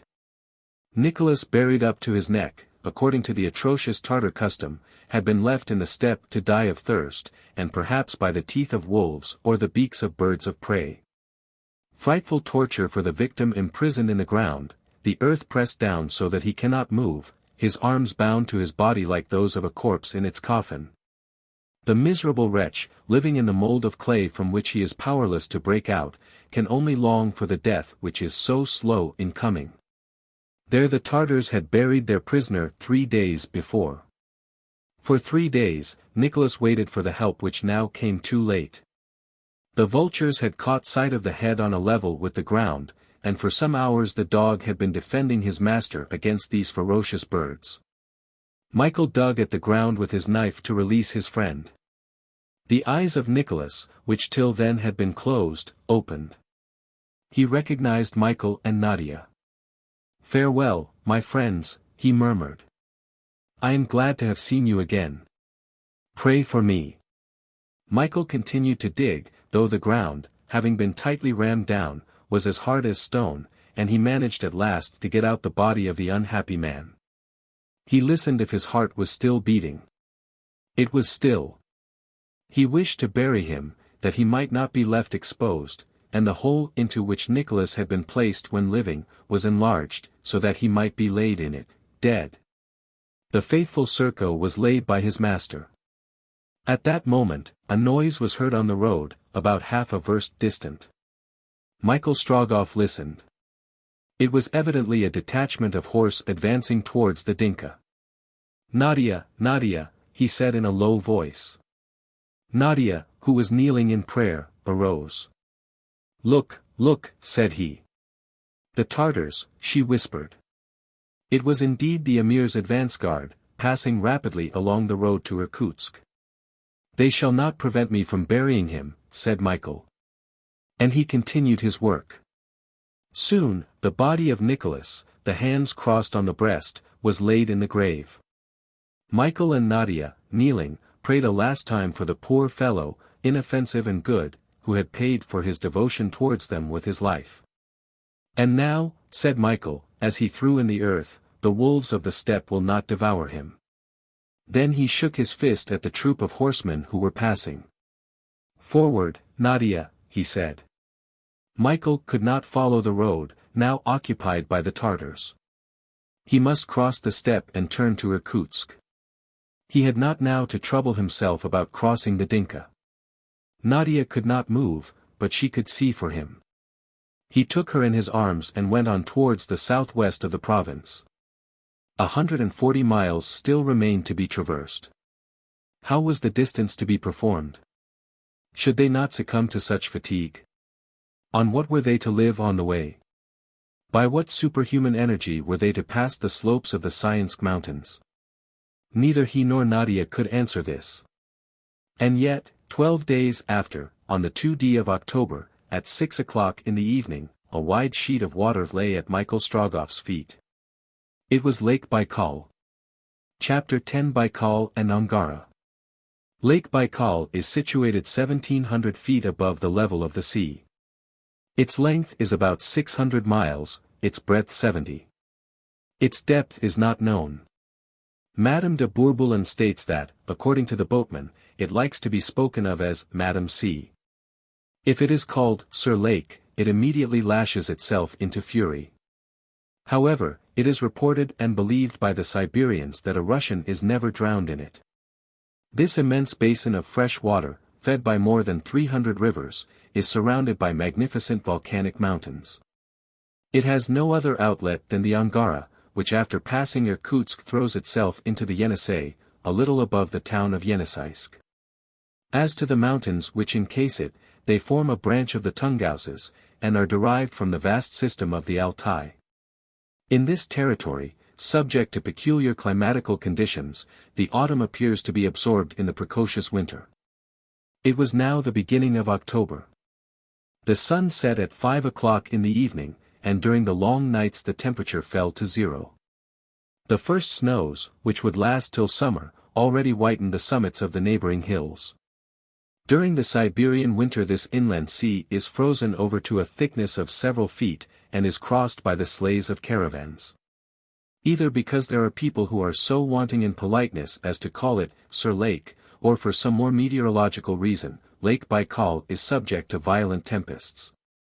Its waves, short like those of all inland seas, are much feared by the rafts, praams, and steamboats, which furrow it during the summer. It was the southwest point of the lake which Michael had now reached, carrying Nadia, whose whole life, so to speak, was concentrated in her eyes. But what could these two expect, in this wild region, if it was not to die of exhaustion and famine? And yet, what remained of the long journey of 4,000 miles for the Tsar's courier to reach his end? Nothing but 40 miles on the shore of the lake up to the mouth of the Angara, 160 miles from the mouth of the Angara to Irkutsk. In all, 100 miles, or 3 days' journey for a strong man, even on foot. Could Michael Strogoff still be that man? Heaven, no doubt, did not wish to put him to this trial. The fatality which had hitherto pursued his steps seemed for a time to spare him. This end of the Baikal, this part of the steppe, which he believed to be a desert, which it usually is, was not so now. About 50 people were collected at the angle formed by the end of the lake. Nadia immediately caught sight of this group, when Michael, carrying her in his arms, issued from the mountain pass. The girl feared for a moment that it was a Tartar detachment, sent to beat the shores of the Baikal, in which case flight would have been impossible to them both. But Nadia was soon reassured. "Russians," she exclaimed. And with this last effort, her eyes closed and her head fell on Michael's breast. But they had been seen, and some of these Russians, running to them, led the blind man and the girl to a little point at which was moored a raft. The raft was just going to start. These Russians were fugitives of different conditions, whom the same interest had united at Lake Baikal. Driven back by the Tartar scouts, they hoped to obtain a refuge at Irkutsk, but not being able to get there by land, the invaders having occupied both banks of the Angara, they hoped to reach it by descending the river which flows through the town. Their plan made Michael's heart leap. A last chance was before him, but he had strength to conceal this, wishing to keep his incognito more strictly than ever. The fugitives' plan was very simple. A current in the lake runs along by the upper bank to the mouth of the Angara. This current they hoped to utilize, and with its assistance to reach the outlet of Lake Baikal. From this point to Irkutsk, the rapid waters of the river would bear them along at a rate of 8 miles an hour. In a day and a half they might hope to be in sight of the town. No kind of boat was to be found, they had been obliged to make one. A raft, or rather a float of wood, similar to those which usually are drifted down Siberian rivers, was constructed. A forest of firs, growing on the bank, had supplied the necessary materials. The trunks, fastened together with osiers, made a platform on which 100 people could have easily found room. On board this raft Michael and Nadia were taken. The girl had returned to herself. Some food was given to her as well as to her companion. Then, lying on a bed of leaves, she soon fell into a deep sleep. To those who questioned him, Michael Strogoff said nothing of what had taken place at Tomsk. He gave himself out as an inhabitant of Krasnoyarsk, who had not been able to get to Irkutsk before the Emir's troops arrived on the left bank of the Dinka, and he added that, very probably, the bulk of the Tartar forces had taken up a position before the Siberian capital. There was not a moment to be lost. Besides, the cold was becoming more and more severe. During the night the temperature fell below zero, ice was already forming on the surface of the Baikal. Although the raft managed to pass easily over the lake, it might not be so easy between the banks of the Angara, should pieces of ice be found to block up its course. At 8 in the evening the moorings were cast off, and the raft drifted in the current along the shore. It was steered by means of long poles, under the management of several muscular mujiks. An old Baikal boatman took command of the raft. He was a man of 65, browned by the sun and lake breezes. A thick white beard flowed over his chest, a fur cap covered his head, his aspect was grave and austere. His large greatcoat, fastened in at the waist, reached down to his heels. This taciturn old fellow was seated in the stern, and issued his commands by gestures. Besides, the chief work consisted in keeping the raft in the current, which ran along the shore, without drifting out into the open. It has been already said that Russians of all conditions had found a place on the raft. Indeed, to the poor mujiks, the women, old men, and children, were joined 2 or 3 pilgrims, surprised on their journey by the invasion. A few monks, and a priest. The pilgrims carried a staff, a gourd hung at the belt, and they chanted psalms in a plaintive voice. One came from the Ukraine, another from the Yellow Sea, and a third from the Finland provinces. This last, who was an aged man, carried at his waist a little padlocked collecting box, as if it had been hung at a church door. Of all that he collected during his long and fatiguing pilgrimage, nothing was for himself. He did not even possess the key of the box, which would only be opened on his return. The monks came from the north of the empire. 3 months before they had left the town of Archangel. They had visited the sacred islands near the coast of Karelia, the convent of Solovetssk, the convent of Troitsa, those of Saint Antony and Saint Theodosia, at Kiev, that of Kazan, as well as the Church of the Old Believers. And they were now on their way to Irkutsk, wearing the robe, the cowl, and the clothes of serge. As to the Papa, or priest, he was a plain village pastor, one of the 600,000 popular pastors which the Russian Empire contains. He was clothed as miserably as the moujiks, not being above them in social position. In fact, laboring like a peasant on his plot of ground, baptizing, marrying, burying. He had been able to protect his wife and children from the brutality of the Tartars by sending them away into the northern provinces. He himself had stayed in his parish up to the last moment, then he was obliged to fly, and, the Irkutsk road being stopped, had come to Lake Baikal.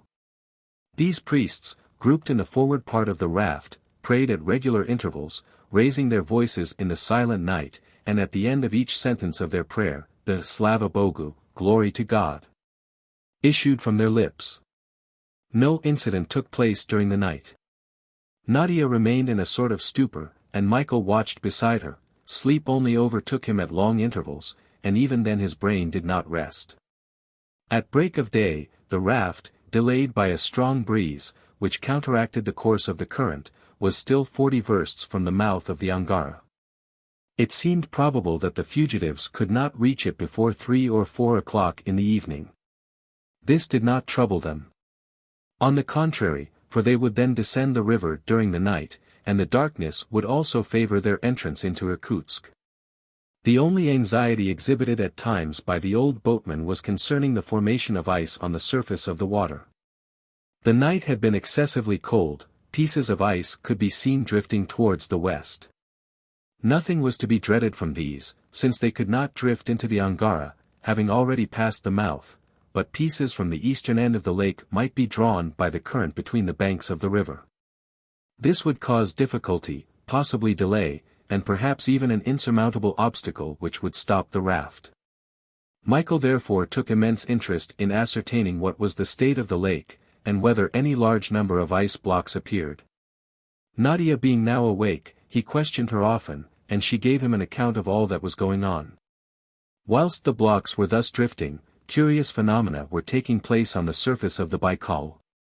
Magnificent jets, from springs of boiling water, shot up from some of those artesian wells which nature has bored in the very bed of the lake. These jets rose to a great height and spread out in vapor, which was illuminated by the solar rays, and almost immediately condensed by the cold.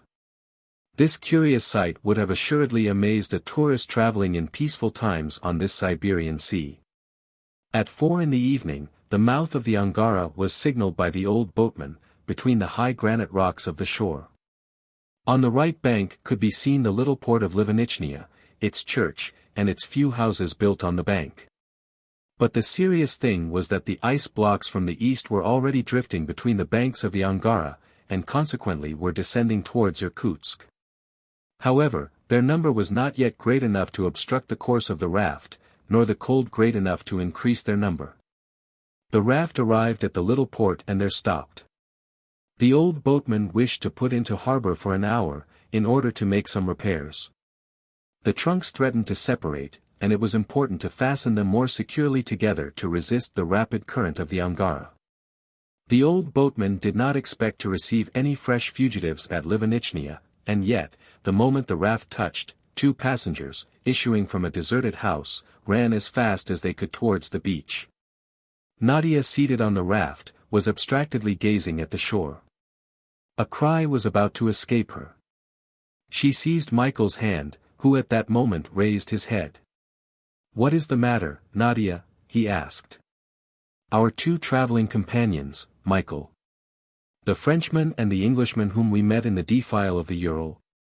"Yes."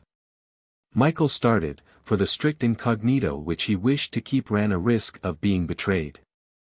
"Indeed, It was no longer as Nicholas Korpanoff that Jolivet and Blunt would now see him, but as the true Michael Strogoff, courier of the Tsar. The two correspondents had already met him twice since their separation at the Ichim post house, the first time at the Zabodiero camp, when he laid open Ivan Ogorev's face with the knout, the second time at Tomsk, when he was condemned by the emir. They therefore knew who he was and what depended on him. Michael Strogoff rapidly made up his mind. "Nadia," said he, when they step on board, "ask them to come to me." It was, in fact, Blunt and Jolivet, whom the course of events had brought to the port of Livinichnia, as it had brought Michael Strogoff. As we know, after having been present at the entry of the Tartars into Tomsk, they had departed before the savage execution which terminated the FÉTE. They had therefore never suspected that their former traveling companion had not been put to death, but blinded by order of the emir. Having procured horses, they had left Tomsk the same evening, with the fixed determination of henceforward dating their letters from the Russian camp of eastern Siberia. They proceeded by forced marches towards Irkutsk. They hoped to distance Feofar Khan, and would certainly have done so, had it not been for the unexpected apparition of the third column, come from the south, up the valley of the Yenisei. They had been cut off, as had been Michael, before being able even to reach the Dinka, and had been obliged to go back to Lake Baikal. They had been in the place for 3 days in much perplexity, when the raft arrived. The fugitives' plan was explained to them. There was certainly a chance that they might be able to pass under cover of the night, and penetrate into Irkutsk. They resolved to make the attempt. Alcide directly communicated with the old boatman, and asked a passage for himself and his companion, offering to pay anything he demanded, whatever it might be. "No one pays here," replied the old man gravely. "Every one risks his life, that is all." The two correspondents came on board, and Nadia saw them take their places in the forepart of the raft. Harry Blunt was still the reserved Englishman, who had scarcely addressed a word to her during the whole passage over the Ural mountains. Alcide Jolivet seemed to be rather more grave than usual, and it may be acknowledged that his gravity was justified by the circumstances. Jolivet had, as has been said, taken his seat on the raft, when he felt a hand laid on his arm. Turning, he recognized Nadia, the sister of the man who was no longer Nicholas Korpanoff, but Michael Strogoff, courier of the Tsar. He was about to make an exclamation of surprise when he saw the young girl lay her finger on her lips. "Come," said Nadia. And with a careless air, Alcide rose and followed her, making a sign to Blunt to accompany him. But if the surprise of the correspondents had been great at meeting Nadia on the raft, it was boundless when they perceived Michael Strogoff, whom they had believed to be no longer living. Michael had not moved at their approach. Jolivet turned towards the girl. "He does not see you, gentlemen," said Nadia. "The Tartars have burnt out his eyes. My poor brother is blind." A feeling of lively compassion exhibited itself on the faces of Blunt and his companion. In a moment they were seated beside Michael, pressing his hand and waiting until he spoke to them. "Gentlemen," said Michael, in a low voice, "you ought not to know who I am, nor what I am come to do in Siberia. I ask you to keep my secret. Will you promise me to do so?" "On my honor," answered Jolivet. "On my word as a gentleman," added Blunt. "Good, gentlemen. Can we be of any use to you?" asked Harry Blunt. "Could we not help you to accomplish your task?" "I prefer to act alone," replied Michael. "But those blackguards have destroyed your sight," said Alcide. "I have Nadia, and her eyes are enough for me." In half an hour the raft left the little port of Livinichnia, and entered the river. It was 5 in the evening and getting dusk. The night promised to be dark and very cold also, for the temperature was already below zero. Alcide and Blunt, though they had promised to keep Michael's secret, did not leave him. They talked in a low voice, and the blind man, adding what they told him to what he already knew, was able to form an exact idea of the state of things. It was certain that the Tartars had actually invested Irkutsk, and that the 3 columns had effected a junction. There was no doubt that the emir and Ivan Ogarev were before the capital. But why did the Tsar's courier exhibit such haste to get there? now that the imperial letter could no longer be given by him to the Grand Duke, and when he did not even know the contents of it. Alcide Jolivet and Blunt could not understand it any more than Nadia had done. No one spoke of the past, except when Jolivet thought it his duty to say to Michael, "We owe you some apology for not shaking hands with you when we separated at Itchem. No, you had reason to think me a coward. At any rate," added the Frenchman, "you knouted the face of that villain finely, and he will carry the mark of it for a long time." "No, not a long time," replied Michael quietly.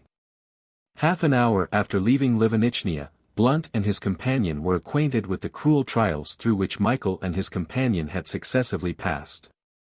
They could not but heartily admire his energy, which was only equalled by the young girl's devotion. Their opinion of Michael was exactly what the Tsar had expressed at Moscow: "Indeed, this is a man." The raft swiftly threaded its way among the blocks of ice which were carried along in the current of the Angara. A moving panorama was displayed on both sides of the river, and, by an optical illusion, it appeared as if it was the raft which was motionless before a succession of picturesque scenes. Here were high granite cliffs, their wild gorges, down which rushed a torrent; sometimes appeared a clearing with a still smoking village, then thick pine forests blazing. But though the Tartars had left their traces on all sides, they themselves were not to be seen as yet, for they were more especially massed at the approaches to Irkutsk. All this time the pilgrims were repeating their prayers aloud, and the old boatman, shoving away the blocks of ice which pressed too near them, imperturbably steered the raft in the middle of the rapid current of the Angara. Chapter 11 Between Two Banks.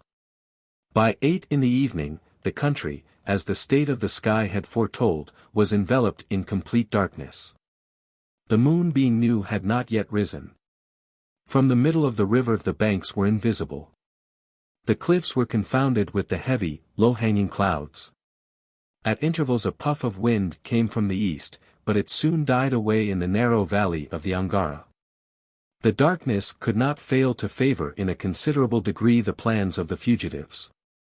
Indeed, although the Tartar outposts must have been drawn up on both banks, the raft had a good chance of passing unperceived. It was not likely either that the besiegers would have barred the river above Irkutsk, since they knew that the Russians could not expect any help from the south of the province.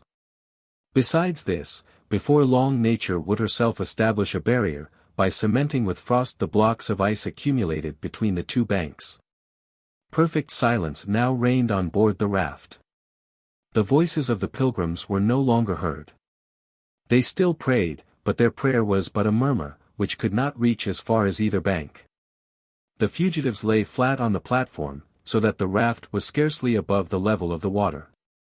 The old boatman crouched down forward among his men, solely occupied in keeping off the ice blocks, a maneuver which was performed without noise.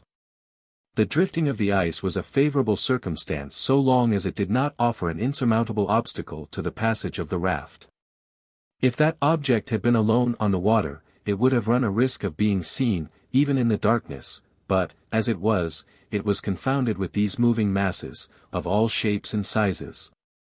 And the tumult caused by the crashing of the blocks against each other concealed likewise any suspicious noises. There was a sharp frost.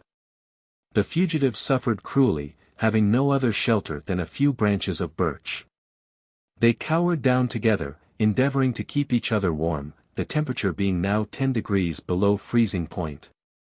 The wind, though slight, having passed over the snow-clad mountains of the east, pierced them through and through. Michael and Nadia, lying in the afterpart of the raft, bore this increase of suffering without complaint. Jolivet and Blunt, placed near them, stood these first assaults of the Siberian winter as well as they could. No one now spoke, even in a low voice. Their situation entirely absorbed them. At any moment an incident might occur, which they could not escape unscathed. For a man who hoped soon to accomplish his mission, Michael was singularly calm. Even in the gravest conjunctures, his energy had never abandoned him. He already saw the moment when he would be at last allowed to think of his mother, of Nadia, of himself. He now only dreaded one final unhappy chance. This was, that the raft might be completely barred by ice before reaching Irkutsk. He thought but of this, determined beforehand, if necessary, to attempt some bold stroke. Restored by a few hours' rest, Nadia had regained the physical energy which misery had sometimes overcome, although without ever having shaken her moral energy. She thought, too, that if Michael had to make any fresh effort to attain his end, she must be there to guide him. But in proportion as she drew nearer to Irkutsk, the image of her father rose more and more clearly before her mind. She saw him in the invested town, far from those he loved, but, as she never doubted, struggling against the invaders with all the spirit of his patriotism. In a few hours, if heaven favored them, she would be in his arms, giving him her mother's last words, and nothing should ever separate them again. If the term of Wassily Fedor's exile should never come to an end, his daughter would remain exiled with him. Then, by a natural transition, she came back to him who would have enabled her to see her father once more, to that generous companion, that brother, who, the Tartars driven back, would retake the road to Moscow. Whom she would perhaps never meet again.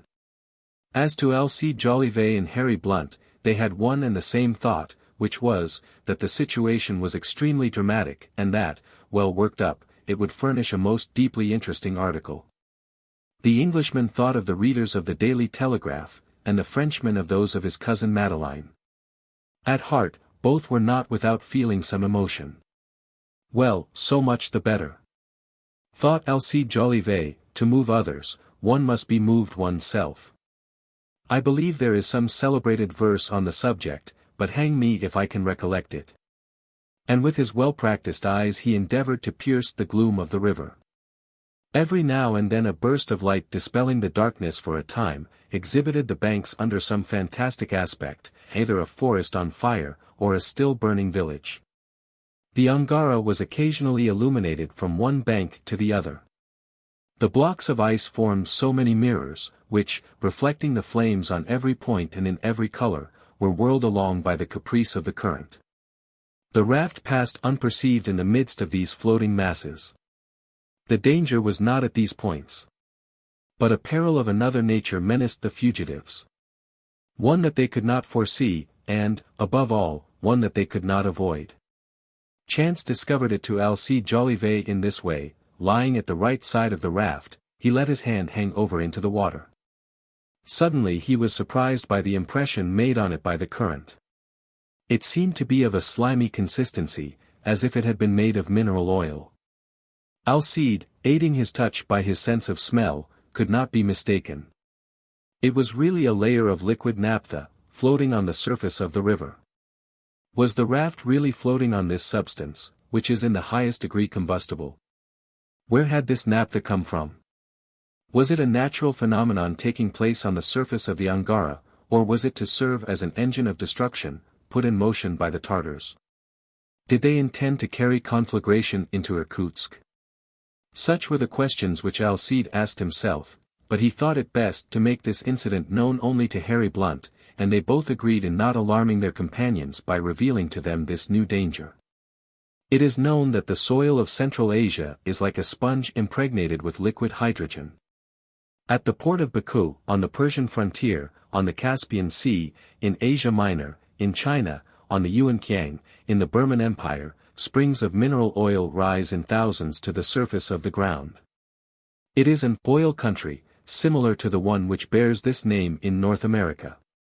During certain religious festivals, principally at the port of Baku, the natives, who are fire worshippers, throw liquid naphtha on the surface of the sea, which buoys it up, its density being inferior to that of water.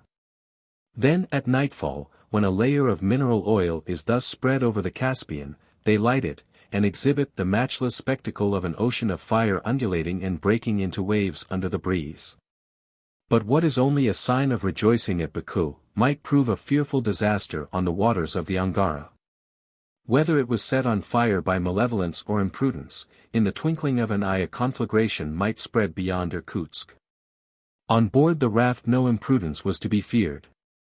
But everything was to be dreaded from the conflagrations on both banks of the Angara, for should a lighted straw or even a spark blow into the water, it would inevitably set the whole current of naphtha in a blaze.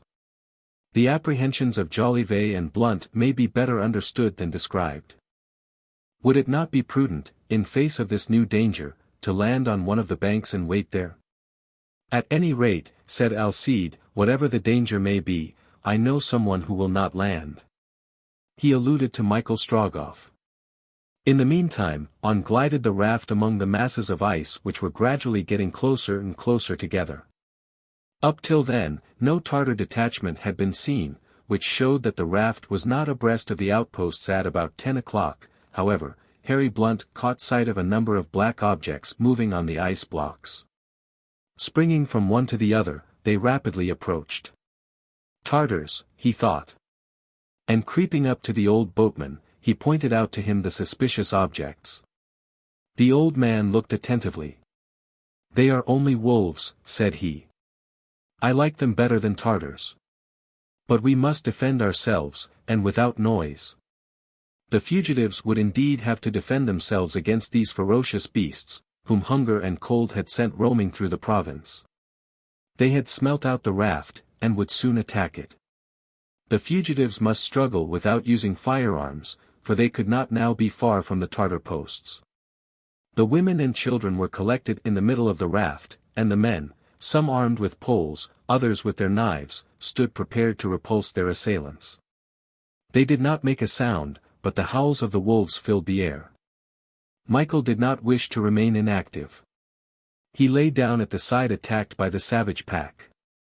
He drew his knife, and every time that a wolf passed within his reach, his hand found out the way to plunge his weapon into its throat. Neither were Jolivet and Blunt idle, but fought bravely with the brutes. Their companions gallantly seconded them.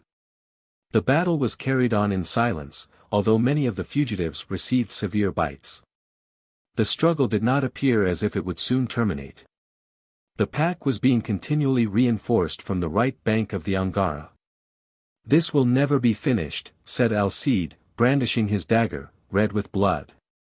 In fact, half an hour after the commencement of the attack, the wolves were still coming in hundreds across the ice. The exhausted fugitives were getting weaker. The fight was going against them. At that moment, a group of 10 huge wolves, raging with hunger, their eyes glowing in the darkness like red coals, sprang onto the raft. Jolivet and his companion threw themselves into the midst of the fierce beasts, and Michael was finding his way towards them, when a sudden change took place. In a few moments the wolves had deserted not only the raft, but also the ice on the river. All the black bodies dispersed, and it was soon certain that they had in all haste regained the shore. Wolves, like other beasts of prey, require darkness for their proceedings, and at that moment a bright light illuminated the entire river. It was the blaze of an immense fire. The whole of the small town of Pashkavsk was burning. The Tartars were indeed there, finishing their work. From this point, they occupied both banks beyond Irkutsk. The fugitives had by this time reached the dangerous part of their voyage, and they were still 20 miles from the capital. It was now 11:30.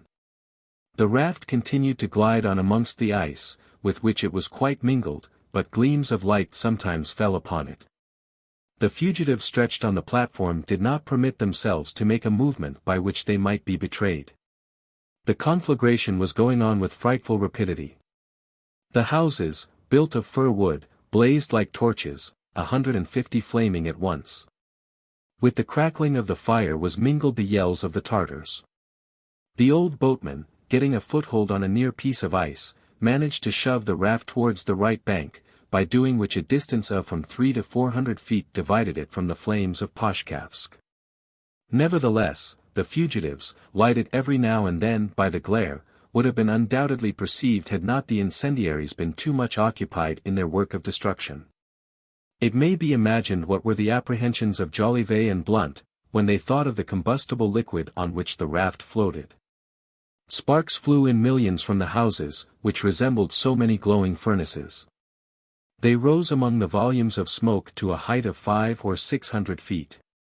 On the right bank, the trees and cliffs exposed to the fire looked as if they likewise were burning.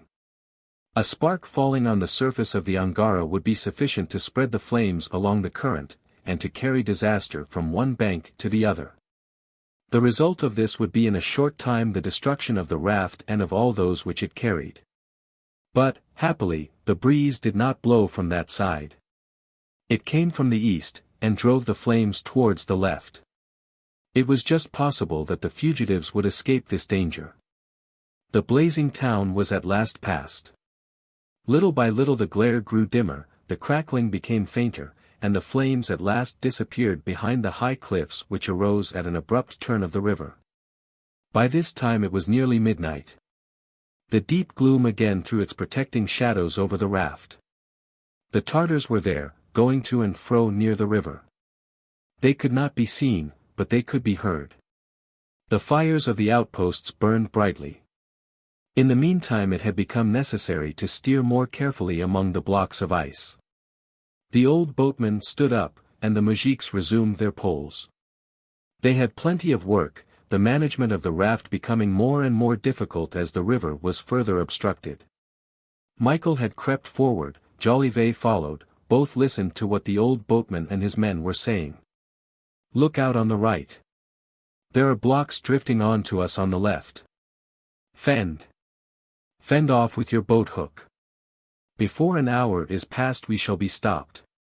"If it is God's will," answered the old man. "Against his will there is nothing to be done."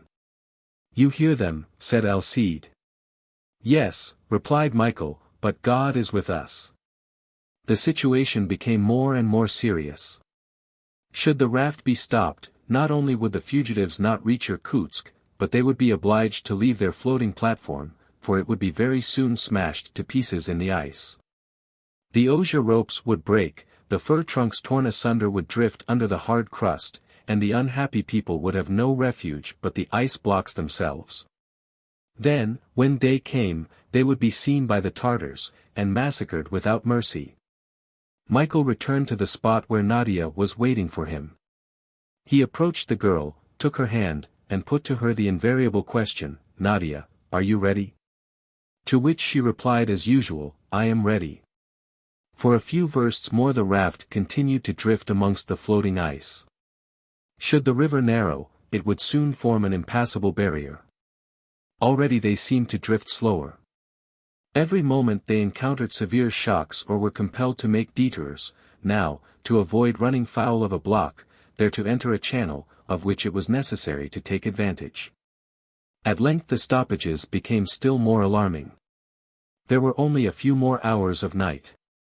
Could the fugitives not reach Irkutsk by 5 o'clock in the morning, they must lose all hope of ever getting there at all. At 1:30, notwithstanding all efforts, the raft came up against a thick barrier and stuck fast. The ice, which was drifting down behind it, pressed it still closer, and kept it motionless, as though it had been stranded. At this spot the Angara narrowed, it being half its usual breadth. This was the cause of the accumulation of ice, which became gradually soldered together, under the double influence of the increased pressure and of the cold. 500 feet beyond, the river widened again, and the blocks, gradually detaching themselves from the flow, continued to drift towards Irkutsk. It was probable that had the banks not narrowed, the barrier would not have formed. But the misfortune was irreparable, and the fugitives must give up all hope of attaining their object. Had they possessed the tools usually employed by whalers to cut channels through the ice fields, had they been able to get through to where the river widened, they might have been saved. But they had nothing which could make the least incision in the ice, hard as granite in the excessive frost. What were they to do? At that moment several shots on the right bank startled the unhappy fugitives. A shower of balls fell on the raft. The devoted passengers had been seen. Immediately afterwards shots were heard fired from the left bank. The fugitives, taken between two fires, became the mark of the Tartar sharpshooters. Several were wounded, although in the darkness it was only by chance that they were hit. "Come, Nadia," whispered Michael in the girl's ear. Without making a single remark, ready for anything, Nadia took Michael's hand. "We must cross the barrier," he said in a low tone. "Guide me, but let no one see us leave the raft." Nadia obeyed. Michael and she glided rapidly over the floe in the obscurity, only broken now and again by the flashes from the muskets. Nadia crept along in front of Michael. The shot fell around them like a tempest of hail, and pattered on the ice. Their hands were soon covered with blood from the sharp and rugged ice over which they clambered, but still on they went. In 10 minutes, the other side of the barrier was reached. There the waters of the Angara again flowed freely. Several pieces of ice, detached gradually from the flow, were swept along in the current down towards the town. Nadia guessed what Michael wished to attempt. One of the blocks was only held on by a narrow strip. "Come," said Nadia. And the two crouched on the piece of ice, which their weight detached from the flow. It began to drift. The river widened, the way was open. Michael and Nadia heard the shots, the cries of distress, the yells of the Tartars. Then, little by little, the sounds of agony and of ferocious joy grew faint in the distance. "Our poor companions," murmured Nadia. For half an hour the current hurried along the block of ice which bore Michael and Nadia. They feared every moment that it would give way beneath them. Swept along in the middle of the current, it was unnecessary to give it an oblique direction until they drew near the quays of Irkutsk.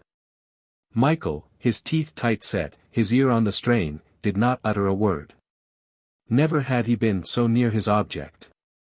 He felt that he was about to attain it. Towards 2 in the morning a double row of lights glittered on the dark horizon in which were confounded the two banks of the Angara. On the right hand were the lights of Irkutsk. On the left, the fires of the Tartar camp.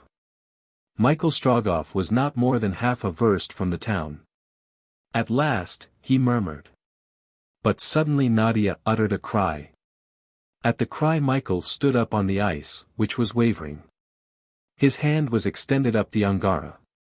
His face, on which a bluish light cast a peculiar hue, became almost fearful to look at, and then, as if his eyes had been opened to the bright blaze spreading across the river, "Ah!" he exclaimed, "then heaven itself is against us." Chapter 12 Irkutsk. Irkutsk, the capital of eastern Siberia, is a populous town, containing, in ordinary times, 30,000 inhabitants.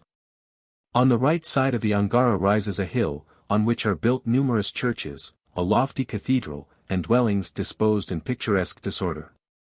Seen at a distance, from the top of the mountain which rises at about 20 versts off along the Siberian highroad, this town, with its cupolas, its bell towers, its steeples slender as minarets, its domes like pot-bellied Chinese jars, presents something of an oriental aspect.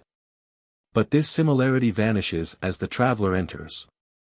The town, half Byzantine, half Chinese, becomes European as soon as he sees its macadamized roads, bordered with pavements, traversed by canals, planted with gigantic birches, its houses of brick and wood, some of which have several stories.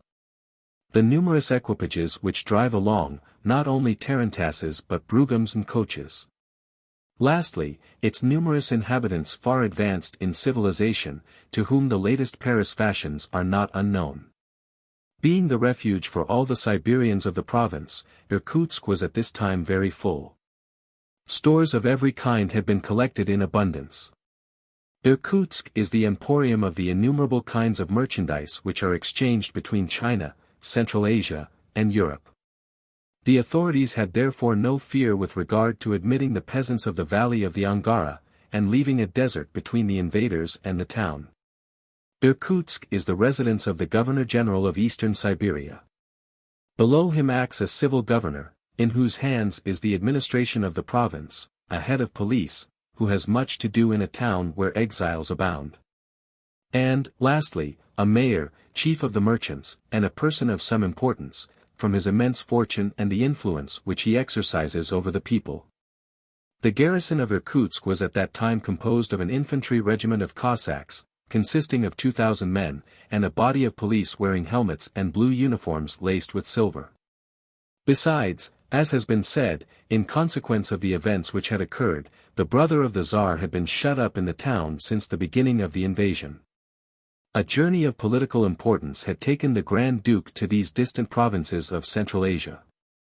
After passing through the principal Siberian cities, the Grand Duke, who traveled en militaire rather than en prince, without any parade, accompanied by his officers, and escorted by a regiment of Cossacks, arrived in the Transbaikalsine provinces. Nikolaevsk, the last Russian town situated on the shore of the Sea of Okhotsk, had been honored by a visit from him. Arrived on the confines of the immense Muscovite Empire, the Grand Duke was returning towards Irkutsk, from which place he intended to retake the road to Moscow, when, sudden as a thunderclap, came the news of the invasion. He hastened to the capital, but only reached it just before communication with Russia had been interrupted. There was time to receive only a few telegrams from St. Petersburg and Moscow, and with difficulty to answer them before the wire was cut. Irkutsk was isolated from the rest of the world. The Grand Duke had now only to prepare for resistance, and this he did with that determination and coolness of which, under other circumstances, he had given incontestable proofs. The news of the taking of Ichim, Omsk, and Tomsk, successively reached Irkutsk. It was necessary at any price to save the capital of Siberia. Reinforcements could not be expected for some time. The few troops scattered about in the provinces of Siberia could not arrive in sufficiently large numbers to arrest the progress of the Tartar columns. Since therefore it was impossible for Irkutsk to escape attack, the most important thing to be done was to put the town in a state to sustain a siege of some duration. The preparations were begun on the day Tomsk fell into the hands of the Tartars. At the same time with this last news, the Grand Duke heard that the Emir of Bukhara and the allied Khans were directing the invasion in person, but what he did not know was, that the lieutenant of these barbarous chiefs was Ivan Ogareff, a Russian officer whom he had himself reduced to the ranks, but with whose person he was not acquainted. First of all, as we have seen, the inhabitants of the province of Irkutsk were compelled to abandon the towns and villages. Those who did not take refuge in the capital had to retire beyond Lake Baikal, a district to which the invasion would probably not extend its ravages. The harvests of corn and fodder were collected and stored up in the town, and Irkutsk, the last bulwark of the Muscovite power in the Far East, was put in a condition to resist the enemy for a lengthened period. Irkutsk, founded in 1611, is situated at the confluence of the Irkut and the Angara, on the right bank of the latter river. Two wooden drawbridges, built on piles, connected the town with its suburbs on the left bank. On this side, defense was easy. The suburbs were abandoned, the bridges destroyed. The Angara being here very wide, it would not be possible to pass it under the fire of the besieged. But the river might be crossed both above and below the town, and consequently, Irkutsk ran a risk of being attacked on its east side, on which there was no wall to protect it. The whole population were immediately set to work on the fortifications. They labored day and night. The Grand Duke observed with satisfaction the zeal exhibited by the people in the work, whom ere long he would find equally courageous in the defense. Soldiers, merchants, exiles, peasants, all devoted themselves to the common safety. A week before the Tartars appeared on the Angara, earthworks had been raised. A fosse, flooded by the waters of the Angara, was dug between the scarp and counterscarp. The town could not now be taken by a coup de main. It must be invested and besieged. The third Tartar column, the one which came up the valley of the Yenisei on the 24th of September, appeared in sight of Irkutsk. It immediately occupied the deserted suburbs, every building in which had been destroyed so as not to impede the fire of the Grand Duke's guns, unfortunately but few in number and of small caliber. The Tartar troops as they arrived organized a camp on the bank of the Angara, whilst waiting the arrival of the two other columns, commanded by the Emir and his allies. The junction of these different bodies was effected on the 25th of September, in the Angara camp, and the whole of the invading army, except the garrisons left in the principal conquered towns, was concentrated under the command of Feofar Khan. The passage of the Angara in front of Irkutsk having been regarded by Ogareff as impracticable, a strong body of troops crossed, several versts up the river, by means of bridges formed with boats. The Grand Duke did not attempt to oppose the enemy in their passage. He could only impede, not prevent it, having no field artillery at his disposal, and he therefore remained in Irkutsk. The Tartars now occupied the right bank of the river. Then, advancing towards the town, they burnt, in passing, the summer house of the governor-general, and at last having entirely invested Irkutsk, took up their positions for the siege. Ivan Ogareff, who was a clever engineer, was perfectly competent to direct a regular siege, but he did not possess the materials for operating rapidly. He was disappointed too in the chief object of all his efforts, the surprise of Irkutsk. Things had not turned out as he hoped. First, the march of the Tartar army was delayed by the Battle of Tomsk, and secondly, the preparations for the defense were made far more rapidly than he had supposed possible. These two things had balked his plans. He was now under the necessity of instituting a regular siege of the town. However, by his suggestion, the emir twice attempted the capture of the place, at the cost of a large sacrifice of men. He threw soldiers on the earthworks which presented any weak point, but these two assaults were repulsed with the greatest courage. The Grand Duke and his officers did not spare themselves on this occasion. They appeared in person. They led the civil population to the ramparts. Citizens and peasants both did their duty. At the second attack, the Tartars managed to force one of the gates.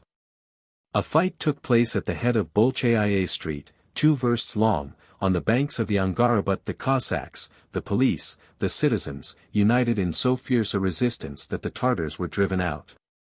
Ivan Ogareff then thought of obtaining by stratagem what he could not gain by force. We have said that his plan was to penetrate into the town, make his way to the Grand Duke, gain his confidence, and, when the time came, give up the gates to the besiegers, and, that done, wreak his vengeance on the brother of the Tsar. The Tsaigane Sangar, who had accompanied him to the Angara, urged him to put this plan in execution. Indeed, it was necessary to act without delay. The Russian troops from the government of Yakutsk were advancing towards Irkutsk. They had concentrated along the upper course of the Lena. In 6 days they would arrive. Therefore, before 6 days had passed, Irkutsk must be betrayed. Ogareff hesitated no longer. One evening, the 2nd of October, a council of war was held in the grand saloon of the palace of the governor-general. This palace, standing at the end of Bolchaia Street, overlooked the river. From its windows could be seen the camp of the Tartars, and had the invaders possessed guns of wider range, they would have rendered the palace uninhabitable. The Grand Duke, General Vorontsov, the governor of the town, and the chief of the merchants, with several officers, had collected to determine upon various proposals. "Gentlemen," said the Grand Duke, "you know our situation exactly. I have the firm hope that we shall be able to hold out until the arrival of the Yakutsk troops. We shall then be able to drive off these barbarian hordes, and it will not be my fault if they do not pay dearly for this invasion of the Muscovite territory. Your Highness knows that all the population of Irkutsk may be relied on," said General Vorontsov. "Yes, General," replied the Grand Duke, "and I do justice to their patriotism. Thanks to God, they have not yet been subjected to the horrors of epidemic and famine, and I have reason to hope that they will escape them, but I cannot admire their courage on the ramparts enough. You hear my words, Sir Merchant, and I beg you to repeat such to them." "I thank your Highness in the name of the town," answered the merchant chief. "May I ask you what is the most distant date when we may expect the relieving army?" 6 days at most, sir," replied the Grand Duke. "A brave and clever messenger managed this morning to get into the town, and he told me that 50,000 Russians under General Kiselev are advancing by forced marches. 2 days ago, they were on the banks of the Lena, at Kerensky, and now, neither frost nor snow will keep them back. 50,000 good men, taking the Tartars on the flank, will soon set us free. I will add," said the chief of the merchants, "that we shall be ready to execute your orders, any day that your Highness may command a sortie." "Good, sir," replied the Grand Duke. "Wait till the heads of the relieving columns appear on the heights, and we will speedily crush these invaders." Then turning to General Vorontsov, "Tomorrow," said he, "we will visit the works on the right bank. Ice is drifting down the Angara, which will not be long in freezing, and in that case the Tartars might perhaps cross." "Will your Highness allow me to make an observation?" said the chief of the merchants. "Do so, sir. I have more than once seen the temperature fall to 30 and 40 degrees below zero, and the Angara has still carried down drifting ice without entirely freezing. This is no doubt owing to the swiftness of its current. If therefore the Tartars have no other means of crossing the river, I can assure your highness that they will not enter Irkutsk in that way. The Governor-General confirmed this assertion. It is a fortunate circumstance, responded the Grand Duke. Nevertheless, we must hold ourselves ready for any emergency. He then, turning towards the head of the police, asked, "Have you nothing to say to me, sir?" "I have, your highness," answered the head of police, "a petition which is addressed to you through me." "Addressed by whom?" "By the Siberian exiles, whom, as your highness knows, are in the town to the number of 500. The political exiles, distributed over the province, had been collected in Irkutsk, from the beginning of the invasion. They had obeyed the order to rally in the town, and leave the villages where they exercised their different professions, some doctors, some professors, either at the gymnasium, or at the Japanese school, or at the school of navigation. The Grand Duke, trusting like the Tsar in their patriotism, had armed them, and they had thoroughly proved their bravery." "What do the exiles ask?" said the Grand Duke. "They ask the consent of your highness," answered the head of police, "to their forming a special corps and being placed in the front of the first sortie." "Yes," replied the Grand Duke with an emotion which he did not seek to hide, "these exiles are Russians, and it is their right to fight for their country." "I believe I may assure your highness," said the Governor-General, "you will have no better soldiers." "But they must have a chief," said the Grand Duke. "Who will he be?" "They wish to recommend to your highness," said the head of police, "one of their number, who has distinguished himself on several occasions." "Is he a Russian?" "Yes, a Russian from the Baltic provinces." "His name?" "Is Wassily Fedor." This exile was Nadia's father. Wassily Fedor, as we have already said, followed his profession of a medical man in Irkutsk. He was clever and charitable, and also possessed the greatest courage and most sincere patriotism. All the time which he did not devote to the sick he employed in organizing the defense. It was he who had united his companions in exile in the common cause. The exiles, till then mingled with the population, had behaved in such a way as to draw on themselves the attention of the Grand Duke. In several sorties, they had paid with their blood their debt to Holy Russia, holy as they believe, and adored by her children. Wassily Fedor had behaved heroically. His name had been mentioned several times, but he never asked either thanks or favors, and when the exiles of Irkutsk thought of forming themselves into a special corps, he was ignorant of their intention of choosing him for their captain. When the head of police mentioned this name, the Grand Duke answered that it was not unknown to him. "Indeed," remarked General Vorontsov, "Wassily Fedor is a man of worth and courage. His influence over his companions has always been very great." "How long has he been at Irkutsk?" asked the Duke. "For 2 years." "And his conduct?" "His conduct," answered the head of police, "is that of a man obedient to the special laws which govern him." "General," said the Grand Duke, "General, be good enough to present him to me immediately." The orders of the Grand Duke were obeyed, and before half an hour had passed, Fedor was introduced into his presence. He was a man over 40, tall, of a stern and sad countenance. One felt that his whole life was summed up in a single word, strife. He had striven and suffered. His features bore a marked resemblance to those of his daughter, Nadia Fedor. This Tartar invasion had severely wounded him in his tenderest affections, and ruined the hope of the father, exiled 8,000 versts from his native town. A letter had apprised him of the death of his wife, and at the same time of the departure of his daughter, who had obtained from the government an authorization to join him at Irkutsk. Nadia must have left Riga on the 10th of July. The invasion had begun on the 15th of July. If at that time Nadia had passed the frontier, what could have become of her in the midst of the invaders? The anxiety of the unhappy father may be supposed when, from that time, he had no further news of his daughter. Wassily Fedor entered the presence of the Grand Duke, bowed, and waited to be questioned. "Wassily Fedor," said the Grand Duke, your companions in exile have asked to be allowed to form a select corps.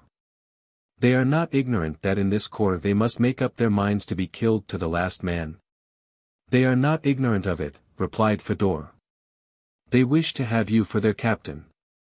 I, your highness. Do you consent to be placed at their head? Yes, if it is for the good of Russia. Captain Fedor, said the Grand Duke, you are no longer an exile. Thanks, your highness, but can I command those who are so still? They are so no longer.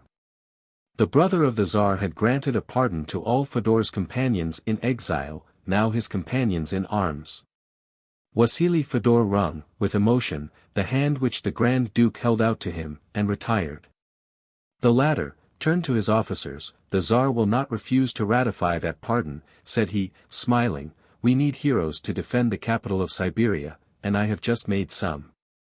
This pardon, so generously accorded to the exiles of Irkutsk, was indeed an act of real justice and sound policy. It was now night. Through the windows of the palace burned the fires of the Tartar camp, flickering beyond the Angara. Down the river drifted numerous blocks of ice, some of which stuck on the piles of the old bridges, others were swept along by the current with great rapidity.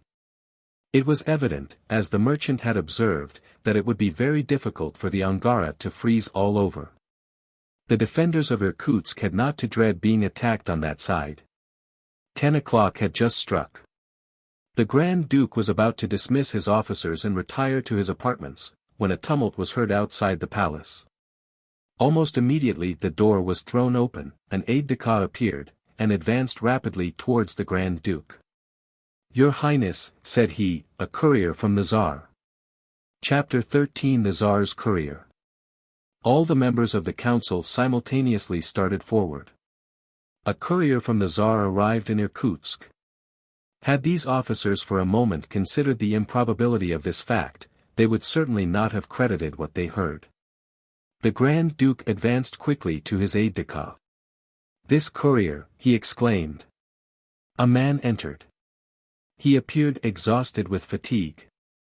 He wore the dress of a Siberian peasant, worn into tatters, and exhibiting several shot holes. A Muscovite cap was on his head. His face was disfigured by a recently healed scar.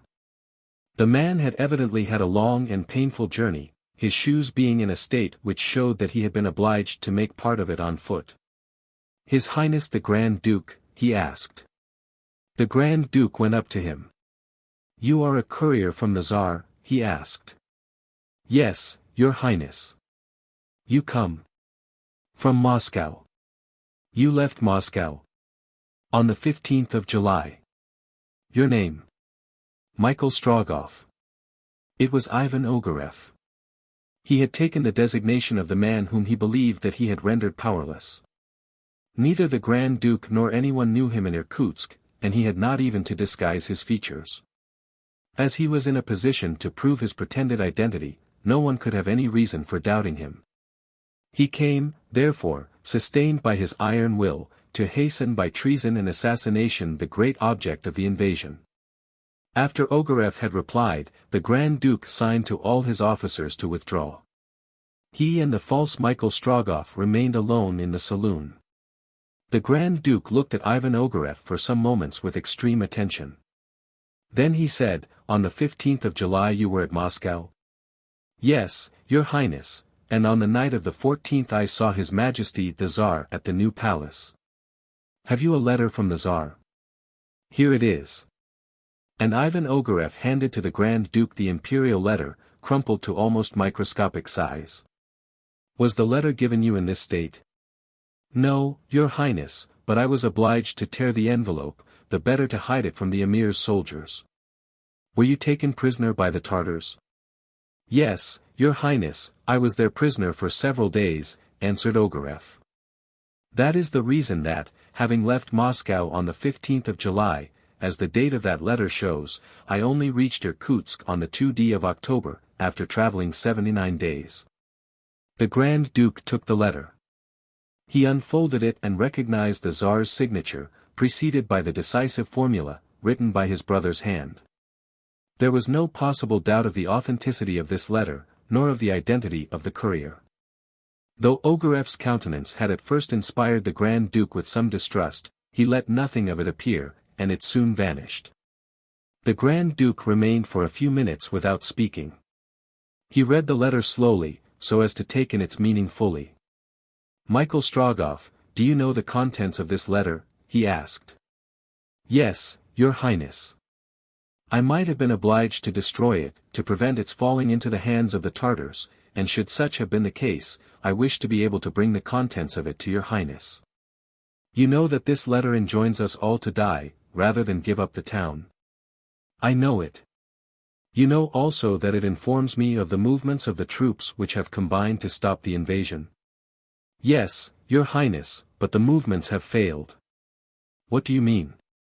"I mean that Ichim, Omsk, Tomsk, to speak only of the more important towns of the two Siberias, have been successively occupied by the soldiers of Feofar Khan. But there has been fighting. Have not our Cossacks met the Tartars?" "Several times, Your Highness." "And they were repulsed?" "They were not in sufficient force to oppose the enemy." "Where did the encounters take place?" "At Kolyvan, at Tomsk." Until now, Ogarev had only spoken the truth, but, in the hope of troubling the defenders of Irkutsk by exaggerating the defeats, he added, "and a third time before Krasnoyarsk." "And what of this last engagement?" asked the Grand Duke, through whose compressed lips the words could scarcely pass. "It was more than an engagement, Your Highness," answered Ogarev, "it was a battle." "A battle?" 20,000 Russians, from the frontier provinces and the government of Tobolsk, engaged with 150,000 Tartars, and, notwithstanding their courage, were overwhelmed.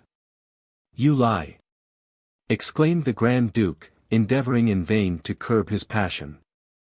"I speak the truth, Your Highness," replied Ivan Ogarev coldly. "I was present at the Battle of Krasnoyarsk, and it was there I was made prisoner." The Grand Duke grew calmer, and by a significant gesture he gave Ogarev to understand that he did not doubt his veracity. "What day did this Battle of Krasnoyarsk take place?" he asked. "On the 2nd of September. And now all the Tartar troops are concentrated here." "All." "And you estimate them?" "At about 400,000 men." Another exaggeration of Ogarev's in the estimate of the Tartar army, with the same object as before.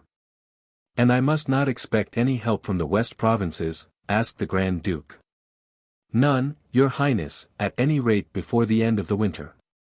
"Well, hear this, Michael Strogoff. Though I must expect no help either from the East or from the West, even were these barbarians 600,000 strong, I will never give up Irkutsk." Ogarev's evil eye slightly contracted. The traitor thought to himself that the brother of the Tsar did not reckon the result of treason.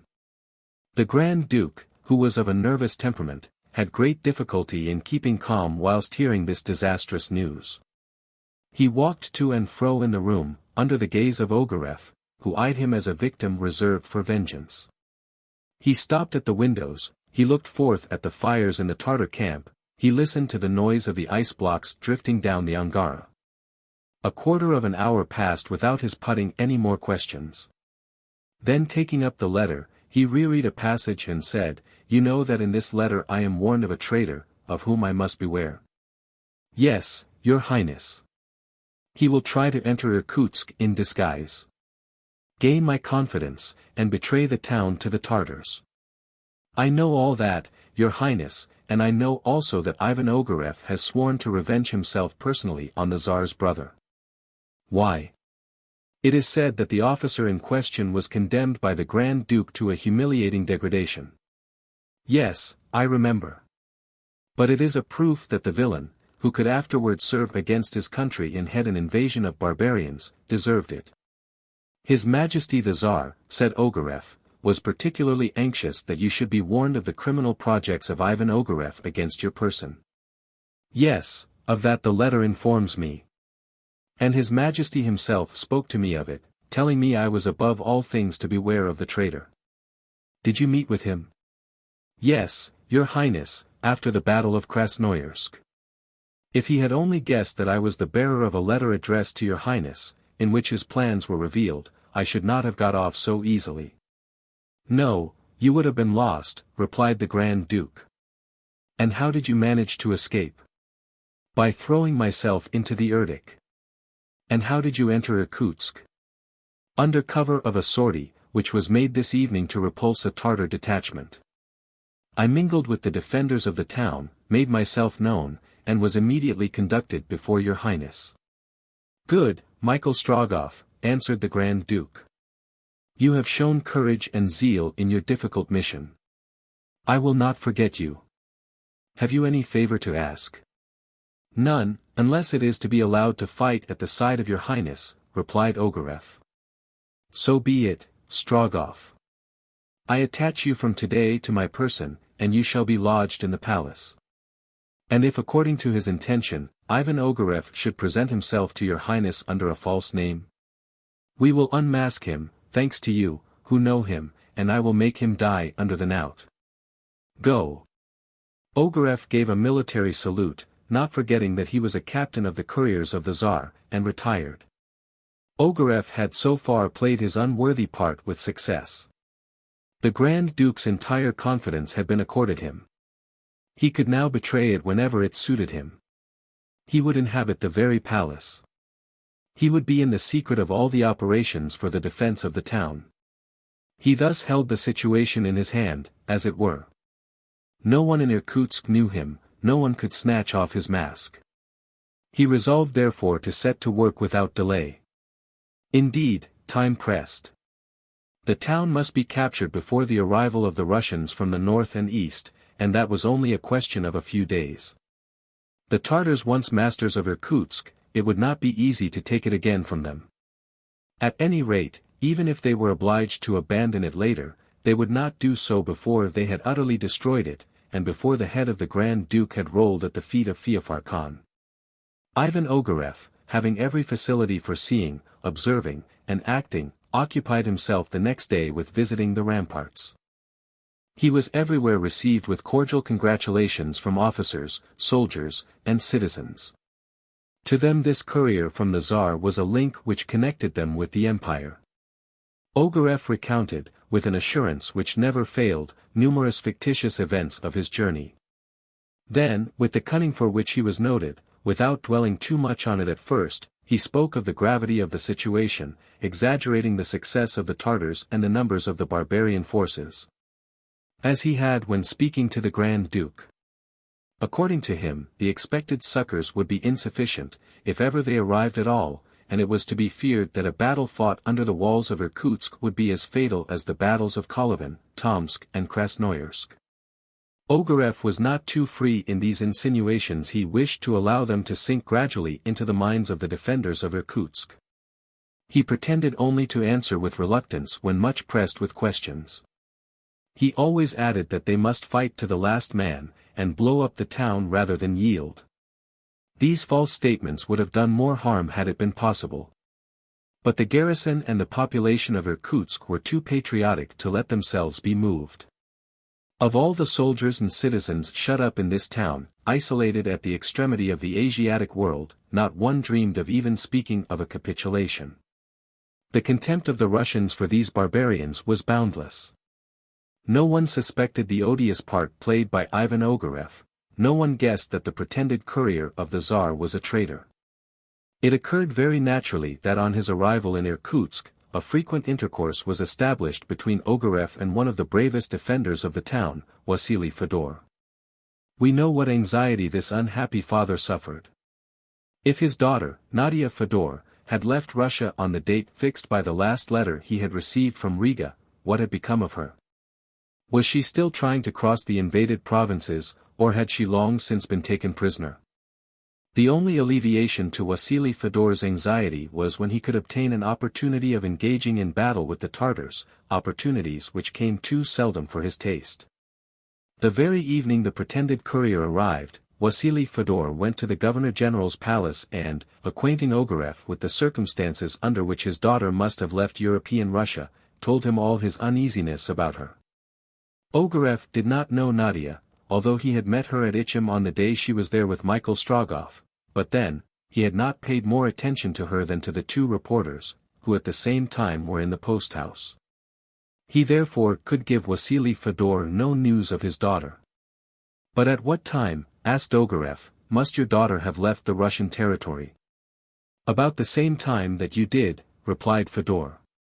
"I left Moscow on the 15th of July. Nadia must also have quitted Moscow at that time. Her letter told me so expressly." "She was in Moscow on the 15th of July?" "Yes, certainly, by that date." "Then it was impossible for her, but no, I am mistaken, I was confusing dates. Unfortunately, it is too probable that your daughter must have passed the frontier, and you can only have one hope, that she stopped on learning the news of the Tartar invasion." The father's head fell. He knew Nadia, and he knew too well that nothing would have prevented her from setting out. Ivan Ogareff had just committed gratuitously an act of real cruelty. With a word he might have reassured Fedor.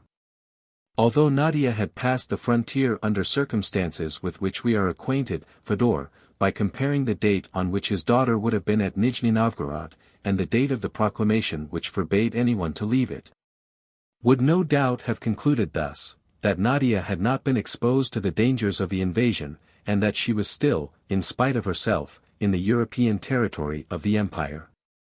Ogareff, obedient to his nature, a man who was never touched by the sufferings of others, might have said that word. He did not say it. Fedor retired with his heart broken. In that interview his last hope was crushed. During the 2 following days, the 3rd and 4th of October, the Grand Duke often spoke to the pretended Michael Strogoff, and made him repeat all that he had heard in the imperial cabinet of the new palace. Ogareff, prepared for all these questions, replied without the least hesitation. He intentionally did not conceal that the Tsar's government had been utterly surprised by the invasion, that the insurrection had been prepared in the greatest possible secrecy, that the Tartars were already masters of the line of the Obi when the news reached Moscow, and lastly, that none of the necessary preparations were completed in the Russian provinces for sending into Siberia the troops requisite for repulsing the invaders.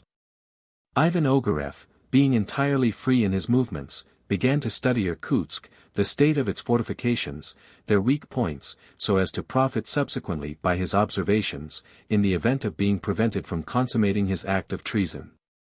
He examined particularly the Bolshaya Gate, the one he wished to deliver up. Twice in the evening he came upon the glacis of this gate. He walked up and down, without fear of being discovered by the besiegers, whose nearest posts were at least a mile from the ramparts.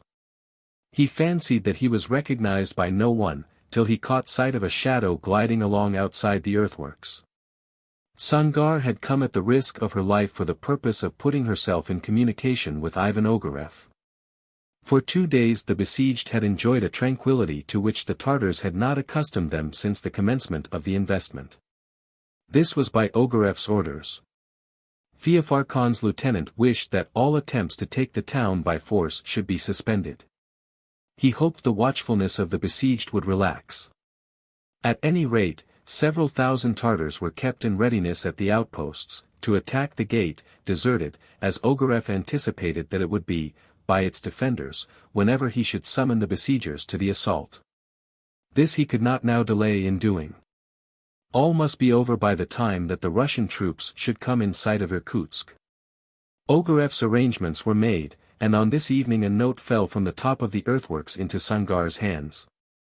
On the next day, that is to say during the hours of darkness from the 5th to the 6th of October, at 2 o'clock in the morning, Ivan Ogareff had resolved to deliver up Irkutsk. Chapter 14 The night of the 5th of October. Ivan Ogareff's plan had been contrived with the greatest care, and except for some unforeseen accident he believed that it must succeed. It was of importance that the Bolshaya Gate should be unguarded or only feebly held when he gave it up. The attention of the besieged was therefore to be drawn to another part of the town. A diversion was agreed upon with the emir. This diversion was to be effected both up and down the river, on the Irkutsk bank. The attack on these 2 points was to be conducted in earnest, and at the same time a feigned attempt at crossing the Angara from the left bank was to be made. The Bolshaya Gate would be probably deserted, so much the more because on this side the Tartar outposts having drawn back, would appear to have broken up. It was the 5th of October. In 24 hours, the capital of eastern Siberia would be in the hands of the Emir, and the Grand Duke in the power of Ivan Ogareff. During the day, an unusual stir was going on in the Angara camp. From the windows of the palace important preparations on the opposite shore could be distinctly seen. Numerous Tartar detachments were converging towards the camp, and from hour to hour reinforced the Emir's troops. These movements, intended to deceive the besieged, were conducted in the most open manner possible before their eyes. Ogareff had warned the Grand Duke that an attack was to be feared. He knew, he said, that an assault was to be made, both above and below the town, and he counseled the Duke to reinforce the two directly threatened points. Accordingly, after a council of war had been held in the palace, orders were issued to concentrate the defense on the bank of the Angara and at the two ends of the town, where the earthworks protected the river. This was exactly what Ogareff wished. He did not expect that the Bolchaya Gate would be left entirely without defenders, but that there would only be a small number. Besides, Ogareff meant to give such importance to the diversion, that the Grand Duke would be obliged to oppose it with all his available forces. The traitor planned also to produce so frightful a catastrophe that terror must inevitably overwhelm the hearts of the besieged. All day the garrison and population of Irkutsk were on the alert. The measures to repel an attack on the points hitherto unassailed had been taken. The Grand Duke and General Vorontsov visited the posts, strengthened by their orders. Wassily Fedor's corps occupied the north of the town, but with orders to throw themselves where the danger was greatest. The right bank of the Angara had been protected with the few guns possessed by the defenders. With these measures, taken in time, thanks to the advice so opportunely given by Ivan Ogareff, there was good reason to hope that the expected attack would be repulsed. In that case the Tartars, momentarily discouraged, would no doubt not make another attempt against the town for several days. Now the troops expected by the Grand Duke might arrive at any hour. The safety or the loss of Irkutsk hung only by a thread. On this day, the sun which had risen at 6, set at 5, having traced its diurnal arc for 11 hours above the horizon. The twilight would struggle with the night for another 2 hours. Then it would be intensely dark, for the sky was cloudy, and there would be no moon. This gloom would favor the plans of Ivan Ogareff. For a few days already a sharp frost had given warning of the approaching rigor of the Siberian winter, and this evening it was especially severe. The Russians posted by the bank of the Angara, obliged to conceal their position, lighted no fires. They suffered cruelly from the low temperature. A few feet below them, the ice in large masses drifted down the current. All day these masses had been seen passing rapidly between the two banks. This had been considered by the Grand Duke and his officers as fortunate. Should the channel of the Angara continue to be thus obstructed, the passage must be impracticable. The Tartars could use neither rafts nor boats. As to their crossing the river on the ice, that was not possible. The newly frozen plain could not bear the weight of an assaulting column. This circumstance, as it appeared favorable to the defenders of Irkutsk, Ogareff might have regretted. He did not do so, however. The traitor knew well that the Tartars would not try to pass the Angara, and that, on its side at least, their attempt was only a feint. About 10 in the evening, the state of the river sensibly improved, to the great surprise of the besieged and still more to their disadvantage. The passage till then impracticable, became all at once possible. The bed of the Angara was clear. The blocks of ice, which had for some days drifted past in large numbers, disappeared down the current, and 5 or 6 only now occupied the space between the banks. The Russian officers reported this change in the river to the Grand Duke. They suggested that it was probably caused by the circumstance that in some narrower part of the Angara, the blocks had accumulated so as to form a barrier. We know this was the case. The passage of the Angara was thus open to the besiegers. There was great reason for the Russians to be on their guard. Up to midnight nothing had occurred. On the eastern side, beyond the Bolchaya gate, all was quiet. Not a glimmer was seen in the dense forest, which appeared confounded on the horizon with the masses of clouds hanging low down in the sky. Lights flitting to and fro in the Angara camp showed that a considerable movement was taking place. From a verst above and below the point where the scarp met the river's bank, came a dull murmur, proving that the Tartars were on foot, expecting some signal. An hour passed. Nothing new. The bell of the Irkutsk cathedral was about to strike 2 o'clock in the morning, and not a movement amongst the besiegers had yet shown that they were about to commence the assault. The Grand Duke and his officers began to suspect that they had been mistaken. Had it really been the Tartars' plan to surprise the town? The preceding nights had not been nearly so quiet, musketry rattling from the outposts, shells whistling through the air, and this time, nothing. The officers waited, ready to give their orders, according to circumstances. We have said that Ogareff occupied a room in the palace.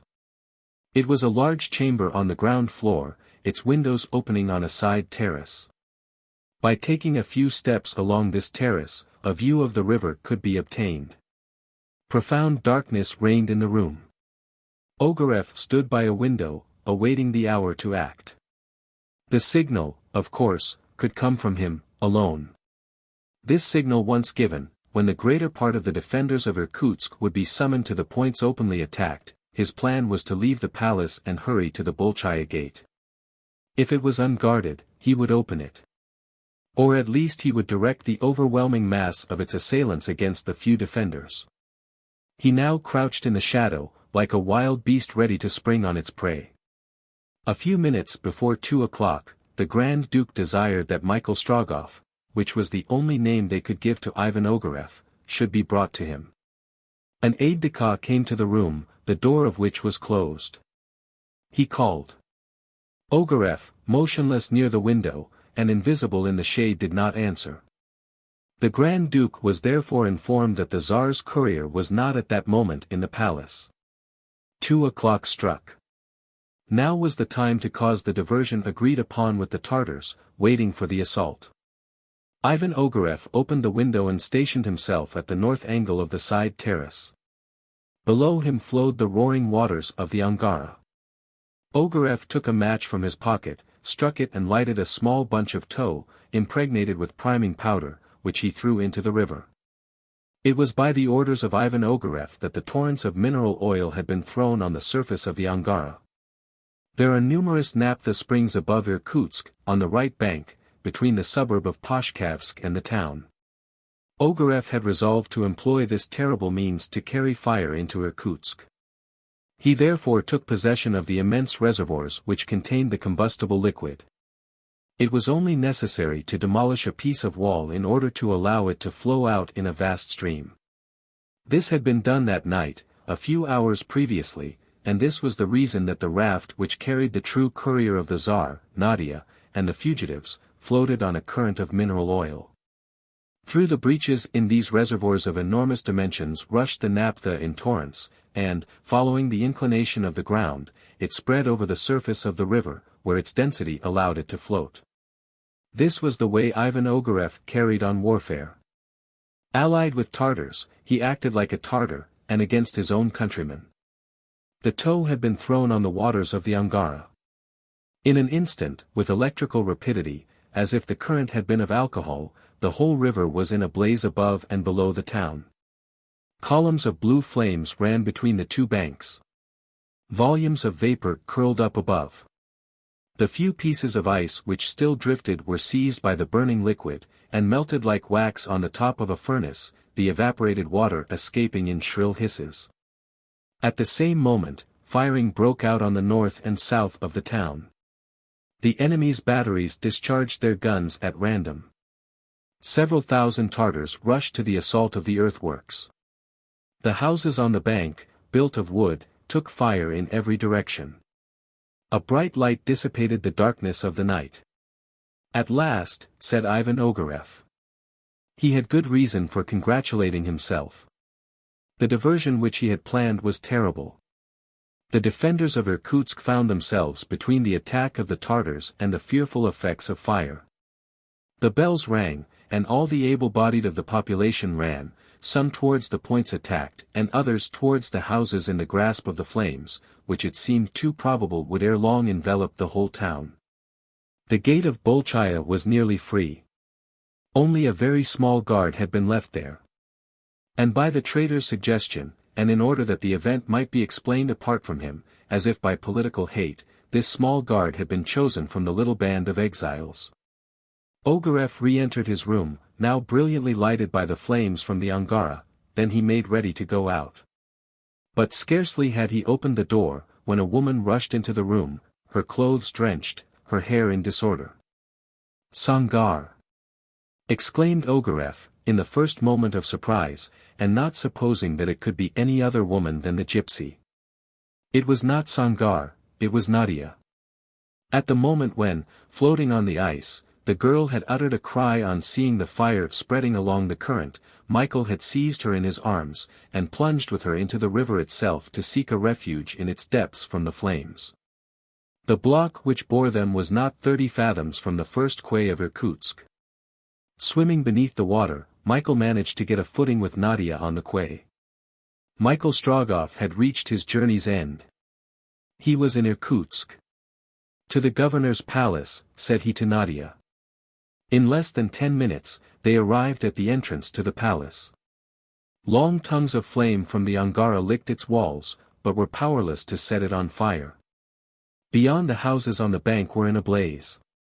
The palace being open to all, Michael and Nadia entered without difficulty.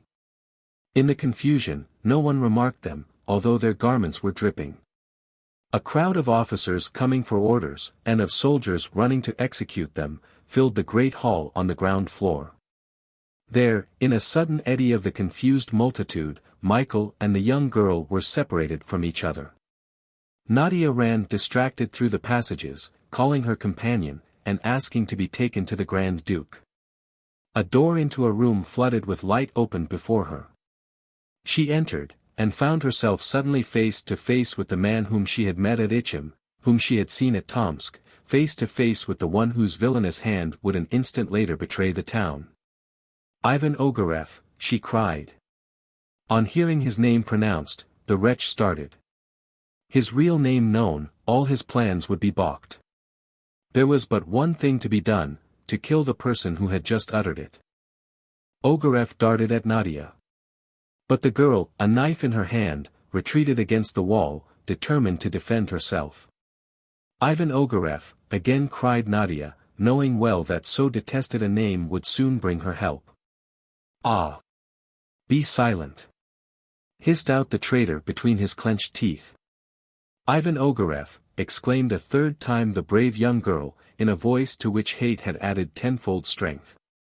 Mad with fury, Ogareff, drawing a dagger from his belt, again rushed at Nadia and compelled her to retreat into a corner of the room. Her last hope appeared gone, when the villain, suddenly lifted by an irresistible force, was dashed to the ground. "Michael!" cried Nadia. It was Michael Strogoff. Michael had heard Nadia's call. Guided by her voice, he had just in time reached Ivan Ogareff's room, and entered by the open door. "Fear nothing, Nadia," said he, placing himself between her and Ogareff. "Ah," cried the girl, "take care, brother. The traitor is armed. He can see." Ogareff rose, and, thinking he had an immeasurable advantage over the blind man, leaped upon him. But with one hand, the blind man grasped the arm of his enemy, seized his weapon, and hurled him again to the ground. Pale with rage and shame, Ogareff remembered that he wore a sword. He drew it and returned a second time to the charge. A blind man. Ogareff had only to deal with a blind man. He was more than a match for him. Nadia, terrified at the danger which threatened her companion, ran to the door calling for help. "Close the door, Nadia," said Michael. "Call no one, and leave me alone. The Tsar's courier has nothing to fear today from this villain. Let him come on, if he dares. I am ready for him." In the meantime, Ogareff, gathering himself together like a tiger about to spring, uttered not a word. The noise of his footsteps, his very breathing, he endeavored to conceal from the ear of the blind man. His object was to strike before his opponent was aware of his approach, to strike him with a deadly blow. Nadia, terrified and at the same time confident, watched this terrible scene with involuntary admiration. Michael's calm bearing seemed to have inspired her. Michael's sole weapon was his Siberian knife. He did not see his adversary armed with a sword, it is true, but heaven's support seemed to be afforded him. How, almost without stirring, did he always face the point of the sword?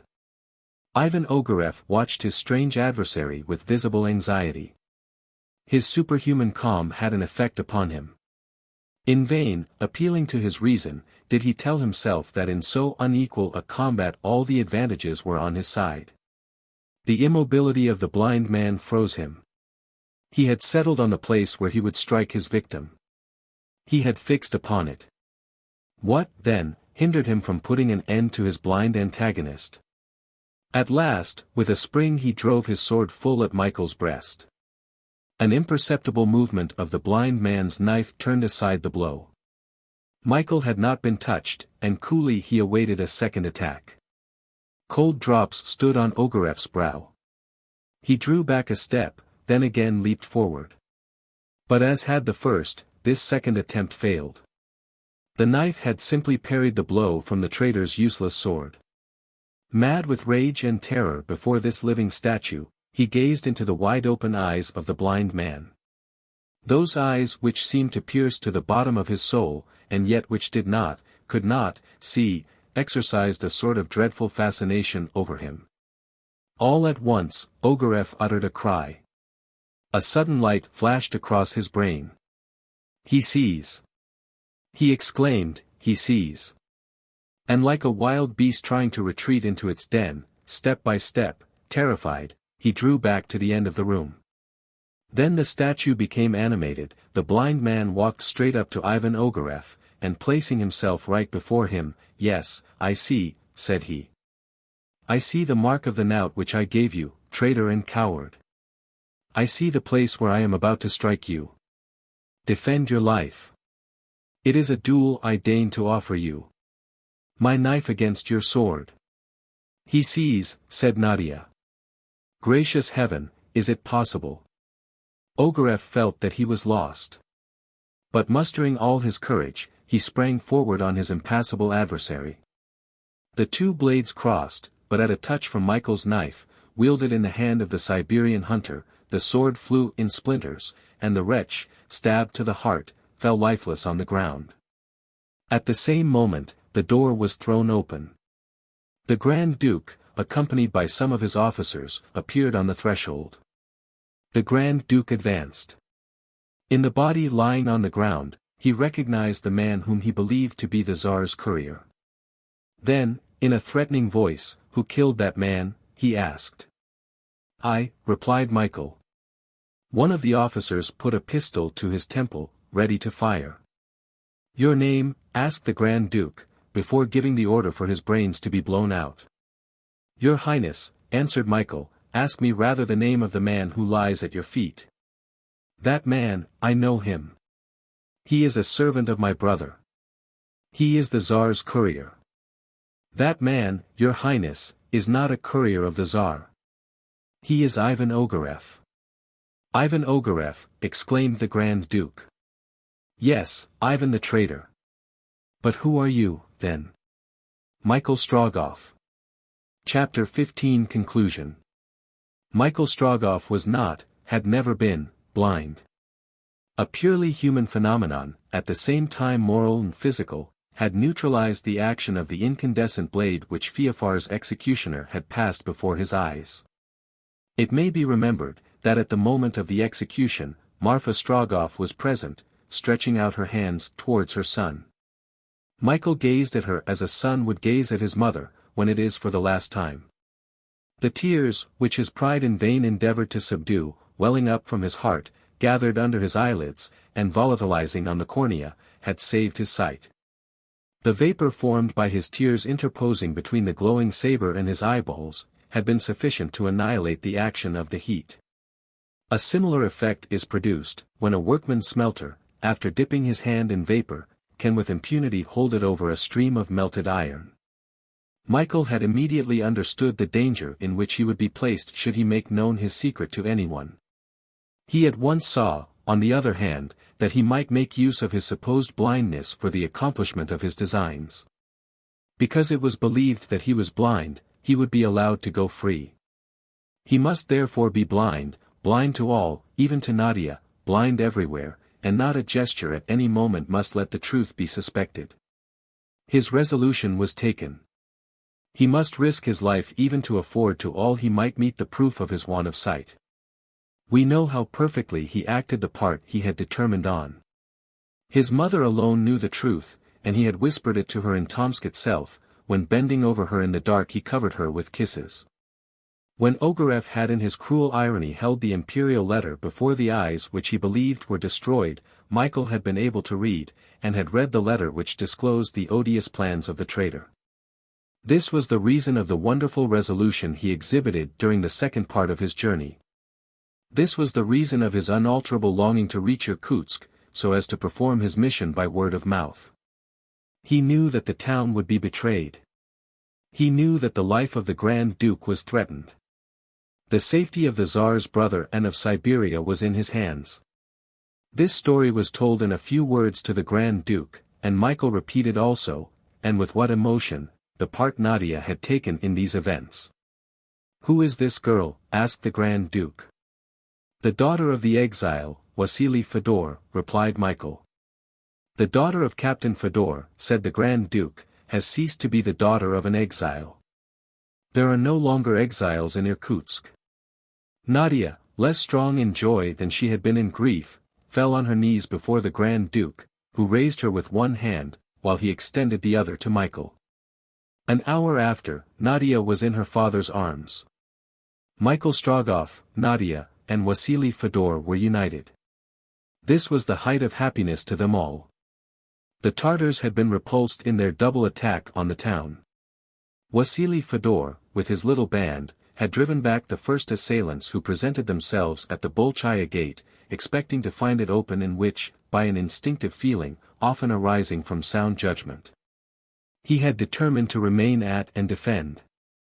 At the same time as the Tartars were driven back, the besieged had mastered the fire. The liquid naphtha having rapidly burnt to the surface of the water, the flames did not go beyond the houses on the shore, and left the other quarters of the town uninjured. Before daybreak the troops of Feofar Khan had retreated into their camp, leaving a large number of dead on and below the ramparts. Among the dead was the gypsy Sangar, who had vainly endeavored to join Ivan Ogareff. For 2 days the besiegers attempted no fresh assault. They were discouraged by the death of Ogareff. This man was the mainspring of the invasion, and he alone, by his plots long since contrived, had had sufficient influence over the Khans and their hordes to bring them to the conquest of Asiatic Russia. However, the defenders of Irkutsk kept on their guard, and the investment still continued, but on the 7th of October, at daybreak, cannon boomed out from the heights around Irkutsk. It was the succoring army under the command of General Kiselev, and it was thus that he made known his welcome arrival to the Grand Duke. The Tartars did not wait to be attacked. Not daring to run the risk of a battle under the walls of Irkutsk, they immediately broke up the Angara camp. Irkutsk was at last relieved. With the first Russian soldiers, 2 of Michael's friends entered the city. They were the inseparable Blunt and Jolivet. On gaining the right bank of the Angara by means of the icy barrier, they had escaped, as had the other fugitives, before the flames had reached their raft.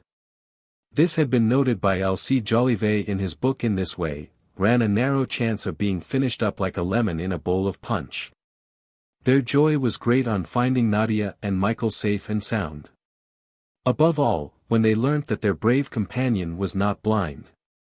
Harry Blunt inscribed this observation: "Red-hot iron is insufficient in some cases to destroy the sensibility of the optic nerve." Then the 2 correspondents, settled for a time in Irkutsk, busied themselves in putting the notes and impressions of their journey in order. Thence were sent to London and Paris 2 interesting articles relative to the Tartar invasion, and which, a rare thing, did not contradict each other even on the least important points. The remainder of the campaign was unfortunate to the emir and his allies. This invasion, futile as all which attacked the Russian colossus must be, was very fatal to them. They soon found themselves cut off by the Tsar's troops, who retook in succession all the conquered towns. Besides this, the winter was terrible, and, decimated by the cold, only a small part of these hordes returned to the steppes of Tartary. The Irkutsk road, by way of the Ural mountains, was now open. The Grand Duke was anxious to return to Moscow, but he delayed his journey to be present at a touching ceremony, which took place a few days after the entry of the Russian troops. Michael Strogoff sought Nadia, and in her father's presence said to her, "Nadia, my sister still, when you left Riga to come to Irkutsk, did you leave it with any other regret than that for your mother?" "No," replied Nadia, "none of any sort whatever." "Then, nothing of your heart remains there?" "Nothing, brother." "Then, Nadia," said Michael, "I think that God, in allowing us to meet, and to go through so many severe trials together, must have meant us to be united forever." "Ah," said Nadia, falling into Michael's arms. Then turning towards Wasily Fedor, "My father," said she, blushing. "Nadia," said Captain Fedor, "it will be my joy to call you both my children." The marriage ceremony took place in Irkutsk Cathedral. Jolivet and Blunt very naturally assisted at this marriage, of which they wished to give an account to their readers. "And doesn't it make you wish to imitate them?" asked Alcide of his friend. "Pooh," said Blunt. "Now if I had a cousin like you." "My cousin isn't to be married," answered Alcide, laughing. "So much the better," returned Blunt, "for they speak of difficulties arising between London and Pekin. Have you no wish to go and see what is going on there?" "By Jove, my dear Blunt," exclaimed Alcide Jolivet, "I was just going to make the same proposal to you." And that was how the two inseparables set off for China. A few days after the ceremony, Michael and Nadia Strogoff, accompanied by Wasily Fedor, took the route to Europe. The road so full of suffering when going, was a road of joy in returning. They traveled swiftly, in one of those sleighs which glide like an express train across the frozen steppes of Siberia. However, when they reached the banks of the Dinka, just before Bursko, they stopped for a while. Michael found the place where he had buried poor Nicholas. A cross was erected there, and Nadia prayed a last time on the grave of the humble and heroic friend, whom neither of them would ever forget. At Omsk, old Marfa awaited them in the little house of the Strogoffs. She clasped passionately in her arms the girl whom in her heart she had already 100 times called daughter. The brave old Siberian, on that day, had the right to recognize her son and say she was proud of him. After a few days passed at Omsk, Michael and Nadia entered Europe, and, Wasily Fedor settling down in St. Petersburg, neither his son nor his daughter had any occasion to leave him, except to go and see their old mother. The young courier was received by the Tsar, who attached him specially to his own person, and gave him the Cross of St. George. In the course of time, Michael Strogoff reached a high station in the empire. But it is not the history of his success, but the history of his trials, which deserves to be related.